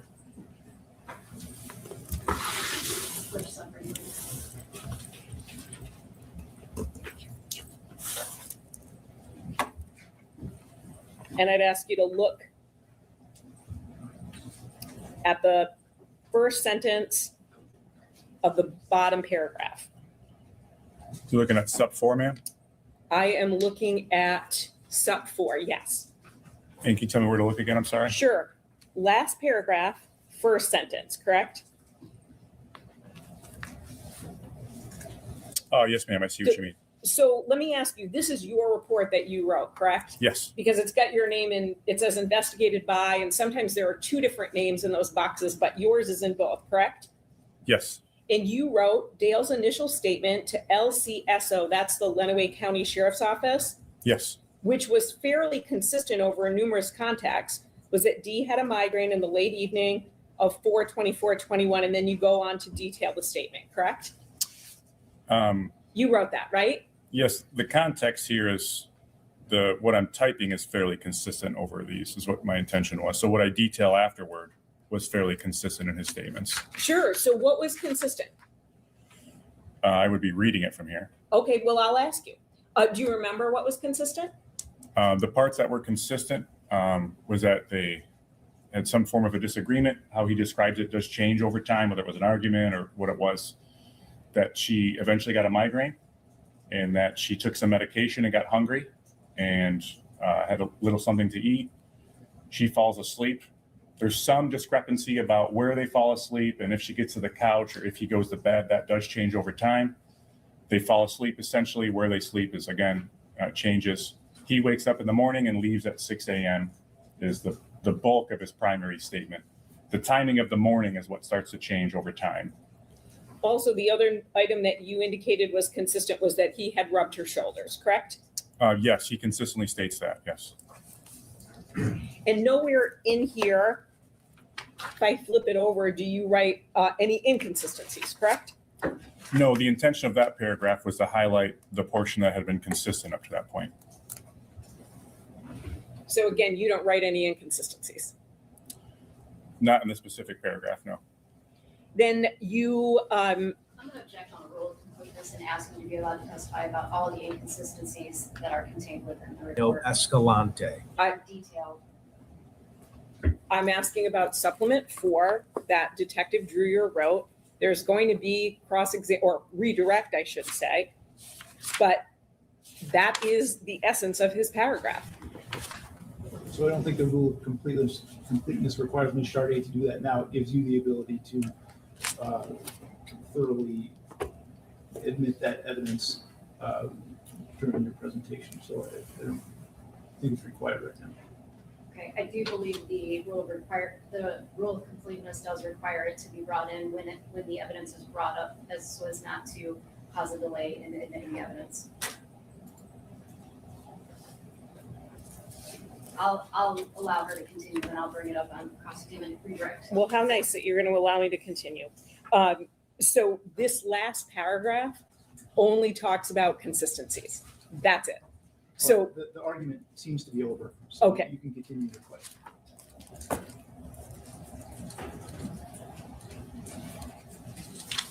Now, there were hundreds of interviews conducted. You'd agree with me? Overall? Overall. Yes, ma'am. And you talked about the importance of using a body camera to record interviews because then you were able to find discrepancies between what conversations had occurred and then what was summarized in a police report, right? In some instances, yes, ma'am. You'd agree with me, you didn't always activate a body camera, correct? No, I did not. And sometimes you would turn it off when the portion of the interview that you wanted recorded was done, and then you would continue speaking to someone, correct? Typically, at the end of the interview, people would like to ask not direct questions about an investigation, but more what's normal and what's going to happen next, those types of things. Sometimes those can become more personal, intimate, to like how a person's feeling. It's not always the most appropriate to record. So in those instances, it's common practice for me to turn it off. What about at the beginning? Sometimes you don't turn it on right away, correct? I'm pretty consistent about turning it off. I can think of one instance with a reenactment where I gave some direction before recording it, but for the most part, unless it's by forgetfulness, we try to have it on right away. And there's no, do you record phone calls? Not typically, no. Unless I have a reason to believe there's going to be some evidence within that phone call. What about text messages, emails, those sorts of things? Do you have all of them or have some of them not been preserved, I should say? Typically, unless a text message or voicemail or email pertains to particular pieces of evidence or any piece of evidence, then those typically are not saved, no. Do you think it's interesting that, for instance, you looked at some Lenawee, I'm assuming it was the Lenawee County Sheriff's Office reports, and then when you matched it with the video, you were like, oh boy, the report doesn't give enough detail. but yet you don't record every aspect of your interview. So no one can go back and look and say, okay, so when you shut off that body camera, the 10 or 15 minutes you're talking to someone, we don't know what happened in that, right? I could see why you bring that up, but my explanation stays the same. When I'm discussing some intimate feelings that someone's having about a particular instance that aren't necessarily pertinent to the case, especially when those videos are going to be FOIA'd by media and press potentially, I like to protect those people's intimate feelings if I can. But you don't know someone's going to be talking about an intimate feeling, right? So someone doesn't necessarily say, I'm going to talk about my intimate feeling now, and then you turn it off. You turn it off and then answer whatever questions they may ask. Is that fair? Well, typically when I turn off my camera, I'll ask someone, okay, that's the conclusion of the interview, and I'm going to turn this off now. And if they disagree, there's something they still need to discuss, then I'll keep it on. But otherwise, that's when it ends. At some point, it has to come to an end. We can't leave the camera on and recording forever. No, it can't. But when you're still communicating with a potential witness, can you at least see why it would be helpful to have a complete video of the entire communication? Not as opposed to what I've explained. No, ma'am.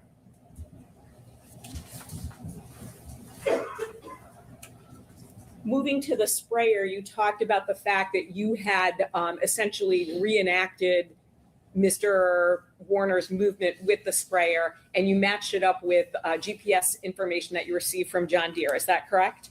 A combination of that GPS information and Dale Warner's statements of that morning. Yes, ma'am. And then did you also, or law enforcement also, look at the weather that day? We had, and due to a few different reasons, we weren't able to completely recreate that, unfortunately. But not a very windy day, would you agree? There's mixed reviews on that. I wouldn't feel comfortable because I wouldn't feel comfortable commenting because I don't know with clarity. Now, when you looked at, it sounds like you looked at all of the portable case download. Is that the correct terminology that you're using? Yes, ma'am. The phone dump that we kind of call it locally. Okay, so you looked at all of that. You also looked at Mr. Warner's fitness data from April 24th to April 25th, correct? Yes, ma'am. And that indicated that, I should say, that kept recording from roughly 7 p.m. I'm looking to 11 o'clock in the morning, right? That's an area that you had zoomed in on? That is an area I zoomed in on. I'm not certain I would say that it kept recording. Well, it shows that he had a heart rate from 7 p.m. to 11 a.m., correct? I don't feel comfortable answering that with a yes or no. Okay, so would you show? I can just explain. I don't think you need to show it. Okay. So let me ask you if that's okay before you get to your explanation. It showed that Mr. Warner had a heart rate, correct? Yes. So it showed the total number of readings, and to be clear, it breaks it down by hour, right? So 7 to 8 p.m., 8 to 9 p.m., 9 to 10 p.m. There's more detail than that. Sure, no, but when we're looking at the information you put in a police report, that's how it's broken down, correct? I don't recall what information is in the report, but I know there's more detailed information in the portable case than that. Okay, so let me show you what's in your report, if that's okay. It's on page 6.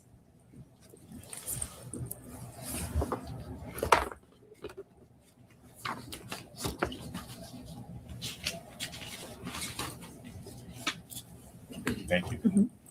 So just want to make sure we're on the same page. So what you put in the report shows April 24th, for instance, 7 to 8 p.m., April 24th, 8 to 9 p.m., correct? I think I've discovered the disparity and we're disagreeing slightly. So this specific report is when we were still aiding the sheriff's department, and we were operating off of that kind of B license of the phone data. So the information I'm referring to that's more in depth was from that A license later on. Okay. So I think both things are true, if I may, ma'am. Okay, great. So let's just talk about this information right now, if that's okay. So this shows a heart rate for Mr. Warner from 7 p.m. to 11 a.m., correct? So it's been recording that entire time, at least according to what was included in the report on March 30th, 2022, right? Yes. This supplement shows that there's data from 4:20, 4:21 starting at 7 p.m. and it collects data at minimum until 4:25 at 11 a.m. But there's data between those 2 hours. So, and it shows essentially the total number of readings for a time period. So if we're looking at 12 to 1 a.m., it shows 23 readings, correct? Yes. Max heart rate of 67. Yes. Distance travel says did not record. That means someone didn't move during that time. Accurate? Or that it, for another reason, wasn't recorded, but more than likely they didn't move. Yeah. And then flight. I would object to speculation unless he knows about how the Apple Heart monitor and heart rate and stuff work, and can you describe it? Well, he just said it could be for another reason, but more than likely it's because no one moved. All right, well, he answered, but I don't know that there's a foundation for the answer, which is what Ms. Wise is challenging. Okay, so let me ask you this. You looked at this information and then you looked at later information, correct? Yes. Did you understand or learn about what you were reviewing? Simply the data that was put out. I don't understand most of the science behind it from the device. Right, well, who does, right? I'm saying, did you understand the data that you were looking at? So for instance, when it says distance traveled, did you understand what that meant? I understand that it's giving a distance, but again, I'm not certain how it comes to that conclusion. Okay, no, I'm not asking you to figure out the algorithm. I'm just saying, so for instance, when it says max heart rate, do you know what that means? Yes. What does that mean? That would be detecting the maximum heart rate detected at that time. And what about distance traveled? What does that mean? That would be how far the device had traveled. And what about flights climbed?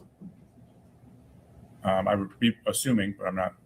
I'm assuming it's how many flights of stairs you climbed at a given time. I mean, that seems pretty reasonable, correct? That it would be a flight of stairs? Correct. So if we look at this and we look at from 12 a.m.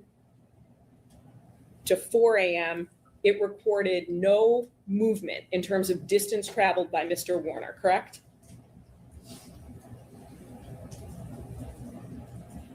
Correct. And then if we look at flights climbed from 8 p.m. to 6 a.m., it did not record any flights climbed, right? Correct. And then if we look between 4 and 5 a.m. for distance traveled, it says 1.18. Do you know what measurement that is? Is that in feet? That's my assumption.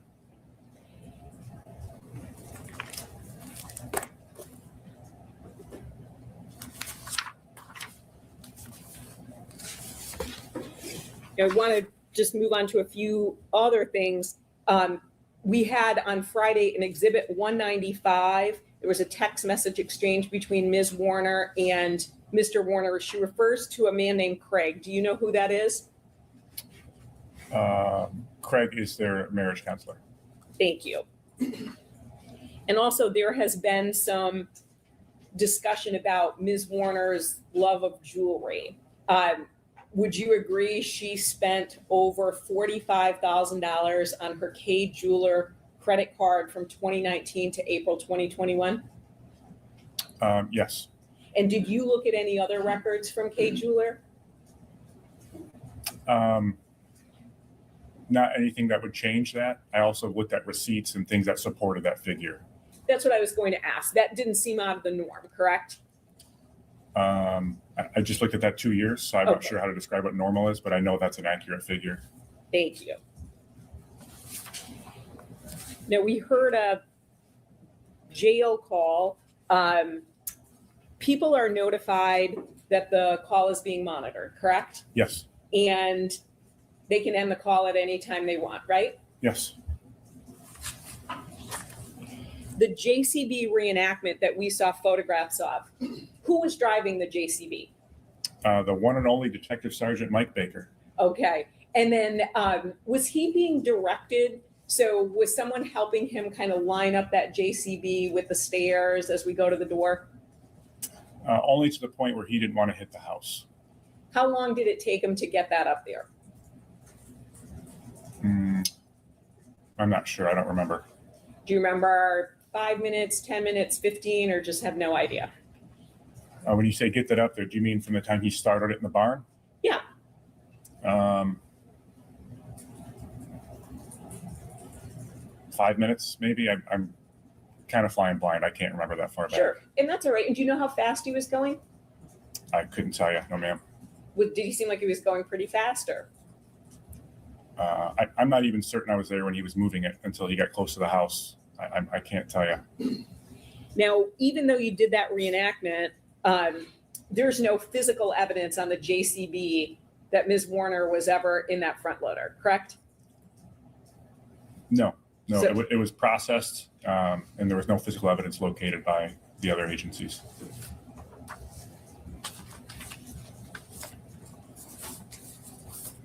Now, we saw some video from April 25th, 2021, and you'd agree with me, there are roughly 17 cameras on the, not roughly, there are 17 cameras on the Munger property. I don't independently remember the number, but I don't dispute that there's a number of cameras. Okay, we heard testimony at trial. You're not disputing if someone said I'm 17. not playing coy with you. I just don't remember. Okay, no, that's fine. And the cameras are motion activated, right? Yes. And so in the morning, Mr. Warner is on camera at a number of different times. And if you need to refresh your memory by looking at that report, please feel free. Does this sound correct to you? At 6:58 a.m.? Yes. 7:13 a.m.? Yes. 7:23 a.m.? Yes. 7:30 a.m.? Yes. 7:33 a.m.? My memory starting to get a little bit scarce, but I'm still with you. Yes, ma'am. Okay, and if you need to look to refresh it, just let me know. What page is that on, ma'am? It's page 141 and 142. That's the bait stamp number? Yes.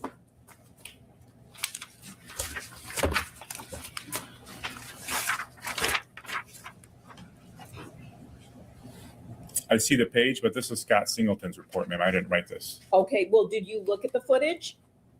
Yes, but I don't know it as intimately as he described here. So do these numbers sound right to you or no?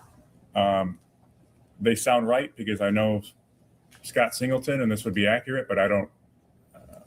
So you're saying you don't have an independent knowledge of that? That's correct. If Mr. Singleton is, or Detective Singleton, I should say, is saying that he saw Mr. Warner on camera at 7:34 a.m., 7:40, 7:41 a.m., you're not disputing that? No, ma'am. I would expect these to be exact and thorough, but I don't have independent knowledge of that.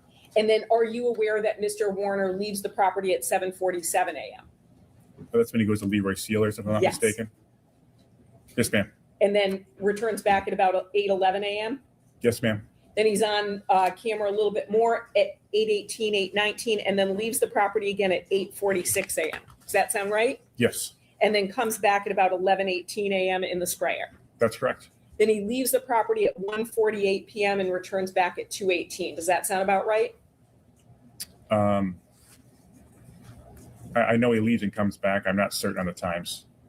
And the surveillance video is in evidence, so if you don't know, that's fine. Okay. Okay, so and if you don't remember that, I know he leaves about that time. I know he comes back in the early afternoon, but those times escape me. I'm sorry. now, Ms. Saylor, would you please pull up snip A for me? This is from the fuel tanks on the property at 3:41 p.m. Nope, that's the wrong one.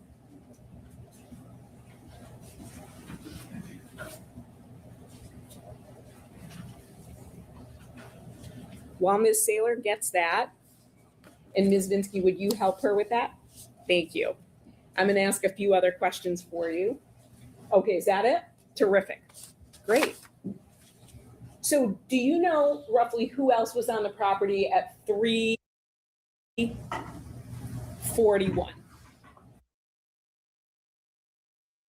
I'd just like to pause and show you 3:41 p.m. on, they say it's April 25th, 2021, yet it says September 20th, 2012, 8:53 p.m. and the sun is out. Yet they say 4:25, 2021, 4:06 p.m. Well, I don't know, whatever. or she said 3, so I don't even know. 9:20, September 20th, 2012, 8:53 p.m. To roughly about 4:12. Ma'am, this would be a question for Detective Sergeant Singleton. This is the cameras and the timeline. That's his deal. Okay. Well, so let me ask you this. Did you watch this video? Did you see somebody plowing the field in the back? I don't independently recall. I'm sorry, ma'am. Okay, no, that's fine. Did you ever ask Mr. Warner if he was plowing the field in the back?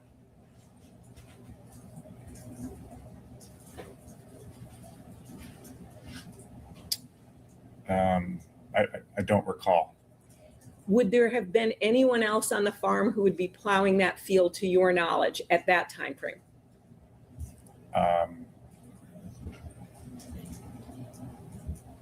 I'm not certain who else would have been there plowing the field. I have no independent recollection of that, ma'am. Did anyone tell you, any employee who was there, I also plowed the field in the back?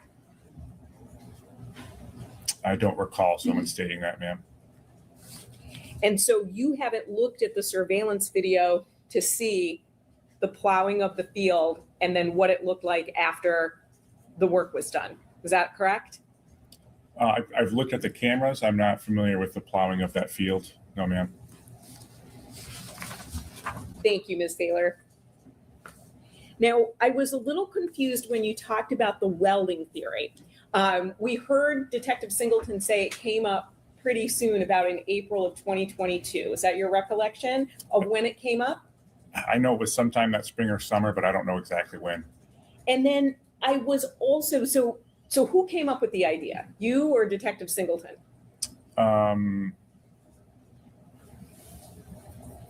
He was definitely the one that discovered that video, and we discussed it together. I'm not sure if he came to me and said, hey, I have this welding theory, or hey, check this out, and we discussed it together. Some variation of that. Then who made the decision not to tell Detective Greca? It wasn't an overt decision to not tell him. We just kept assisting. We didn't mention it one way or the other. So you and Detective Singleton thought that Ms. Warner, you might know where she is, right? She might be welded in a tank somewhere. I think to frame it that way is overestimating the confidence that we had in that theory at the time. Let me ask you this, did you or Detective Singleton follow up on tips from psychics? In a semi-joking way, Detective Sergeant Singleton was in charge of psychics. And then you'd follow up essentially on kind of almost any lead if it might have even an essence of credibility. Is that accurate? Yes, and I think I was being kind of funny, but the reason why we would, in a way, take psychic tips seriously is, I can't remember the specific case, but historically, a psychic called in a tip, and it was really someone that was a witness and didn't want to say they were a witness. And that eventually led to evidence of a crime. So if it's someone that was framing themselves as a psychic called in a tip, I would always hear them out because they might know something and just not want to be honest about how they know. More often than not, though, they don't know anything, correct?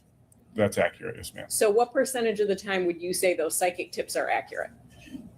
If it's truly a psychic, Yes. 0. Okay. So knowing that you have this like very low percentage that a psychic tip is going to be correct, you still pursue it, right? In general. That's not even, that I wouldn't say pursue it. For instance, we searched a small private lake. A psychic had called in about this lake, and when I reviewed the property, it was connected to a piece of property of someone that Dale Warner was had a familial relationship with. So based upon that, and it can't hurt, let's go check it out. That's how I would pursue it typically. Does that make sense? Sure. So what would be the problem? I was confused with saying to Detective Greca, boy, we've got this theory. Let's maybe brainstorm around it, talk about it, look into it.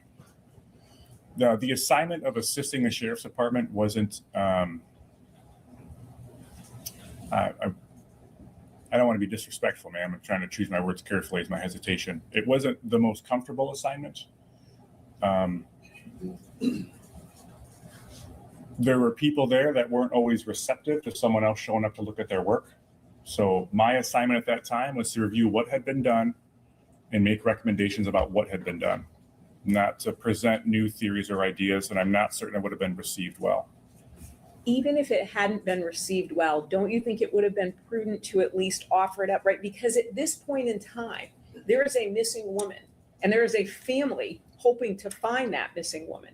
So whether it's comfortable or polite or courteous, isn't it your job and Detective Singleton's job to say, listen, we've got this theory, and if somebody doesn't want to pursue it, that's on them? Yes and no. Part of the apprehension at that time is, in my opinion, the writing was on the wall, and it was a matter of time before this case was ours full time.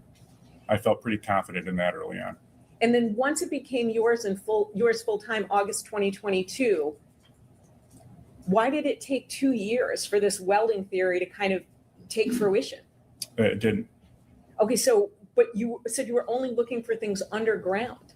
It's a mistake I'm not proud of. I was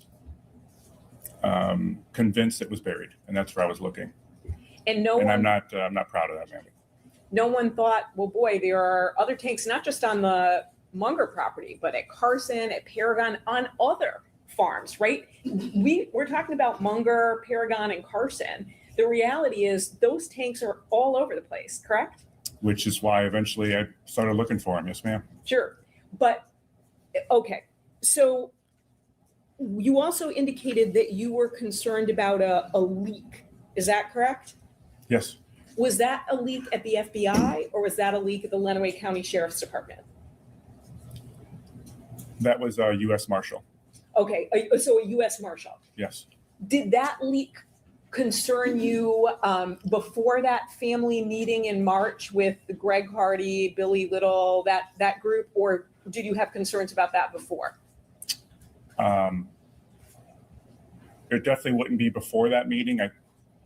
I guess to characterize this, when we had the family meeting to introduce the fact that the state police was going to be helping the sheriff's department, I knew so little about this case. It was kind of embarrassing to be at the meeting, to be forthright with you. I'm not even sure if I had a copy of the report yet. So to have an opinion on anything, I knew nothing. So you didn't have a concern about a leak before that family meeting. It sounds like. I don't want to put words in your mouth. Yeah, I had no reason to suspect that there was a leak going into it because I didn't know anything at all. And then when did that kind of your concern bubble up at that meeting? Oh, I'm sorry. I was misunderstanding your question. Yes, because it's presented to me there, essentially. Yes. I misunderstood you. So yes. We heard Detective Greca talk about what happened. Tell us in your words what happened. His recollection is accurate. We wanted to get consent for as many phones as we could of people that could be involved or have any information on those devices. That was in a way an objective of that meeting. And Greg Hardy did pull us out of the room, and his private investigator, Billy Little, that's when they had that dialogue about pretending to consent but not. There were other people at that meeting that also did not consent to have their phones dumped. And much like Mr. Hardy at the time, simply because someone does not consent to something does not give me probable cause to type a search warrant and take it from their person. So we hadn't met a burden for that phone or other phones in the room that we could seize with a search warrant. Did anyone else ask you to pretend that they were turning it over for a download but not really download it? No, ma'am. So that was only Greg Hardy and Billy Little. And what was the rationale for that? You said it was a United States Marshal. What was the rationale for not like being concerned that someone would look at the phone? Well, to be clear, what was presented to me at the time in that dialogue was that Mr. Hardy, I'm paraphrasing, but he says someone, and I can't remember how he characterizes it, but I remember at the time being clear of the fact that someone in some way involved in law enforcement is giving his information, and he doesn't want to part with his phone and reveal that source. There was no explanation of who it was or what information. Did you know at the time it was a United States Marshal, or did that come up later? No, that was something revealed much later. When this dialogue is kind of happening in front of me, all of this is brand new information to me. I don't know Greg Hardy. I don't know anything about this case really. So all of this is brand new in that moment. So Detective Greca, it sounds like, declined. That's what he said. He was not going to play along with that. That's correct. Is that accurate? That's correct. And did you agree with that decision? I do agree with it, but I wouldn't have done I would have done the same thing he did, but it wasn't my decision either. He's the one having this dialogue. Right. And that's what I was asking, was if you were in that position, would you have done the same thing that he did, which said, essentially, I'm not playing along that way? I'm not going to play your game, exactly. When did the United States Marshal, when were you able to kind of drill down on that and find out what was going on with that? That is not something that I did personally. It was just information that was given to me at a later time. By who? Do you remember? I can't remember if it was Kevin Greca or someone else at the sheriff's department. I can't recall. And that would have been some months later. I don't recall when it occurred either. Now, I was a little confused about, so you had this welding theory, which was based on viewing the surveillance. Is that accurate? Yes. Okay. And then, And if I may, yeah, sure. the Google search warrant in his iPad. Okay, in the Google search warrant. So you had that come up in essentially 2022, sometime in 2022. And then what leads you to now say, okay, we're not looking underground, we're now going to look above ground? Over the course of the next couple of years, I felt we had exhausted every place to look above ground. I was extremely confident that she was not alive. And I was confident that some harm had come to her and someone had taken her life and that her body was hidden somewhere. And I could not think of another place that was reasonable to look above ground. I felt like I have completely, if someone brought me a tip, I'm absolutely going to go look. But I felt like I had looked every place I possibly could above ground, and which brought me to thinking that we had never just looked for the tanks. Did Mr. Hardy tell you, like point you to a tank and say, go look for a tank or this? Because it doesn't sound like it. It sounds like this was police work by you and Detective Singleton. During the preparation that I discussed earlier about how I'm going to empty the tank and how I'm going to look in it, et cetera, during that planning, and then I get to the point where I need some knowledge about where Dale Warner's tanks are stored and how they're used. I had several dialogues with Greg Hardy at that time because he knew the farm intimately, his sister's farm, and he knew about their common practices and where they stored things. So over the course of probably a week, I've talked to him several times on the phone. And I've asked him about welding, and I've asked him about tanks, and we're discussing that. And in one of those phone calls, he says, I'm paraphrasing, I wonder if she's inside of a tank. So he makes that statement to me. But it was after I had been asking him these questions. So I had been almost too forward with the information, but I needed to ask him these questions to get this information at the same time. So you're aware that Mr. Hardy has made statements to the media, a lot of them, correct? Unfortunately, yes, ma'am. And do you believe all the statements he's made to the media are accurate? No. Specifically as it relates to the tank, have you told him that? Yes. And what about it is inaccurate that he is saying? His characterization of events, he says, I can think of one interview in particular that's not based upon fact. And what is that? Regarding the tank. What is that? What is the statement or what is the statement? If I can just describe the interview to you, it might Sure. be easier. Greg Hardy in some way consents or asks media to join him, and he takes a camera crew to Paragon Road, points in this barn and states, look in this barn where the tank was hidden under cover of darkness or something to that effect, which he would have no way of knowing that information. And did he actually go on the property with the camera crew? If my memory serves me correct, yes, ma'am. And we visited that property last Wednesday. So the barn, if we're on the south side, it's got no locks on the door, correct? There is a chain wrapped around one of the handles. I'm not sure if there's a padlock on it or not. It wasn't locked the day we were there. And so the day you were there, you just walked on, right? That there was no indicator of a lock. Last week or? No, when you went to go find the tank. In August? Yes. I think it was similar to how it was last week. There may have been a chain wrapped around one handle, but it wasn't locked. I didn't have to force entry other than opening the door, maybe. Now, with your communications with Mr. Hardy about the tank, And I think we've gone over this. You were on the telephone with him. So we would not have a recording of those communications. Is that accurate? That's correct.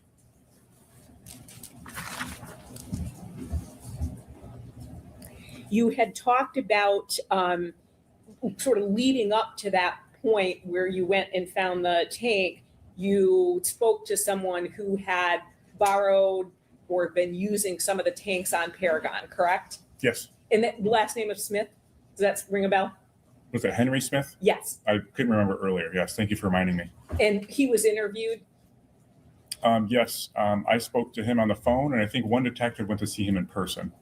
And was the issue there essentially, and correct me if I'm wrong about this, he was able to go in, take maybe 10 or so tanks, pick out the tanks he wanted and use them.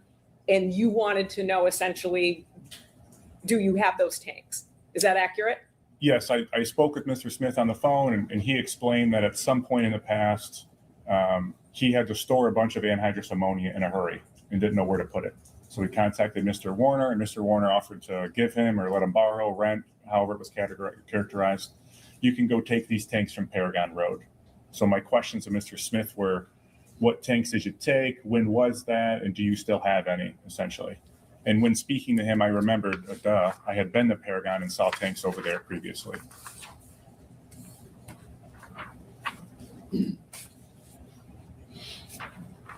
You talked about the fact that the duct tape from inside the tank still was not dry yet, so you weren't able to do any DNA analysis, correct? Yes, nothing inside of the tank was suitable for any DNA or print analysis based on the condition. And that includes the tarp, does that include like the metal inside as well? Correct.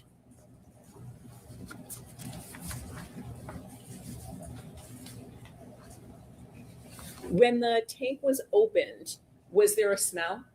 Yes. And was the smell ammonia? Or a chemical smell, I should say? In a way, yes. There was other odors also. Sure, and unfortunately, because the body was inside the tank. But we heard Dr. Cho say there was a strong smell of ammonia. Would you agree with that? Oh, yes, ma'am. Yes. And to be clear, I think the reason why I misunderstood your question is Dr. Cho is referring to what's at the office as opposed to being at the tank. That's why I didn't understand you. I'm sorry. Oh, that's all right.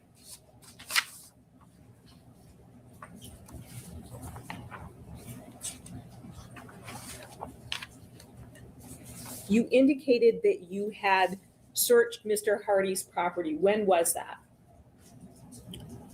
I searched, well, I don't want to use the word I too carelessly, that we searched Mr. Hardy's property. He has some land this direction going west that has a little pond that we did a consent search on. He gave me consent for, we had a tip about a rental house of his that someone had seen something of interest in the basement. We conducted a consent search there. And can I stop you? Do you Sure. recall the dates of these searches? I don't. I could probably tell you what year that happened. That's about the best I can That'd do. be great. So the consent search in the basement of the rental house, I think that was in Palmyra. The spring of the prelim, would that be 24, ma'am? That would be 24, yes. And I want to say that field and pond was around the same time, but I'm not certain. And I think there's one more area he might have consented to, but I can't recall off the top of my head.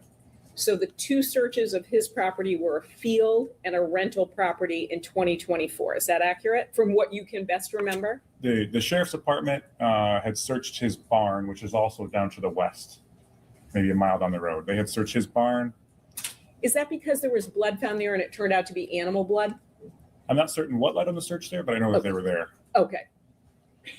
Any other searches?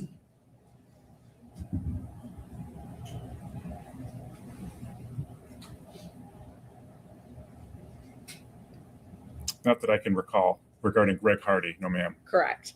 And then we talked about him making statements that were incorrect to the media. Is it fair to say that the private investigator he had hired, Billy Little, he also made statements to the media which were incorrect? I'm not certain he ever made statements that were correct. Okay. Does that make your job significantly harder? Unfortunately, yes, ma'am. I have no additional questions. Thank you, sir.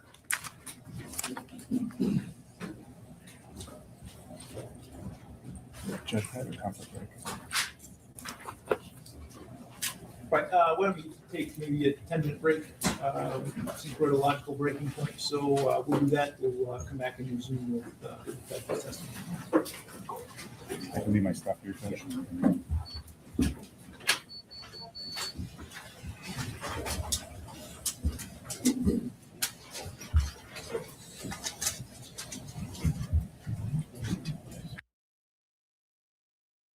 And we're back. It looks like there's about, so 6:30, probably about, depends on how long they go to the end. Probably about 40, 45 minutes left of this guy. They're going to come back from break right here. And, oh my gosh. If you're listening, I received the images. And, oh my God, I've been live since 9 p.m. last night. 12 hours. Holy fuck.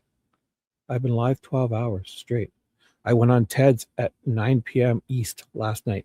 It's now 9 a.m. East. Oh my God. So I did his live for 3 or 4 hours, and I did straight to mine.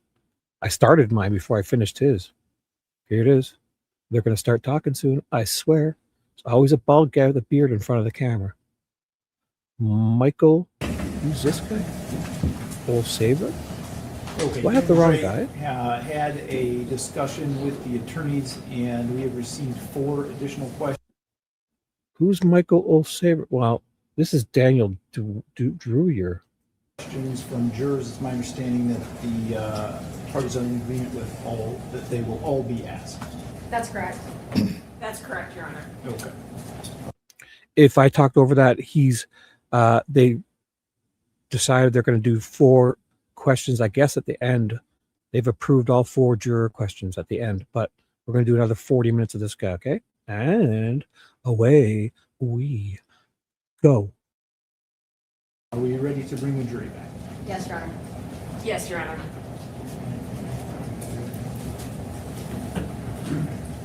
Yes, your shittiness. Bring him back.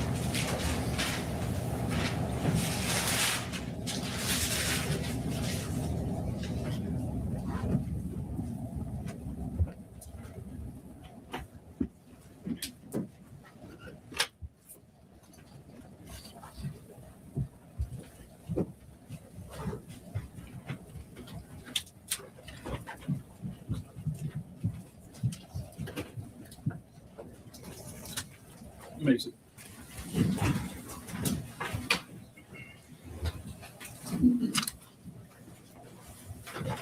We've talked a lot about searches, whether it's consent or search warrants.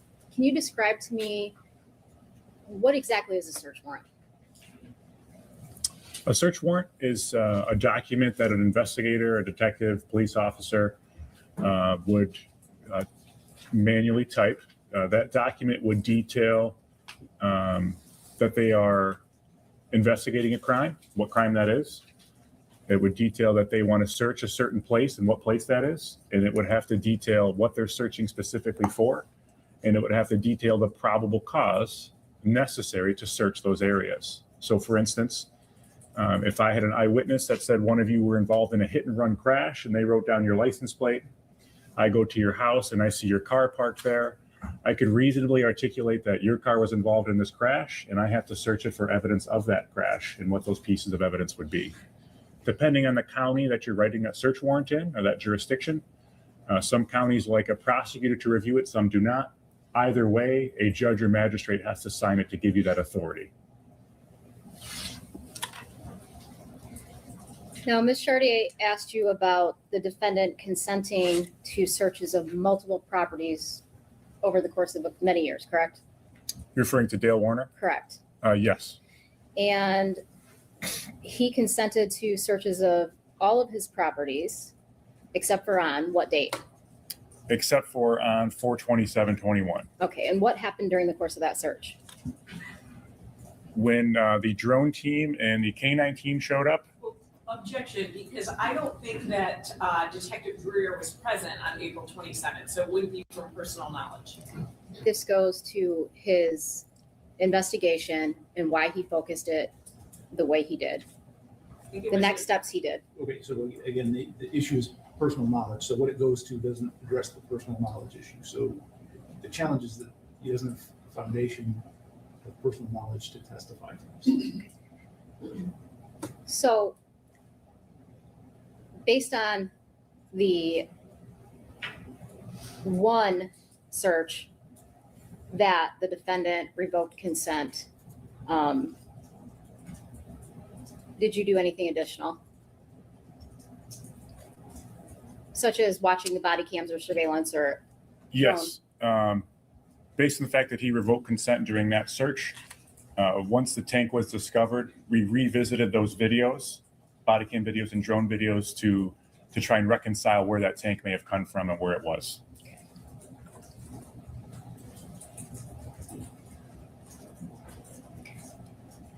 Going back to all of these searches and the condition that Dee Warner's body was found in, would you have expected to find her body even on April 26th, 2021, with all of the items that you had to help aid in your searches? Objection, speculation.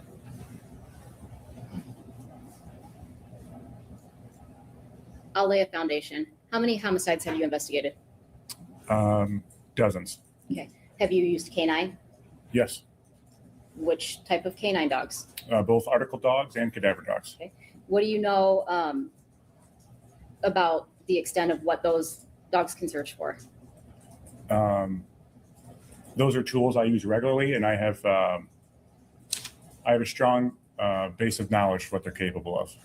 Ground penetrating radar, have you used that before? Yes. And what's your knowledge on ground penetrating radar? I understand to a point the science behind it and the best way to deploy that tool also. You talked about FLIR. Yes. What do you know about FLIR? Similar to ground penetrating radar, I understand to a point the science behind it and the best way to deploy that tool when necessary. Drones? The same, ma'am.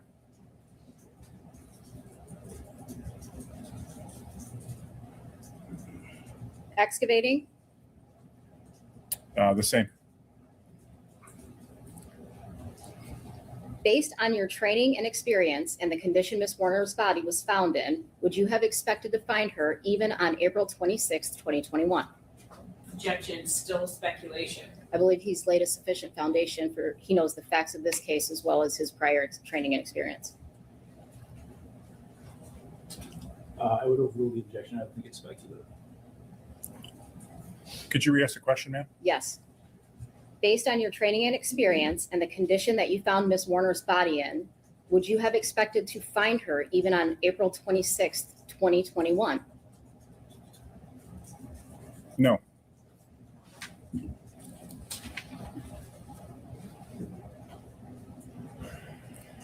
You discussed on cross-examination that the defendant purchased a separate device, a phone, to place Dee Warner's iCloud on. Is that accurate? Yes. And that was April 29th, 21? I know it was shortly after her disappearance, but I'm not sure the exact date, ma'am. Okay. And do you have personal knowledge of what happens when you place an iCloud on a device that was previously used on another device? Yes. What happens? Depending on the settings that you have in your iPhone, depending on how you set up your iPhone, is going to dictate what information is uploaded to the cloud and when, and how often those things happen, and if it's encrypted or not. Those factors, and primarily those factors, are what's going to dictate what you can retrieve from the cloud for an iPhone device. So in this instance, when that phone was purchased and her Apple account credentials were entered into that phone, everything that was on that phone at a particular date was then re-put onto that phone. Would the device that previously had that iCloud connected to it continue to receive phone calls or text messages? No, based in the manner in which that phone was activated. So in essence, not only was the iCloud information put on it, but also a line of service was installed from Verizon itself. So now anytime someone called that phone number or sent it a message, it would be going to that new device. So hypothetically, even if her device that she possessed on 4/25/21 would miraculously turn itself back on, it would not be receiving service from Verizon once the other phone was purchased.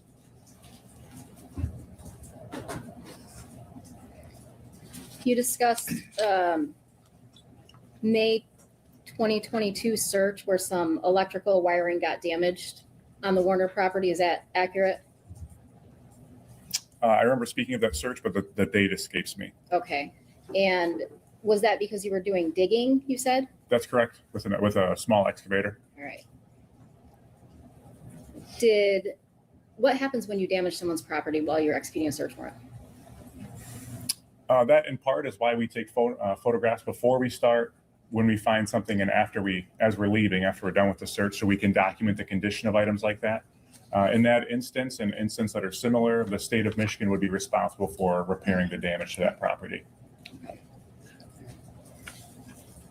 You indicated on cross-examination that the JCB and the Kubota were searched by the sheriff's department prior to your involvement in this case. Is that accurate? I know the JCB front end loader definitely was. I can't recall if they did like a forensic search of the Kubota or not. Okay. But you weren't present for any of those searches, correct? That's correct. Do you know what was done during any of those searches? I do not. By the time that you came up with the theory on the JCB being involved, did you follow up and do any forensic evidence with the JCB? The day that we did what I call the reenactment with the front end loader at the house, where you saw it pulled up to the house with the bucket extended, we had an evidence technician with us who did some swabbing at other parts of the property. He examined the bucket, and it had been clearly used so many times, and we've been so far since the incident had occurred that there was nothing to collect out of the bucket or the front end loader itself. Dale Warner spoke to Kevin Greco multiple times throughout the course of the investigation, correct? Yes. And although we've seen a snippet of those interviews, would it be accurate to say that Kevin Greco did a lot of the talking? Yes.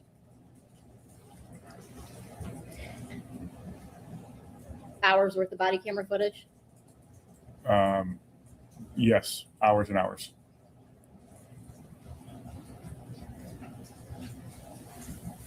During the course of your interview in December 2022, you asked the defendant about D being in Jamaica or Mexico. Why did you ask him that? He was making statements to numerous people that was his belief at the time. Okay. And how strong was he that she was in Jamaica or Mexico when he made these statements?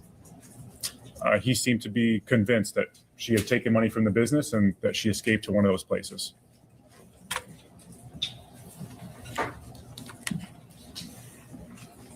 We talked about the short paragraph in your report where you indicated that some of the defendant's statements were consistent. Is that fair? Yes, Did you also notice inconsistent statements? absolutely. Okay. And which statements were those?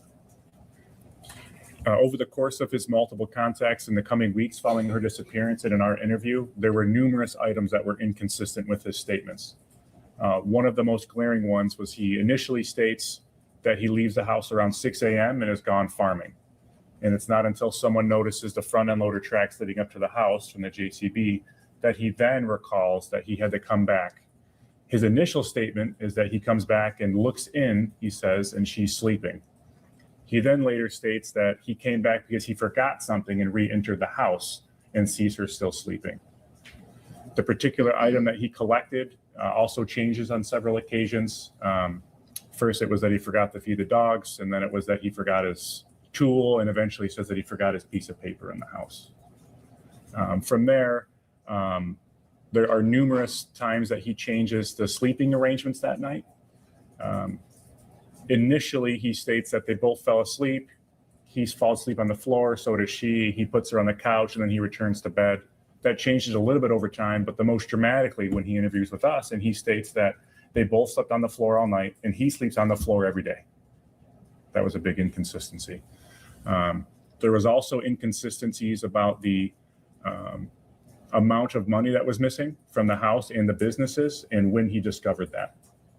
Initially, he states that he's learning of it as it's happening and he's discovering it over time, but there was evidence to dispute that and show that he knew for some time that there was some extra spending coming from the businesses on her behalf.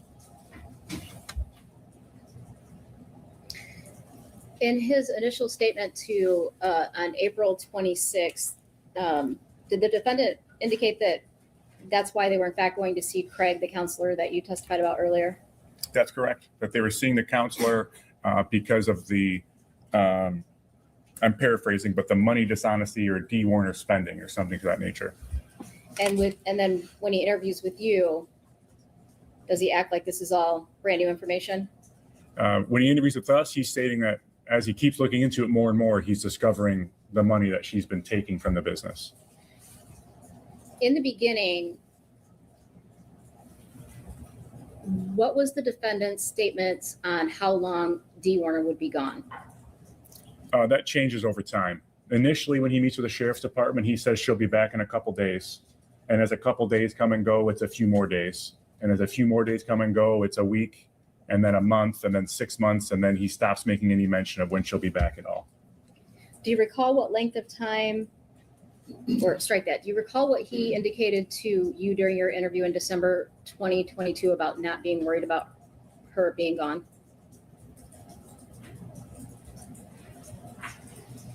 I don't recall, ma'am. I'm sorry.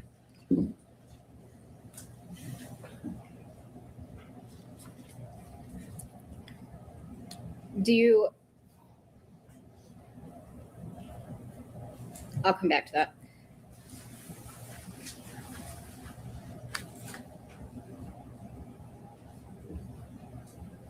During the course of the interview, the initial interviews, Dale Warner consistently says that he has a conversation with Dee about selling the businesses and being done with the businesses. Do you remember that? Yes, he makes reference to that several times. Okay. And during the interview with you in December of 2022, he makes mention of having discussions with Dee Warner about the grandkids. Yes, he essentially states that, now looking back, I realize she wasn't done with me. She's done with business and she wants to be with her grandkids more often. And did he in fact say he had a conversation with her about staying home and watching the grandkids during that argument? Yes, that's correct. Okay. First time you heard that? Yes.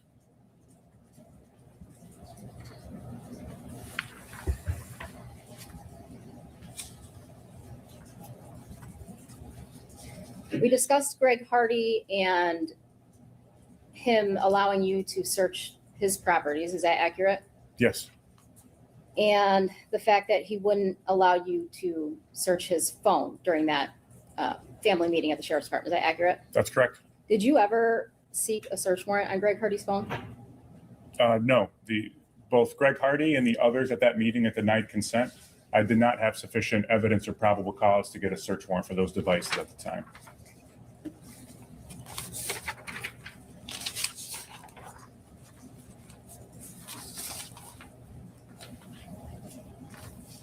After you found Dee Warner's body, did you return to the home to look for evidence of the homicide in the living room, in the bedroom, anywhere?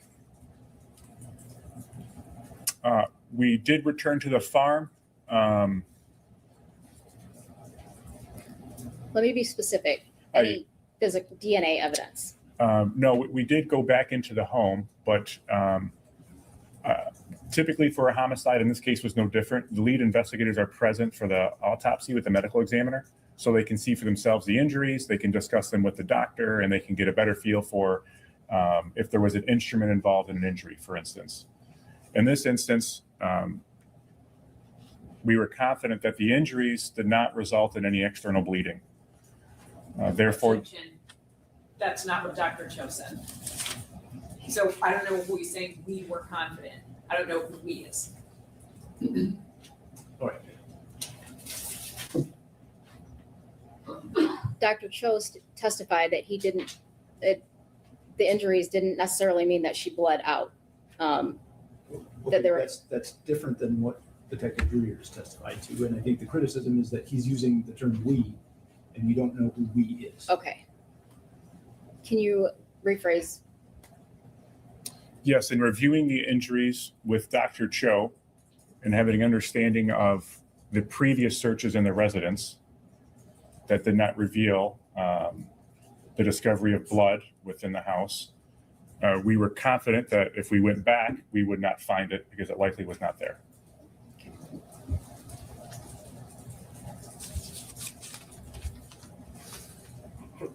Again, I know you indicated you didn't search the JCB when you went in January of 2024, but after you found her body, did you attempt to look for the JCB again? No, for the same reasoning.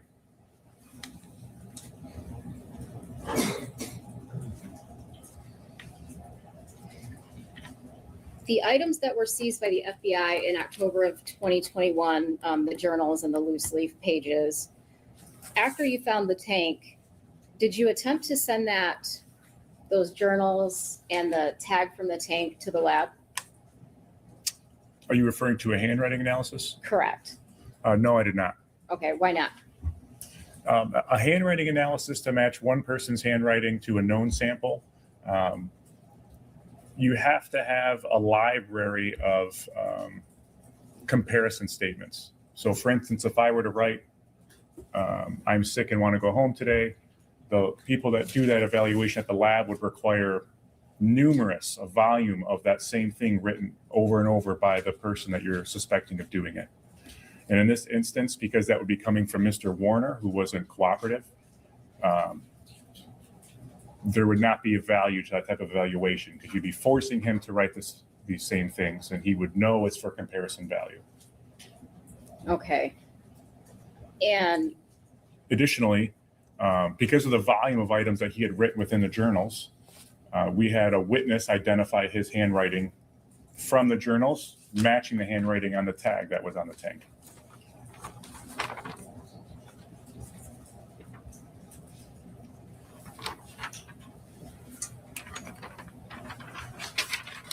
I'm going to move to strike that last statement as it would entail hearsay.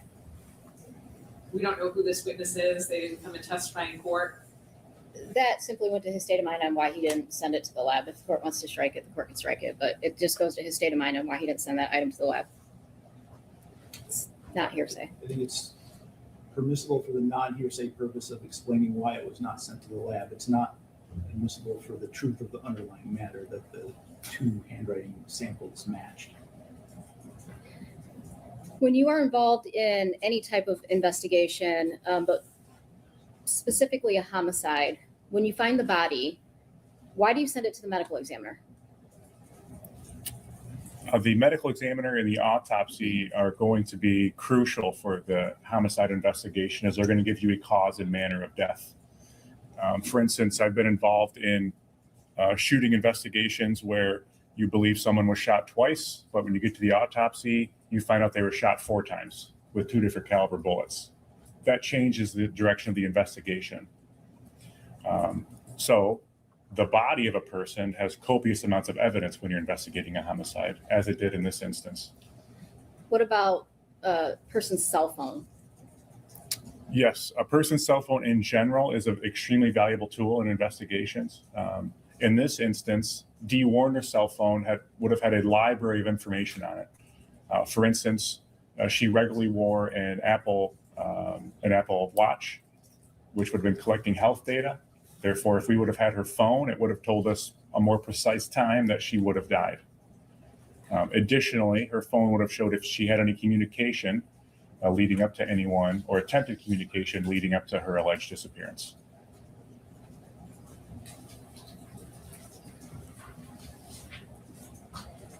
Your Honor, at this time, I would like to move to publish People's Exhibit 234 so the jury can see the duct tape from the tank for themselves.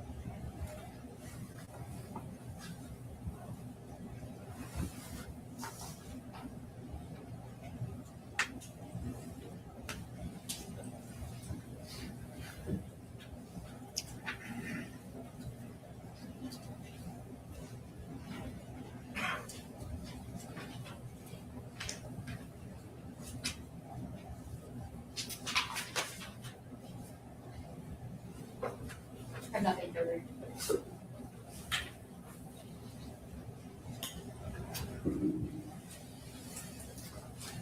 Detective Dreer, when you were talking about the second phone where Ms. Warner's data was moved to, when did you say that was purchased?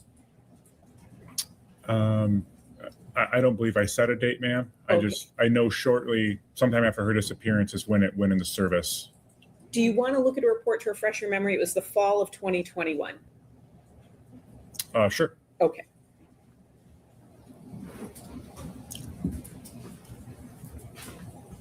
Ms. Taylor, do you want to use my copy?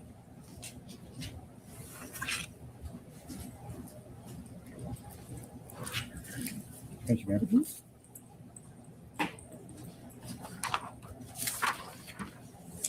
Page 16, I presume? Yes, it's got the little sticky note on the side. Yes, it says here in the fall of 21. Okay, does that refresh your memory? Yes. Sorry, I was verifying for a separate reason. Yes, that's correct. Thank you. And then you indicated the police didn't even try to swab that JCB, the front loader, correct? In terms of the Michigan State Police at any point in time. That's correct. Now, you indicated that Detective Greca did do a lot of talking in the interviews with Mr. Warner. Mr. Warner didn't just sit there silently, though. He also would talk back, correct? Can I revisit the last question, ma'am? I want to make sure I'm clear. So my evidence technician, while doing other work on the property, evaluated the JCB and found that it wasn't suitable for that type of evidence collection. I just wanted to be clear. Sorry. Were you present when that happened? Yes. And why was that? Just based on the length of time since the disappearance, and you could see recent wear and tear and debris within the device itself. Now, again, going to Detective Greca's interviews, you said he talked a lot during the interviews. Yes, ma'am. Mr. Warner didn't just sit there silently, though. He also talked back, correct? Yes. I mean, we've seen a portion of those during the course of the trial. You'd agree? Yes, ma'am. And you'd also agree there were probably 30 plus phone conversations and meetings between Detective Greca and Mr. Warner, right? I would have no way to quantify those, but I know they spoke on the phone. Pretty regularly? I'm not sure how often. I know that they talked on the phone a reason. I'm not sure how to articulate it about how frequently or not. Sure. So if you could tally up in your head, how many interviews do you think there were? In person? Sure. Between Kevin Greca and Dale Warner? Yes. At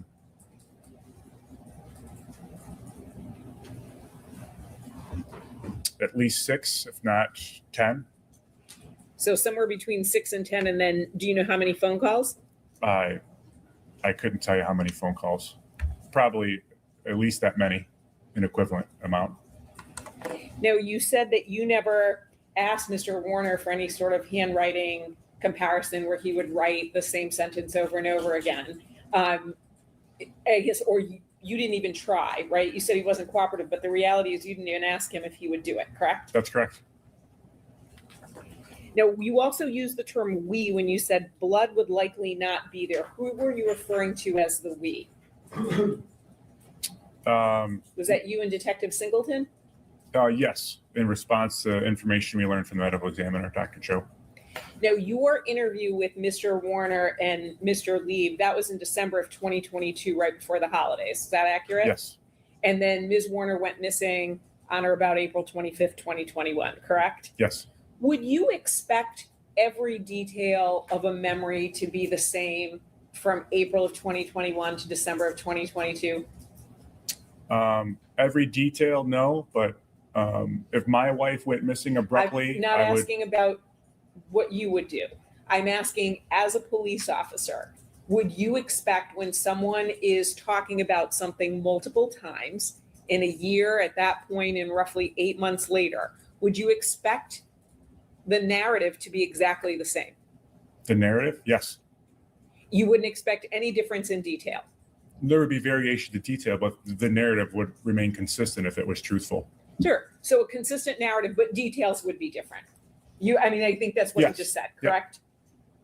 Yeah. And then did Mr. Warner ever tell you, his memory isn't always the greatest? I wouldn't deny that he's told me that, but I can't think of a particular time that he would have said that to me. I have no additional questions. Thank you, sir.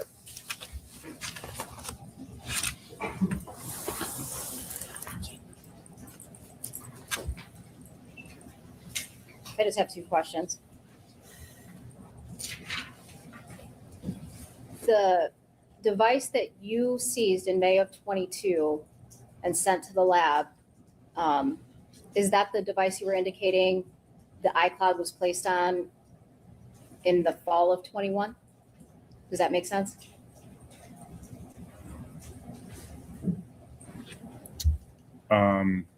The device that I seized in May of 22 was the device that Ms. Shardy refreshed me on from the activation of the fall of 21. Correct. Yes. Do you know? That's my belief. It's my understanding. Okay. Do you know if between April 29, 2021 and May 2022, when you seized that phone, if there was another phone in the interim that had that information on it?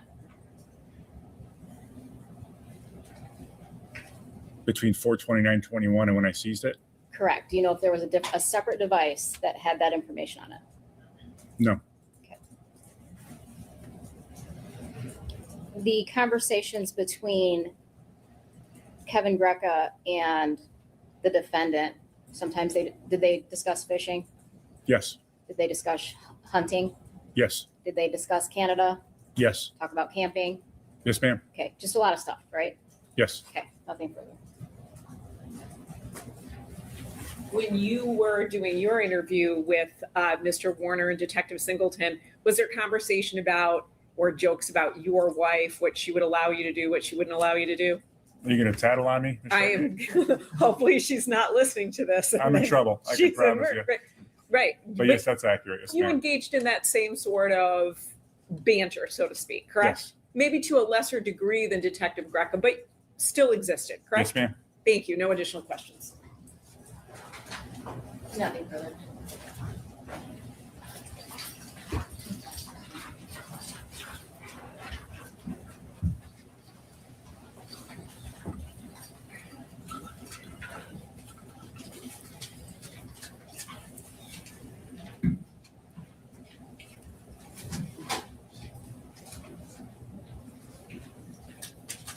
And we're having a huddle.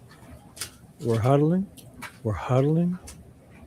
Awkward silence where they don't mute the microphone. I'll mute for you. Oh my goodness. There's only, oh my God, it's like barely 10 minutes left. So there's probably going to be a couple questions. And he's sitting there thinking, oh, I want to go have that piece of pizza. I want a Big Mac combo. This is boring. Oh my God. I gotta go pee. Ooh, look at her hair. Yes. Yes, she's got nice hair. All right. Let's play it. They're gonna. Ooh. Oh, look at that. A spider up on the wall. Check it. Check it out. This guy's looking up. Oh, you missed it. Oh, he's looking at the camera now. Don't. Hey, here we go.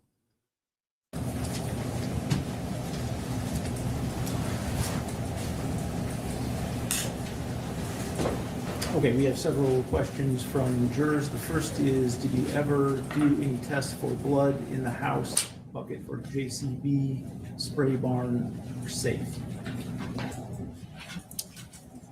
Some testing was done initially by the FBI in the fall of 21, but by the time we got involved, we did not observe a need to do so.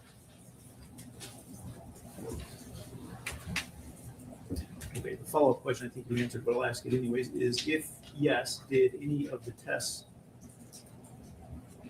come back positive for blood? None of the tests that were done in the fall by the FBI came back positive.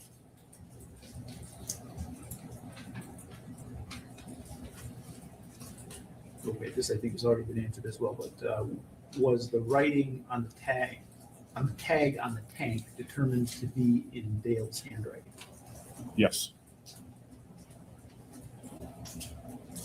Did you check the black box on the Hummer to see if it was turned on and moved on Sunday morning? Yes. I can explain if you'd like, Judge.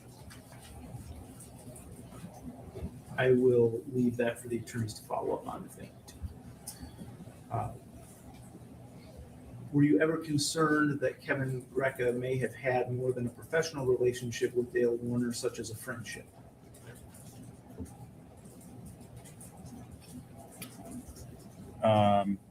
No.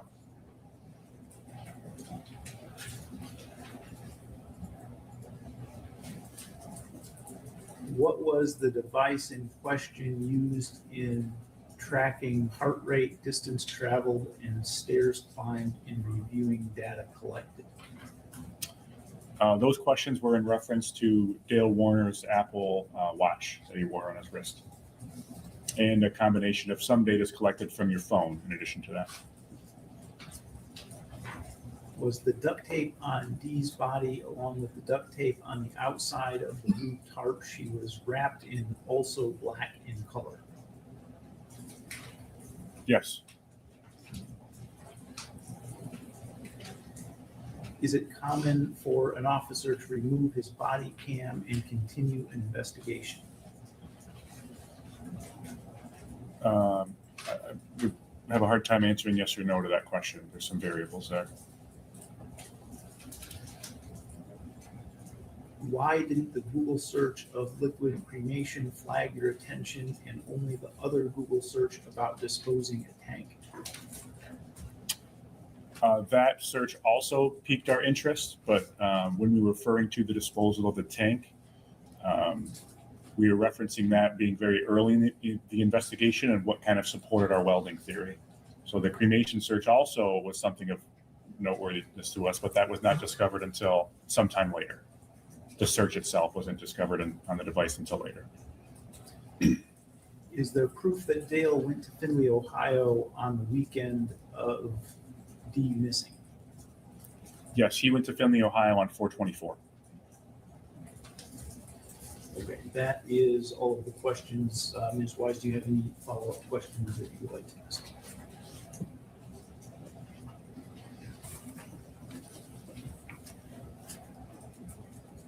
You indicated that you did something with a black box on the Hummer. Yes. What black box are you talking about? The black box is a common term used for a portion of the computer in the car that police or other investigators may use if the vehicle is involved in a crash or accident. So in other words, if in a separate unrelated example, if you were to be in your vehicle and collide with another vehicle, the black box is very likely to contain the rate of impact, if you're wearing your seatbelt, if you applied the brakes, some information like that. Some more advanced models also have some additional data. In this instance, we reviewed the specific Hummer in question. with a person from our department that specializes in that type of information extraction, along with other information extraction from vehicles. And unfortunately, we were unable to obtain any data from the specific Hummer based on how old it was. And I believe that you already answered this question, but I just want to follow up. As far as after you found Dee Warner's body, were you able to locate that safe that was in the spray barn? The specific safe that I observed on the property, I never found again, which is why I found a similar make and model elsewhere. The Dale Warner's Apple Watch that we talked about earlier, Yes, ma'am. I believe when Ms. Chartier pointed out to the section of the police report where that data was that limited data that you were given by the Lenawee County Sheriff's Department? Limited, especially in comparison to what we received later on. Okay, and describe what you mean by limited. Going back to the type of extraction that was done from his device with that, the metaphor I gave about the B level license, when we later did it with that A level license, I was able to get more in-depth data for those hours that she was referencing. Okay.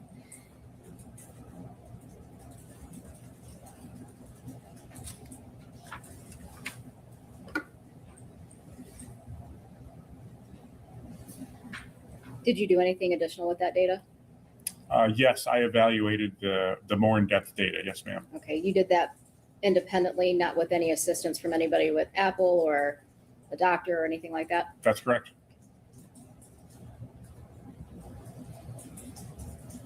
You indicated that the defendant went to Findlay, Ohio on April 24th, 2021? Yes. Okay, and he didn't spend the night in Findlay that night, correct? No, he went in the afternoon hours with an employee to pick up a truck and returned home, and then goes about his evening chores when he arrives home for a moment and is in passing with his daughter, Lena, as she's leaving. So he's home well before that. You were asked about body cameras and if it would be common to take off your body camera when you're doing certain things. And you indicated that's not a yes or no. Can you describe what you mean by that?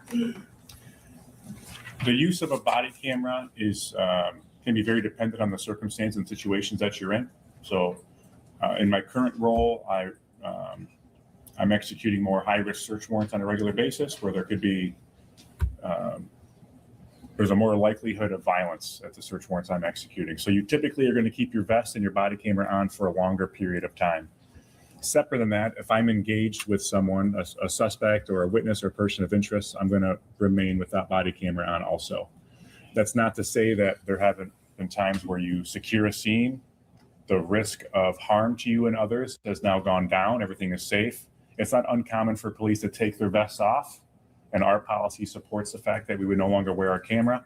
And through that, sometimes a neighbor or another person will wander over and start speaking with you, so those may not be recorded. But the use of a camera, it's very fluid and dependent on the situation. You want it on for every time you're going to have contact with people that might say something that's a point of interest, absolutely, and you should try your best to do that. Nothing further. You said that the FBI had, I'll make sure, conducted testing of the home swabs, the Munger property in the fall, correct? The fall of 21, yes, ma'am. Fall of 21. Is it your understanding that the Lenawee County Sheriff's Department did that at the end of April in 2021 as well? I don't know that to be true, no, ma'am.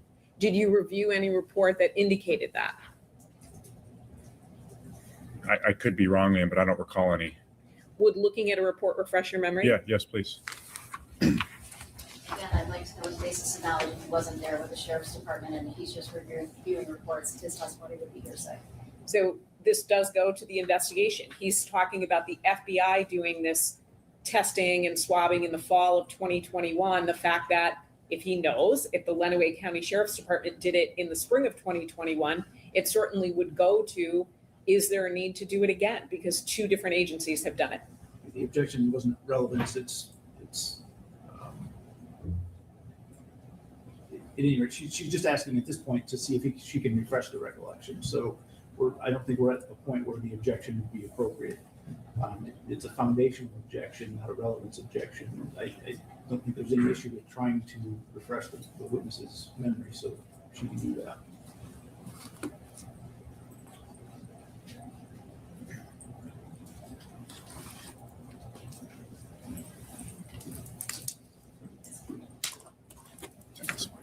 Thank you. There's also a lab report if you would like to see that as well. Which lab report are you looking at? Number 3.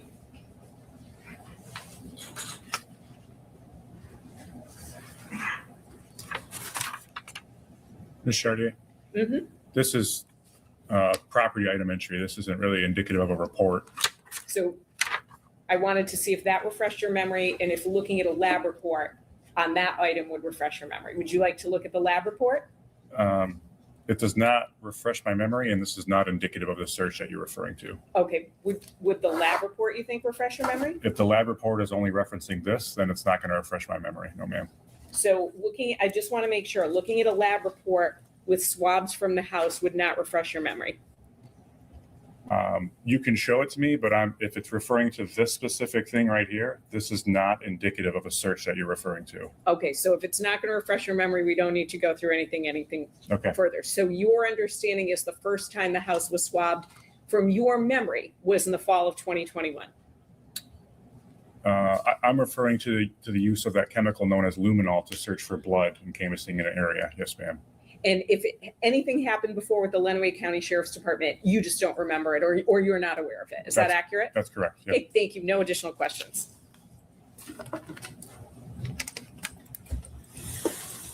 Thank you. Nothing further.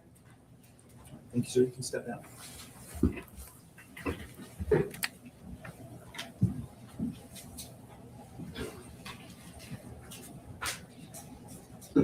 Okay, ladies and gentlemen, it is about 1:15 now, so it doesn't make too much sense to try to start any new witnesses. So we will excuse you for the day, and we will come back, return tomorrow at 9 a.m. Thank you. I had it right in front of me, too. I opened it up so I wouldn't forget. During the trial, do not read, listen to, or watch any news reports about the case. Under the law, the evidence that you consider to decide the case must meet certain standards. For example, witnesses must swear to tell the truth, and the lawyers must be able to cross-examine them. Because news reports do not have to meet these standards, they could give you incorrect or misleading information about that might unfairly favor one side. So to be fair to both sides, you must follow this instruction. Thank you and have a nice evening.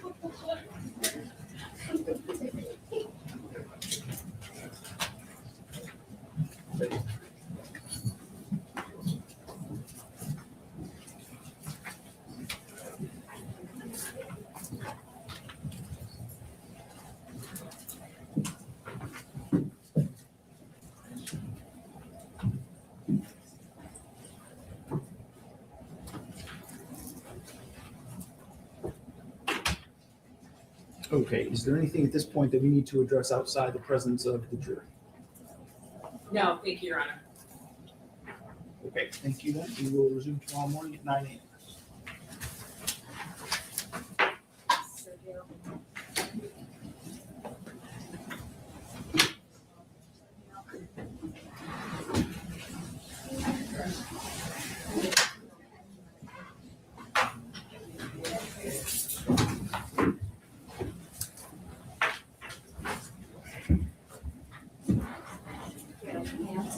You're not going to agree on that.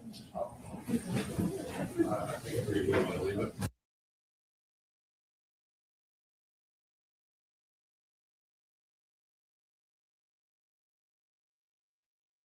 And we are back. Oh my God, is anybody still here? I got to shut her down. I've been literally 13 hours. I've been going live 13 hours. I went on TED's last night at 9 p.m. East. And now I'm about to go to sleep. All right. So I'll be on TED's tonight if you want to come watch. 9 p.m. East, 8 p.m. Central. 7 p.m. in the mountains, and 6 p.m. for you weirdos out on the West Coast. Alrighty. Oh, you're still here. You missed the slurp. Well, it wasn't from me though. The slurp was somebody that was close to the camera. I just heard them like they had one of those sound like a Stanley Cup and they were running it out. It was kind of like they were slurping like because they ran out of liquid and they were looking for more, and it was one of those Stanley Cup slurps. It was, I don't know who it was. They didn't show them. They just were near the camera about 10 minutes ago when I wrote that. So what do you think of this evidence, Peggy? Check it out. These fucking guys, every one of these, I can show you throughout this trial, there's fucking so many of these, they're going on about these timestamps. Like, this is fucking 9.5 years before the murder. And then they're fucking putting this guy, gonna put him away with these timestamps, and they just declare it's this. Oh, we say it's this. This is the name of the file. This is in the media player. This is the timestamp. This is not, I could name it fucking Jack Frost. April of the 40th, the year 2027, or 2062. What does that matter? You name a file. The fucking timestamp has this. I mean, it's obviously wrong. If this is, I mean, it's definitely not 9:20 at nighttime. That's for sure. I don't know, but every time there's like 4 or 5 situations throughout this all these videos that the prosecutor's like, okay, it's 3:12 p.m. and you look at the clock and it's like 7 or 8 p.m. These fucking timestamps, man. I mean, if they're whatever, I'm done. All right. Yeah. Thank you, Peggy. Enjoy the replay and catch up because I mean, this trial is live now. Today, the jury's out deliberating. So tonight, I'm going to do the 12th, day 12, and jury deliberations. And hopefully, they don't deliberate today. They might even, when I wake up, they might even come up because the jury's deliberating today. In this trial, this is going on right now, and we're catching up. So hopefully, they stay out today. And I guess I don't know the exact what's going on, but hopefully they stay deliberating, and I get tonight's show to catch up. If not, I don't want any spoiler alerts from you people, so don't tell me because I'm enjoying this. All right. So thank you for being here. Catch up. Ooh, that's a good thing. Oh, here's more. Where's that one? We missed 4 of them. So here it is here. We missed. I'll go over this. This is what we're going to do. If we get done before them, we've missed on day 1. There was a little thing that happened with the same thing as Delphi, where these people, whoever's doing media in court, the camera, they accidentally took photos and video of the jurors, and the judge got pissed, and he called all of day one video to be removed, scrubbed. Yet there was a few people that put it out on live stream, so people have it. But the jurors got kind of doxxed day 1, and the judge got pissed. So we missed these people. It's Raquel Bach, which is Dee's daughter, Amber Million, Dee's oldest daughter, Amy Alexander, which is Dale's brother's partner, one of Dee's closest friends, and Kelly Stacy, Dee's lash technician. Dee had a lash technician, I guess eyelashes. So they were all of day 1. And we started with Zachary Bach, which is Dee's oldest son who lived with them or whatever. But he was day 2. So we missed those 4 people. And I'm going to find them. I have them all ready to go. I have all of them ready to go. The 2 daughters brought 30-minute testimonies, and the other 2 did about 8 or 10 minutes each. I have them ready to go from another. I found them on the internet. So hopefully we can get caught up to the trial, and they don't deliberate today. If they do, screw it. I'm still going to go on with it as if I don't know what's going on. So, all right. Have a good day. And come and see me and not Peggy tonight on Ted's show. And I haven't sent Ted. I'm gonna have to write an email now to Ted to say cancel. I haven't done that yet. Actually, no, I'm not gonna. Fuck it. I'm not gonna email him. You're coming on, Peggy. So I'll see you tonight. All right. Have a great day.